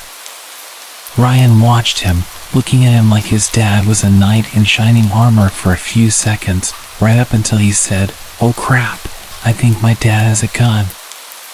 Hearing that final word sent this razor-sharp icicle running right through my guts. I knew there would probably be shouting and fighting, but not shooting. He started banging on the door until his mom answered and then demanded to know where her guy friend was. Ryan's mom was all like, "I don't know what you're talking about," but then Ryan's dad goes from 0 to 100 in a second flat. "Don't lie to me. Tell me where he is." There's this very real, palpable pause, and me and Ryan are just on this very nervous feeling. Then his mom asks him how he knows about any man. Again, a shiver of ice through my stomach because I'm basically the one who told. In that moment, I told myself that whatever was about to happen was completely my fault. Ryan's dad exploded at the admission. "You're a freaking liar. Now get out of my way." We could hear Ryan's mom screaming for a second, then we heard another voice. Only this one was definitely inside the house, the guy friend. He was screaming at Ryan's dad to get off him. I heard the guy start to shout something at Ryan's dad, then he just went totally silent, and all you could hear were feet beating against the floorboards downstairs. And then bam! 3 distinct gunshots echoed around the house. Me and Ryan are just bawling at this point because we could still hear his mom screaming, and we had no idea if she'd been shot. What if the boyfriend was dead, if the boyfriend had a gun and fired at Ryan's dad? The whole situation was traumatic enough, but the not knowing, that was just the worst. I had to grab Ryan's cell phone off of him to call the cops. He just totally shut down from the stress. He had a rough enough few months with the whole divorce thing, and now he had to deal with potentially losing a parent. I don't blame him, honestly. It was bad enough for me, and it wasn't even any of my parents. The 3 shots were all we heard, and before the cops showed up, the only sounds we could hear were Ryan's mom crying downstairs. We should have gone to check on her. I know we should have, but the dispatcher told us both to stay put because we didn't know if there was still an active shooter, so we did as we were told. Thankfully, everyone turned out to be okay, and no one was even shot. Ryan's dad had aimed the gun at his mom's friend as soon as he'd laid eyes on him, but the guy was quick and just bolted out the back of the house. As Ryan's dad pursued, he fired 3 shots, but it was basically just to scare the guy away at that point, and I heard none of the bullets even went near him. But still, it was terrifying, and Ryan's dad ended up going back to prison for a long time because of it.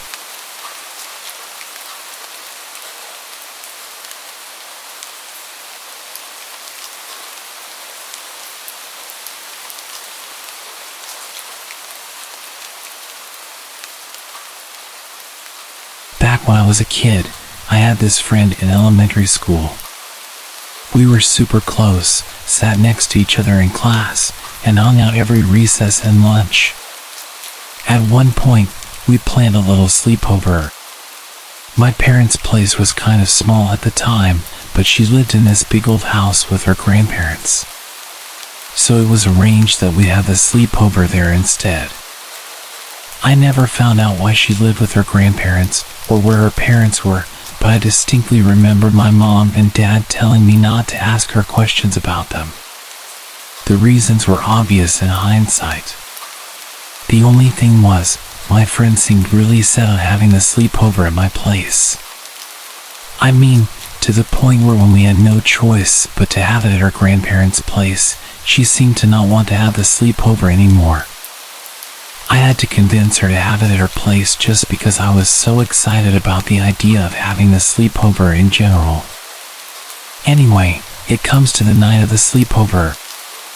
I go over to her grandparents' place, and it's every bit as fun as I imagined. We watched movies up in her room, had pizza delivered, ate ice cream right out of the tub, and her grandparents seemed really sweet and nice. Then, I think it was around 9 p.m., her grandpa knocks on the door, pokes his head in, and tells us that he and my friend's grandma are headed to bed, so we're to keep the noise down. He goes to bed, and we carry on with our night. A little while later, I head over to the door, telling my friend I needed to use the bathroom. She jumps up, throws herself between me and the door, and is like, "You can't go out there, you'll wake up Grandpa." I tell her not to worry, and then I creep down the hall on tiptoes so as not to wake him, but my friend still refuses to let me leave the room. I think she's actually playing around for a second. I try to get past her, but she actually shoves me back away from the door with this angry look on her face. I didn't want to start a fight with her. After all, the whole objective was to keep as quiet as possible. But still, I needed to use the bathroom, so I asked her where I'm going to go. And get this, she reaches under her bed and pulls out one of those plastic stationery trays. She points at this plastic tray and tells me to just use it. Again, I think she might be playing a cruel trick on me, but she's deadly serious. She actually wanted me to pee in that stationery tray. So I did. It was super gross, but I did it, and instantly the mood is just destroyed. I had nothing to clean myself up with. I'm pretty sure I peed a little on my nightgown. It was just all kinds of disgusting, but still, my friend wouldn't let me go use the bathroom to wash up. The weirdest thing was she acted like it was normal. She never did anything like that at my house, and she definitely didn't seem like that kind of kid. She wasn't known as the stinky kid in school. The whole thing just kind of blew my mind, and although I didn't let it affect our relationship, I definitely didn't like to stay over at her house again. We stayed close for a long time after, but ended up going to different high schools because she moved in with her aunt over in St. Paul. We kept in touch using MySpace back when that was still a thing, but I never got to the bottom of her weird nocturnal bathroom habits. Not until well after her grandpa passed away. My friend's grandpa had attacked her multiple times in the night. It was a little more complicated than typical abuse. He was a veteran and suffered heavily from post-traumatic stress. Every few nights he'd be found patrolling the house, apparently sleepwalking or having a mental episode. There were a few times when my friend would go to use the bathroom and he would physically tackle her and accuse her of being the enemy. He would apparently interrogate her and inflict pain on her to make her talk. It was all really tragic because he was a great guy if you met him. When he died, she seemed to take it really badly. When I called her, she broke down crying so much that she had to hang up, and she wouldn't return any of my texts no matter how much I begged her to get in touch. In the end, me and my mom looked up her aunt's home phone number and called ahead before we drove over. The aunt seemed more than happy to talk to us, but with the caveat that she had something very, very serious to tell us. That was why her mom wasn't around, and it completely ruined her life. She was too young to understand why he would do that to her, and thought he was just abusive. There wasn't much awareness about his condition back then, so everyone involved just thought he was terrible towards his daughter. She ended up with an addiction problem, which is why she wasn't in the picture. She insisted on not letting the judge give the grandparents custody, but the judge ignored her because she was obviously an addict. I think they were just so terrified of him that they just couldn't talk about it ever, and it was only after he died that it all came spilling out in various forms. The aunt that she was living with was her mom's cousin, so obviously wasn't around for what was happening when they were kids. It was absolutely horrifying hearing about it just as her friend, so I can only imagine how terrible she felt. Knowing she was so close to the abuse, but just not being able to see it. And then it all made sense to me why she didn't want me walking down the hall at night. Why she'd taken to peeing in a stationary tray that she kept hidden under her bed. She wasn't being mean or weird when she made me do it. She was protecting me. No wonder she didn't want me to have the sleepover at her place. And I'm really not trying to make this whole thing about me when I say this, but I feel horribly guilty for not saying anything to my parents at the time. I didn't want to embarrass her. She was my best friend. But that's just the thing about being a kid, isn't it? That naivety. You do dumb stuff even if you don't mean to, and that's what my therapist tells me. I try to believe it, I really do, but part of me will forever remain convinced that somehow I'm to blame.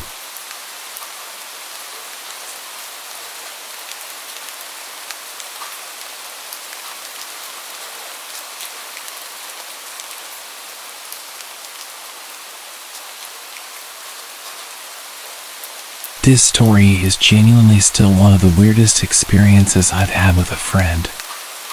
It's a huge factor in me having trust issues with friends to this day. I'm 18 now, but at the time of the story, I was about 13. I had just become very close friends with this girl from my school. For this story, I'll call her Sasha. Sasha and I had met through mutual friends, and we grew much closer because we hung out in a group with my absolute best childhood friend at the time. After a while, we started spending time by ourselves. She had just moved, and I would spend a lot of time having sleepovers at her new house. We would all hang out at the local playground with another boy in our grade. For the sake of the story, I'll call him Dylan. At the time, I was in a flirty relationship with Dylan. Sasha knew this and kept trying to get us to spend more time together by going to the playground and such. When she proposed we all take a little time away to go to her aunt's mansion, we were all really excited. Sasha's mom had confirmed beforehand that we were all allowed to go, and told us that we'd basically be house sitting for free while getting to stay at a lovely place. It was just a town over, so my mom wasn't worried about how far it'd be. Once we got to the house, it was absolutely huge. They had 2 big dogs, a huge finished basement, a water garden, a gym, and a trampoline. At the time, I was just so overwhelmed with everything they had. But after a while, Sasha started saying how bored she was. From previously hanging out with Sasha, I had known her to be quite dramatic.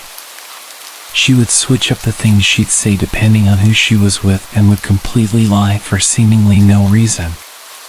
But I was young and hadn't completely figured out the extent to which a person could take those red flags.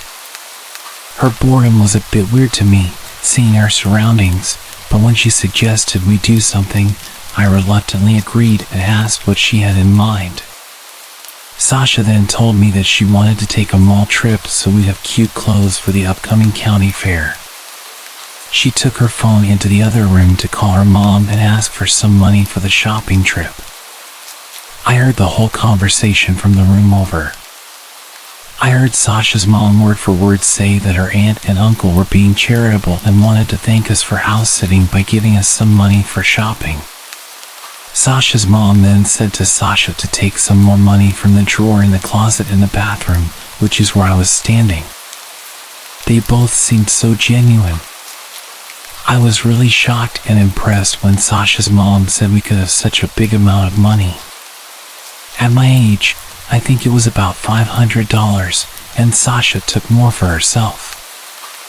I was completely fine with the amount and thanked them profusely for it. I didn't really have much money growing up with a single mom, so as Sasha was looking through the drawer, I genuinely thought that was just what upper middle class families did. Looking back, I can now call out so many points where I would have left, but I didn't have a ride home and didn't really know how to describe the situation to my mom just yet. So I trusted Sasha, and we went to the mall. This is when Dylan met up with us to begin his stay there. Wanting to win Dylan over a bit, I shared some of the money with him. Both of us spent just enough to get a hoodie and food. Sasha used the rest of the money for herself.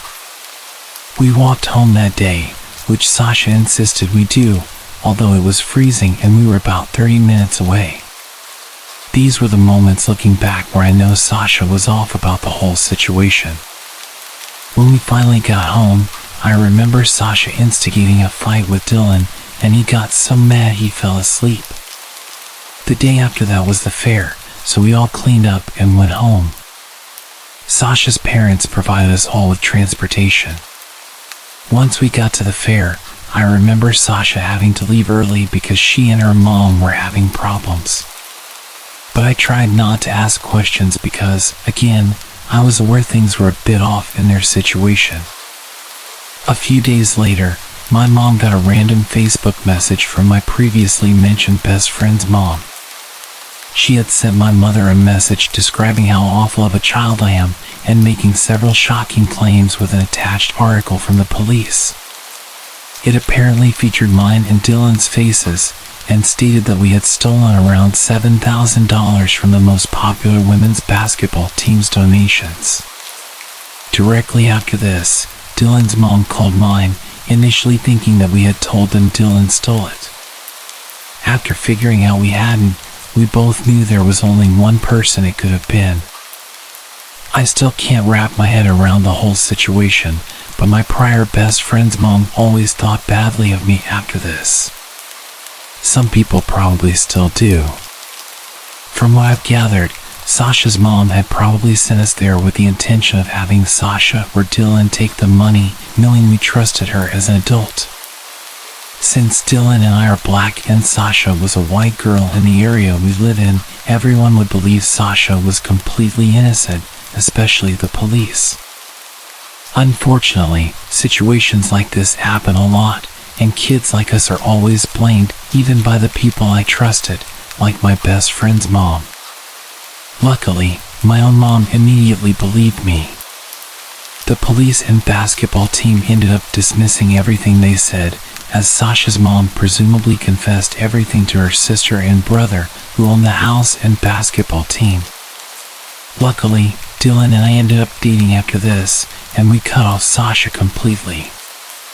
Although I sometimes still see her face on Instagram, I hope she's doing well, but I would only like to know that from a distance.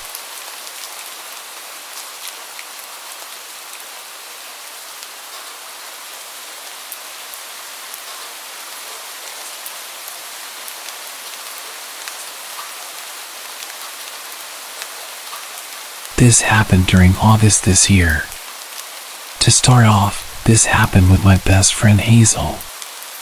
We are both 14, turning 15 this year. When Hazel came back from vacation, we immediately decided to have a sleepover at her house. She has a big closet inside her room that she uses as a makeup room, which will be important later. We were just relaxing and talking in her room when the idea of using a Ouija board came up. We often joked about how we should try to use it and summon the serial killer Richard Ramirez to see if it could actually happen.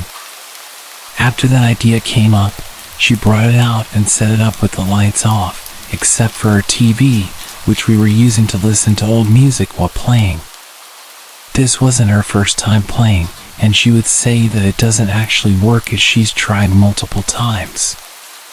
But this was my first time playing with it. We would always talk about the Ouija board in her house because creepier stuff always seemed to happen there. She also has an old house built in 1935 with creaky floors. For example, something that happened there to me 3 years ago was when I was trying to sleep around 4 a.m. and I felt something touching my foot for a few seconds. I thought it was her cat and said, "Hazel, why is your cat playing with my foot?" She said, "My cat isn't here right now, he's outside the door." That's when it hit me, and my heart dropped. Her door was fully closed, and her cat was still outside the door. Neither one of us wanted to look or even move after that. We also stopped talking and just tried to fall asleep faster, but it was very hard for me. I couldn't move at all and felt stuck, starting to sweat from how scared I was. Anyway, we had our fingers already on the Ouija board, and it wasn't working for the first few minutes. But when we asked, "What's your name?" it finally spelled out Richard Ramirez. I thought Hazel was joking around and moving it herself, until she then promised that it wasn't her. She also took off her finger and let me do it myself to show me that it wasn't her moving it. When she did, it was still moving my finger. We continued asking a few more questions, then we said, "If it's really you, show yourself." Hazel has a few dolls in her room, but the creepiest one by far was her ventriloquist dummy. After we said that, the dummy's eyes started to blink and then look back and forth. I said to her, "Hazel, your dummy's eyes are blinking." When she saw it herself, she completely freaked out, screamed, and jumped onto me, holding me really tight. It stayed like that for a while until she finally got off, but the dummy started blinking again. That's when I looked at her makeup closet from the bed and saw her mirror in there. From the reflection, I could see a figure just sitting there. Once I told her that, she held on to me even tighter this time, and she stayed like that for about an hour. It was about 4 a.m., and we still weren't even in our pajamas yet because we were way too scared to get up, and I didn't want to get up without her. After an hour, we finally said goodbye on the Ouija board, and I was able to convince her to get up with me to at least turn on the lights. When the lights were turned on, she was perfectly fine after that. We got into our pajamas and tried to sleep with her LED lights and a lamp. She was already sleeping, but I was having a hard time falling asleep. I once again looked at the dummy, and it was still blinking. So, I don't think we had said goodbye properly. I felt scared now since Hazel was already sleeping, so I just tried to turn the other way and close my eyes, trying to force myself to fall asleep. Once we woke up the next morning, everything was back to normal. Everything was fine, and nothing else happened. She tells me that she still sees the dummy blinking sometimes and that she's too scared to go to sleep at night. She sleeps with the lights on. She's considering getting rid of both the Ouija board and the dummy. I still don't think we said goodbye properly, and I know she won't be playing with a Ouija board for a while. I never believed Ouija boards worked or were real until this experience. You should truly be careful when you're playing with stuff like this. You never know who you're actually talking to or what can happen. Especially watch what you say to the Ouija board because it can end badly very quickly. I still don't know if we were actually talking to Richard Ramirez or who it actually was. All I know is that it's real, and it actually works, and I don't think I'll ever mess with one again.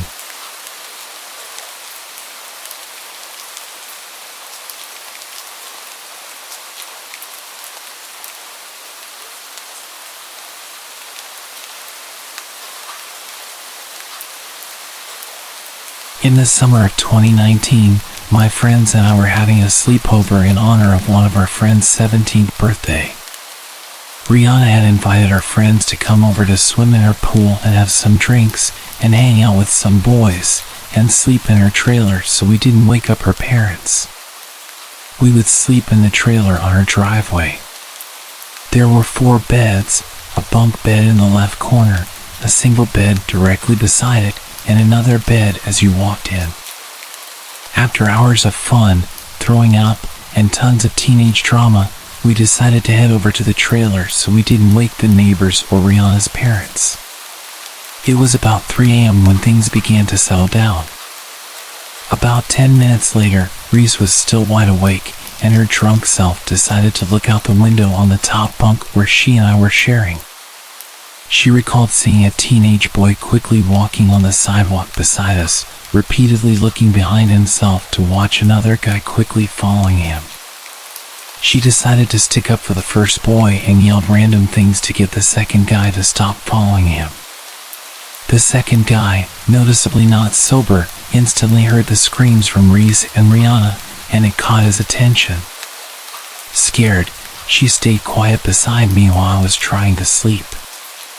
About a minute later, Reese decided to check again, and there the guy was, right in front of the trailer, investigating the noise. He was getting really close to the door when Reese then told me, "Hey, don't freak out, but there's a guy right outside the trailer." I sat up quickly to look outside, and he was there, wandering around right beside us. By now, Reese had announced to everyone else as quietly as she could that there was a guy outside the trailer.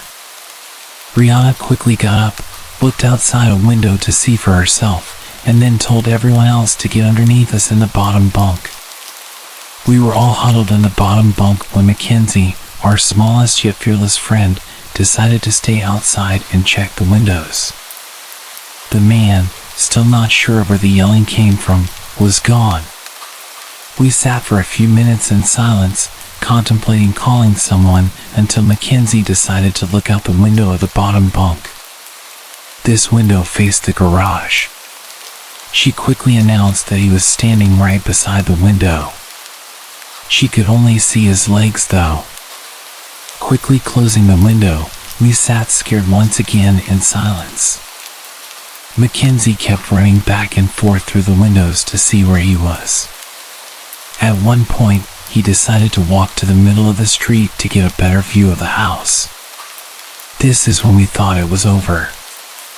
Everyone was getting back into their sleeping spots, discussing what had just happened when Mackenzie decided to look out the window again. The man was now standing on the front steps of Rihanna's house. We couldn't do anything but just stay quiet and wait until the intoxicated man would leave. We didn't know what he would do if he realized people were in the trailer. He did end up leaving after quite a while, but it definitely took us a while to fall asleep that night. In the morning, Rihanna tried to check her cameras, but they had been disconnected. We have no proof of this happening except for the group of us who experienced it. Rihanna believes the guy came back the next night since she heard a lot of noises from her front door while she was home alone. Moral of the story: don't scream and crack down on men when you're vulnerable in a trailer. You really have to wonder though, what would have happened if he had tried to open the door? I'm sure we could have defended ourselves, but this story could have ended a lot worse.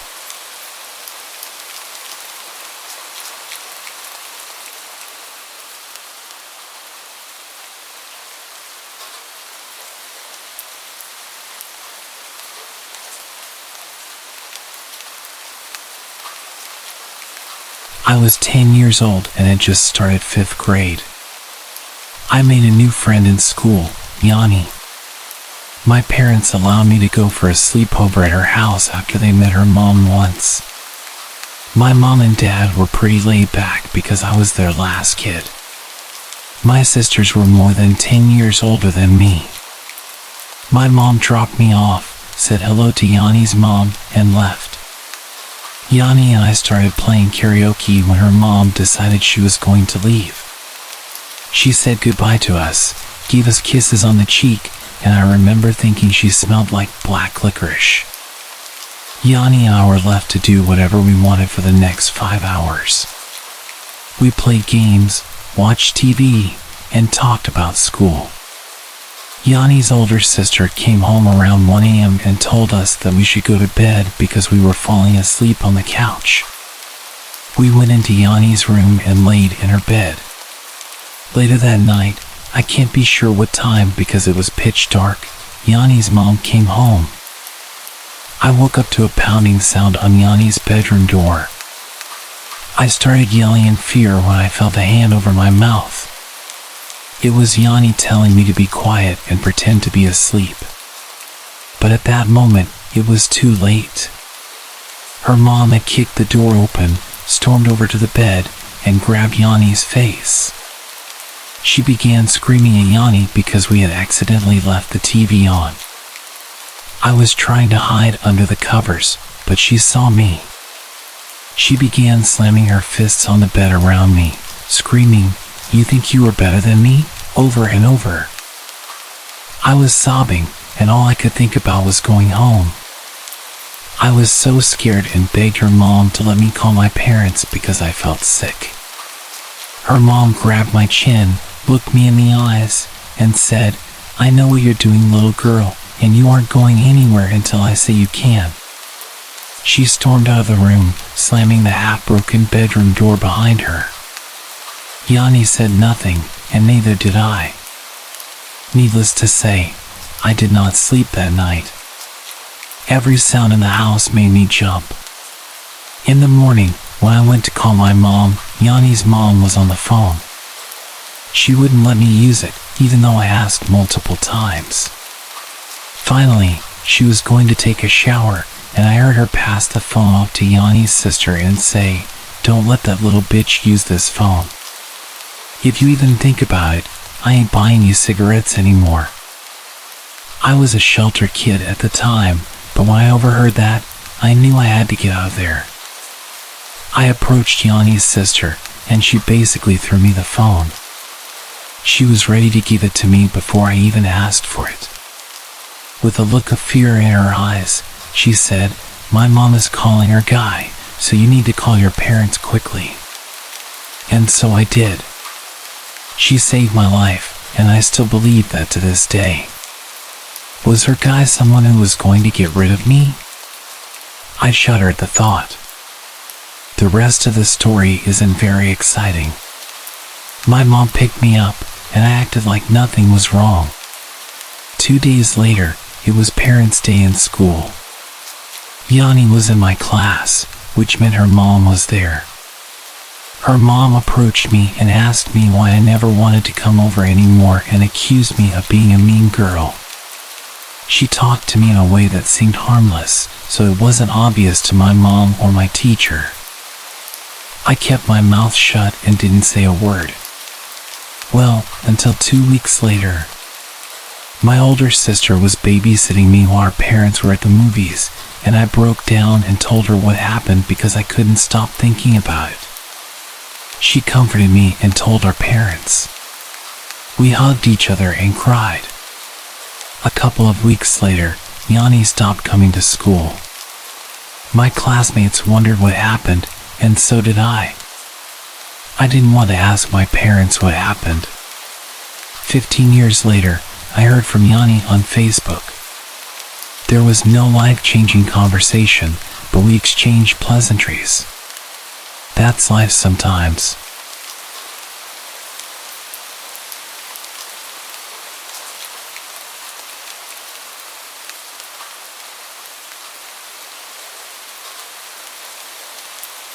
I was 13 when this happened to me. I stayed at my friend's house almost every weekend.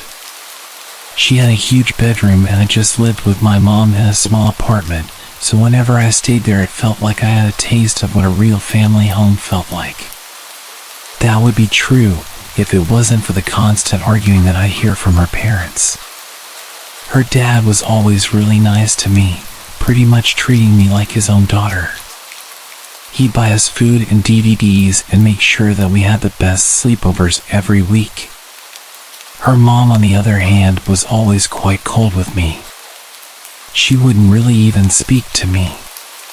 Most of the arguments that I could hear were her shouting at him. Looking back, I realized that she was emotionally manipulating him, claiming he didn't love her and accusing him of being sleazy. But at the time, I just thought this was what parents would do every night. Anyway, we would mostly just turn up the TV and distract ourselves from the shouting, and usually we'd have a really good night. This night was different. Her dad basically rushed us up to her room and we could tell he was stressed. I tried asking my friend about her parents, but she just deflected and said she didn't want to talk about it. We did our makeup and hair and tried on different outfits throughout the night, and within a few hours we were almost falling asleep whilst watching the first Twilight film. Suddenly we could hear her parents arguing really loudly.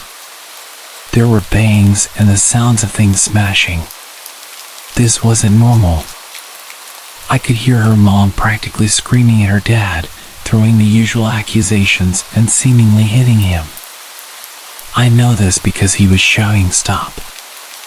At some point he started to make his way upstairs and I hear him slam the door to their bedroom just next to the room we were staying in. It wasn't long until her mom made her way upstairs and burst into their room.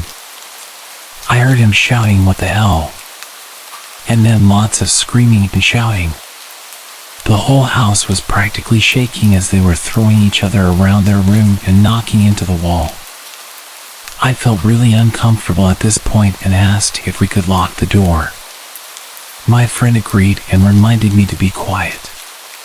Just as I clicked the lock, the screams and shouting went silent. My friend and I stared at each other, waiting until we heard one of them go downstairs or to make any kind of noise. Nothing. We waited for minutes, listening at the door and speculating what was happening.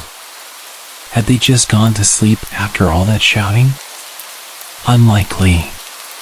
Suddenly, I hear footsteps and rush back to bed. There's a gentle knock on the door. "Honey, are you awake?" Her mom was coming to check on us. She literally never did this. Before my friend could respond, her mom tried to open the door. She realized it was locked and then immediately started shouting loudly, "Open the door. Now!" I looked at my friend with begging eyes and told her not to open it. Her mom started pleading with us through the door, kicking it loudly, sending massive shocks throughout the room.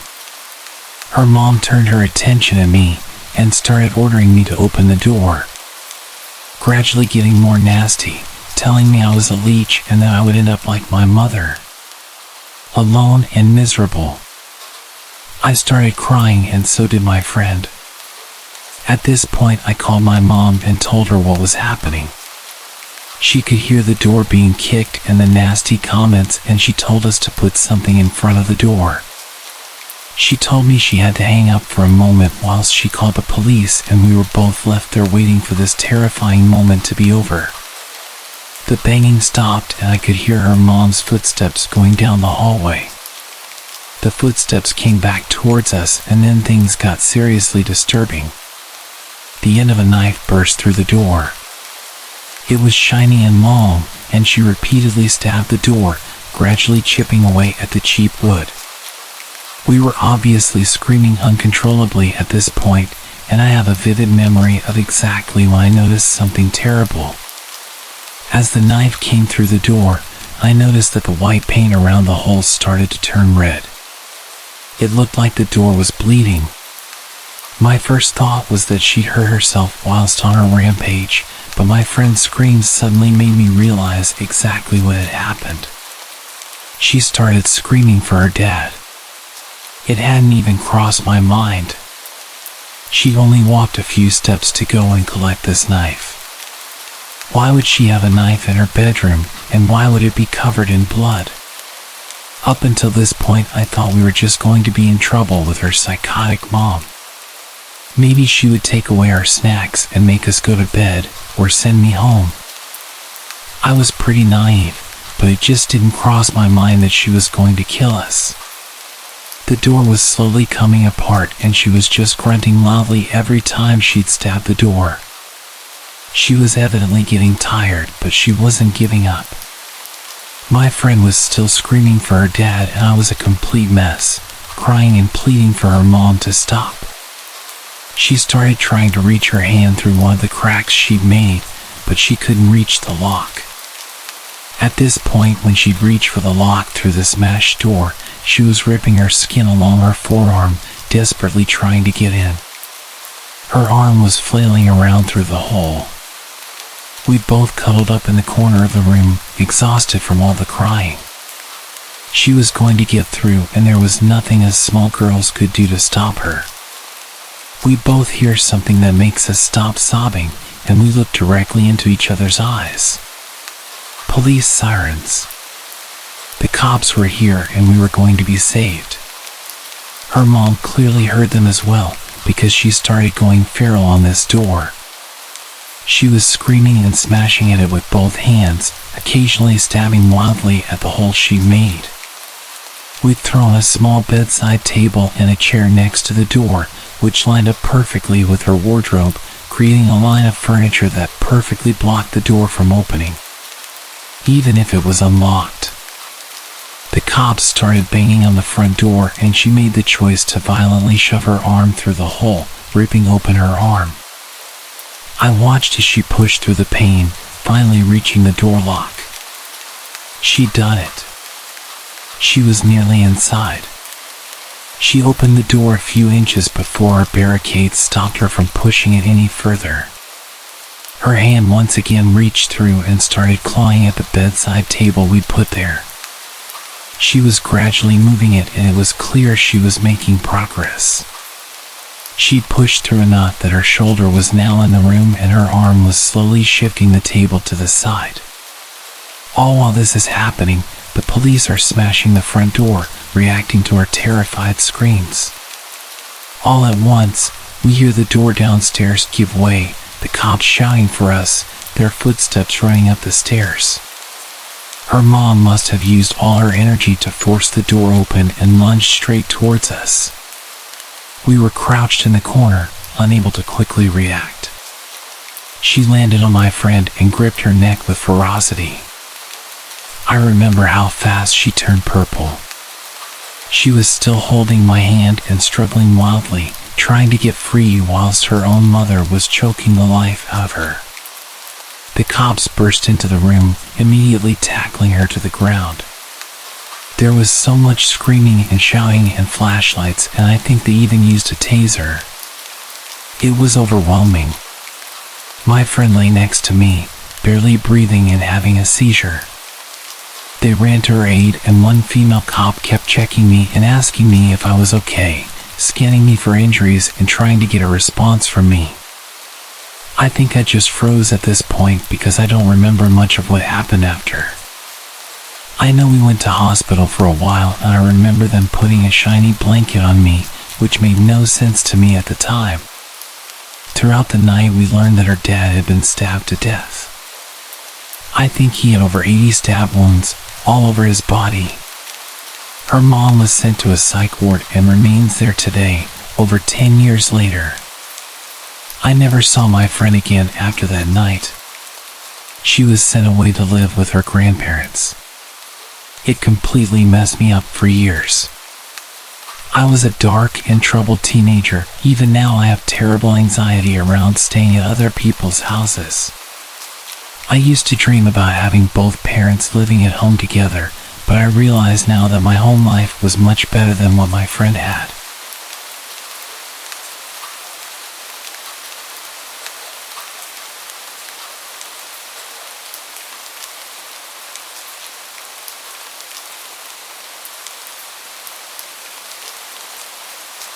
Even though this happened 12 years ago, I still remember it very vividly. When I was 14, I was visiting a friend I hadn't seen in a few years, and we were pretty excited to hang out again. His parents always treated me like I was their own son, so I was pretty stoked. He lived on a 20-acre ranch with 2 dogs and a cat. We were watching horror movies with all the lights off in his family's camper out on their driveway while the family was inside. We went inside to get pizza, popcorn, and other junk food at around 12. My friend fell asleep pretty early, going to bed at 2 a.m. I was playing GTA when I heard the dogs barking very loudly. I brushed it off, thinking one of the ducks or chickens was messing with the dogs, or maybe even a deer or a coyote. Fast forward about 20 to 30 minutes, I needed to take a piss, so I went out, and I will never forget the face that looked back at me. The person ran off into the dark toward the entrance to the ranch. Sure, I was alarmed, but I still had to take a piss. I finished my business and went back inside, making sure to lock the camper door before returning to what I was doing. About another 20 to 30 minutes later, I heard the dogs barking again. This time, I woke up my friend and told him everything. He was skeptical at first, but then he looked out the blinds of the camper, and I will never forget the look on his face when he looked back at me. We called his parents, and his dad answered. He told him everything, but he thought we were trying to pull a prank. He laughed, saying, "Y'all boys aren't gonna get me." Nice try though. I started to confirm that we were being honest, and when he heard the panic in my voice, he realized we were being serious. He quickly rushed out with his gun and threatened to shoot whoever was on their property. We heard all this from inside the camper, and we were terrified. We heard a blood-curdling scream, and then 3 gunshots went off. We went outside, and we saw a guy on the ground. My friend's mom called the cops while all this unfolded. They lived out in the country, so it took about 25 to 30 minutes for the cops to show up. Now the entire family was outside, terrified. The youngest of them all, whom we'll call Jacqueline, was crying. Not just because of the dead man about 20 feet ahead of her, but because the man had killed one of the dogs, maybe because it was very loud. Then the cops showed up, and it turns out the man was a prison escapee from just 15 miles away from my friend's house. We don't know why exactly the guy was there, but he was put behind bars for killing 2 people.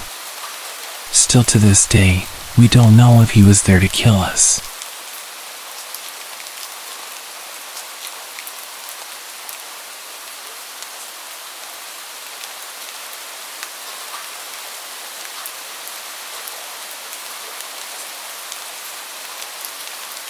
My best friend was sleeping over when we were about 11 or 12, and we were hanging out in my room. I was on my bed and she was on a mattress between my bed and the window. Out of absolutely nowhere, we hear a bang and my wall-length window totally shatters. Glass flies all around the place and we both got cut pretty bad. We both start losing our damn minds and run out of the room. Both of us were covered in blood and we cut our feet as we ran over the glass. My dad flies into action mode and locks us in the pantry, grabs a kitchen knife and runs into the backyard to look for anyone who may have been behind the window smashing. There was no one, so he calls the police and tends to our injuries. When the police arrive, they search my room for a cause and discover a huge solid ball bearing, presumably from a truck. It had landed less than 20 centimeters from where my friend's foot had been. If it had hit one of us, it could have killed us. There is no roads or anything near us, and my room faced into the back fence, so to this day we still have no clue where it came from or how it was traveling at such a speed. It cleared multiple fences and smashed a window, easily traveling at least half a mile to the nearest road, if that's where it came from. My mom had been out getting us McDonald's while this whole ordeal went on, so she was more than a little shocked when she arrived home. It still makes no sense to me how something like that could have been launched so far at such an angle to hit my window. My dad thinks it fell off a plane, but what are the odds of it landing on us?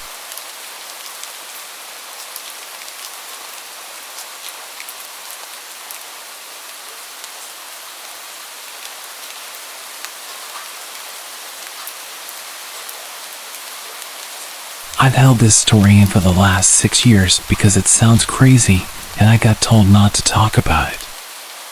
I went camping 6 years ago with a now ex-boyfriend.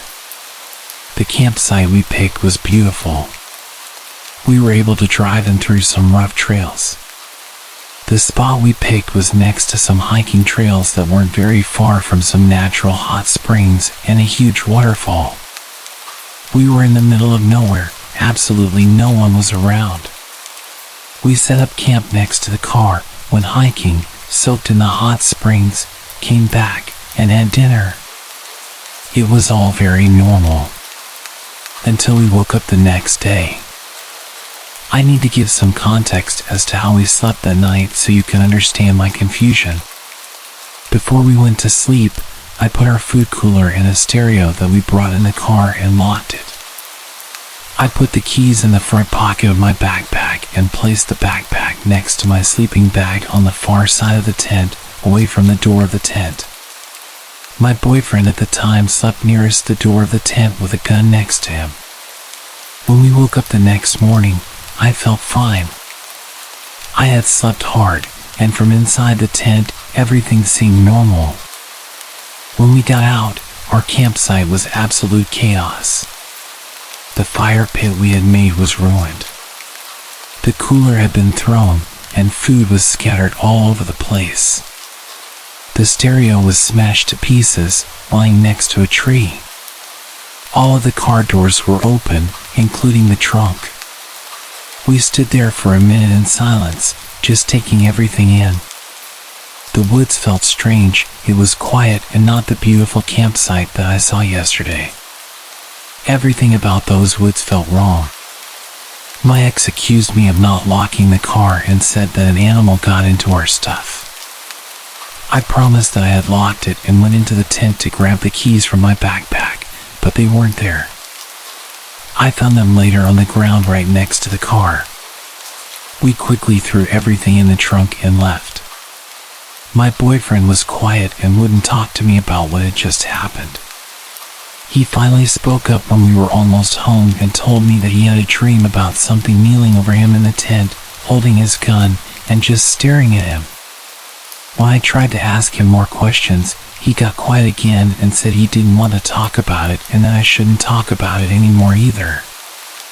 I've tried to forget about it, but I just can't. Something really wrong happened to us in the woods that night.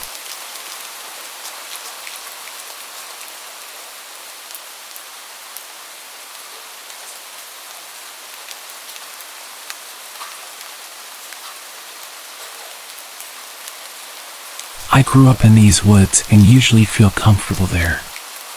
However, I stumbled into a few unsettling situations that would stick in my mind forever. This was one such occasion. I was 18 at the time.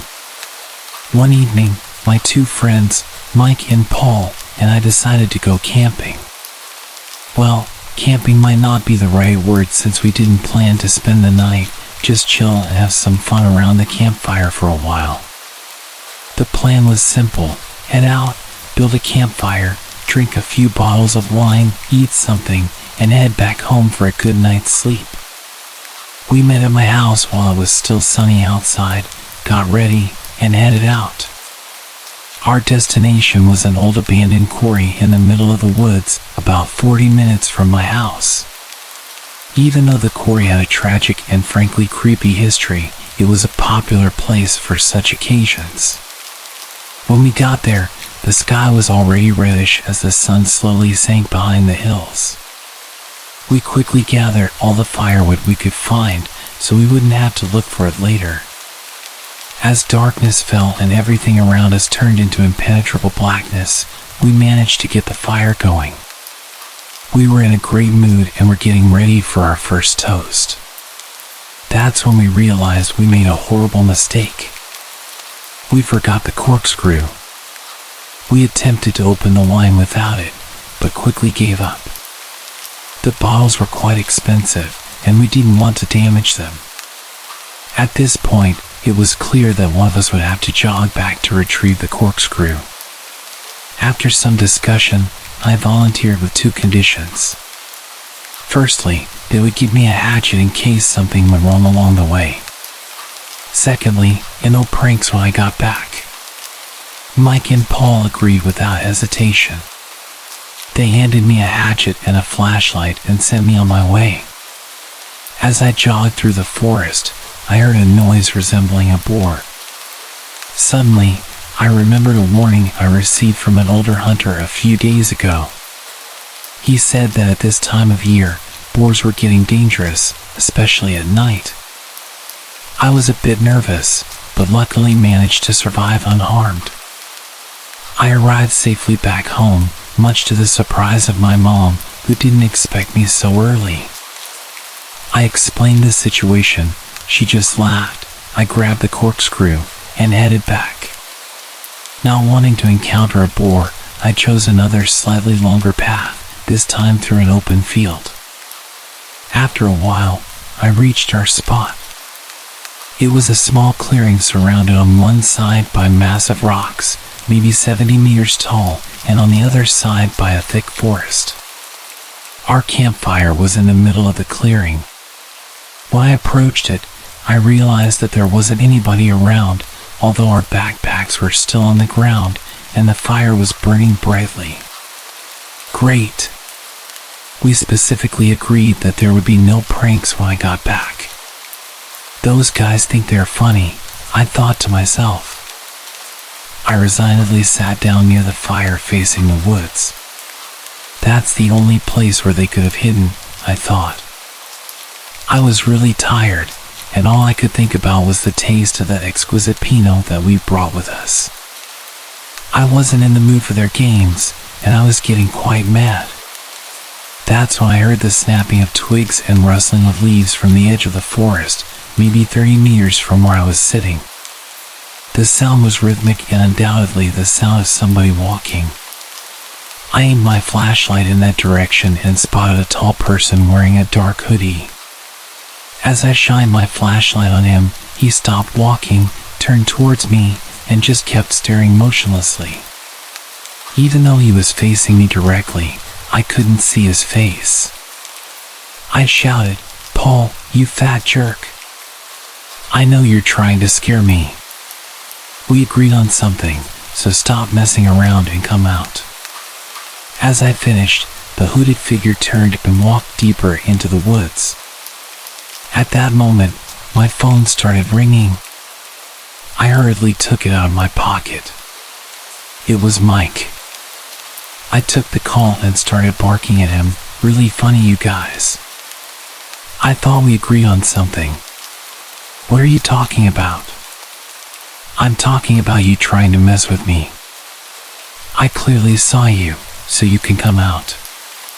Mike seemed frozen for a minute. For what felt like an eternity, all I could hear was his heavy breathing and Paul mumbling something in the background. When he finally snapped back to reality, he said, "Dude, we're at your house." We heard some footsteps. At first, we thought it was you messing with us. But then we got scared and decided to look for you. I forgot my phone at your house, so we couldn't even call you. Just get out of there, and we'll come back for our stuff together. Nonsense. That's just another of your stupid pranks, and I'm not buying it. Hold on a second. There was some incoherent mumbling for a while. Hey, what's going on? My mom's voice suddenly came from the phone. My head spun, and my heart skipped a beat as I realized they weren't kidding. Suddenly, a wave of fear ran through my body. However, I managed to convince my mom that everything was fine and that she shouldn't worry. She gave the phone back to Mike. Just leave everything and come back. We're heading over right now. We'll meet you halfway there. I'm not going anywhere alone again. You better get here quick. I'm waiting for you." I hung up. I didn't want to make any more noise than I already did. I quickly turned off my flashlight and backed off from the light of the fire. I moved all the way to the huge wall of rocks, figuring that if I had my back covered, it would eliminate one possible approach for the unwanted visitor. I stood there in complete darkness, trying not to make a sound while tightly clutching my hatchet, which would be my best friend for the next half an hour. I had to convince myself not to curl into a ball in fear. Even my own body started to betray me as my hearing worsened due to my wildly beating heart. I tried to calm myself, but in the worst-case scenario, every bit of adrenaline would help. After what seemed like an eternity, I spotted 2 weak light beams coming from the forest. I heard Paul shout my name. I'd never been so relieved. I finally ran out of my hiding spot to greet my friends. For quite some time, we just stood there, laughing from relief. We even got a bit cocky and considered staying. After all, there was just one, supposedly, creep lurking between the trees, and there were 3 of us. Funny. Minutes earlier, I was terrified, and suddenly I was full of tough bravado, thinking, what could possibly happen? In the end, good judgment prevailed, and we decided to leave. We packed our things, extinguished the fire, and left. We took our wine bottles to enjoy somewhere else. Somewhere well-lit and safe.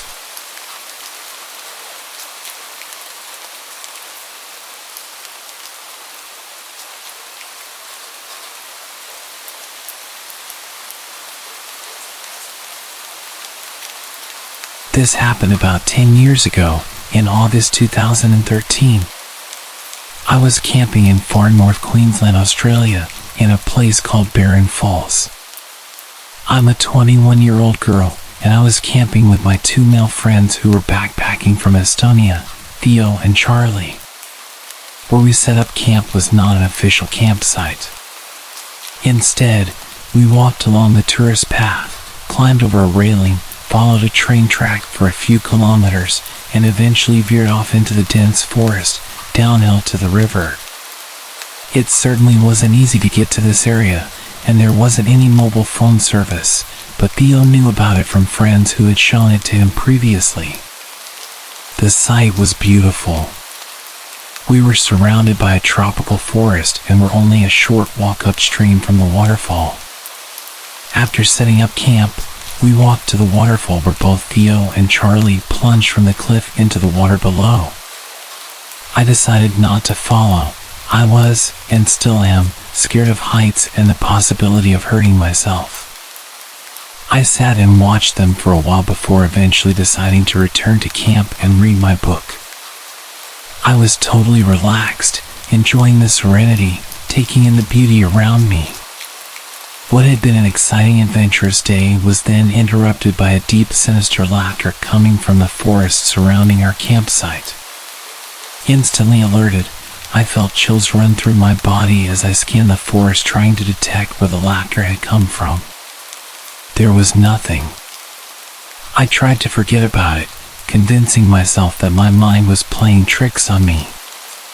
Theo and Charlie returned and told me that they had forgotten fire lighters for the campfire. They said that they need to travel to the nearest store to buy some and that I should wait at camp. I told them that I didn't feel comfortable staying at camp, but didn't mention the laughter I'd heard before. I didn't want them to think I was stupid, and for context, at the time I had quite a large crush on Charlie. Stupidly, I wanted him to think I was cool. They told me it would be fine, that they would be back before dark. Reluctantly, I agreed and they made their way to the store. It was about 4 p.m., and I continued reading my book. I began to think about it, and I realized that the walk back to the car was about 20 to 30 minutes, so they would be gone for well over an hour. At this time of year, dusk would be at 5:30 p.m. or so, and I would therefore likely be alone in this remote area in the dark. I distracted myself with my book, but as dusk began to settle, I struggled to read the pages, and fear began to set in. After about an hour, I started to hear footsteps in the forest. My first thought was that Theo and Charlie had returned, and I was instantly relieved that I was no longer alone. I listened for their voices, but heard nothing. My heart dropped. It dawned on me that it may be someone else, and I started panicking. Then came the laughter. The same deep, sinister laughter I'd heard before, only this time it seemed much closer. I sprung to my feet and surveyed the forest. That's when I saw him. He was standing on the other side of a stream, which was connected to the river. Standing on a log, what I saw was absolutely bizarre. He was wearing an immaculate tuxedo, with a top hat and all.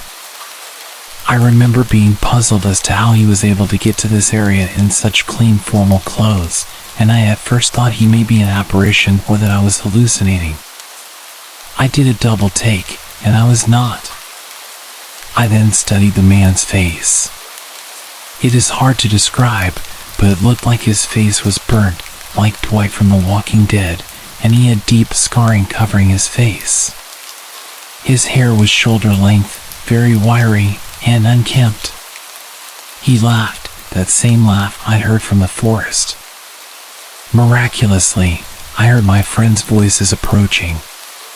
The man seemed alarmed, and said that he saw somebody else camping upstream, and that he is going to check on them. He left, and minutes later, Theo and Charlie returned. I immediately told them what happened, and they laughed and thought I was making it up, that it was a lame attempt to scare them. Tears began to gather in my eyes, and Charlie realized that I was serious. Theo didn't seem fazed. He was a very stereotypical backpacker and had the carefree nature travelers tend to have. Charlie, however, assured me that I would be okay and had me sleep between him and Theo for the next 2 nights. I barely slept at all for those nights. I kept listening for the laughter, but fortunately never heard it again. For years after, I searched online for any reports of similar encounters. I never found anything, but I have always contemplated what would have happened if Theo and Charlie hadn't returned at that moment. I shudder at the thought.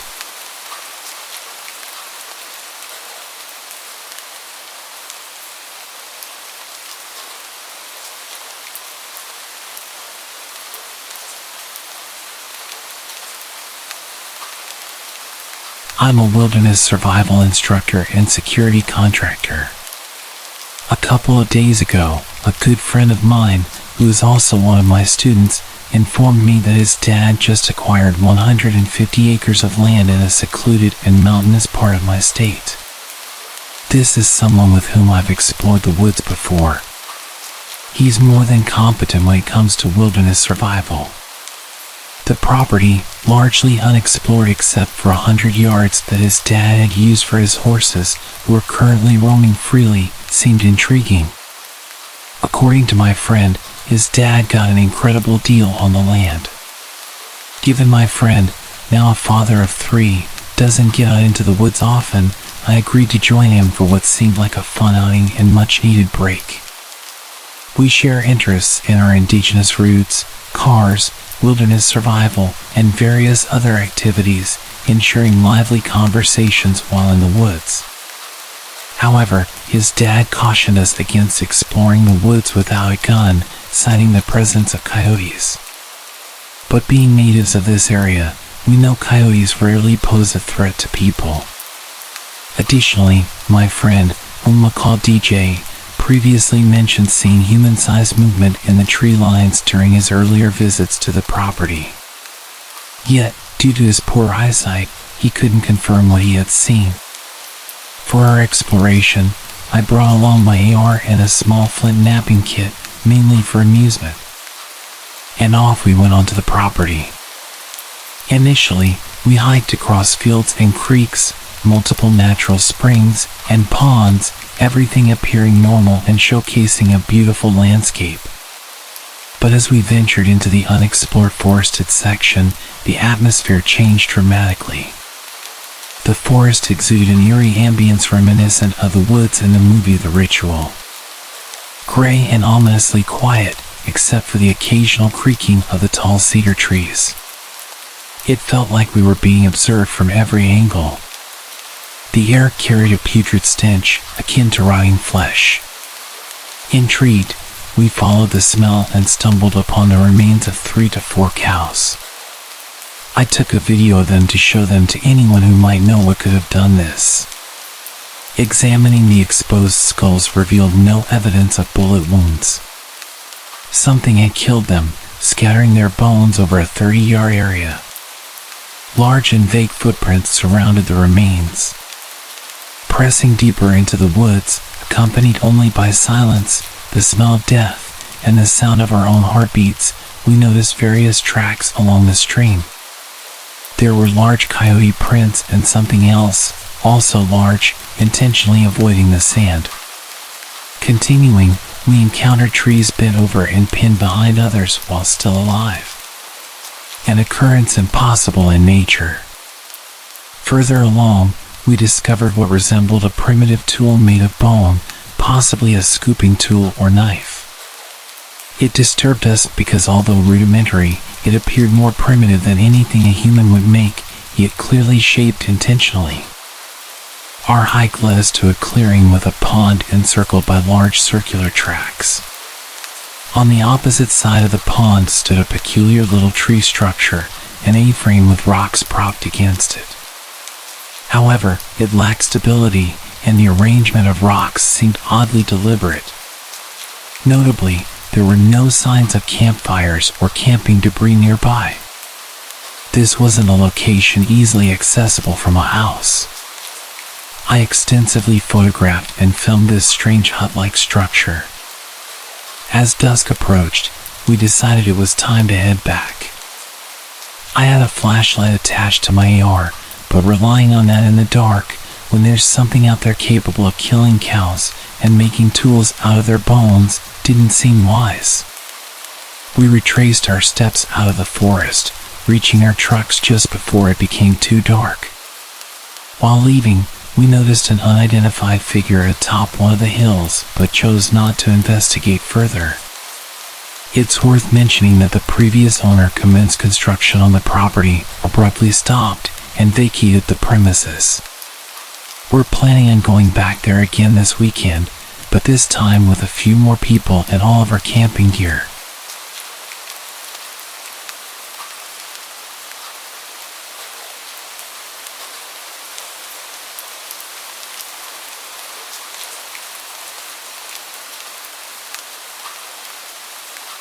I work for a well-known university as a field biologist and have recently been contracted out to the National Forest Service. My first assignment has been in the Potomac district of the Monongahela National Forest. Basically, I receive GPS coordinates and I either drive or hike to the designated spot and do what they want. This could be setting up trail cameras or counters, monitoring equipment, trail surveys and the like, and then recording the data 24 hours after placement. No big deal. I thought it odd that they specifically requested I place the cameras only 3 feet off the ground and some of the infrared cameras in the trees at specified heights. Some of these locations are on designated trails, but some are way off the trail in places that humans would never go. Sometimes, there isn't a hotel or lodging close enough. These are the remote mountains in West Virginia, and the Forest Service has outfitted me in some pretty dank camping gear on the occasions I might have to camp. I am an experienced hiker and camper and have spent many nights alone out in the field due to my career choice. I am a woman, about 5 feet 6 inches and 130 pounds, but not really afraid of anything. Again, the Forest Service has outfitted me well and I wear an emergency beacon that will send every law enforcement officer in the area to my location in no time. So I have been assigned to this district for a few months now and have really enjoyed my work. West Virginia is very remote and unspoiled, and that's why I enjoy my work. I get to see things most people would never see in their lives, and I have had so many positive and almost spiritual moments up until a few nights ago. I was working up near Spruce Knob, which is the highest point in West Virginia. It's essentially a complex system of trails, wilderness areas, camping, that kind of thing. It has also been snowing with howling winds and ice storms. I was camping up there to complete my work, and while the conditions were rough, I was almost enjoying it. My first night in the woods was pretty peaceful. I made dinner, set up camp, and drank some whiskey and smoked some really good bud. I snuggled down in my sleeping bag and slept like a rock. It was very cold, but I wore this turtle fur face mask thing and didn't feel the cold too much. I woke up at dawn and went about building my fire back up, and I was starting some coffee when I noticed all this churned up snow around my campsite. Not tracks, just churned up snow like someone or something had kicked it all around. Weird, but whatever. I had a 15-mile hike to set some cameras and didn't have time to really wonder about it. I set off on my hike, did what I had to do, and started back to camp. I never wear headphones or anything like that, because hearing is one of the most important senses in the wilderness. I want to be able to hear any animals, people, etc. before I see them. It was already past dark when I made it back to camp, and I was too tired to do anything except strip down to my base layer, get in my sleeping bag, and pass out. Around 2 a.m., I woke up because I could hear people talking. People. I was about 30 miles up a gravel road that was locked with Forest Service gates and about 10 miles from where my truck was parked, and I could hear voices. I completely lost it. I have a firearm, and I quietly retrieved it from my pack and got back in my sleeping bag and cocked it and waited. I was on high alert, all my senses going wild. Eventually the voices faded and I couldn't hear them anymore, but I never went back to sleep. At daylight, I emerged from my tent to more churned up snow and my 2 trail cameras hanging from a tree about 5 feet from my tent. These were cameras that I had placed 15 miles out from my campsite. I packed my stuff as fast as I could and practically ran back to my truck. Along the way, I saw a lot of footprints all around my site, and when I reached my truck, I discovered it had been broken into and my computer and other equipment had been stolen. I am currently in a luxury log cabin at some resort, too scared to retrieve my other equipment and too embarrassed to tell my superiors how scared I am.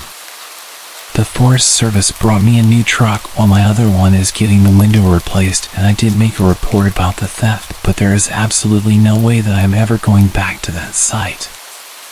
I don't know if this means I will be fired or sent to work a desk, but out of all the years I have been doing this in national forests around the country, this is the most terrified I have ever been.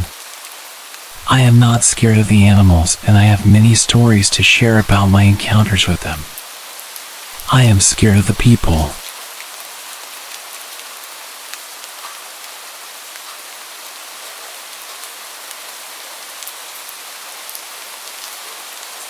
I used to work on the dark web. I won't get into how I came into this line of work. My job simply consisted of tracking down people I was paid to find, kidnapping them, and bringing them to a specific location. I never concerned myself with what would happen to those people afterwards, but from what I understood, they'd usually be put into the slave trade or held for ransom. After years of doing this kind of work, I eventually became desensitized to it. To me, it was just another day at the office. The only difference was that this paid much better. I should also point out that I didn't work alone.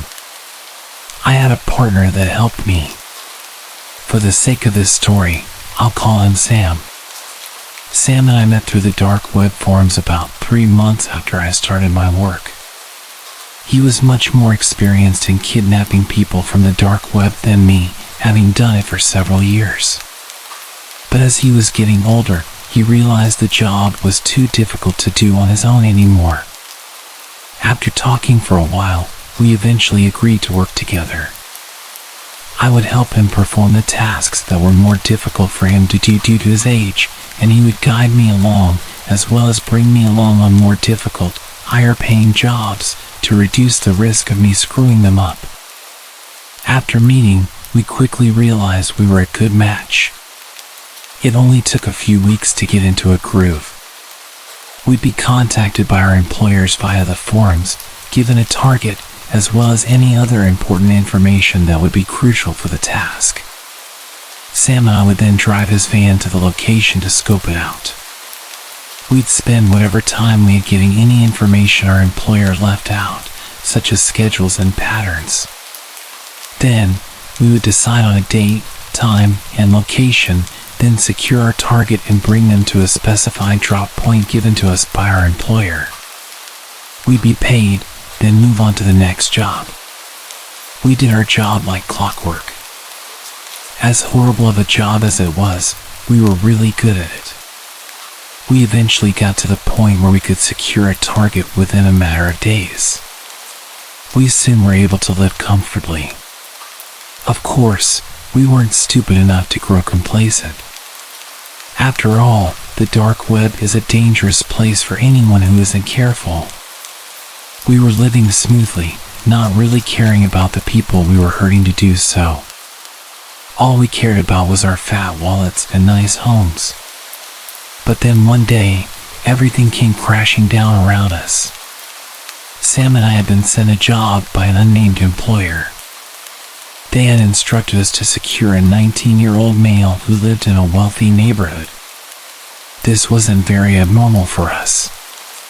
Plenty of previous employers sent us to secure wealthy targets, usually to ransom off. What was abnormal was a set of instructions they had given us. They told us that the target had no security system in his home, but we were not to take this for granted. We were to practice extreme caution and vigilance when securing the target, and we were to consider him extremely dangerous. Finally, the strangest instruction they gave us was that we were to administer carfentanil or a similar drug via tranquilizer darts before securing. It wasn't the fact that our employer wanted us to tranquilize our target that was strange. We had done it to plenty of previous targets before. What was strange was that they specifically requested we use carfentanil. That was the type of tranquilizer they used on elephants.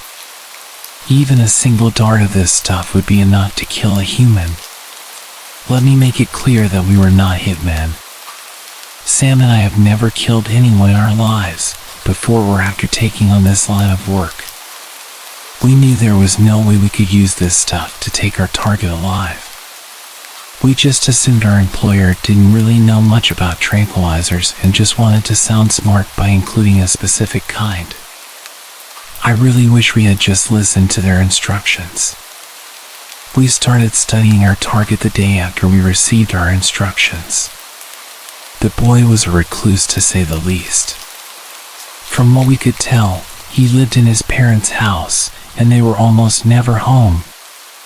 He spent pretty much every day inside, doing whatever he wanted to pass the time. Reading, playing video games, typical teenager stuff. For the life of us, Sam and I couldn't find a single reason to consider this kid intimidating, let alone dangerous. He seemed to live an extremely sheltered life and had more than likely never had a fight before. But we had a job, and we had to follow the rules we were given. On the night we went to extract, we parked our van just outside the kid's home. Nobody else in the neighborhood was awake, so it would be relatively simple to pull him out once we got him. Sam sat up front, while I laid in the back of the van, aiming the tranquilizer rifle through the back doors. The way the van was parked gave me a perfect vantage point to the guy's house. Also, in case you're wondering, I wasn't using carfentanil, opting to use a weaker drug that wouldn't kill a human being. I wasn't concerned about our employer being upset their instructions weren't followed exactly. Unless they were planning on testing the kid's blood when they got him, there wasn't any way they would know. After 30 minutes of waiting, the kid appeared in the kitchen window. We weren't too far away, so the amount of detail I could see through was very high. He had a mop of wavy blonde hair, a splash of freckles on his nose and cheeks, and piercing emerald green eyes. He was pouring himself a glass of water when I tagged him. His reaction was surprisingly tame. He jumped from surprise as the dart entered his neck, but he didn't scream. When he pulled it out, he didn't look scared or confused. If anything, he only looked annoyed, as if he had just swatted a mosquito that had landed on him. Then he turned his head and looked right at me. I had been doing this job for about 4 years at this point, and I had seen some freaky shit. Sure, most of it was when I was browsing the dark web, but nevertheless, there was almost nothing that scared me. The look this kid gave me freaked me out. It's hard to describe exactly what his expression was as his eyes burned into me, but the best way I could describe it was an expression that said, "I dare you to come for me. You won't like what'll happen if you do." After that, the kid turned off the kitchen light and walked out of view.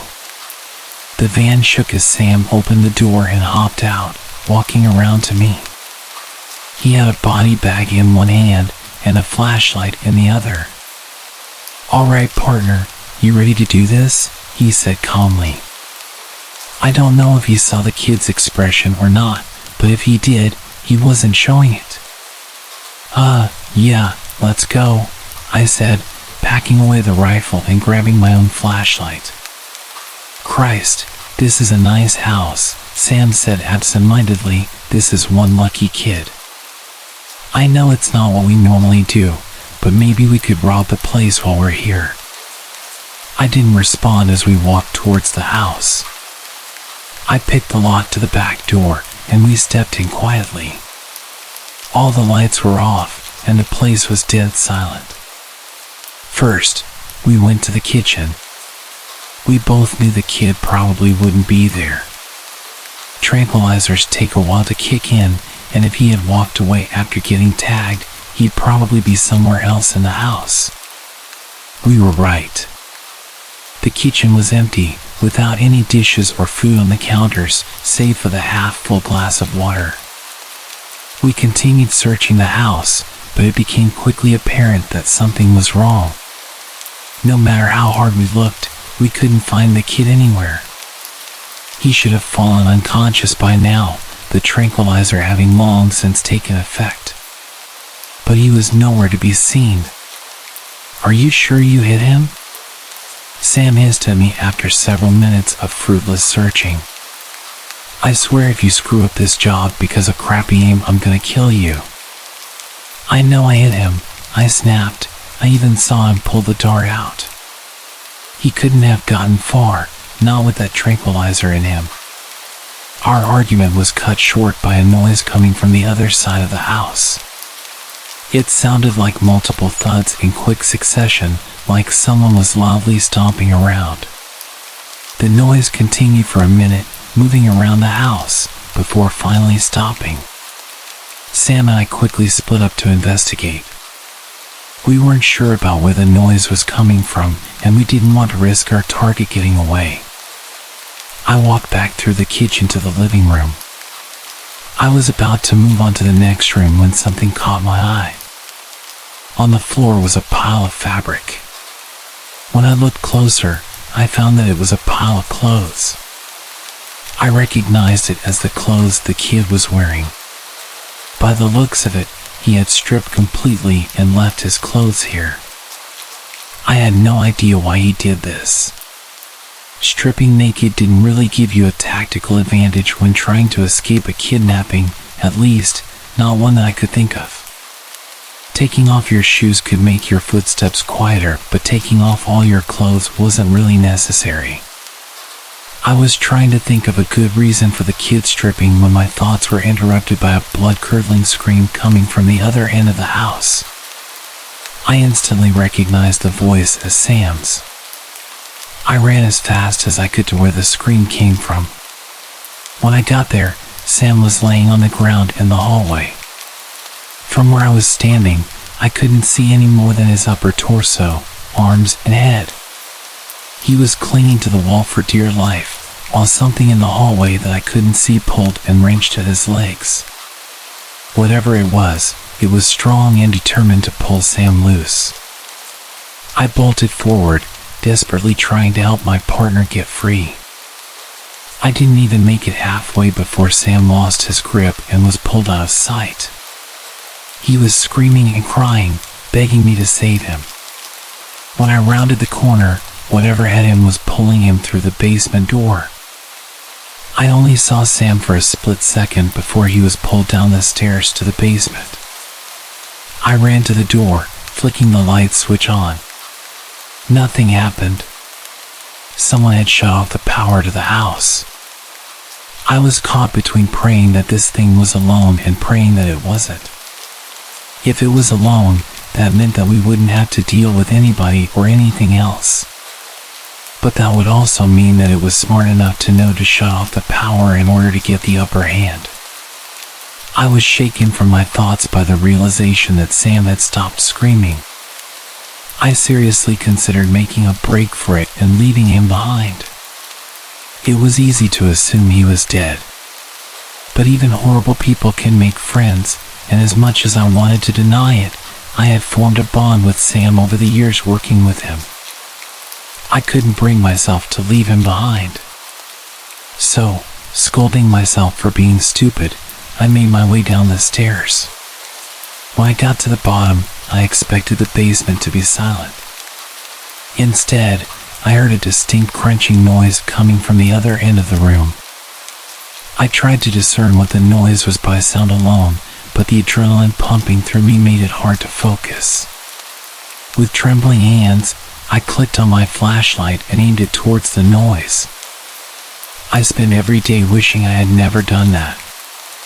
A gangly creature was hanging from an exposed bar from the ceiling of the basement. It appeared human, but only barely. Its arms were too long, with nails like claws. Its legs and feet had too many joints, which allowed it to hang upside down from the ceiling like a bat. It seemed to have skin that didn't fit its own skeleton, with some areas being stretched thin while others were bunched up. As for the crunching noise, I found out quickly where it came from. Sam was hanging from the creature's grip. He was clearly dead, with large chunks of his flesh missing. Every few moments, the creature would pull Sam's body up towards its mouth and take a large bite out of him, tearing the flesh away and chewing loudly. It didn't seem to be picky either. It ate whatever part its mouth found, including bone. Once it realized it had a flashlight trained on it, it stopped eating Sam's corpse and looked up at me. Its face was a bloody mess. The features of its face were twisted horribly. Its jaw was so wide open, I thought it was disconnected from its skull, and its eyes lacked any sense of humanity. This thing was a monster, and I knew it would kill me without hesitation if it got the chance. I was frozen by fear, staring at this thing, when recognition suddenly struck me. The monster had horrifying features, but the blonde hair, freckles, and green eyes made everything fall into place. This thing was our target. It was the kid we had been sent here to capture. His features may have been mangled and warped, but there was no denying that this monstrosity was the kid. I understood why the tranquilizer didn't work, and why our employer instructed us to use the drugs they wanted. Why they would want this thing alive is beyond me. I would sleep much better at night if I knew this thing was in a deep grave. After what seemed like hours of staring at each other, the monster screeched at me. That was enough to send me sprinting up the stairs. I didn't stop running, didn't turn around to see if the thing was chasing me. I kept running until I got to the van, jumped in the driver's seat, and peeled off into the street. I went several miles over the speed limit, but I didn't care. I wouldn't feel safe until I was miles away from that beast. After skipping town, I emptied my savings accounts and liquidized everything I owned. After that, I went through an extensive process to erase any lingering trails. I changed my name, underwent plastic surgery, and whatever little presence I had on the web I thoroughly scrubbed clean. Any evidence of the man I was before was completely gone by the time I finished. As far as anyone was concerned, I never existed until 2 months ago. I had made a promise to myself never to bring up what I saw, to bury the past as deep as it would go. But I have been plagued by nightmares ever since seeing that monster, and I thought that maybe if I warned the world of its existence, my conscience might be alleviated. I can't go into detail about where this beast is located. It's better for everyone if that is kept a secret. As for whoever it was that wanted to capture the beast, I haven't heard from them since. In all honesty, I'm actually glad we didn't succeed in capturing it. I don't want to find out what their plans for the monster were when they got it.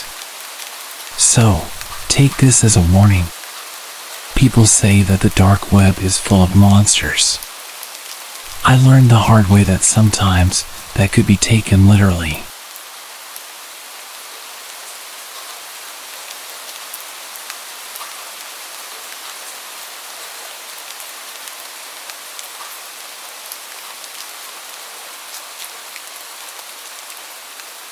When I was 20 years old, I came back home for summer break from college. My good friend Becky and her boyfriend had just found new jobs. They had a house all to themselves, sitting at the top of a very steep hill. A bit about Becky, she gets really nervous and anxious all the time. I get anxious too, but I've gotten used to living by myself and dealing with my worries. But she wasn't used to it at all. Their house had a back door in the kitchen. If you were sitting on the sofa in the living room, you could see straight into the kitchen. Right outside the kitchen door, about as high as your shoulder, there was a light that turned on when there was any movement. It's important to mention that Becky's backyard was pretty high up. To get into the yard from the low walkway in front of the door, you had to go up a few steps. The yard was made this way so it wrapped around to the front of the house. Becky was by herself because her boyfriend was working his first or second night shift and she couldn't fall asleep. They were trying to save money, so all the lights were off. Then, she saw a light come through the kitchen window. It was the motion-sensing light. This really scared her, but she tried to just ignore it. However, the light kept turning itself on at different times. So, this motion-sensing light would only turn on if something moved on the walkway, not for any animals in the yard. The yard itself was tiny, with thick wood stretching down from the end of it. She called me early at about 3 a.m. until I finally picked up. I talked to her on the phone, trying to calm her down until her boyfriend came back in the morning. He had the next 3 days off, and nothing happened with the light during that time. Her dad warned her to be careful, suggesting it might have been thieves checking out the house, especially since there had been some break-ins recently on a street close to hers. The next time her boyfriend had to work at night, Becky asked if I could stay over. I said yes. The evening started off pretty normally. We watched movies until about 11. Then, we decided to drive out to the nearest shop and grab some food from McDonald's. Where we live, it's pretty much in the middle of nowhere, so getting there and back took us almost an hour and a half. We got home around midnight and set up the air mattress in the living room where we planned to sleep. Around 1 a.m., that motion-sensing light outside turned on while we were sitting on the mattress. I tried to calm her down by saying it was probably just an animal, maybe a bat or something flying by. Becky wasn't so sure. The light went off, but then it came on again. This time it stayed on longer. Becky decided to go upstairs and get her boyfriend's gun. We sat there, really nervous, with the window open so we could hear outside. She joked around, shouting, "I've got a gun, and I'm not afraid to use it." She was trying to make me laugh, but right after she said that, the light turned off. It stayed off for about 3 hours, as if we had scared someone away. We couldn't sleep after that. Around 4 in the morning, I went to the kitchen to get some water. When I turned around to say something to Becky, she suddenly screamed for me to come back. I spun around, and the light was on again. We saw the light turn on and off several times until the dawn began to break. Then, as suddenly as it started, it stopped. We thought about calling the police, but were worried they might think we were making a prank call and we'd get in trouble. The light never seems to act up when her boyfriend is home at night. I still feel really uneasy being alone at her place during the night. I'm sure someone was up to no good that night, whether they planned to break in and found it amusing to scare us once they realized the house wasn't empty, or if they had even worse plans. It was a terrifying experience.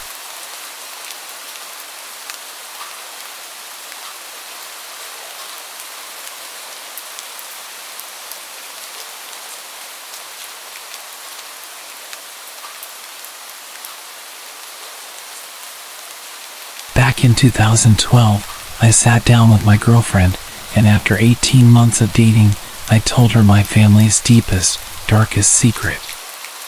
3 weeks later, I came home from work to find all of her stuff gone and a breakup letter sitting on the kitchen table. I learned not to talk to anyone but my sister about it, but I also feel like if I don't get this stuff off my chest from time to time, it'll just eat me alive from the inside out. I've survived this long by talking to therapists, but at this point, I view therapy like atheists view confessional booths, a nice novelty but inconsequential. The internet, on the other hand, is an altogether different beast.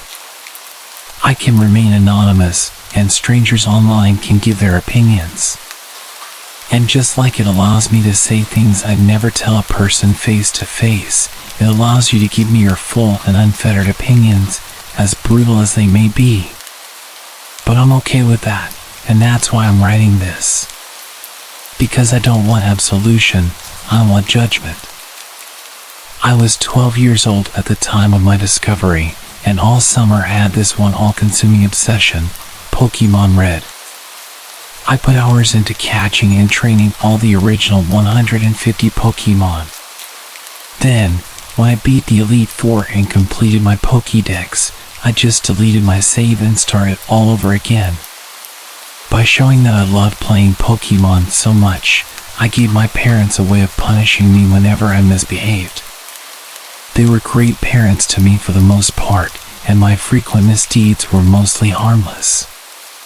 But whenever I failed to do my chores, or was rude to my sister, their go-to confiscation item was my Game Boy. It'd go like this: they'd hide my Game Boy somewhere, but I'd always find it, then get caught playing it and have it taken away again. This meant that I spent a lot of time snooping around their bedroom and my dad's office. Since it was still summer vacation, I had plenty of time to do it. It was during one of my little searching sessions that I discovered my dad had a secret space hidden away in his office.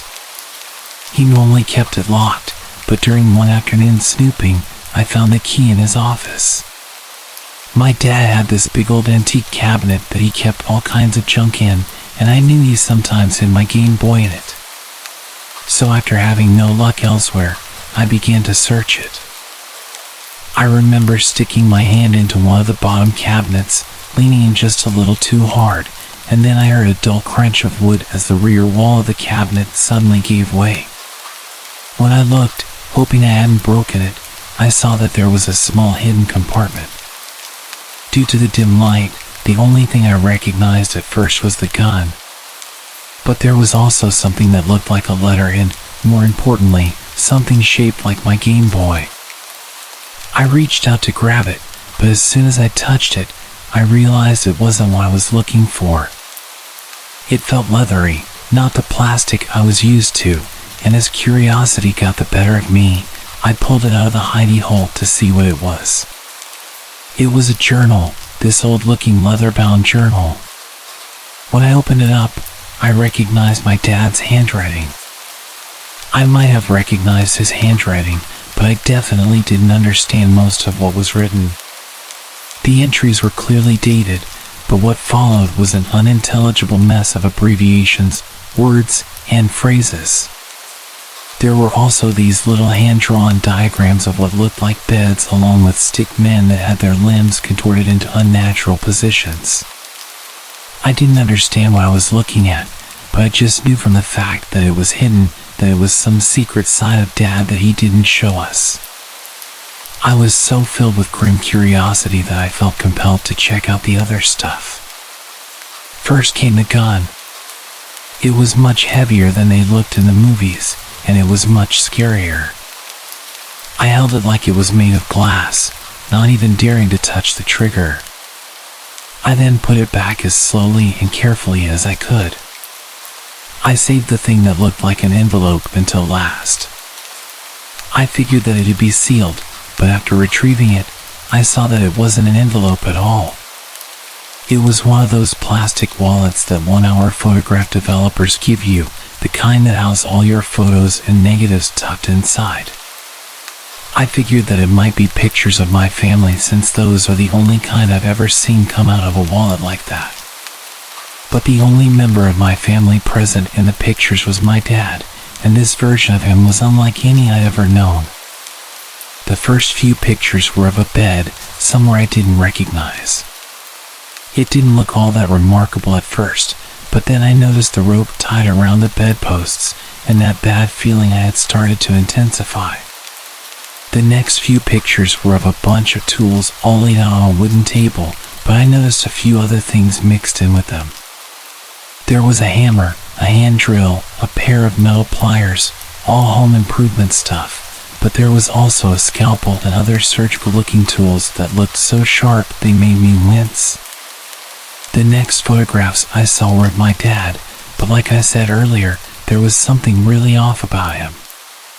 He'd taken some pictures of himself, but he seemed to be particularly interested in the way his eyes looked, as some were close-up shots of them. I don't know why he didn't just take a look at them in the mirror, but then again, I had no idea why Dad was doing any of this stuff, let alone why he wanted to hide it from us. When I saw the next picture, I got this intense feeling of dread and knew that I was looking at something he'd never want his family to see. I figured the first person in the selfie was my dad, but the face was covered by a kind of cloth sack made of black wire mesh, so I couldn't be 100% sure. Assuming that he could see out of it, there was no good reason why my dad would want to cover his face up like that. There was also no good reason why he'd want to use it as a blindfold, and the thought of him doing something like that filled me with dread. But then, when it came to the next few pictures, that feeling was replaced by one of confusion. The picture showed a young Asian man smiling as he posed next to an art installation somewhere downtown. The next picture was of my dad smiling next to the same art piece. I didn't recognize the guy, but I did think it was odd that he looked way younger than my dad. The happy vibe continued for a few other photos. There were pictures of them drinking together at a bar. Pictures of the Asian guy looking like he was dancing. It was all smiles in all the pictures. Suddenly, the vibe of the photos changed dramatically. In the next picture, he was standing awkwardly with his arms by his sides, with a look of slight fear on his face. The next few showed him tied to the bed. He was looking up at the camera, and the terror on his face was even more pronounced. The final picture showed a man in that cloth mask leaning over the guy. I couldn't see what they were doing, but the guy's legs were all tensed up and pulling on the ropes that bound them, almost like he was in an intense amount of pain. I remember having an incredible visceral reaction to that last picture, so after shoving the photos back into the wallet, I tried to put everything back into the little hidey hole exactly as I'd found it. After that, I abandoned the search for my Game Boy, locked up my dad's office, and spent the rest of the afternoon in my bedroom, swinging back and forth between thinking about what I'd seen and trying to forget about it altogether. When my dad got home from work, he just figured that I was angry at him for confiscating my Game Boy. Only my mom realized that there was something deeper going on, but I couldn't bring myself to tell her what I'd seen. If I did, it would be the end of my family as I knew it, so I just kept my mouth shut.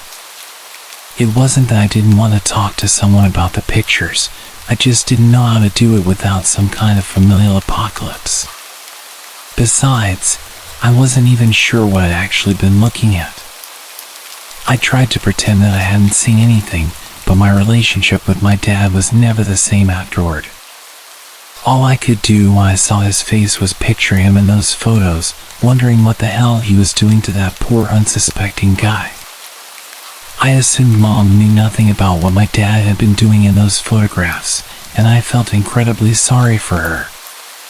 But at the same time, I was burdened with the horrific guilt of being the only one who could warn her, but not being capable of it. After that, I hoped to God that he wouldn't question me further, and I prayed to hear the sound of the door closing behind him. But the seconds went by, and the door didn't close. He just stood there, staring at the back of my head, saying nothing, doing nothing. When he asked me if I was sure, I just kept my eyes locked on the screen and gave him the most nonchalant denial I could muster. Those were some of the scariest few moments of my whole life, and even when the door finally closed, I was terrified that he'd be standing there waiting to have a private talk with me. He wasn't, which was obviously a huge relief, but as I got back to my game, I started to wonder if he had actually taken me at my word. Then the day came when he walked into my bedroom and asked me the one question I'd been dreading for almost a year. When he asked if I'd been in his office recently, the words sent a chill through me. Thankfully, I learned to hide my emotions very well, so without looking up from playing Sega, I just flatly told him no. Then, like a bullet between the eyes, it hit me. Some minor detail from almost 2 years ago came rushing back into focus. After the dread got too much for me, I just shoved the photos back into the wallet. What I hadn't done was rearrange them back into their original order. Someone who really knew those photographs, someone who put them together, would know exactly which order they were in. This was obviously a huge problem for me, but as I continued to think on it, I realized something. He couldn't actually accuse me of looking at the pictures. He couldn't just outright accuse anyone because if they weren't the guilty party, they'd know that he'd been hiding something. That little detail was the only thing that saved me from God knows what, for years. With time, the whole thing kind of faded into the background. It was always still there. But the idea of my mom finding out about the pictures, of seeing all the heartbreak and the shame in her, I just couldn't let that happen. Don't get me wrong, I was in almost constant terror of my dad hurting us, but with each day that passed, it grew easier to reassure myself that we were fine. The next time the photos seriously got into my head, I was in my second year of college. I was on the opposite side of the country, studying at USC as far as my grades could take me. Moving away came with a fresh helping of guilt. I felt like I abandoned my mom and sister to whoever my dad truly was, or at least used to be. I just couldn't do it anymore. I'd spent 6 years swinging between anxiety and depression, and it had been years since he found out someone had found his little hidey hole, as I call it. If he was going to murder us all in our sleep, I figured that he'd already done it. Without all that stress in my life, my mind started to compulsively focus on the finer details. I ended up spending hours at a time poring through news articles that detailed missing persons or dead bodies that had been found from all over the Northwest. I didn't know what my dad had actually been doing to that guy, and sometimes I wish that I'd looked at the rest of the photos so I knew for sure. But I knew the guy's face, and I knew I'd be able to recognize him if his pictures were included in some missing persons or murder news piece. On multiple occasions, I considered how utterly futile it was spending hours at a time reading through random articles that listed the victim as having an Asian-sounding last name. It must have been hundreds from the past decade or so, and I didn't actually know when the incident in the photo had taken place. I realized that I was trying to find a needle in a haystack. But then, one day on some rainy Thursday afternoon, I found my needle. I don't want to tell you the poor guy's name because I don't want any of you reaching out to his family. They've definitely already been through enough. But like I said, I found him. I recognized the guy's face from a webpage, and it was a smile I swear I'd recognize anywhere. It was burned into my brain after having stared at those secret photos.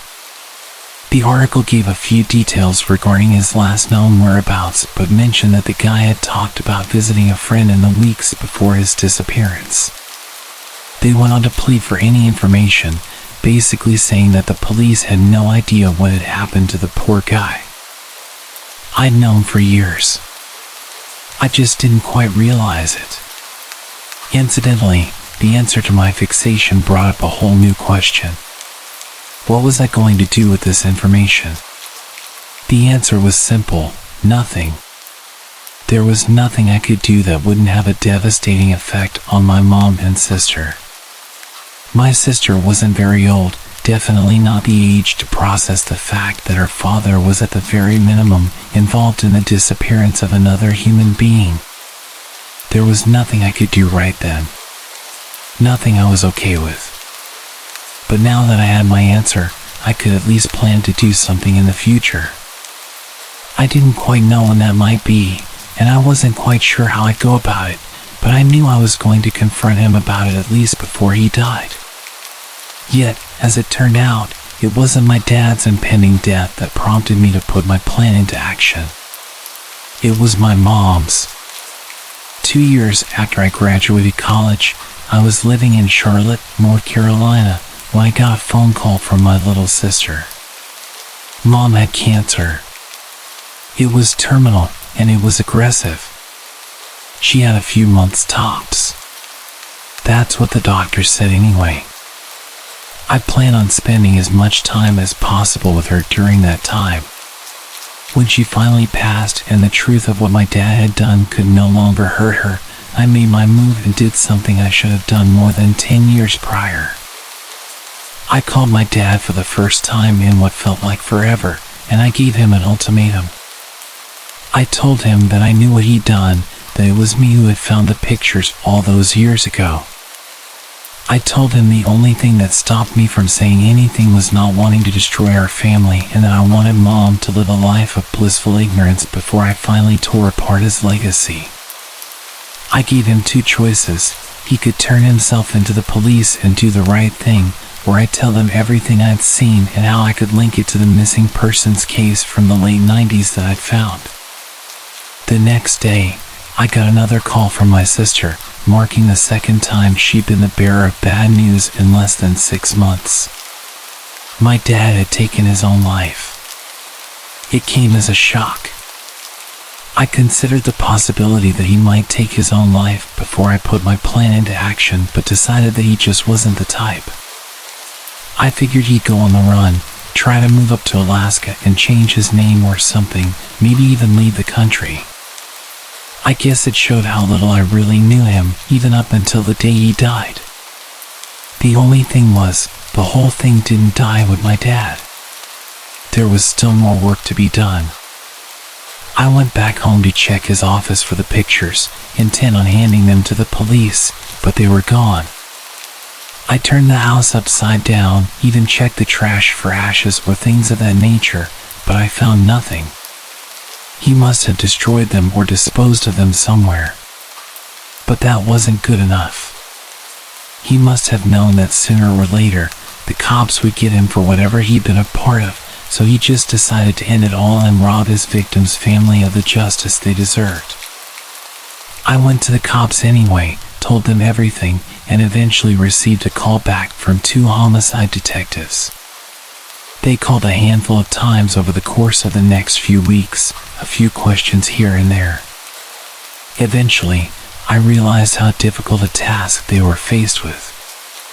After DNA swabs of his office yielded no matches for their victim, there was very little they could really prove. Even if I did manage to turn over the photographs, the only person they showed committing a crime was a man in a mask. All they could do was speculate. Yet, I know it was my dad under there. In my mind, there's no reason why he'd take his own life. He cultivated such a wholesome facade over the years, having successfully concealed a past blackened by death, that no one thought him capable of such things. He was far too proud to watch it all crumble in front of him. But even now, it's still not over. My dad has since been considered a suspect in the disappearances of multiple young men throughout the 90s and early 2000s. I've still yet to hear anything from the police or FBI regarding it, but it's still something that's being actively considered. All these years later, I'm faced with the possibility that my father was an actual serial killer and that my silence following the discovery of the photographs enabled him to continue killing. I could be responsible for an untold number of unsolved murders all over the Northwest. When I tell people that, it's not enough to hear platitudes anymore. So judge me. Pour your scorn upon me. I promise you I can take it. As far as I'm concerned, I deserve far worse.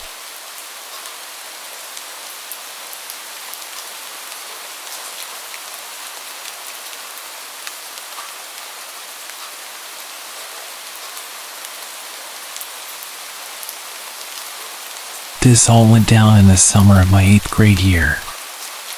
I was on my way to finally becoming a high schooler, and it was legitimately one of the best summers of my life.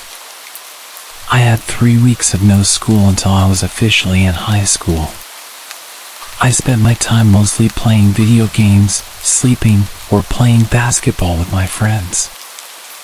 I was actually home alone for an entire week, and my parents thought I could hold down the fort. I was a relatively good kid, and they trusted me. So it wasn't really that big of a deal. Besides, I had a cell phone, so if anything were to go wrong, I would have a way of calling someone for help. My dad also gave me access to one of his credit cards for when I got hungry and didn't want to eat what we had at the house. I was really stoked about having the house to myself. I've had people tell me that it was pretty messed up for my family to leave me alone for that amount of time, especially considering I was only 14. They didn't expect anything bad to happen, and neither did I. It was a rare occasion that they were gone for so long. This wasn't something they did often. As a matter of fact, I still live with my parents now, and I've just turned 19. Ever since that day when everything went down, I haven't been home on my own for more than 24 hours at a time. It was a Friday night around 11 p.m. when I heard my phone go off. I received a text message from an unknown number, and all it said was, "Hey." I messaged them back and asked who they were, and they immediately became passive-aggressive, upset with me for not knowing who it was. I apologized to them, thinking it was someone I was close with. I had just gotten a new phone a few months prior and lost all my contacts, so I explained that to them, and they still seemed pretty upset. They started harassing me, and I ended up thinking they were just pranking me, so I turned my phone on silent and continued playing my PlayStation. I'm not sure how long later, probably around 10 minutes or so, I heard a knock on my bedroom window. I thought I was just hearing things at first, but I still decided to check and see who was out there just in case. I moved my blinds to the side and looked out the window, but I didn't see anyone. I wasn't convinced. I knew I heard a knock and was starting to become very paranoid. I looked through some of the windows throughout my house to see if I could spot anyone, but again, there was nobody. I can't deny the eeriness I felt. It was like something was about to happen, something really, really bad. I took my phone out to call my mom, and I had a bunch of notifications from that person who had texted me earlier. The most recent message said, "I'm outside." I couldn't believe what I was reading, and it made my nightmares and everything I was feeling come to life. I went to call my mom, and very quickly, I realized my phone wasn't picking up any service, which was extremely unusual. We have really good cell phone reception, especially at home. We never run into issues with that. At this point, I was literally terrified and had no clue what was happening. I had no way of contacting anyone, and I knew I was absolutely screwed. I wanted to message that person back and tell them to leave me alone, but obviously I couldn't because I had no service.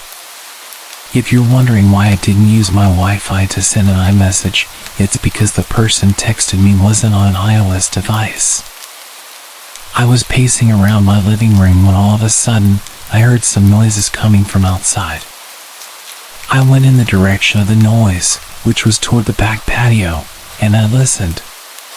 Someone was screaming for help at the top of their lungs. My heart began thumping out of my chest, and my initial reaction was that it was a setup. However, being brave in the moment and considering I took boxing classes for years and knew how to fight, I wanted to stick up for myself and whoever was potentially being hurt.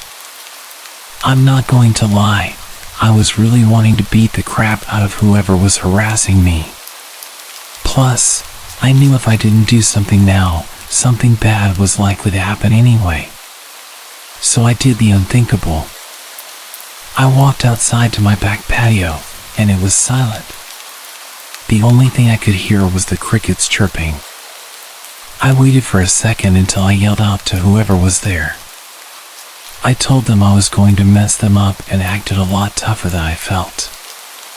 Almost right after that, there was an extremely bright light flashing at me from afar. Our house sits on quite a bit of land, and we have a huge backyard with tons of trees. Whoever it was pointed the light at me, clearly trying to piss me off. The light then began moving all around toward the house for a minute, then it turned off. Within an instant, the screaming picked back up again. It was the same voice pleading for help. I knew it was now or never. I ran back inside, into the garage, grabbed my old baseball bat as a weapon, and made my way back outside toward the woods, heading directly where I first saw the flashlight. My heart was fluttering at this point as I wasn't sure what to expect. As I got closer and closer, my anxiety about doubled. I couldn't believe that I was in this situation, and I had a sudden realization that what I was doing was pretty stupid. Right while I was about to turn around to go back inside, somebody from the woods that I couldn't see said something to me. It was so dark that I couldn't see anything. All I could see were the dark silhouettes of all the trees around me. I shouted loudly into the darkness, asking who was there. That was when the voice ahead of me whispered and told me to quiet down. He asked me to help him and said he was tied up to a tree and that someone had kidnapped him. Obviously, this alarmed me to the extreme. Despite me thinking it was possibly a setup, I went with my instincts and wanted to help him. It's going to be okay. Just calm down. I'm going to call the police for you. Just hang tight. That's when he started yelling at me. No, help me now. You don't understand. He's going to come back in a few minutes and kill me, he said. I was in a really bad situation as I just wanted to do the right thing. Okay, I'm coming. I'm right ahead. Just keep walking straight. I can already see you. My heart was beating at an incomprehensible rate now, so much so that I'm surprised I didn't pass out. All the thoughts crossing my mind set me into a panic, and I was fully into the woods at this point. I looked ahead after walking for maybe 20 or 30 seconds and saw a dark shadow that looked like a person about 30 feet away. "Hey man, is that you?" I asked, but he didn't reply. I sat in silence for a moment while I tried to piece together what the hell was happening. If that was him, or even if it wasn't, I was in some deep trouble because the man I was looking at definitely wasn't tied up to a tree. He was standing up straight and very much alive. In only a moment's time, the person started running at me. It was at that exact moment I started backing up. Slowly, I eventually snapped out of it and booked it all the way to my house. Somehow, I made it inside before he caught up to me. I shut and locked the sliding glass door behind me, and he was standing right there, pulling on the door, trying to get it open. He was a very tall but slender-looking man with a wolf mask and a big-ass hammer. I barely hesitated and ran to my room. I know what you're thinking right now too. Why didn't I just defend myself with the bat? Well, originally, that was my plan, but things happen. I don't know.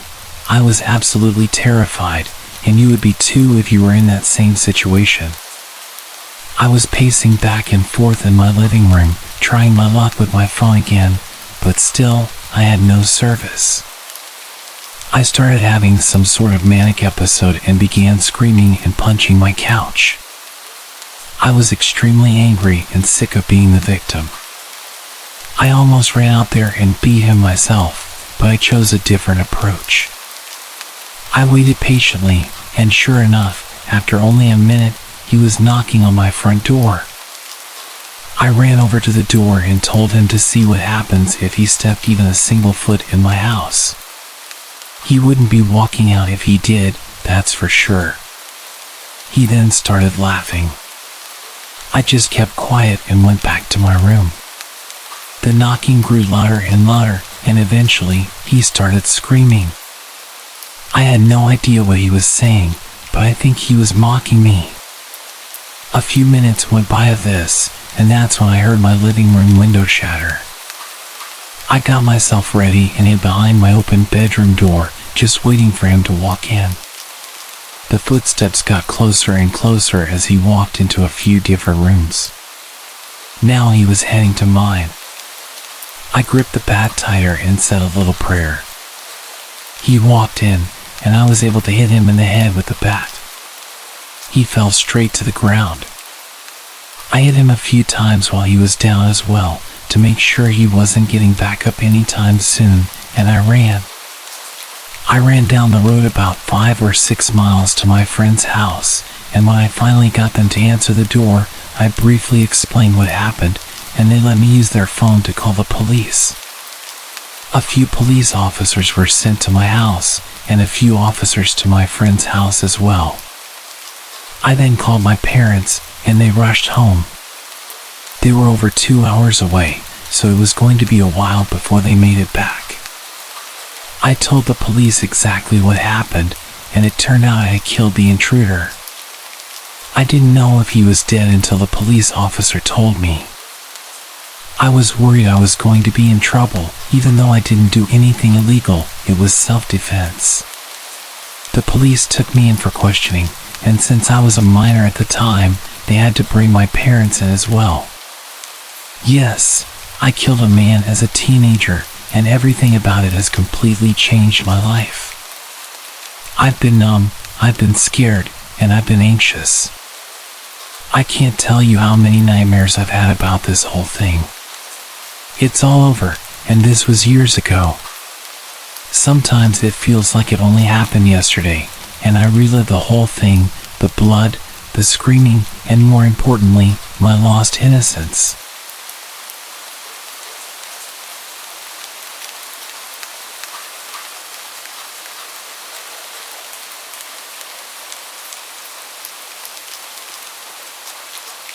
This encounter happened when I was about 10 years old.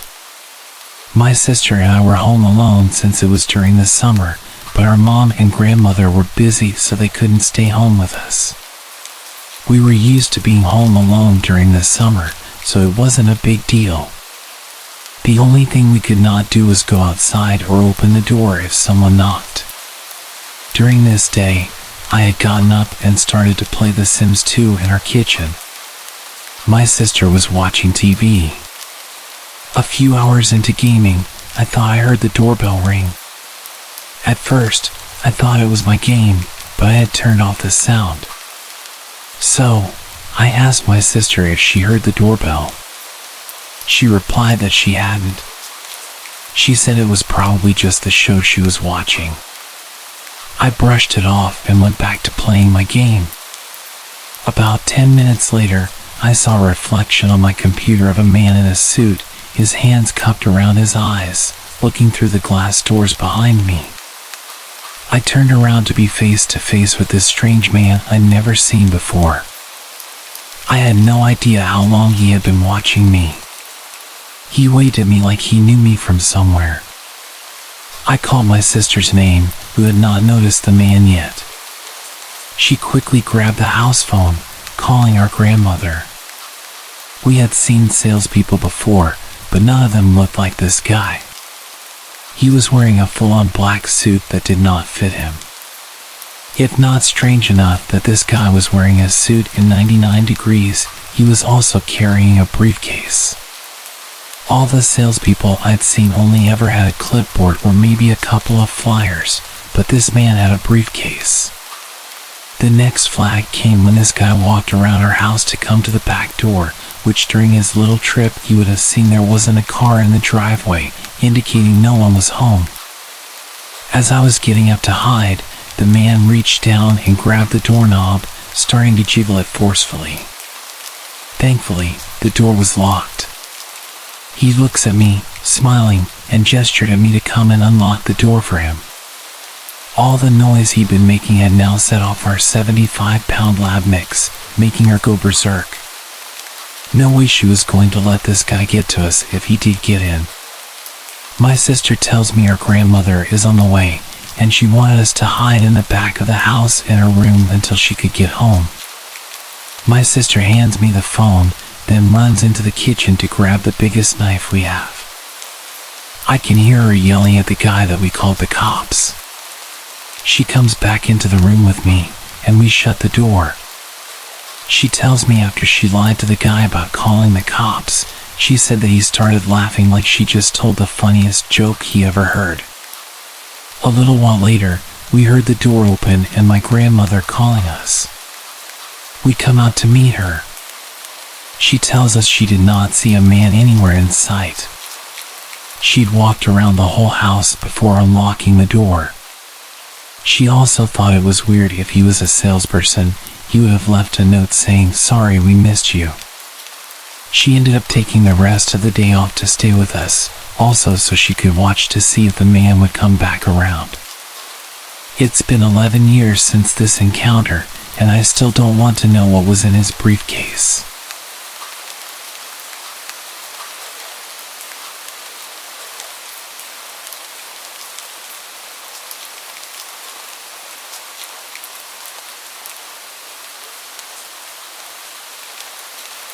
This incident occurred almost 5 years ago, shortly after I moved into my current home with my husband. It was our first week at the new house. I had just graduated from grad school and was in the process of job hunting.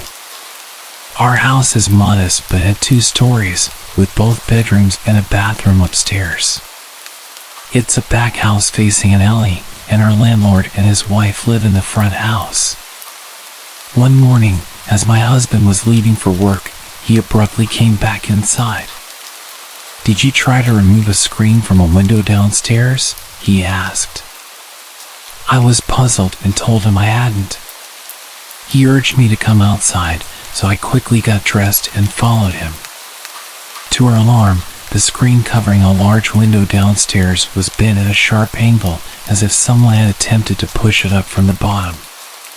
The most unsettling part was the clear prominent handprint on the glass, suggesting that the would-be intruder had tried to push up and open the window. Fortunately, all our downstairs windows are secured with wooden rods wedged in the top half, effectively preventing them from being opened too much. Our analog security measures had unexpectedly saved us. Additionally, we noticed another window screen slightly cut open at the corner. We immediately called the police, who came and dusted for fingerprints on the handprint, but unfortunately, it didn't lead to any developments. At the time, break-ins during the middle of the workday were not uncommon in our neighborhood, as most people would be away from their homes. However, what truly unnerved me was the realization that our would-be intruder had chosen to attempt a break-in in the middle of the night while we were both home and asleep. My car was parked right by the tampered window, clearly indicating that someone was home. It was a bold and foolish move on the intruder's part, especially since they left behind an almost perfect handprint on the window.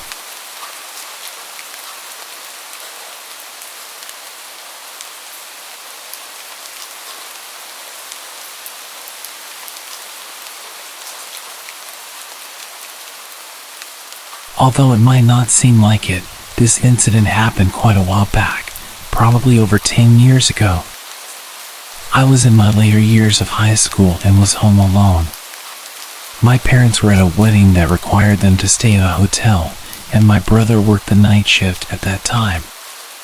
My family lived in a very well-known East Coast city in a blue-collar neighborhood that was starting to take a nosedive. As a teenager, I was a bit of a loner. I wasn't a nerd or anything. I was a big guy who had friends and went on dates, but I'm a natural introvert, so I cherished the rare alone time that I got. This weekend, I was looking forward to engaging in my normal empty house routine, playing PlayStation on the big screen TV, then ordering a late takeout dinner, pizza or Chinese, and pigging out while watching some Dragon Ball Z. Then, around 2 a.m., I would fall asleep on the couch with my old dog, Cecil. Cecil was a beagle who was as old as the hills and had been in our family for about 8 years. He was quiet and peaceful, spending his time begging for food and sleeping. Unlike most beagles, Cecil never howled or barked. He was more than content to rest his head on your lap and spend the night there. Anyway, back to the story. It's approximately 1 a.m. I had just finished the last slice of pizza and was dozing off on the couch when I heard a bang coming from the back alleyway. I didn't think much of it. Anyone who has lived in a city knows noises happen at all moments of the night. Cecil's head pops up off my lap, and the hair on his back stood up. He was always a bit skittish, so I calmed him down and started dozing off again. Not more than 2 minutes later, I heard another bang, and Cecil did something I'd never seen him do before. He leapt off the couch and ran like the wind towards the door leading to the basement, barking and growling like a dog twice his size. The look on his face reminded me of a German Shepherd from a K9 unit. I'd never seen him like that before, which got my adrenaline pumping. Through the dog's barking, I could now make out a persistent banging. There was a seldom-used door in the basement that led out to our back alleyway.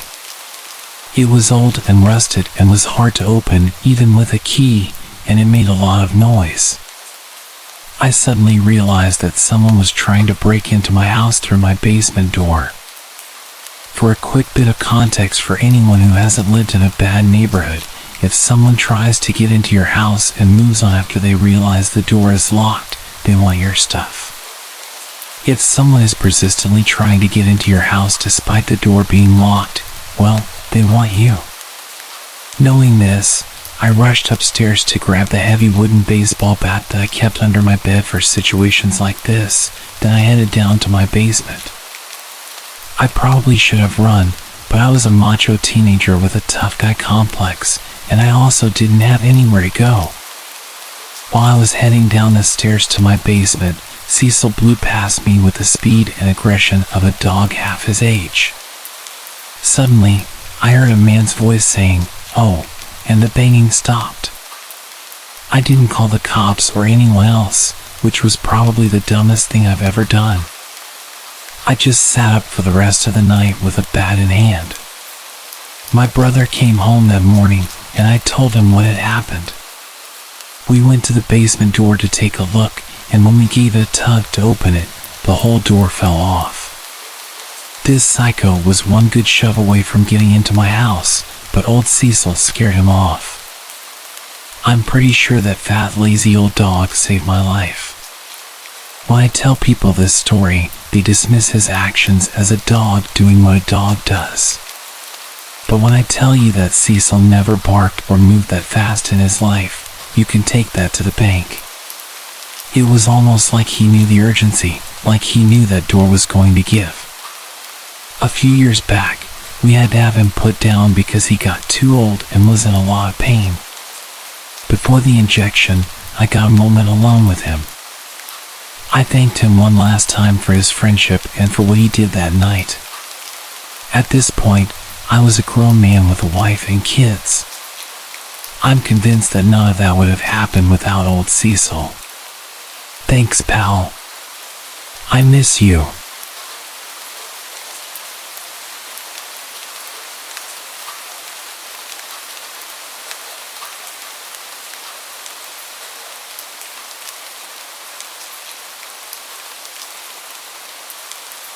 This happened back in the 80s, so it was before we had cell phones. I was in high school at the time. One night after dinner, my mom suggested we take a walk around the block. My brother and dad were watching TV and opted to stay home, so it was just us girls. We lived on the fringes of the suburbs in a subdivision that was semi-rural. By that, I mean there were houses but no street lights or sidewalks. Everyone had septic tanks as there was no sewer service and that kind of thing. The houses were all set well back from the road and the lots were wooded. Anyway, we were walking around the block, which is about 1.5 miles in total, and we were almost back home. It was pitch black that night, there was no moon, and we had a flashlight to use as needed. Without it, you couldn't see much past a foot around you. We mainly used it as a signal if a car went by, but there wasn't really anyone around, so we had it switched off and were just walking and chatting. Just as we turned the corner onto our street, we suddenly heard footsteps behind us. This was a bit weird as we had just come from that way and hadn't seen or heard anyone walking on that street or coming down the driveways we passed. But we just figured it was some neighbor also out for a walk, and we hadn't noticed them in the dark. So I turned around to look and switched the flashlight on to see who it was. They immediately switched a flashlight on too, so I could only see their light and not the people holding it. They said nothing. We kept walking, but the footsteps behind us sped up. Now they sounded heavy, so we thought it was a man. We sped up. He sped up. I turned the flashlight back on, and he turned his on again in silence. We were too scared to call out, and now we were approaching our driveway. As we got there, I pushed my mom in front and told her to get up the driveway, which was steep and long. Once she had a start, I sprinted up after her. As I did, the footsteps veered away to the other side of the road and kept going. Nothing was ever said by this person, and normally people here wave and speak while walking or even driving by. When we got up to the house, my dad said it was probably just a neighbor, so my brother and I got into my car and drove down the road to see who it was. No one was there. We went all around the roads, and no one was walking on them. There wasn't time for him to leave the area either. It turns out it was a nasty neighbor getting off on scaring us and then ducking into a house. He bragged about it to some other neighbors who happened to be friends with my dad. We got revenge on him, but I can't say what we did exactly.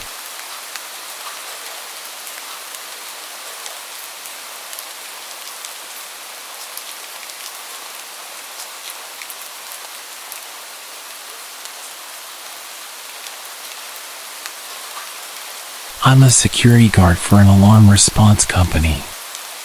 We answer alarms for businesses and private residences. 99% of the time it's a motion detector set off by a cat, or a restaurant forgot to disarm their stuff before the stock truck arrived to unload. In this case, I was called out to a house where the back door alarm was set off. Like it thought someone opened it. The owner was out of town, but she was alerted by her app and her mother met me there. We checked the door, it's locked. We figured maybe someone tried the door but it didn't budge, setting off the alarm. But there's a light on inside. The mom mentions this to her daughter on the phone.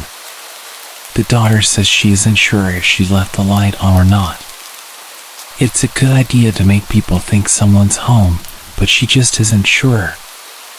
That gave me a bad tingle. The mother wanted to go inside to check. However, she didn't have a spare key. The neighbor did, but they were asleep and the mom didn't want to wake them. So, I fill out my papers and go back to my normal patrol routes.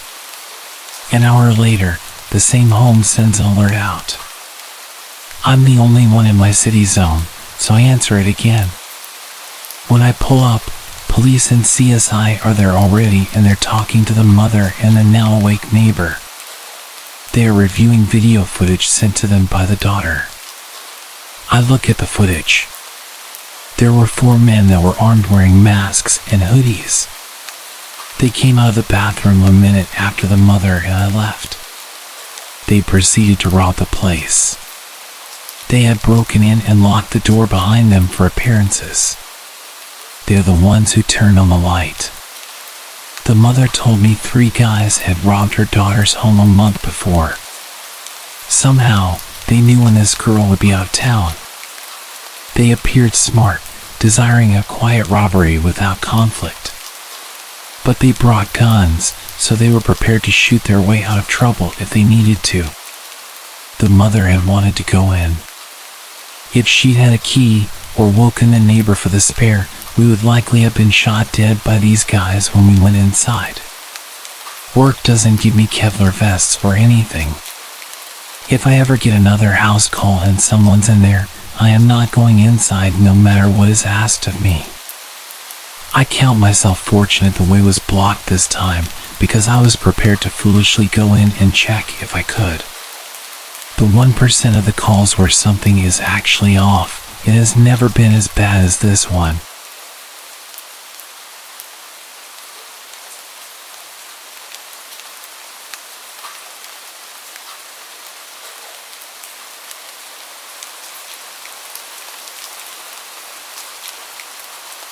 This just happened last night.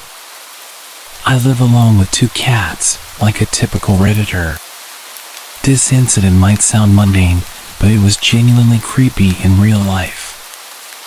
I don't scare easily, for what it's worth. Anyway, there's a cat door on the rear slider which faces the woods behind my condo. The cats get supervised outside time, and I use a little nanny cam to check that they're checking in regularly, among other things. I can watch it from my computer or phone while doing stuff. I also occasionally get neighbors' cats who come in for a bite to eat. My male cat loves it, my female cat hates it. Anyway, this one gray cat comes around every few days, comes in, has a snack, I scoot him out, and it's no big deal. Well, he'd been coming around really late at night and pawing at the locked cat door. It scared me at first because it was a terrifying sound to hear in the middle of the night. I was able to figure this one out pretty easily just by listening. My cats would run to the rear slider, my female cat would hiss, the male would meow, and then I would hear something scamper away. I told myself it was just the neighbor cat coming for a midnight visit and probably just couldn't get in. Anyway, my nanny cam has automatic night vision which turns on when it's too dark. But I had the cats inside with me last night, so the cat door was locked shut, the patio light outside of the slider was turned off, and I was getting into bed just as I got under the covers. I heard the scratching, rattling sound at the locked cat door. I opened the app and definitely did not see a cat. It didn't help that the night vision makes everything look super creepy, but regardless, I was freaked out. There was a scraggly-looking person hunched over on my patio, playing with the locked cat door. My female cat hissed, and he got up and laughed. I guess it could have been a she. I never saw a face and I only caught a few frames while my blood ran cold. It looked like they were wearing a loose t-shirt. I called the cops, and they had a cruiser nearby. He did a drive-through and walked the area out back. It was late, so I didn't give a statement or even meet with the officer, but I did see his flashlight as he walked the train line. Thankfully, that was the end of it. Although my cats refused to use their door for a few weeks afterwards, as if they could smell the strange intruder.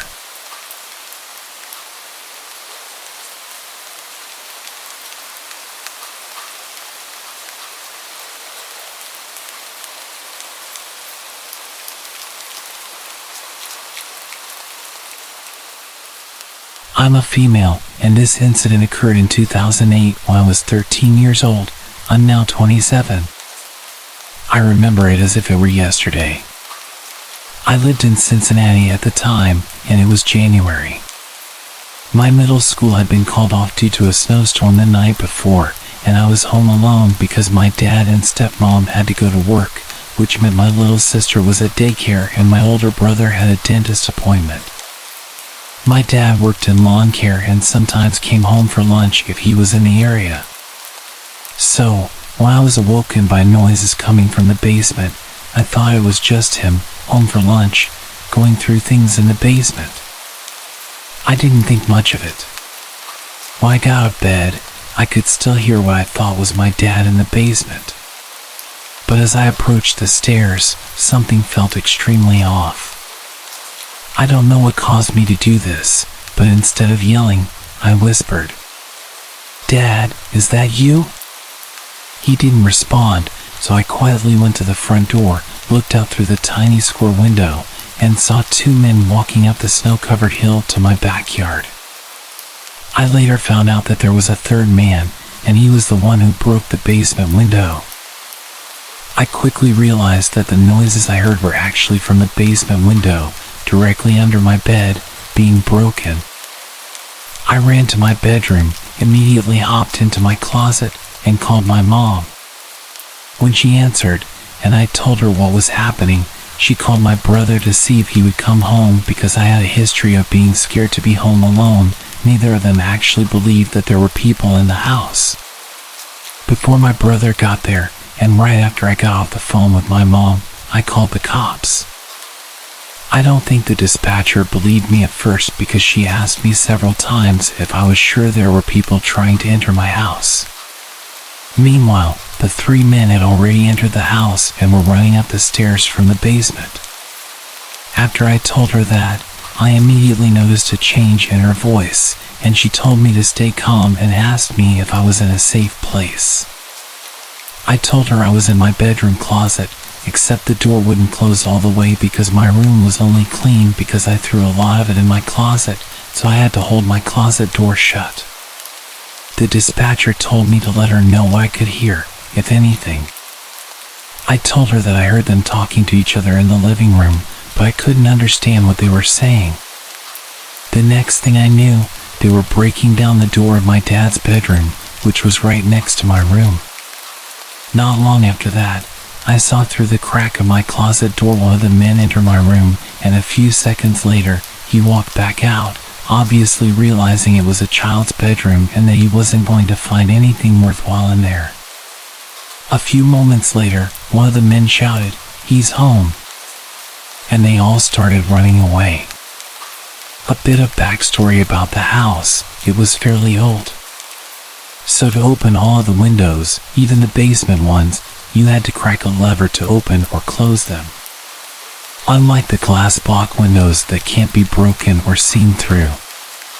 Not only that, but the front door didn't open because the house had settled too much and wouldn't unlock, so the couch was in front of it.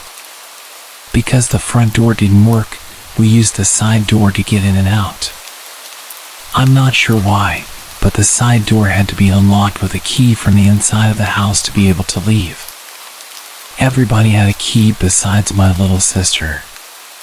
That being said, the men had to leave the way they entered, with everything they were trying to steal, which was through the basement window. After the dispatcher informed me that the police had my house surrounded and it was safe to come out, it took me quite a while to leave my closet because I didn't truly know if they were gone. When I finally got the courage to get out, I grabbed my key and darted to the side door to let the police inside. I didn't see my brother anywhere, so I didn't know if something had happened to him or if it was even him who came. Not long after I let the police inside, my brother came walking into the dining room. I jumped up so fast and gave him the biggest hug I'd ever given him. When the police asked us to tell them what happened, I heard my brother tell them that when he got to the house, he walked up to the side door as he normally would, and when he was about to unlock it, he was met by one of the men through the window. He said the man cocked his gun, put it up to the glass, and said, "Hey." After that, he said he froze up, and then when he could finally feel his legs again, he ran up the street and started knocking on doors. After about 3 houses, he knocked on the 4th, and a little girl answered. He asked her to go get her mom. He told her that there were men inside her house and his little sister was inside. She called the police, and my brother then called our grandparents to let them know that I was telling the truth. The township reached out to my dad and invited us to come to the town center about a week after the break-in. When we got there, I was surrounded by the officers who apprehended the men, and they awarded me with a certificate of bravery for staying calm and helping them catch the man, along with a little gift bag of girly items. About a month later, we had to go to the men's court date, where we met a woman and her son in the waiting area who had their house broken into a week before ours was broken into. It just so happened that they stole one of the guns she had. As it turned out, the 2 men had 3 guns, but only one of them was loaded. I was way too overwhelmed to be in the courtroom and had to see the man again, so the judge allowed us to stay in the waiting area until their hearing was over. 2 of the men ended up getting 7 years in prison, and the other got 12 years in prison because he pulled a gun on my brother. They're all out of prison now, and for a little while, I was scared that they would come back once they got out, because my dad still lives there, but nothing has happened since then. I've always heard stories about houses being broken into, but I never thought it would happen to me. I'm really glad that I was old enough to know what to do in that situation and that the man never knew I was in the house with them until they were in court, because who knows what they would have done if they knew.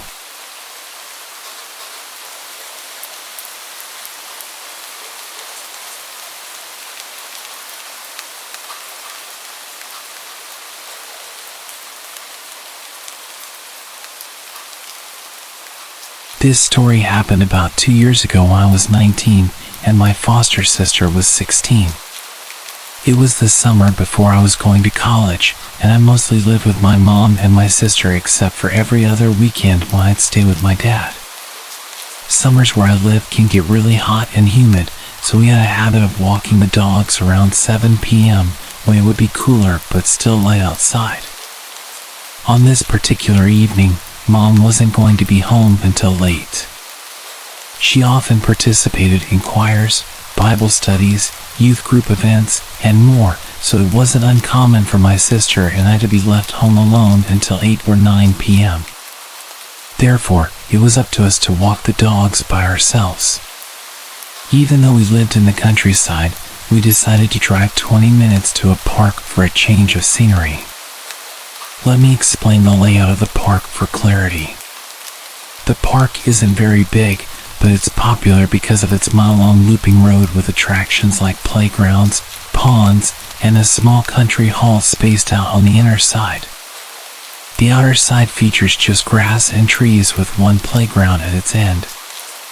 It's common to pass people walking the loop at least twice if you're walking in opposite directions, but not if you're walking the same way. Any cars on this road can only drive in one direction because it's a one-way road. Everything about the walk started normally. We parked the car, leashed our dogs, and began walking the loop. Occasionally, we'd stop so I could take pictures of our dogs, and my sister, wrangling our larger dog, who pulls like his life depends on it and wants to smell everything. During one of these stops, a man in his 40s passed us walking in the same direction. He smiled at my sister, told us we had cute dogs, and continued walking. We thought nothing of it. After all, it's common to exchange greetings in the park. However, this man passed us again only 10 minutes later. This time directly across from where we'd first seen him. He greeted us again with a smile and a hi. This time, we both looked at each other, acknowledging the strange guy. It seemed odd that he had managed to loop back to us so quickly and that he had cut in front of us so closely, merely touching my sister. Not even 5 minutes later, the same man passed us again, cutting even closer and greeting us once more. This was the moment I decided we needed to leave. It was abnormal to pass someone 3 times so quickly on this loop without them taking a shortcut or altering their path significantly. We hurried back to our car. As we neared it, we noticed a car creeping along behind us. We stopped to let it pass, but it also stopped. When another car approached, the first car sped away. We quickly packed the dogs into our car and drove home. Once home, we settled in for the evening. Around 9:30, while we were in the living room, we noticed the ceiling light up momentarily as if from car headlights, but we dismissed it, thinking Mom was coming home. A few minutes later, the motion sensor light on the porch turned on. Soon after, we heard the storm door open, but no one came in. Our dogs suddenly started barking aggressively, and the storm door slammed shut. My sister, brave as she is, went outside with a kitchen knife to investigate, but saw a man's outline by our old dog kennel. She quickly came back inside, and we locked the door. I called my mom, who advised us to ensure all doors were locked and the dogs were inside. When she arrived home and we explained what had happened, we called the non-emergency police number. The officers who came did not find anyone and seemed to think we were overreacting. To this day, we still believe someone with malicious intent was at our house, possibly the same man from the park. Whether or not this is true, the experience taught us to always trust our instincts. If you feel someone is paying too much attention to you, do not head straight home. Be aware of your surroundings and stay in public spaces if possible. You never know who might be watching.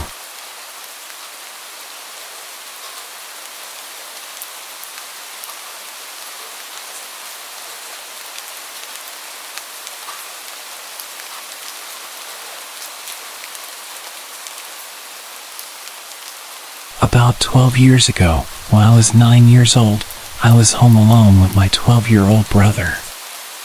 We were supposed to go to my aunt's house to have lunch and wait for my mother there. We got up at 10:30 a.m.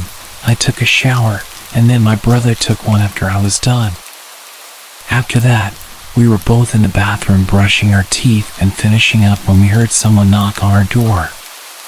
Since every time someone knocked at our door they turned out to be a salesman or a Jehovah's Witness, we kind of waited for them to go away.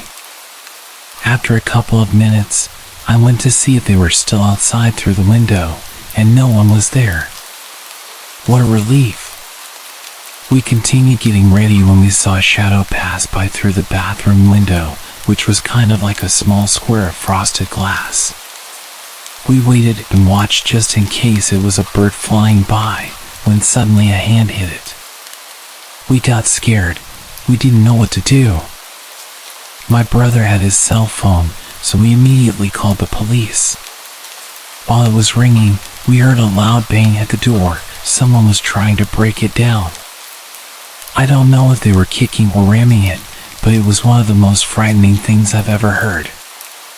My brother told me to lock the bathroom door, so I did. They took 5 bangs before the perpetrator finally bashed the door open. The police answered. I remember the exact thing my brother said. He was whispering, his voice barely audible. "Hello, there's someone in our house, and I think they're stealing. We're at 1249 Maple Street. I'm with my little brother locked in our bathroom. Please hurry." While all this was happening, I was sitting against the wall, hugging my knees. It was one of the most nerve-wracking experiences ever. I could hear the man going through all of our stuff, emptying drawers, going up and down the stairs, opening cabinets. He even broke a few cups and plates. Then I heard the sound my cell phone makes when it turns off, and I remembered leaving it on the kitchen table. I felt so stupid for leaving it there.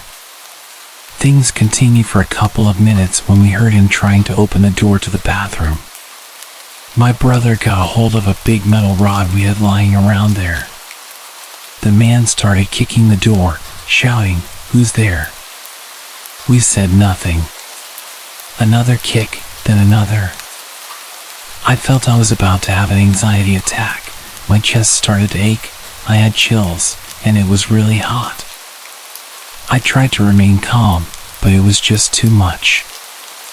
After that, he stopped. We heard the door opening and then silence. We waited for almost 10 minutes before going out of the bathroom. The living room was a total mess, lots of papers and books on the floor, cabinets open, cups and plates scattered on the floor. In our mother's bedroom, the nightstand and the closet were open, and everything inside them was all over the place. Upstairs in our room, it was the same thing. In about 5 minutes, the man had gone through everything we had and left a total mess. After that, my brother called my mom, and she ordered us to go to my aunt's house as soon as possible, so we did. When we got there, I was a little more relaxed. My aunt was waiting with us with ice cream, probably because my mom had told her everything, and she wanted to calm us down a bit. We got back home at about 5 o'clock. My mom told her boss she had a home emergency, so she left early. She tidied up the house, cleaned up, and left everything the way it was before so we could be relaxed. I really appreciate her effort and my aunt's attempt to calm us down and do everything so we didn't have to think about it. According to my mom, the police got to our house after she arrived, about 3 to 4 hours after the incident. She explained everything, but because of a lack of evidence, nothing could be done. The man was never caught, and honestly, I don't think they even tried to search for him. The next few days, my mom was home with us.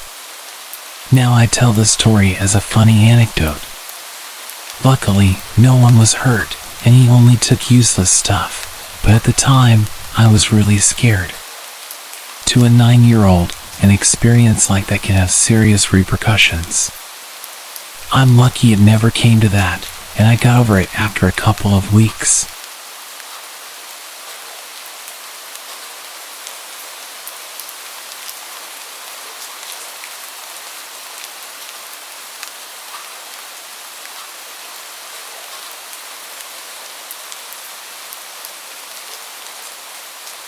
I'm currently 29, I'm a woman, and this took place when I was 14.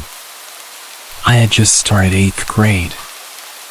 I grew up in Southeast Texas, and as many of y'all know, fall is still very much a part of hurricane season.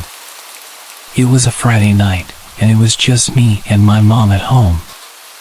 My dad was out of town for work. I originally had plans to spend the night at a friend's house, but there was a tropical storm coming, and my mom decided last minute that she would rather have me at home that night. I was quite annoyed. Tropical storms weren't normally taken too seriously. I honestly felt like she was overreacting. Of course, this was my mentality of, I'm 14, and therefore so grown up. My mom did feel bad, so we rented a bunch of movies, ordered a pizza, and got a bunch of ice cream for a great night in. My parents' bedroom was on the opposite end of the house from mine. Okay, this is important for later. We lived in a split-level house. The house I grew up in was built in 1950 and was a postmodern style, think Frank Lloyd Wright. The entire back part of the house was all floor-to-ceiling windows, about 8 to 9 feet tall, think of just a huge wall of glass. The whole house was an open floor plan, so the kitchen was the first defined room with walls on the first floor, and my bedroom was directly off of the kitchen, while my parents' room was at the top of the stairs. I apologize if this is difficult to visualize. This was a modern-style house, and it's difficult to describe. She had gone to bed around 10 p.m., and I went to my room to watch 2 movies that I had rented just for myself. The storm was really starting to get rough, the wind was picking up, and it was raining sideways. I was in the middle of watching The New Guy, and I still remember looking at my clock and it said 12:53 a.m. I was getting tired and could feel my eyes getting heavy. With the weather so bad, I remember thinking that maybe it wasn't so bad I had to miss the sleepover.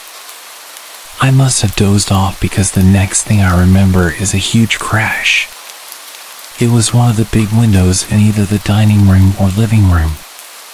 Our neighborhood was in a really wooded area, and I thought that a tree or branch had fallen in the storm and had broken the window. I left my room and went out through the kitchen.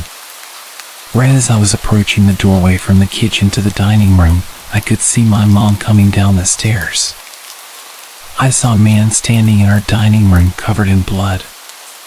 Due to where he was standing, I couldn't get to my mom. He was young, early 20s, and was soaking wet and didn't have any shoes. He had literally run through our window. He was bleeding all over, had glass sticking out of him, and was standing barefoot in a bunch of broken glass. It took him a second for him to register both me and my mom, but when he did, he immediately launched into an explanation of how he was being chased by someone who wanted to kill him and we needed to call the cops. My still fairly innocent 14-year-old brain didn't doubt this at all, but my mom was eyeing him suspiciously. We moved into the kitchen and my mom grabbed her purse and held my arm to keep me close. I had grabbed a kitchen towel to try and help his bleeding. My mom pulled out her cell phone and started calling our neighborhood patrol. I noticed this, and so I quietly went and called the cops on our landline. We both finished our calls, and now we were just waiting. The guy couldn't sit still and kept getting up and looking through our kitchen windows and pacing back and forth. He didn't seem to notice that he was all cut up and bleeding everywhere. He starts muttering under his breath. What happens next happens really fast and becomes blurry a bit. But the doorbell rings. It was our neighborhood patrol that my mom had called. The doorbell sent the guy into a panic. He jumps up and suddenly grabs a hold of me. He has me in a chokehold, and my mom is now screaming to please let me go. He starts looking around all frantic and is pulling me through the dining room and living room toward our stairs. At some point, the bell rings again. My mom is following, still begging to let me go. He has me at the stairs, and my mom has the choice now to go to the front door to open it or follow him up the stairs. She runs for the door just as he pulls me up the last of the stairs. I hear our alarm start blaring. Normally we arm at night, so you would need to type in the code before opening a door. He pulls me into my parents' room, but as soon as we get into the room, he drops me and starts to freak out. It was apparently all the lights. He starts smashing lamps trying to get all the lights off, screaming that they were burning him. There's a small garden off my parents' bedroom, and they have garden lights they turn on at night.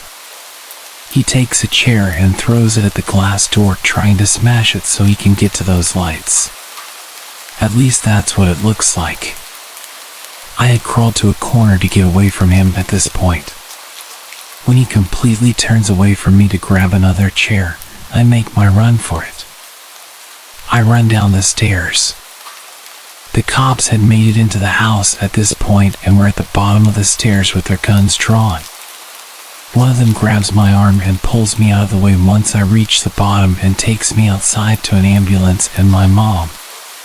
The adrenaline is coming down and it hits me what's happened, and I start shaking and can suddenly feel pain around my throat from where he'd been holding me in a chokehold. There's a lot of yelling and screaming from inside, and then maybe 10 minutes later, the cops come out with the guy in handcuffs. He sees me and tries to lunge at me, which was terrifying. I had a bruised windpipe, but was otherwise okay.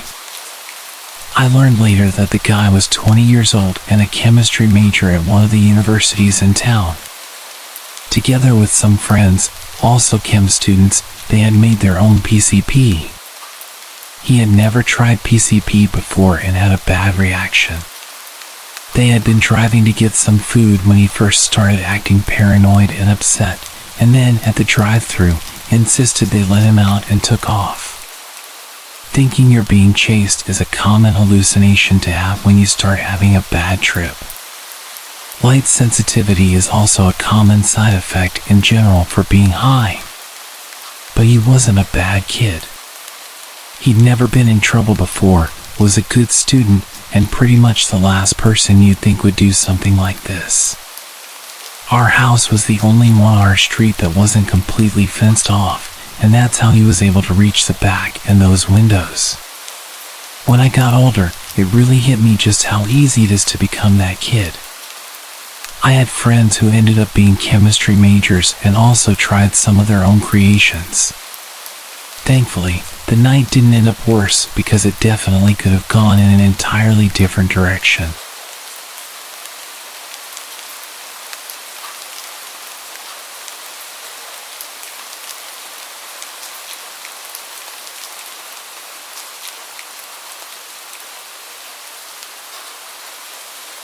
This all started when I stumbled across a conversation about the deep web in an online gaming forum. People were swapping stories about underground auctions and secretive sites where you could score anything from rare comic books to the sort of stuff you'd rather not think about. It was like a car crash on the internet, horrible to think about, but somehow you can't help but look. Despite all the warnings, my curiosity was piqued. I had to see if the rumors were as true as they were saying. I began by hunting down how to access this hidden part of the internet. It wasn't straightforward, and I had to use special software that masked my location. The whole process felt like I was gearing up for a spy mission, except the only thing I was risking was possibly my peace of mind. My first stop was a site that was supposedly a treasure trove for collectors like me. It was surprisingly mundane at first glance, just pages of items with pictures and prices. I scrolled through sections of vintage video games and limited edition figurines, feeling a bit underwhelmed but still intrigued by the sheer volume of stuff available. That's when I started noticing the sidebar ads. They were different, darker, suggesting sites that were a few clicks too far from legal. I remember pausing, my cursor hovering over a link. My stomach told me to stop, knowing that I was about to cross a line from which I couldn't uncross, but then that whispering voice of curiosity nudged me forward. I clicked. The transition was gradual. I went from a site selling stolen artwork to another, auctioning items that seemed to come straight out of crime scenes or horror movies. I remember one particular item, a dusty, old doll, and a description that claimed it was haunted. It was creepy, sure, but then I read the comments. People weren't just buying these things, they were trading experiences and stories about them. It was a community, thriving in the shadows of the internet. The deeper I went, the heavier the air felt, like diving into deep water, pressure building against my chest. It was so exciting. One night, I found myself on a site that didn't just sell items, it offered experiences. Live feeds from cameras placed in abandoned asylums, prisons, and other places that were supposed to be haunted. The first feed I clicked on was a grainy video of an old hospital hallway.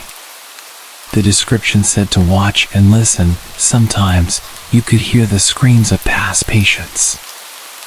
I watched and I listened, and something in the pit of my stomach twisted when a distant wail filtered through my speakers. It was probably fake, but it sounded so real. Too real. That should have been enough to stop me. But it was not. I kept going back, night after night, drawn by a mix of fear and fascination. It wasn't long before the whispers started. Soft, unintelligible murmurs that would creep up when the room was too quiet, making me pause my music or video to listen closely. I'd turn around fast, half expecting someone to be right there behind me. But there was never anyone there. One particularly quiet night, as I sat trying to convince myself to stay off my computer, an email notification popped up. No subject, just a link.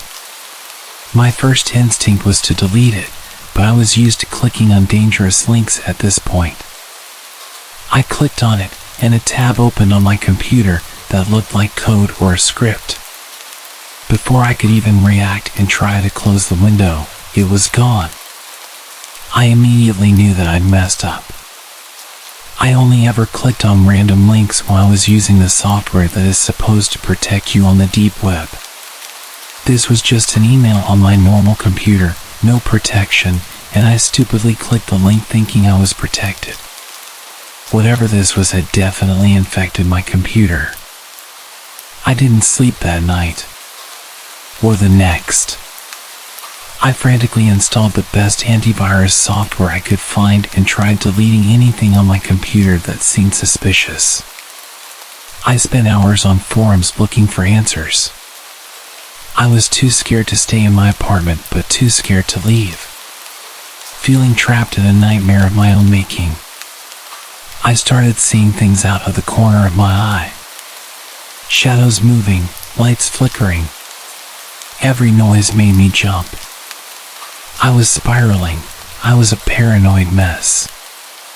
As days passed, the situation only escalated.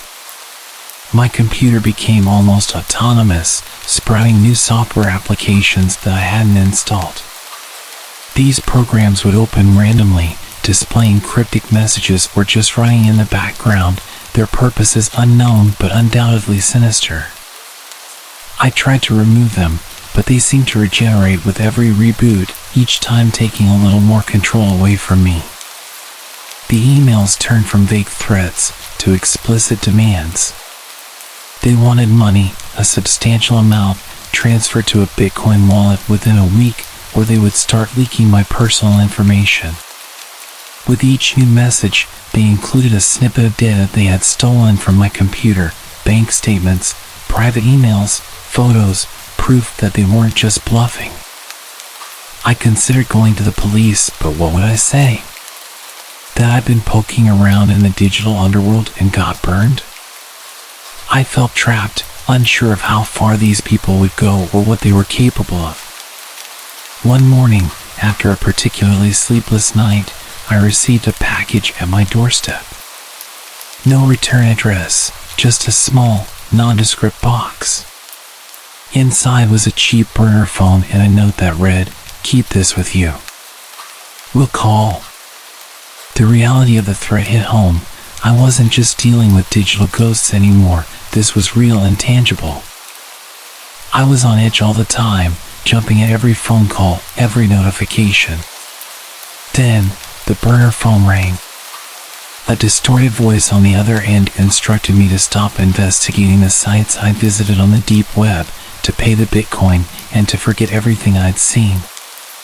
The voice warned that if I didn't comply, the consequences would reach beyond just me.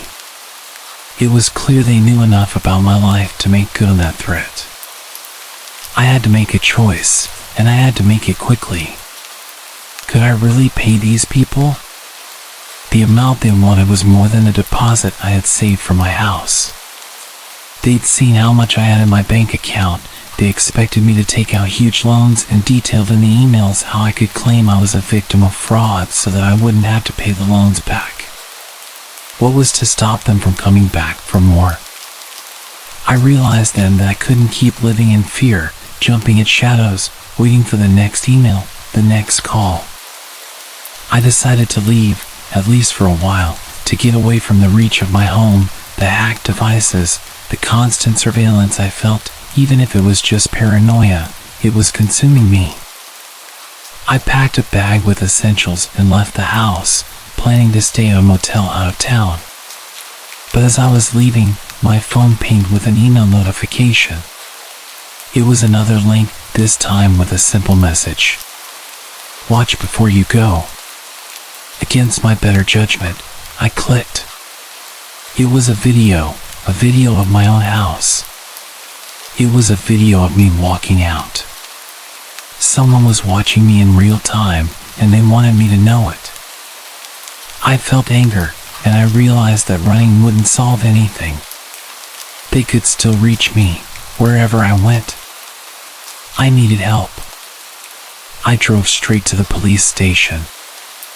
I told them everything, from the deep web browsing to the emails and the video.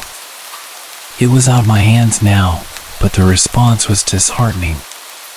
They took my statements and evidence but warned me that cybercrimes, especially those routed through the dark web, were notoriously difficult to trace and prosecute.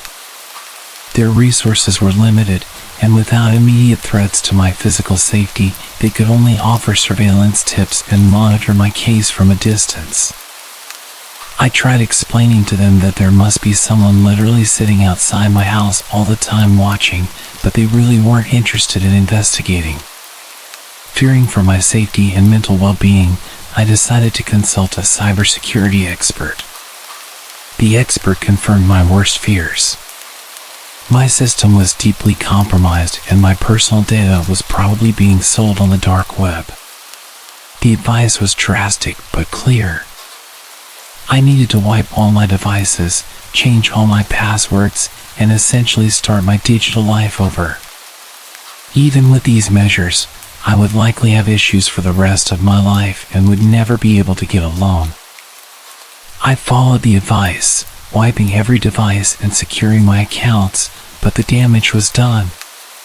Every email notification and every phone call brought a wave of anxiety. I started receiving small packages at my home, no return address, sometimes just a small piece of tech or a cryptic note. It was a psychological game, a way to remind me that I was being watched.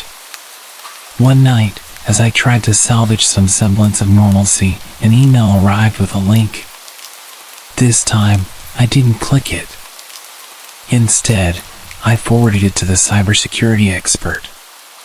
They analyzed the link in a secure environment and reported back with chilling news.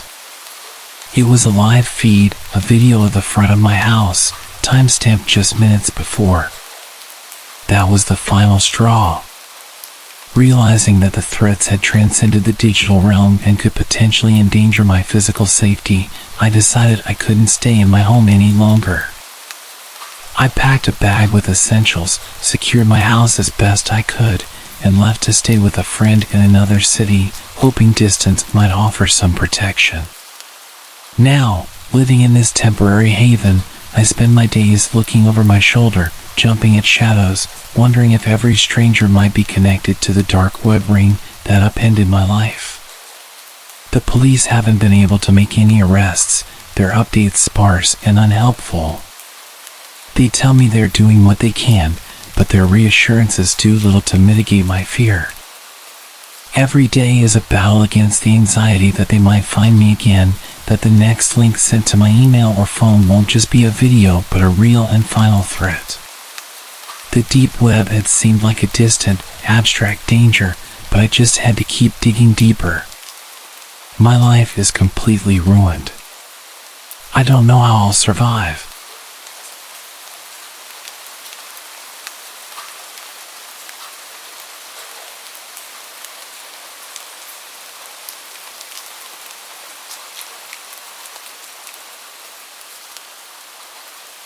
My name is Alex. I'm a 28-year-old accountant living in Austin, Texas. About 3 years ago, while I was still settling into what I hoped would be a breezy life, my curiosity about the dark corners of the internet led me down a path I now regret stepping onto. I had heard of the deep web during my college days. I knew it was full of illegal stuff, but I had no idea just how bad things actually were. I began my journey into the deep web mostly out of boredom and a pinch of naivety. At the time, I was living alone, my days filled with work and the occasional video game during weekends. My experience with computers made me confident. I knew my way around the internet better than most, and I thought I could navigate the deep web without getting in over my head. One night, while digging through online forums about data security, I stumbled upon a thread discussing the deep web. The users talked about it as a kind of digital Wild West, a place without rules where anonymity was king. My interest was piqued. I thought, what harm could a little exploration do? I set up a VPN, downloaded the necessary browser, and jumped in. The first site I visited was relatively mundane. An online marketplace selling rare books. The interface was clunky, like websites from the early 2000s, and I scrolled through pages of old texts and manuscripts, amused that such a normal activity was considered part of the dark internet. This innocuous start made me bolder. I began visiting more sites, clicking through forums and black markets, intrigued by how vast this hidden part of the internet was. But as I went deeper, the content wasn't so innocent. It became darker. I stumbled upon a site auctioning off items that clearly shouldn't have been for sale, personal data, hacked accounts, and more sinister listings. The reality of what I was doing started to sink in. I remember pausing over a listing for a genuine haunted relic, complete with supposed proof in the form of eerie, blurred photos and testimonials from previous buyers. My rational mind told me it was all scams and theatrical flair, but a part of me couldn't help but feel inert. My descent didn't stop there. I found myself on a site that offered live videos. That night, I stumbled upon a site that was nothing like the usual fare of rare collectibles or black market tech. It streamed live surgeries being performed, not for educational purposes, but for an audience that seemed to get off on it. The first video I clicked on was a live surgery being conducted in what looked like a rundown clinic. Definitely not up to any health or safety standards I knew. The room was dimly lit, the walls stained, and the equipment outdated. A man, presumably a doctor, though he wore no identifying scrubs, was bent over a patient lying on a bare metal table. There was no anesthesia from what I could tell. The patient was unnervingly still, perhaps sedated by less conventional means. The doctor worked with a calm precision that belied the grim setting he was in, removing an organ with an unsettling nonchalance. The scene was gruesome, and yet I couldn't look away. The stream had a chat feature, and the comments rolled in. Viewers were placing bets, discussing the condition of the extracted organ, some even praising the doctor's technique. Driven by a mix of horror and intrigue, I found myself returning to the site night after night. The surgeries varied, from amputations to more invasive procedures. And with each visit, my initial disgust battled with a growing morbid curiosity. I started paying for access to specific streams that promised unprecedented surgeries, telling myself it was just curiosity, that this was just another type of extreme content readily available on the dark web. Weeks passed, and my nocturnal viewings became a habit. But then, things took a sinister turn. One evening, as I stepped out for a late-night store run, I noticed a van parked across the street from my apartment. It was nondescript, but something about it felt off. When I returned, the van was still there, and I could see figures inside, their faces obscured. A chill ran down my spine, but I brushed off the paranoia and headed inside. The next night, after watching another disturbing surgery, I heard noises outside my apartment. Peering through the blinds, I saw the same van, and this time, I could make out the figures moving towards the building's entrance. Panic set in as I realized that the interest in these streams might have attracted the wrong kind of attention, perhaps from those involved in the broadcasts. I grabbed my keys and phone and slipped out through the back door, just as I heard the front door of my building slam. I sprinted down the alley, my heart pounding in my chest. As I glanced back, I caught a glimpse of the men following me. Their accents were distinctly Brazilian, shouting to each other as they searched. I didn't stop running until I reached a more populated area, my breath ragged, my mind racing. It dawned on me just how dangerous my viewing habits could have been. The realization that I could have been their next patient if I hadn't escaped was sobering. After that night, I wiped my computer, ditched my old email accounts, and moved to a new apartment in a different part of the city. The deep web had shown me a world that was too dark, too real, and too dangerous to ever revisit. My curiosity had nearly cost me more than I could bear to think about. I learned the hard way that some things are better left unseen, and there are places in the digital world that are best avoided at all costs.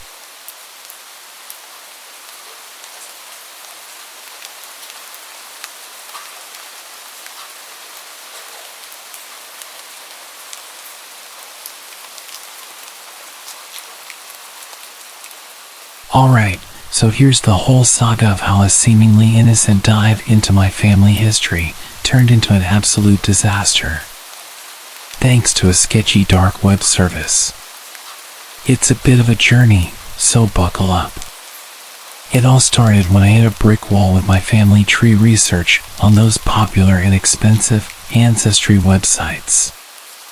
You know the ones, they lure you in with the promise of free trials, only to clamp down with hefty fees the moment you actually want to dig deeper. Frustrated and a bit strapped for cash, I vented to a friend about how I wished I could uncover more about my heritage without going broke. That's when he half-jokingly suggested looking into alternatives on the dark web. Cheaper and deeper, he claimed. I laughed it off initially, but the seed was planted. A few nights later, fueled by curiosity and a stubborn reluctance to pay those exorbitant ancestry site fees, I started poking around online. It wasn't long before I stumbled upon a forum thread filled with people praising these underground ancestry services. They promised comprehensive family history reports without the mainstream price tag. They were a little too enthusiastic, maybe, but their stories of discovering long-lost relatives and family secrets for next to nothing were incredibly enticing. Driven by a mix of skepticism and excitement, I ventured deeper. I found a service that boasted access to exclusive databases, claiming they could trace lineage back centuries. The catch? They needed detailed personal information to ensure accuracy. Names, dates of birth, places of residence, and so on. In hindsight, the red flags were there, waving frantically. But my eagerness to learn about my family's past clouded my judgment. I filled out their form, detailing everything from my grandparents' birthdates to the small town in Ohio where my mother was born. Weeks passed without a word from the service. I had almost forgotten about it, chalking it up as a loss, when suddenly I began noticing oddities with my finances. It started small, a phone call from my credit card company about a suspicious charge that I quickly recognized as not mine.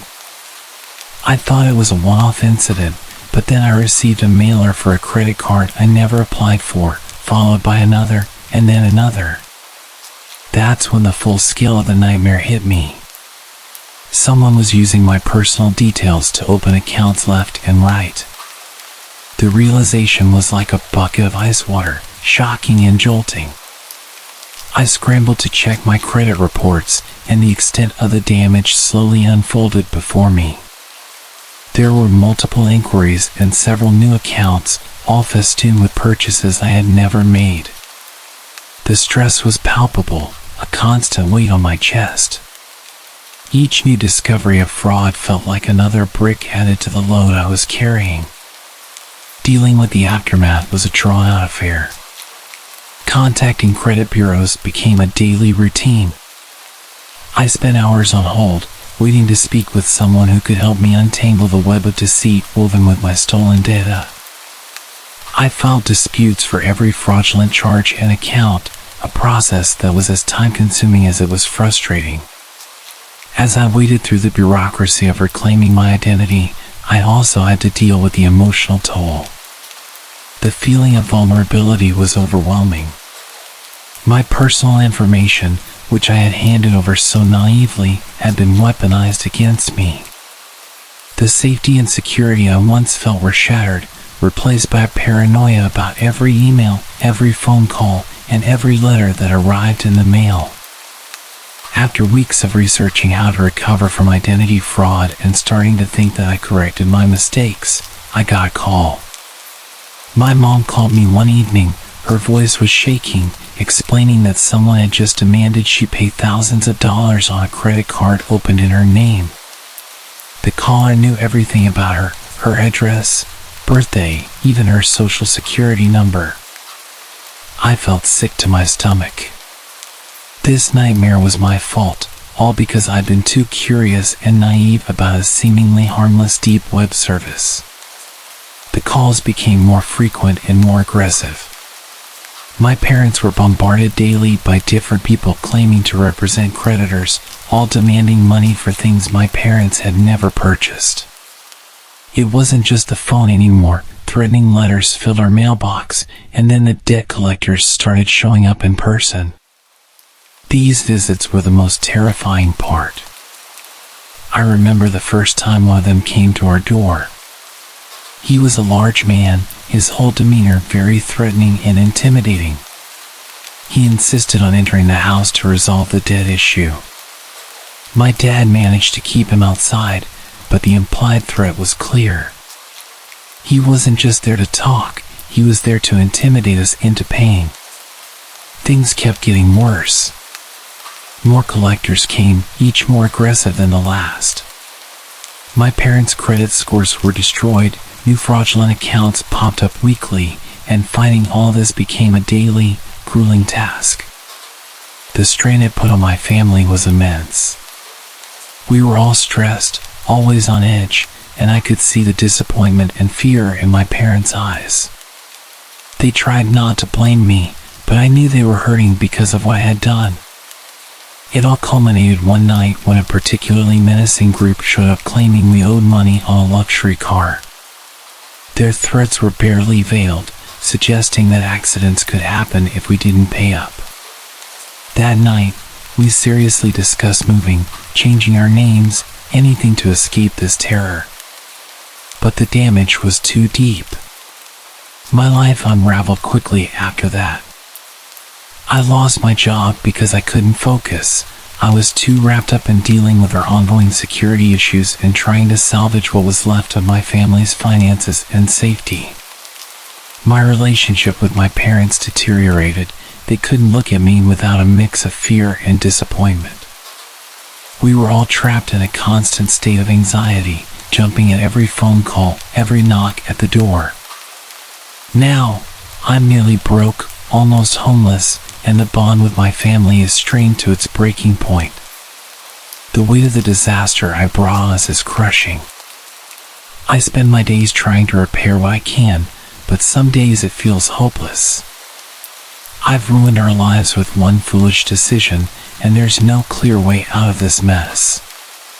The dark web isn't just a place for anonymous browsing, it's a dangerous world that has bled into mine, tearing everything apart. If you're thinking of going there, just don't.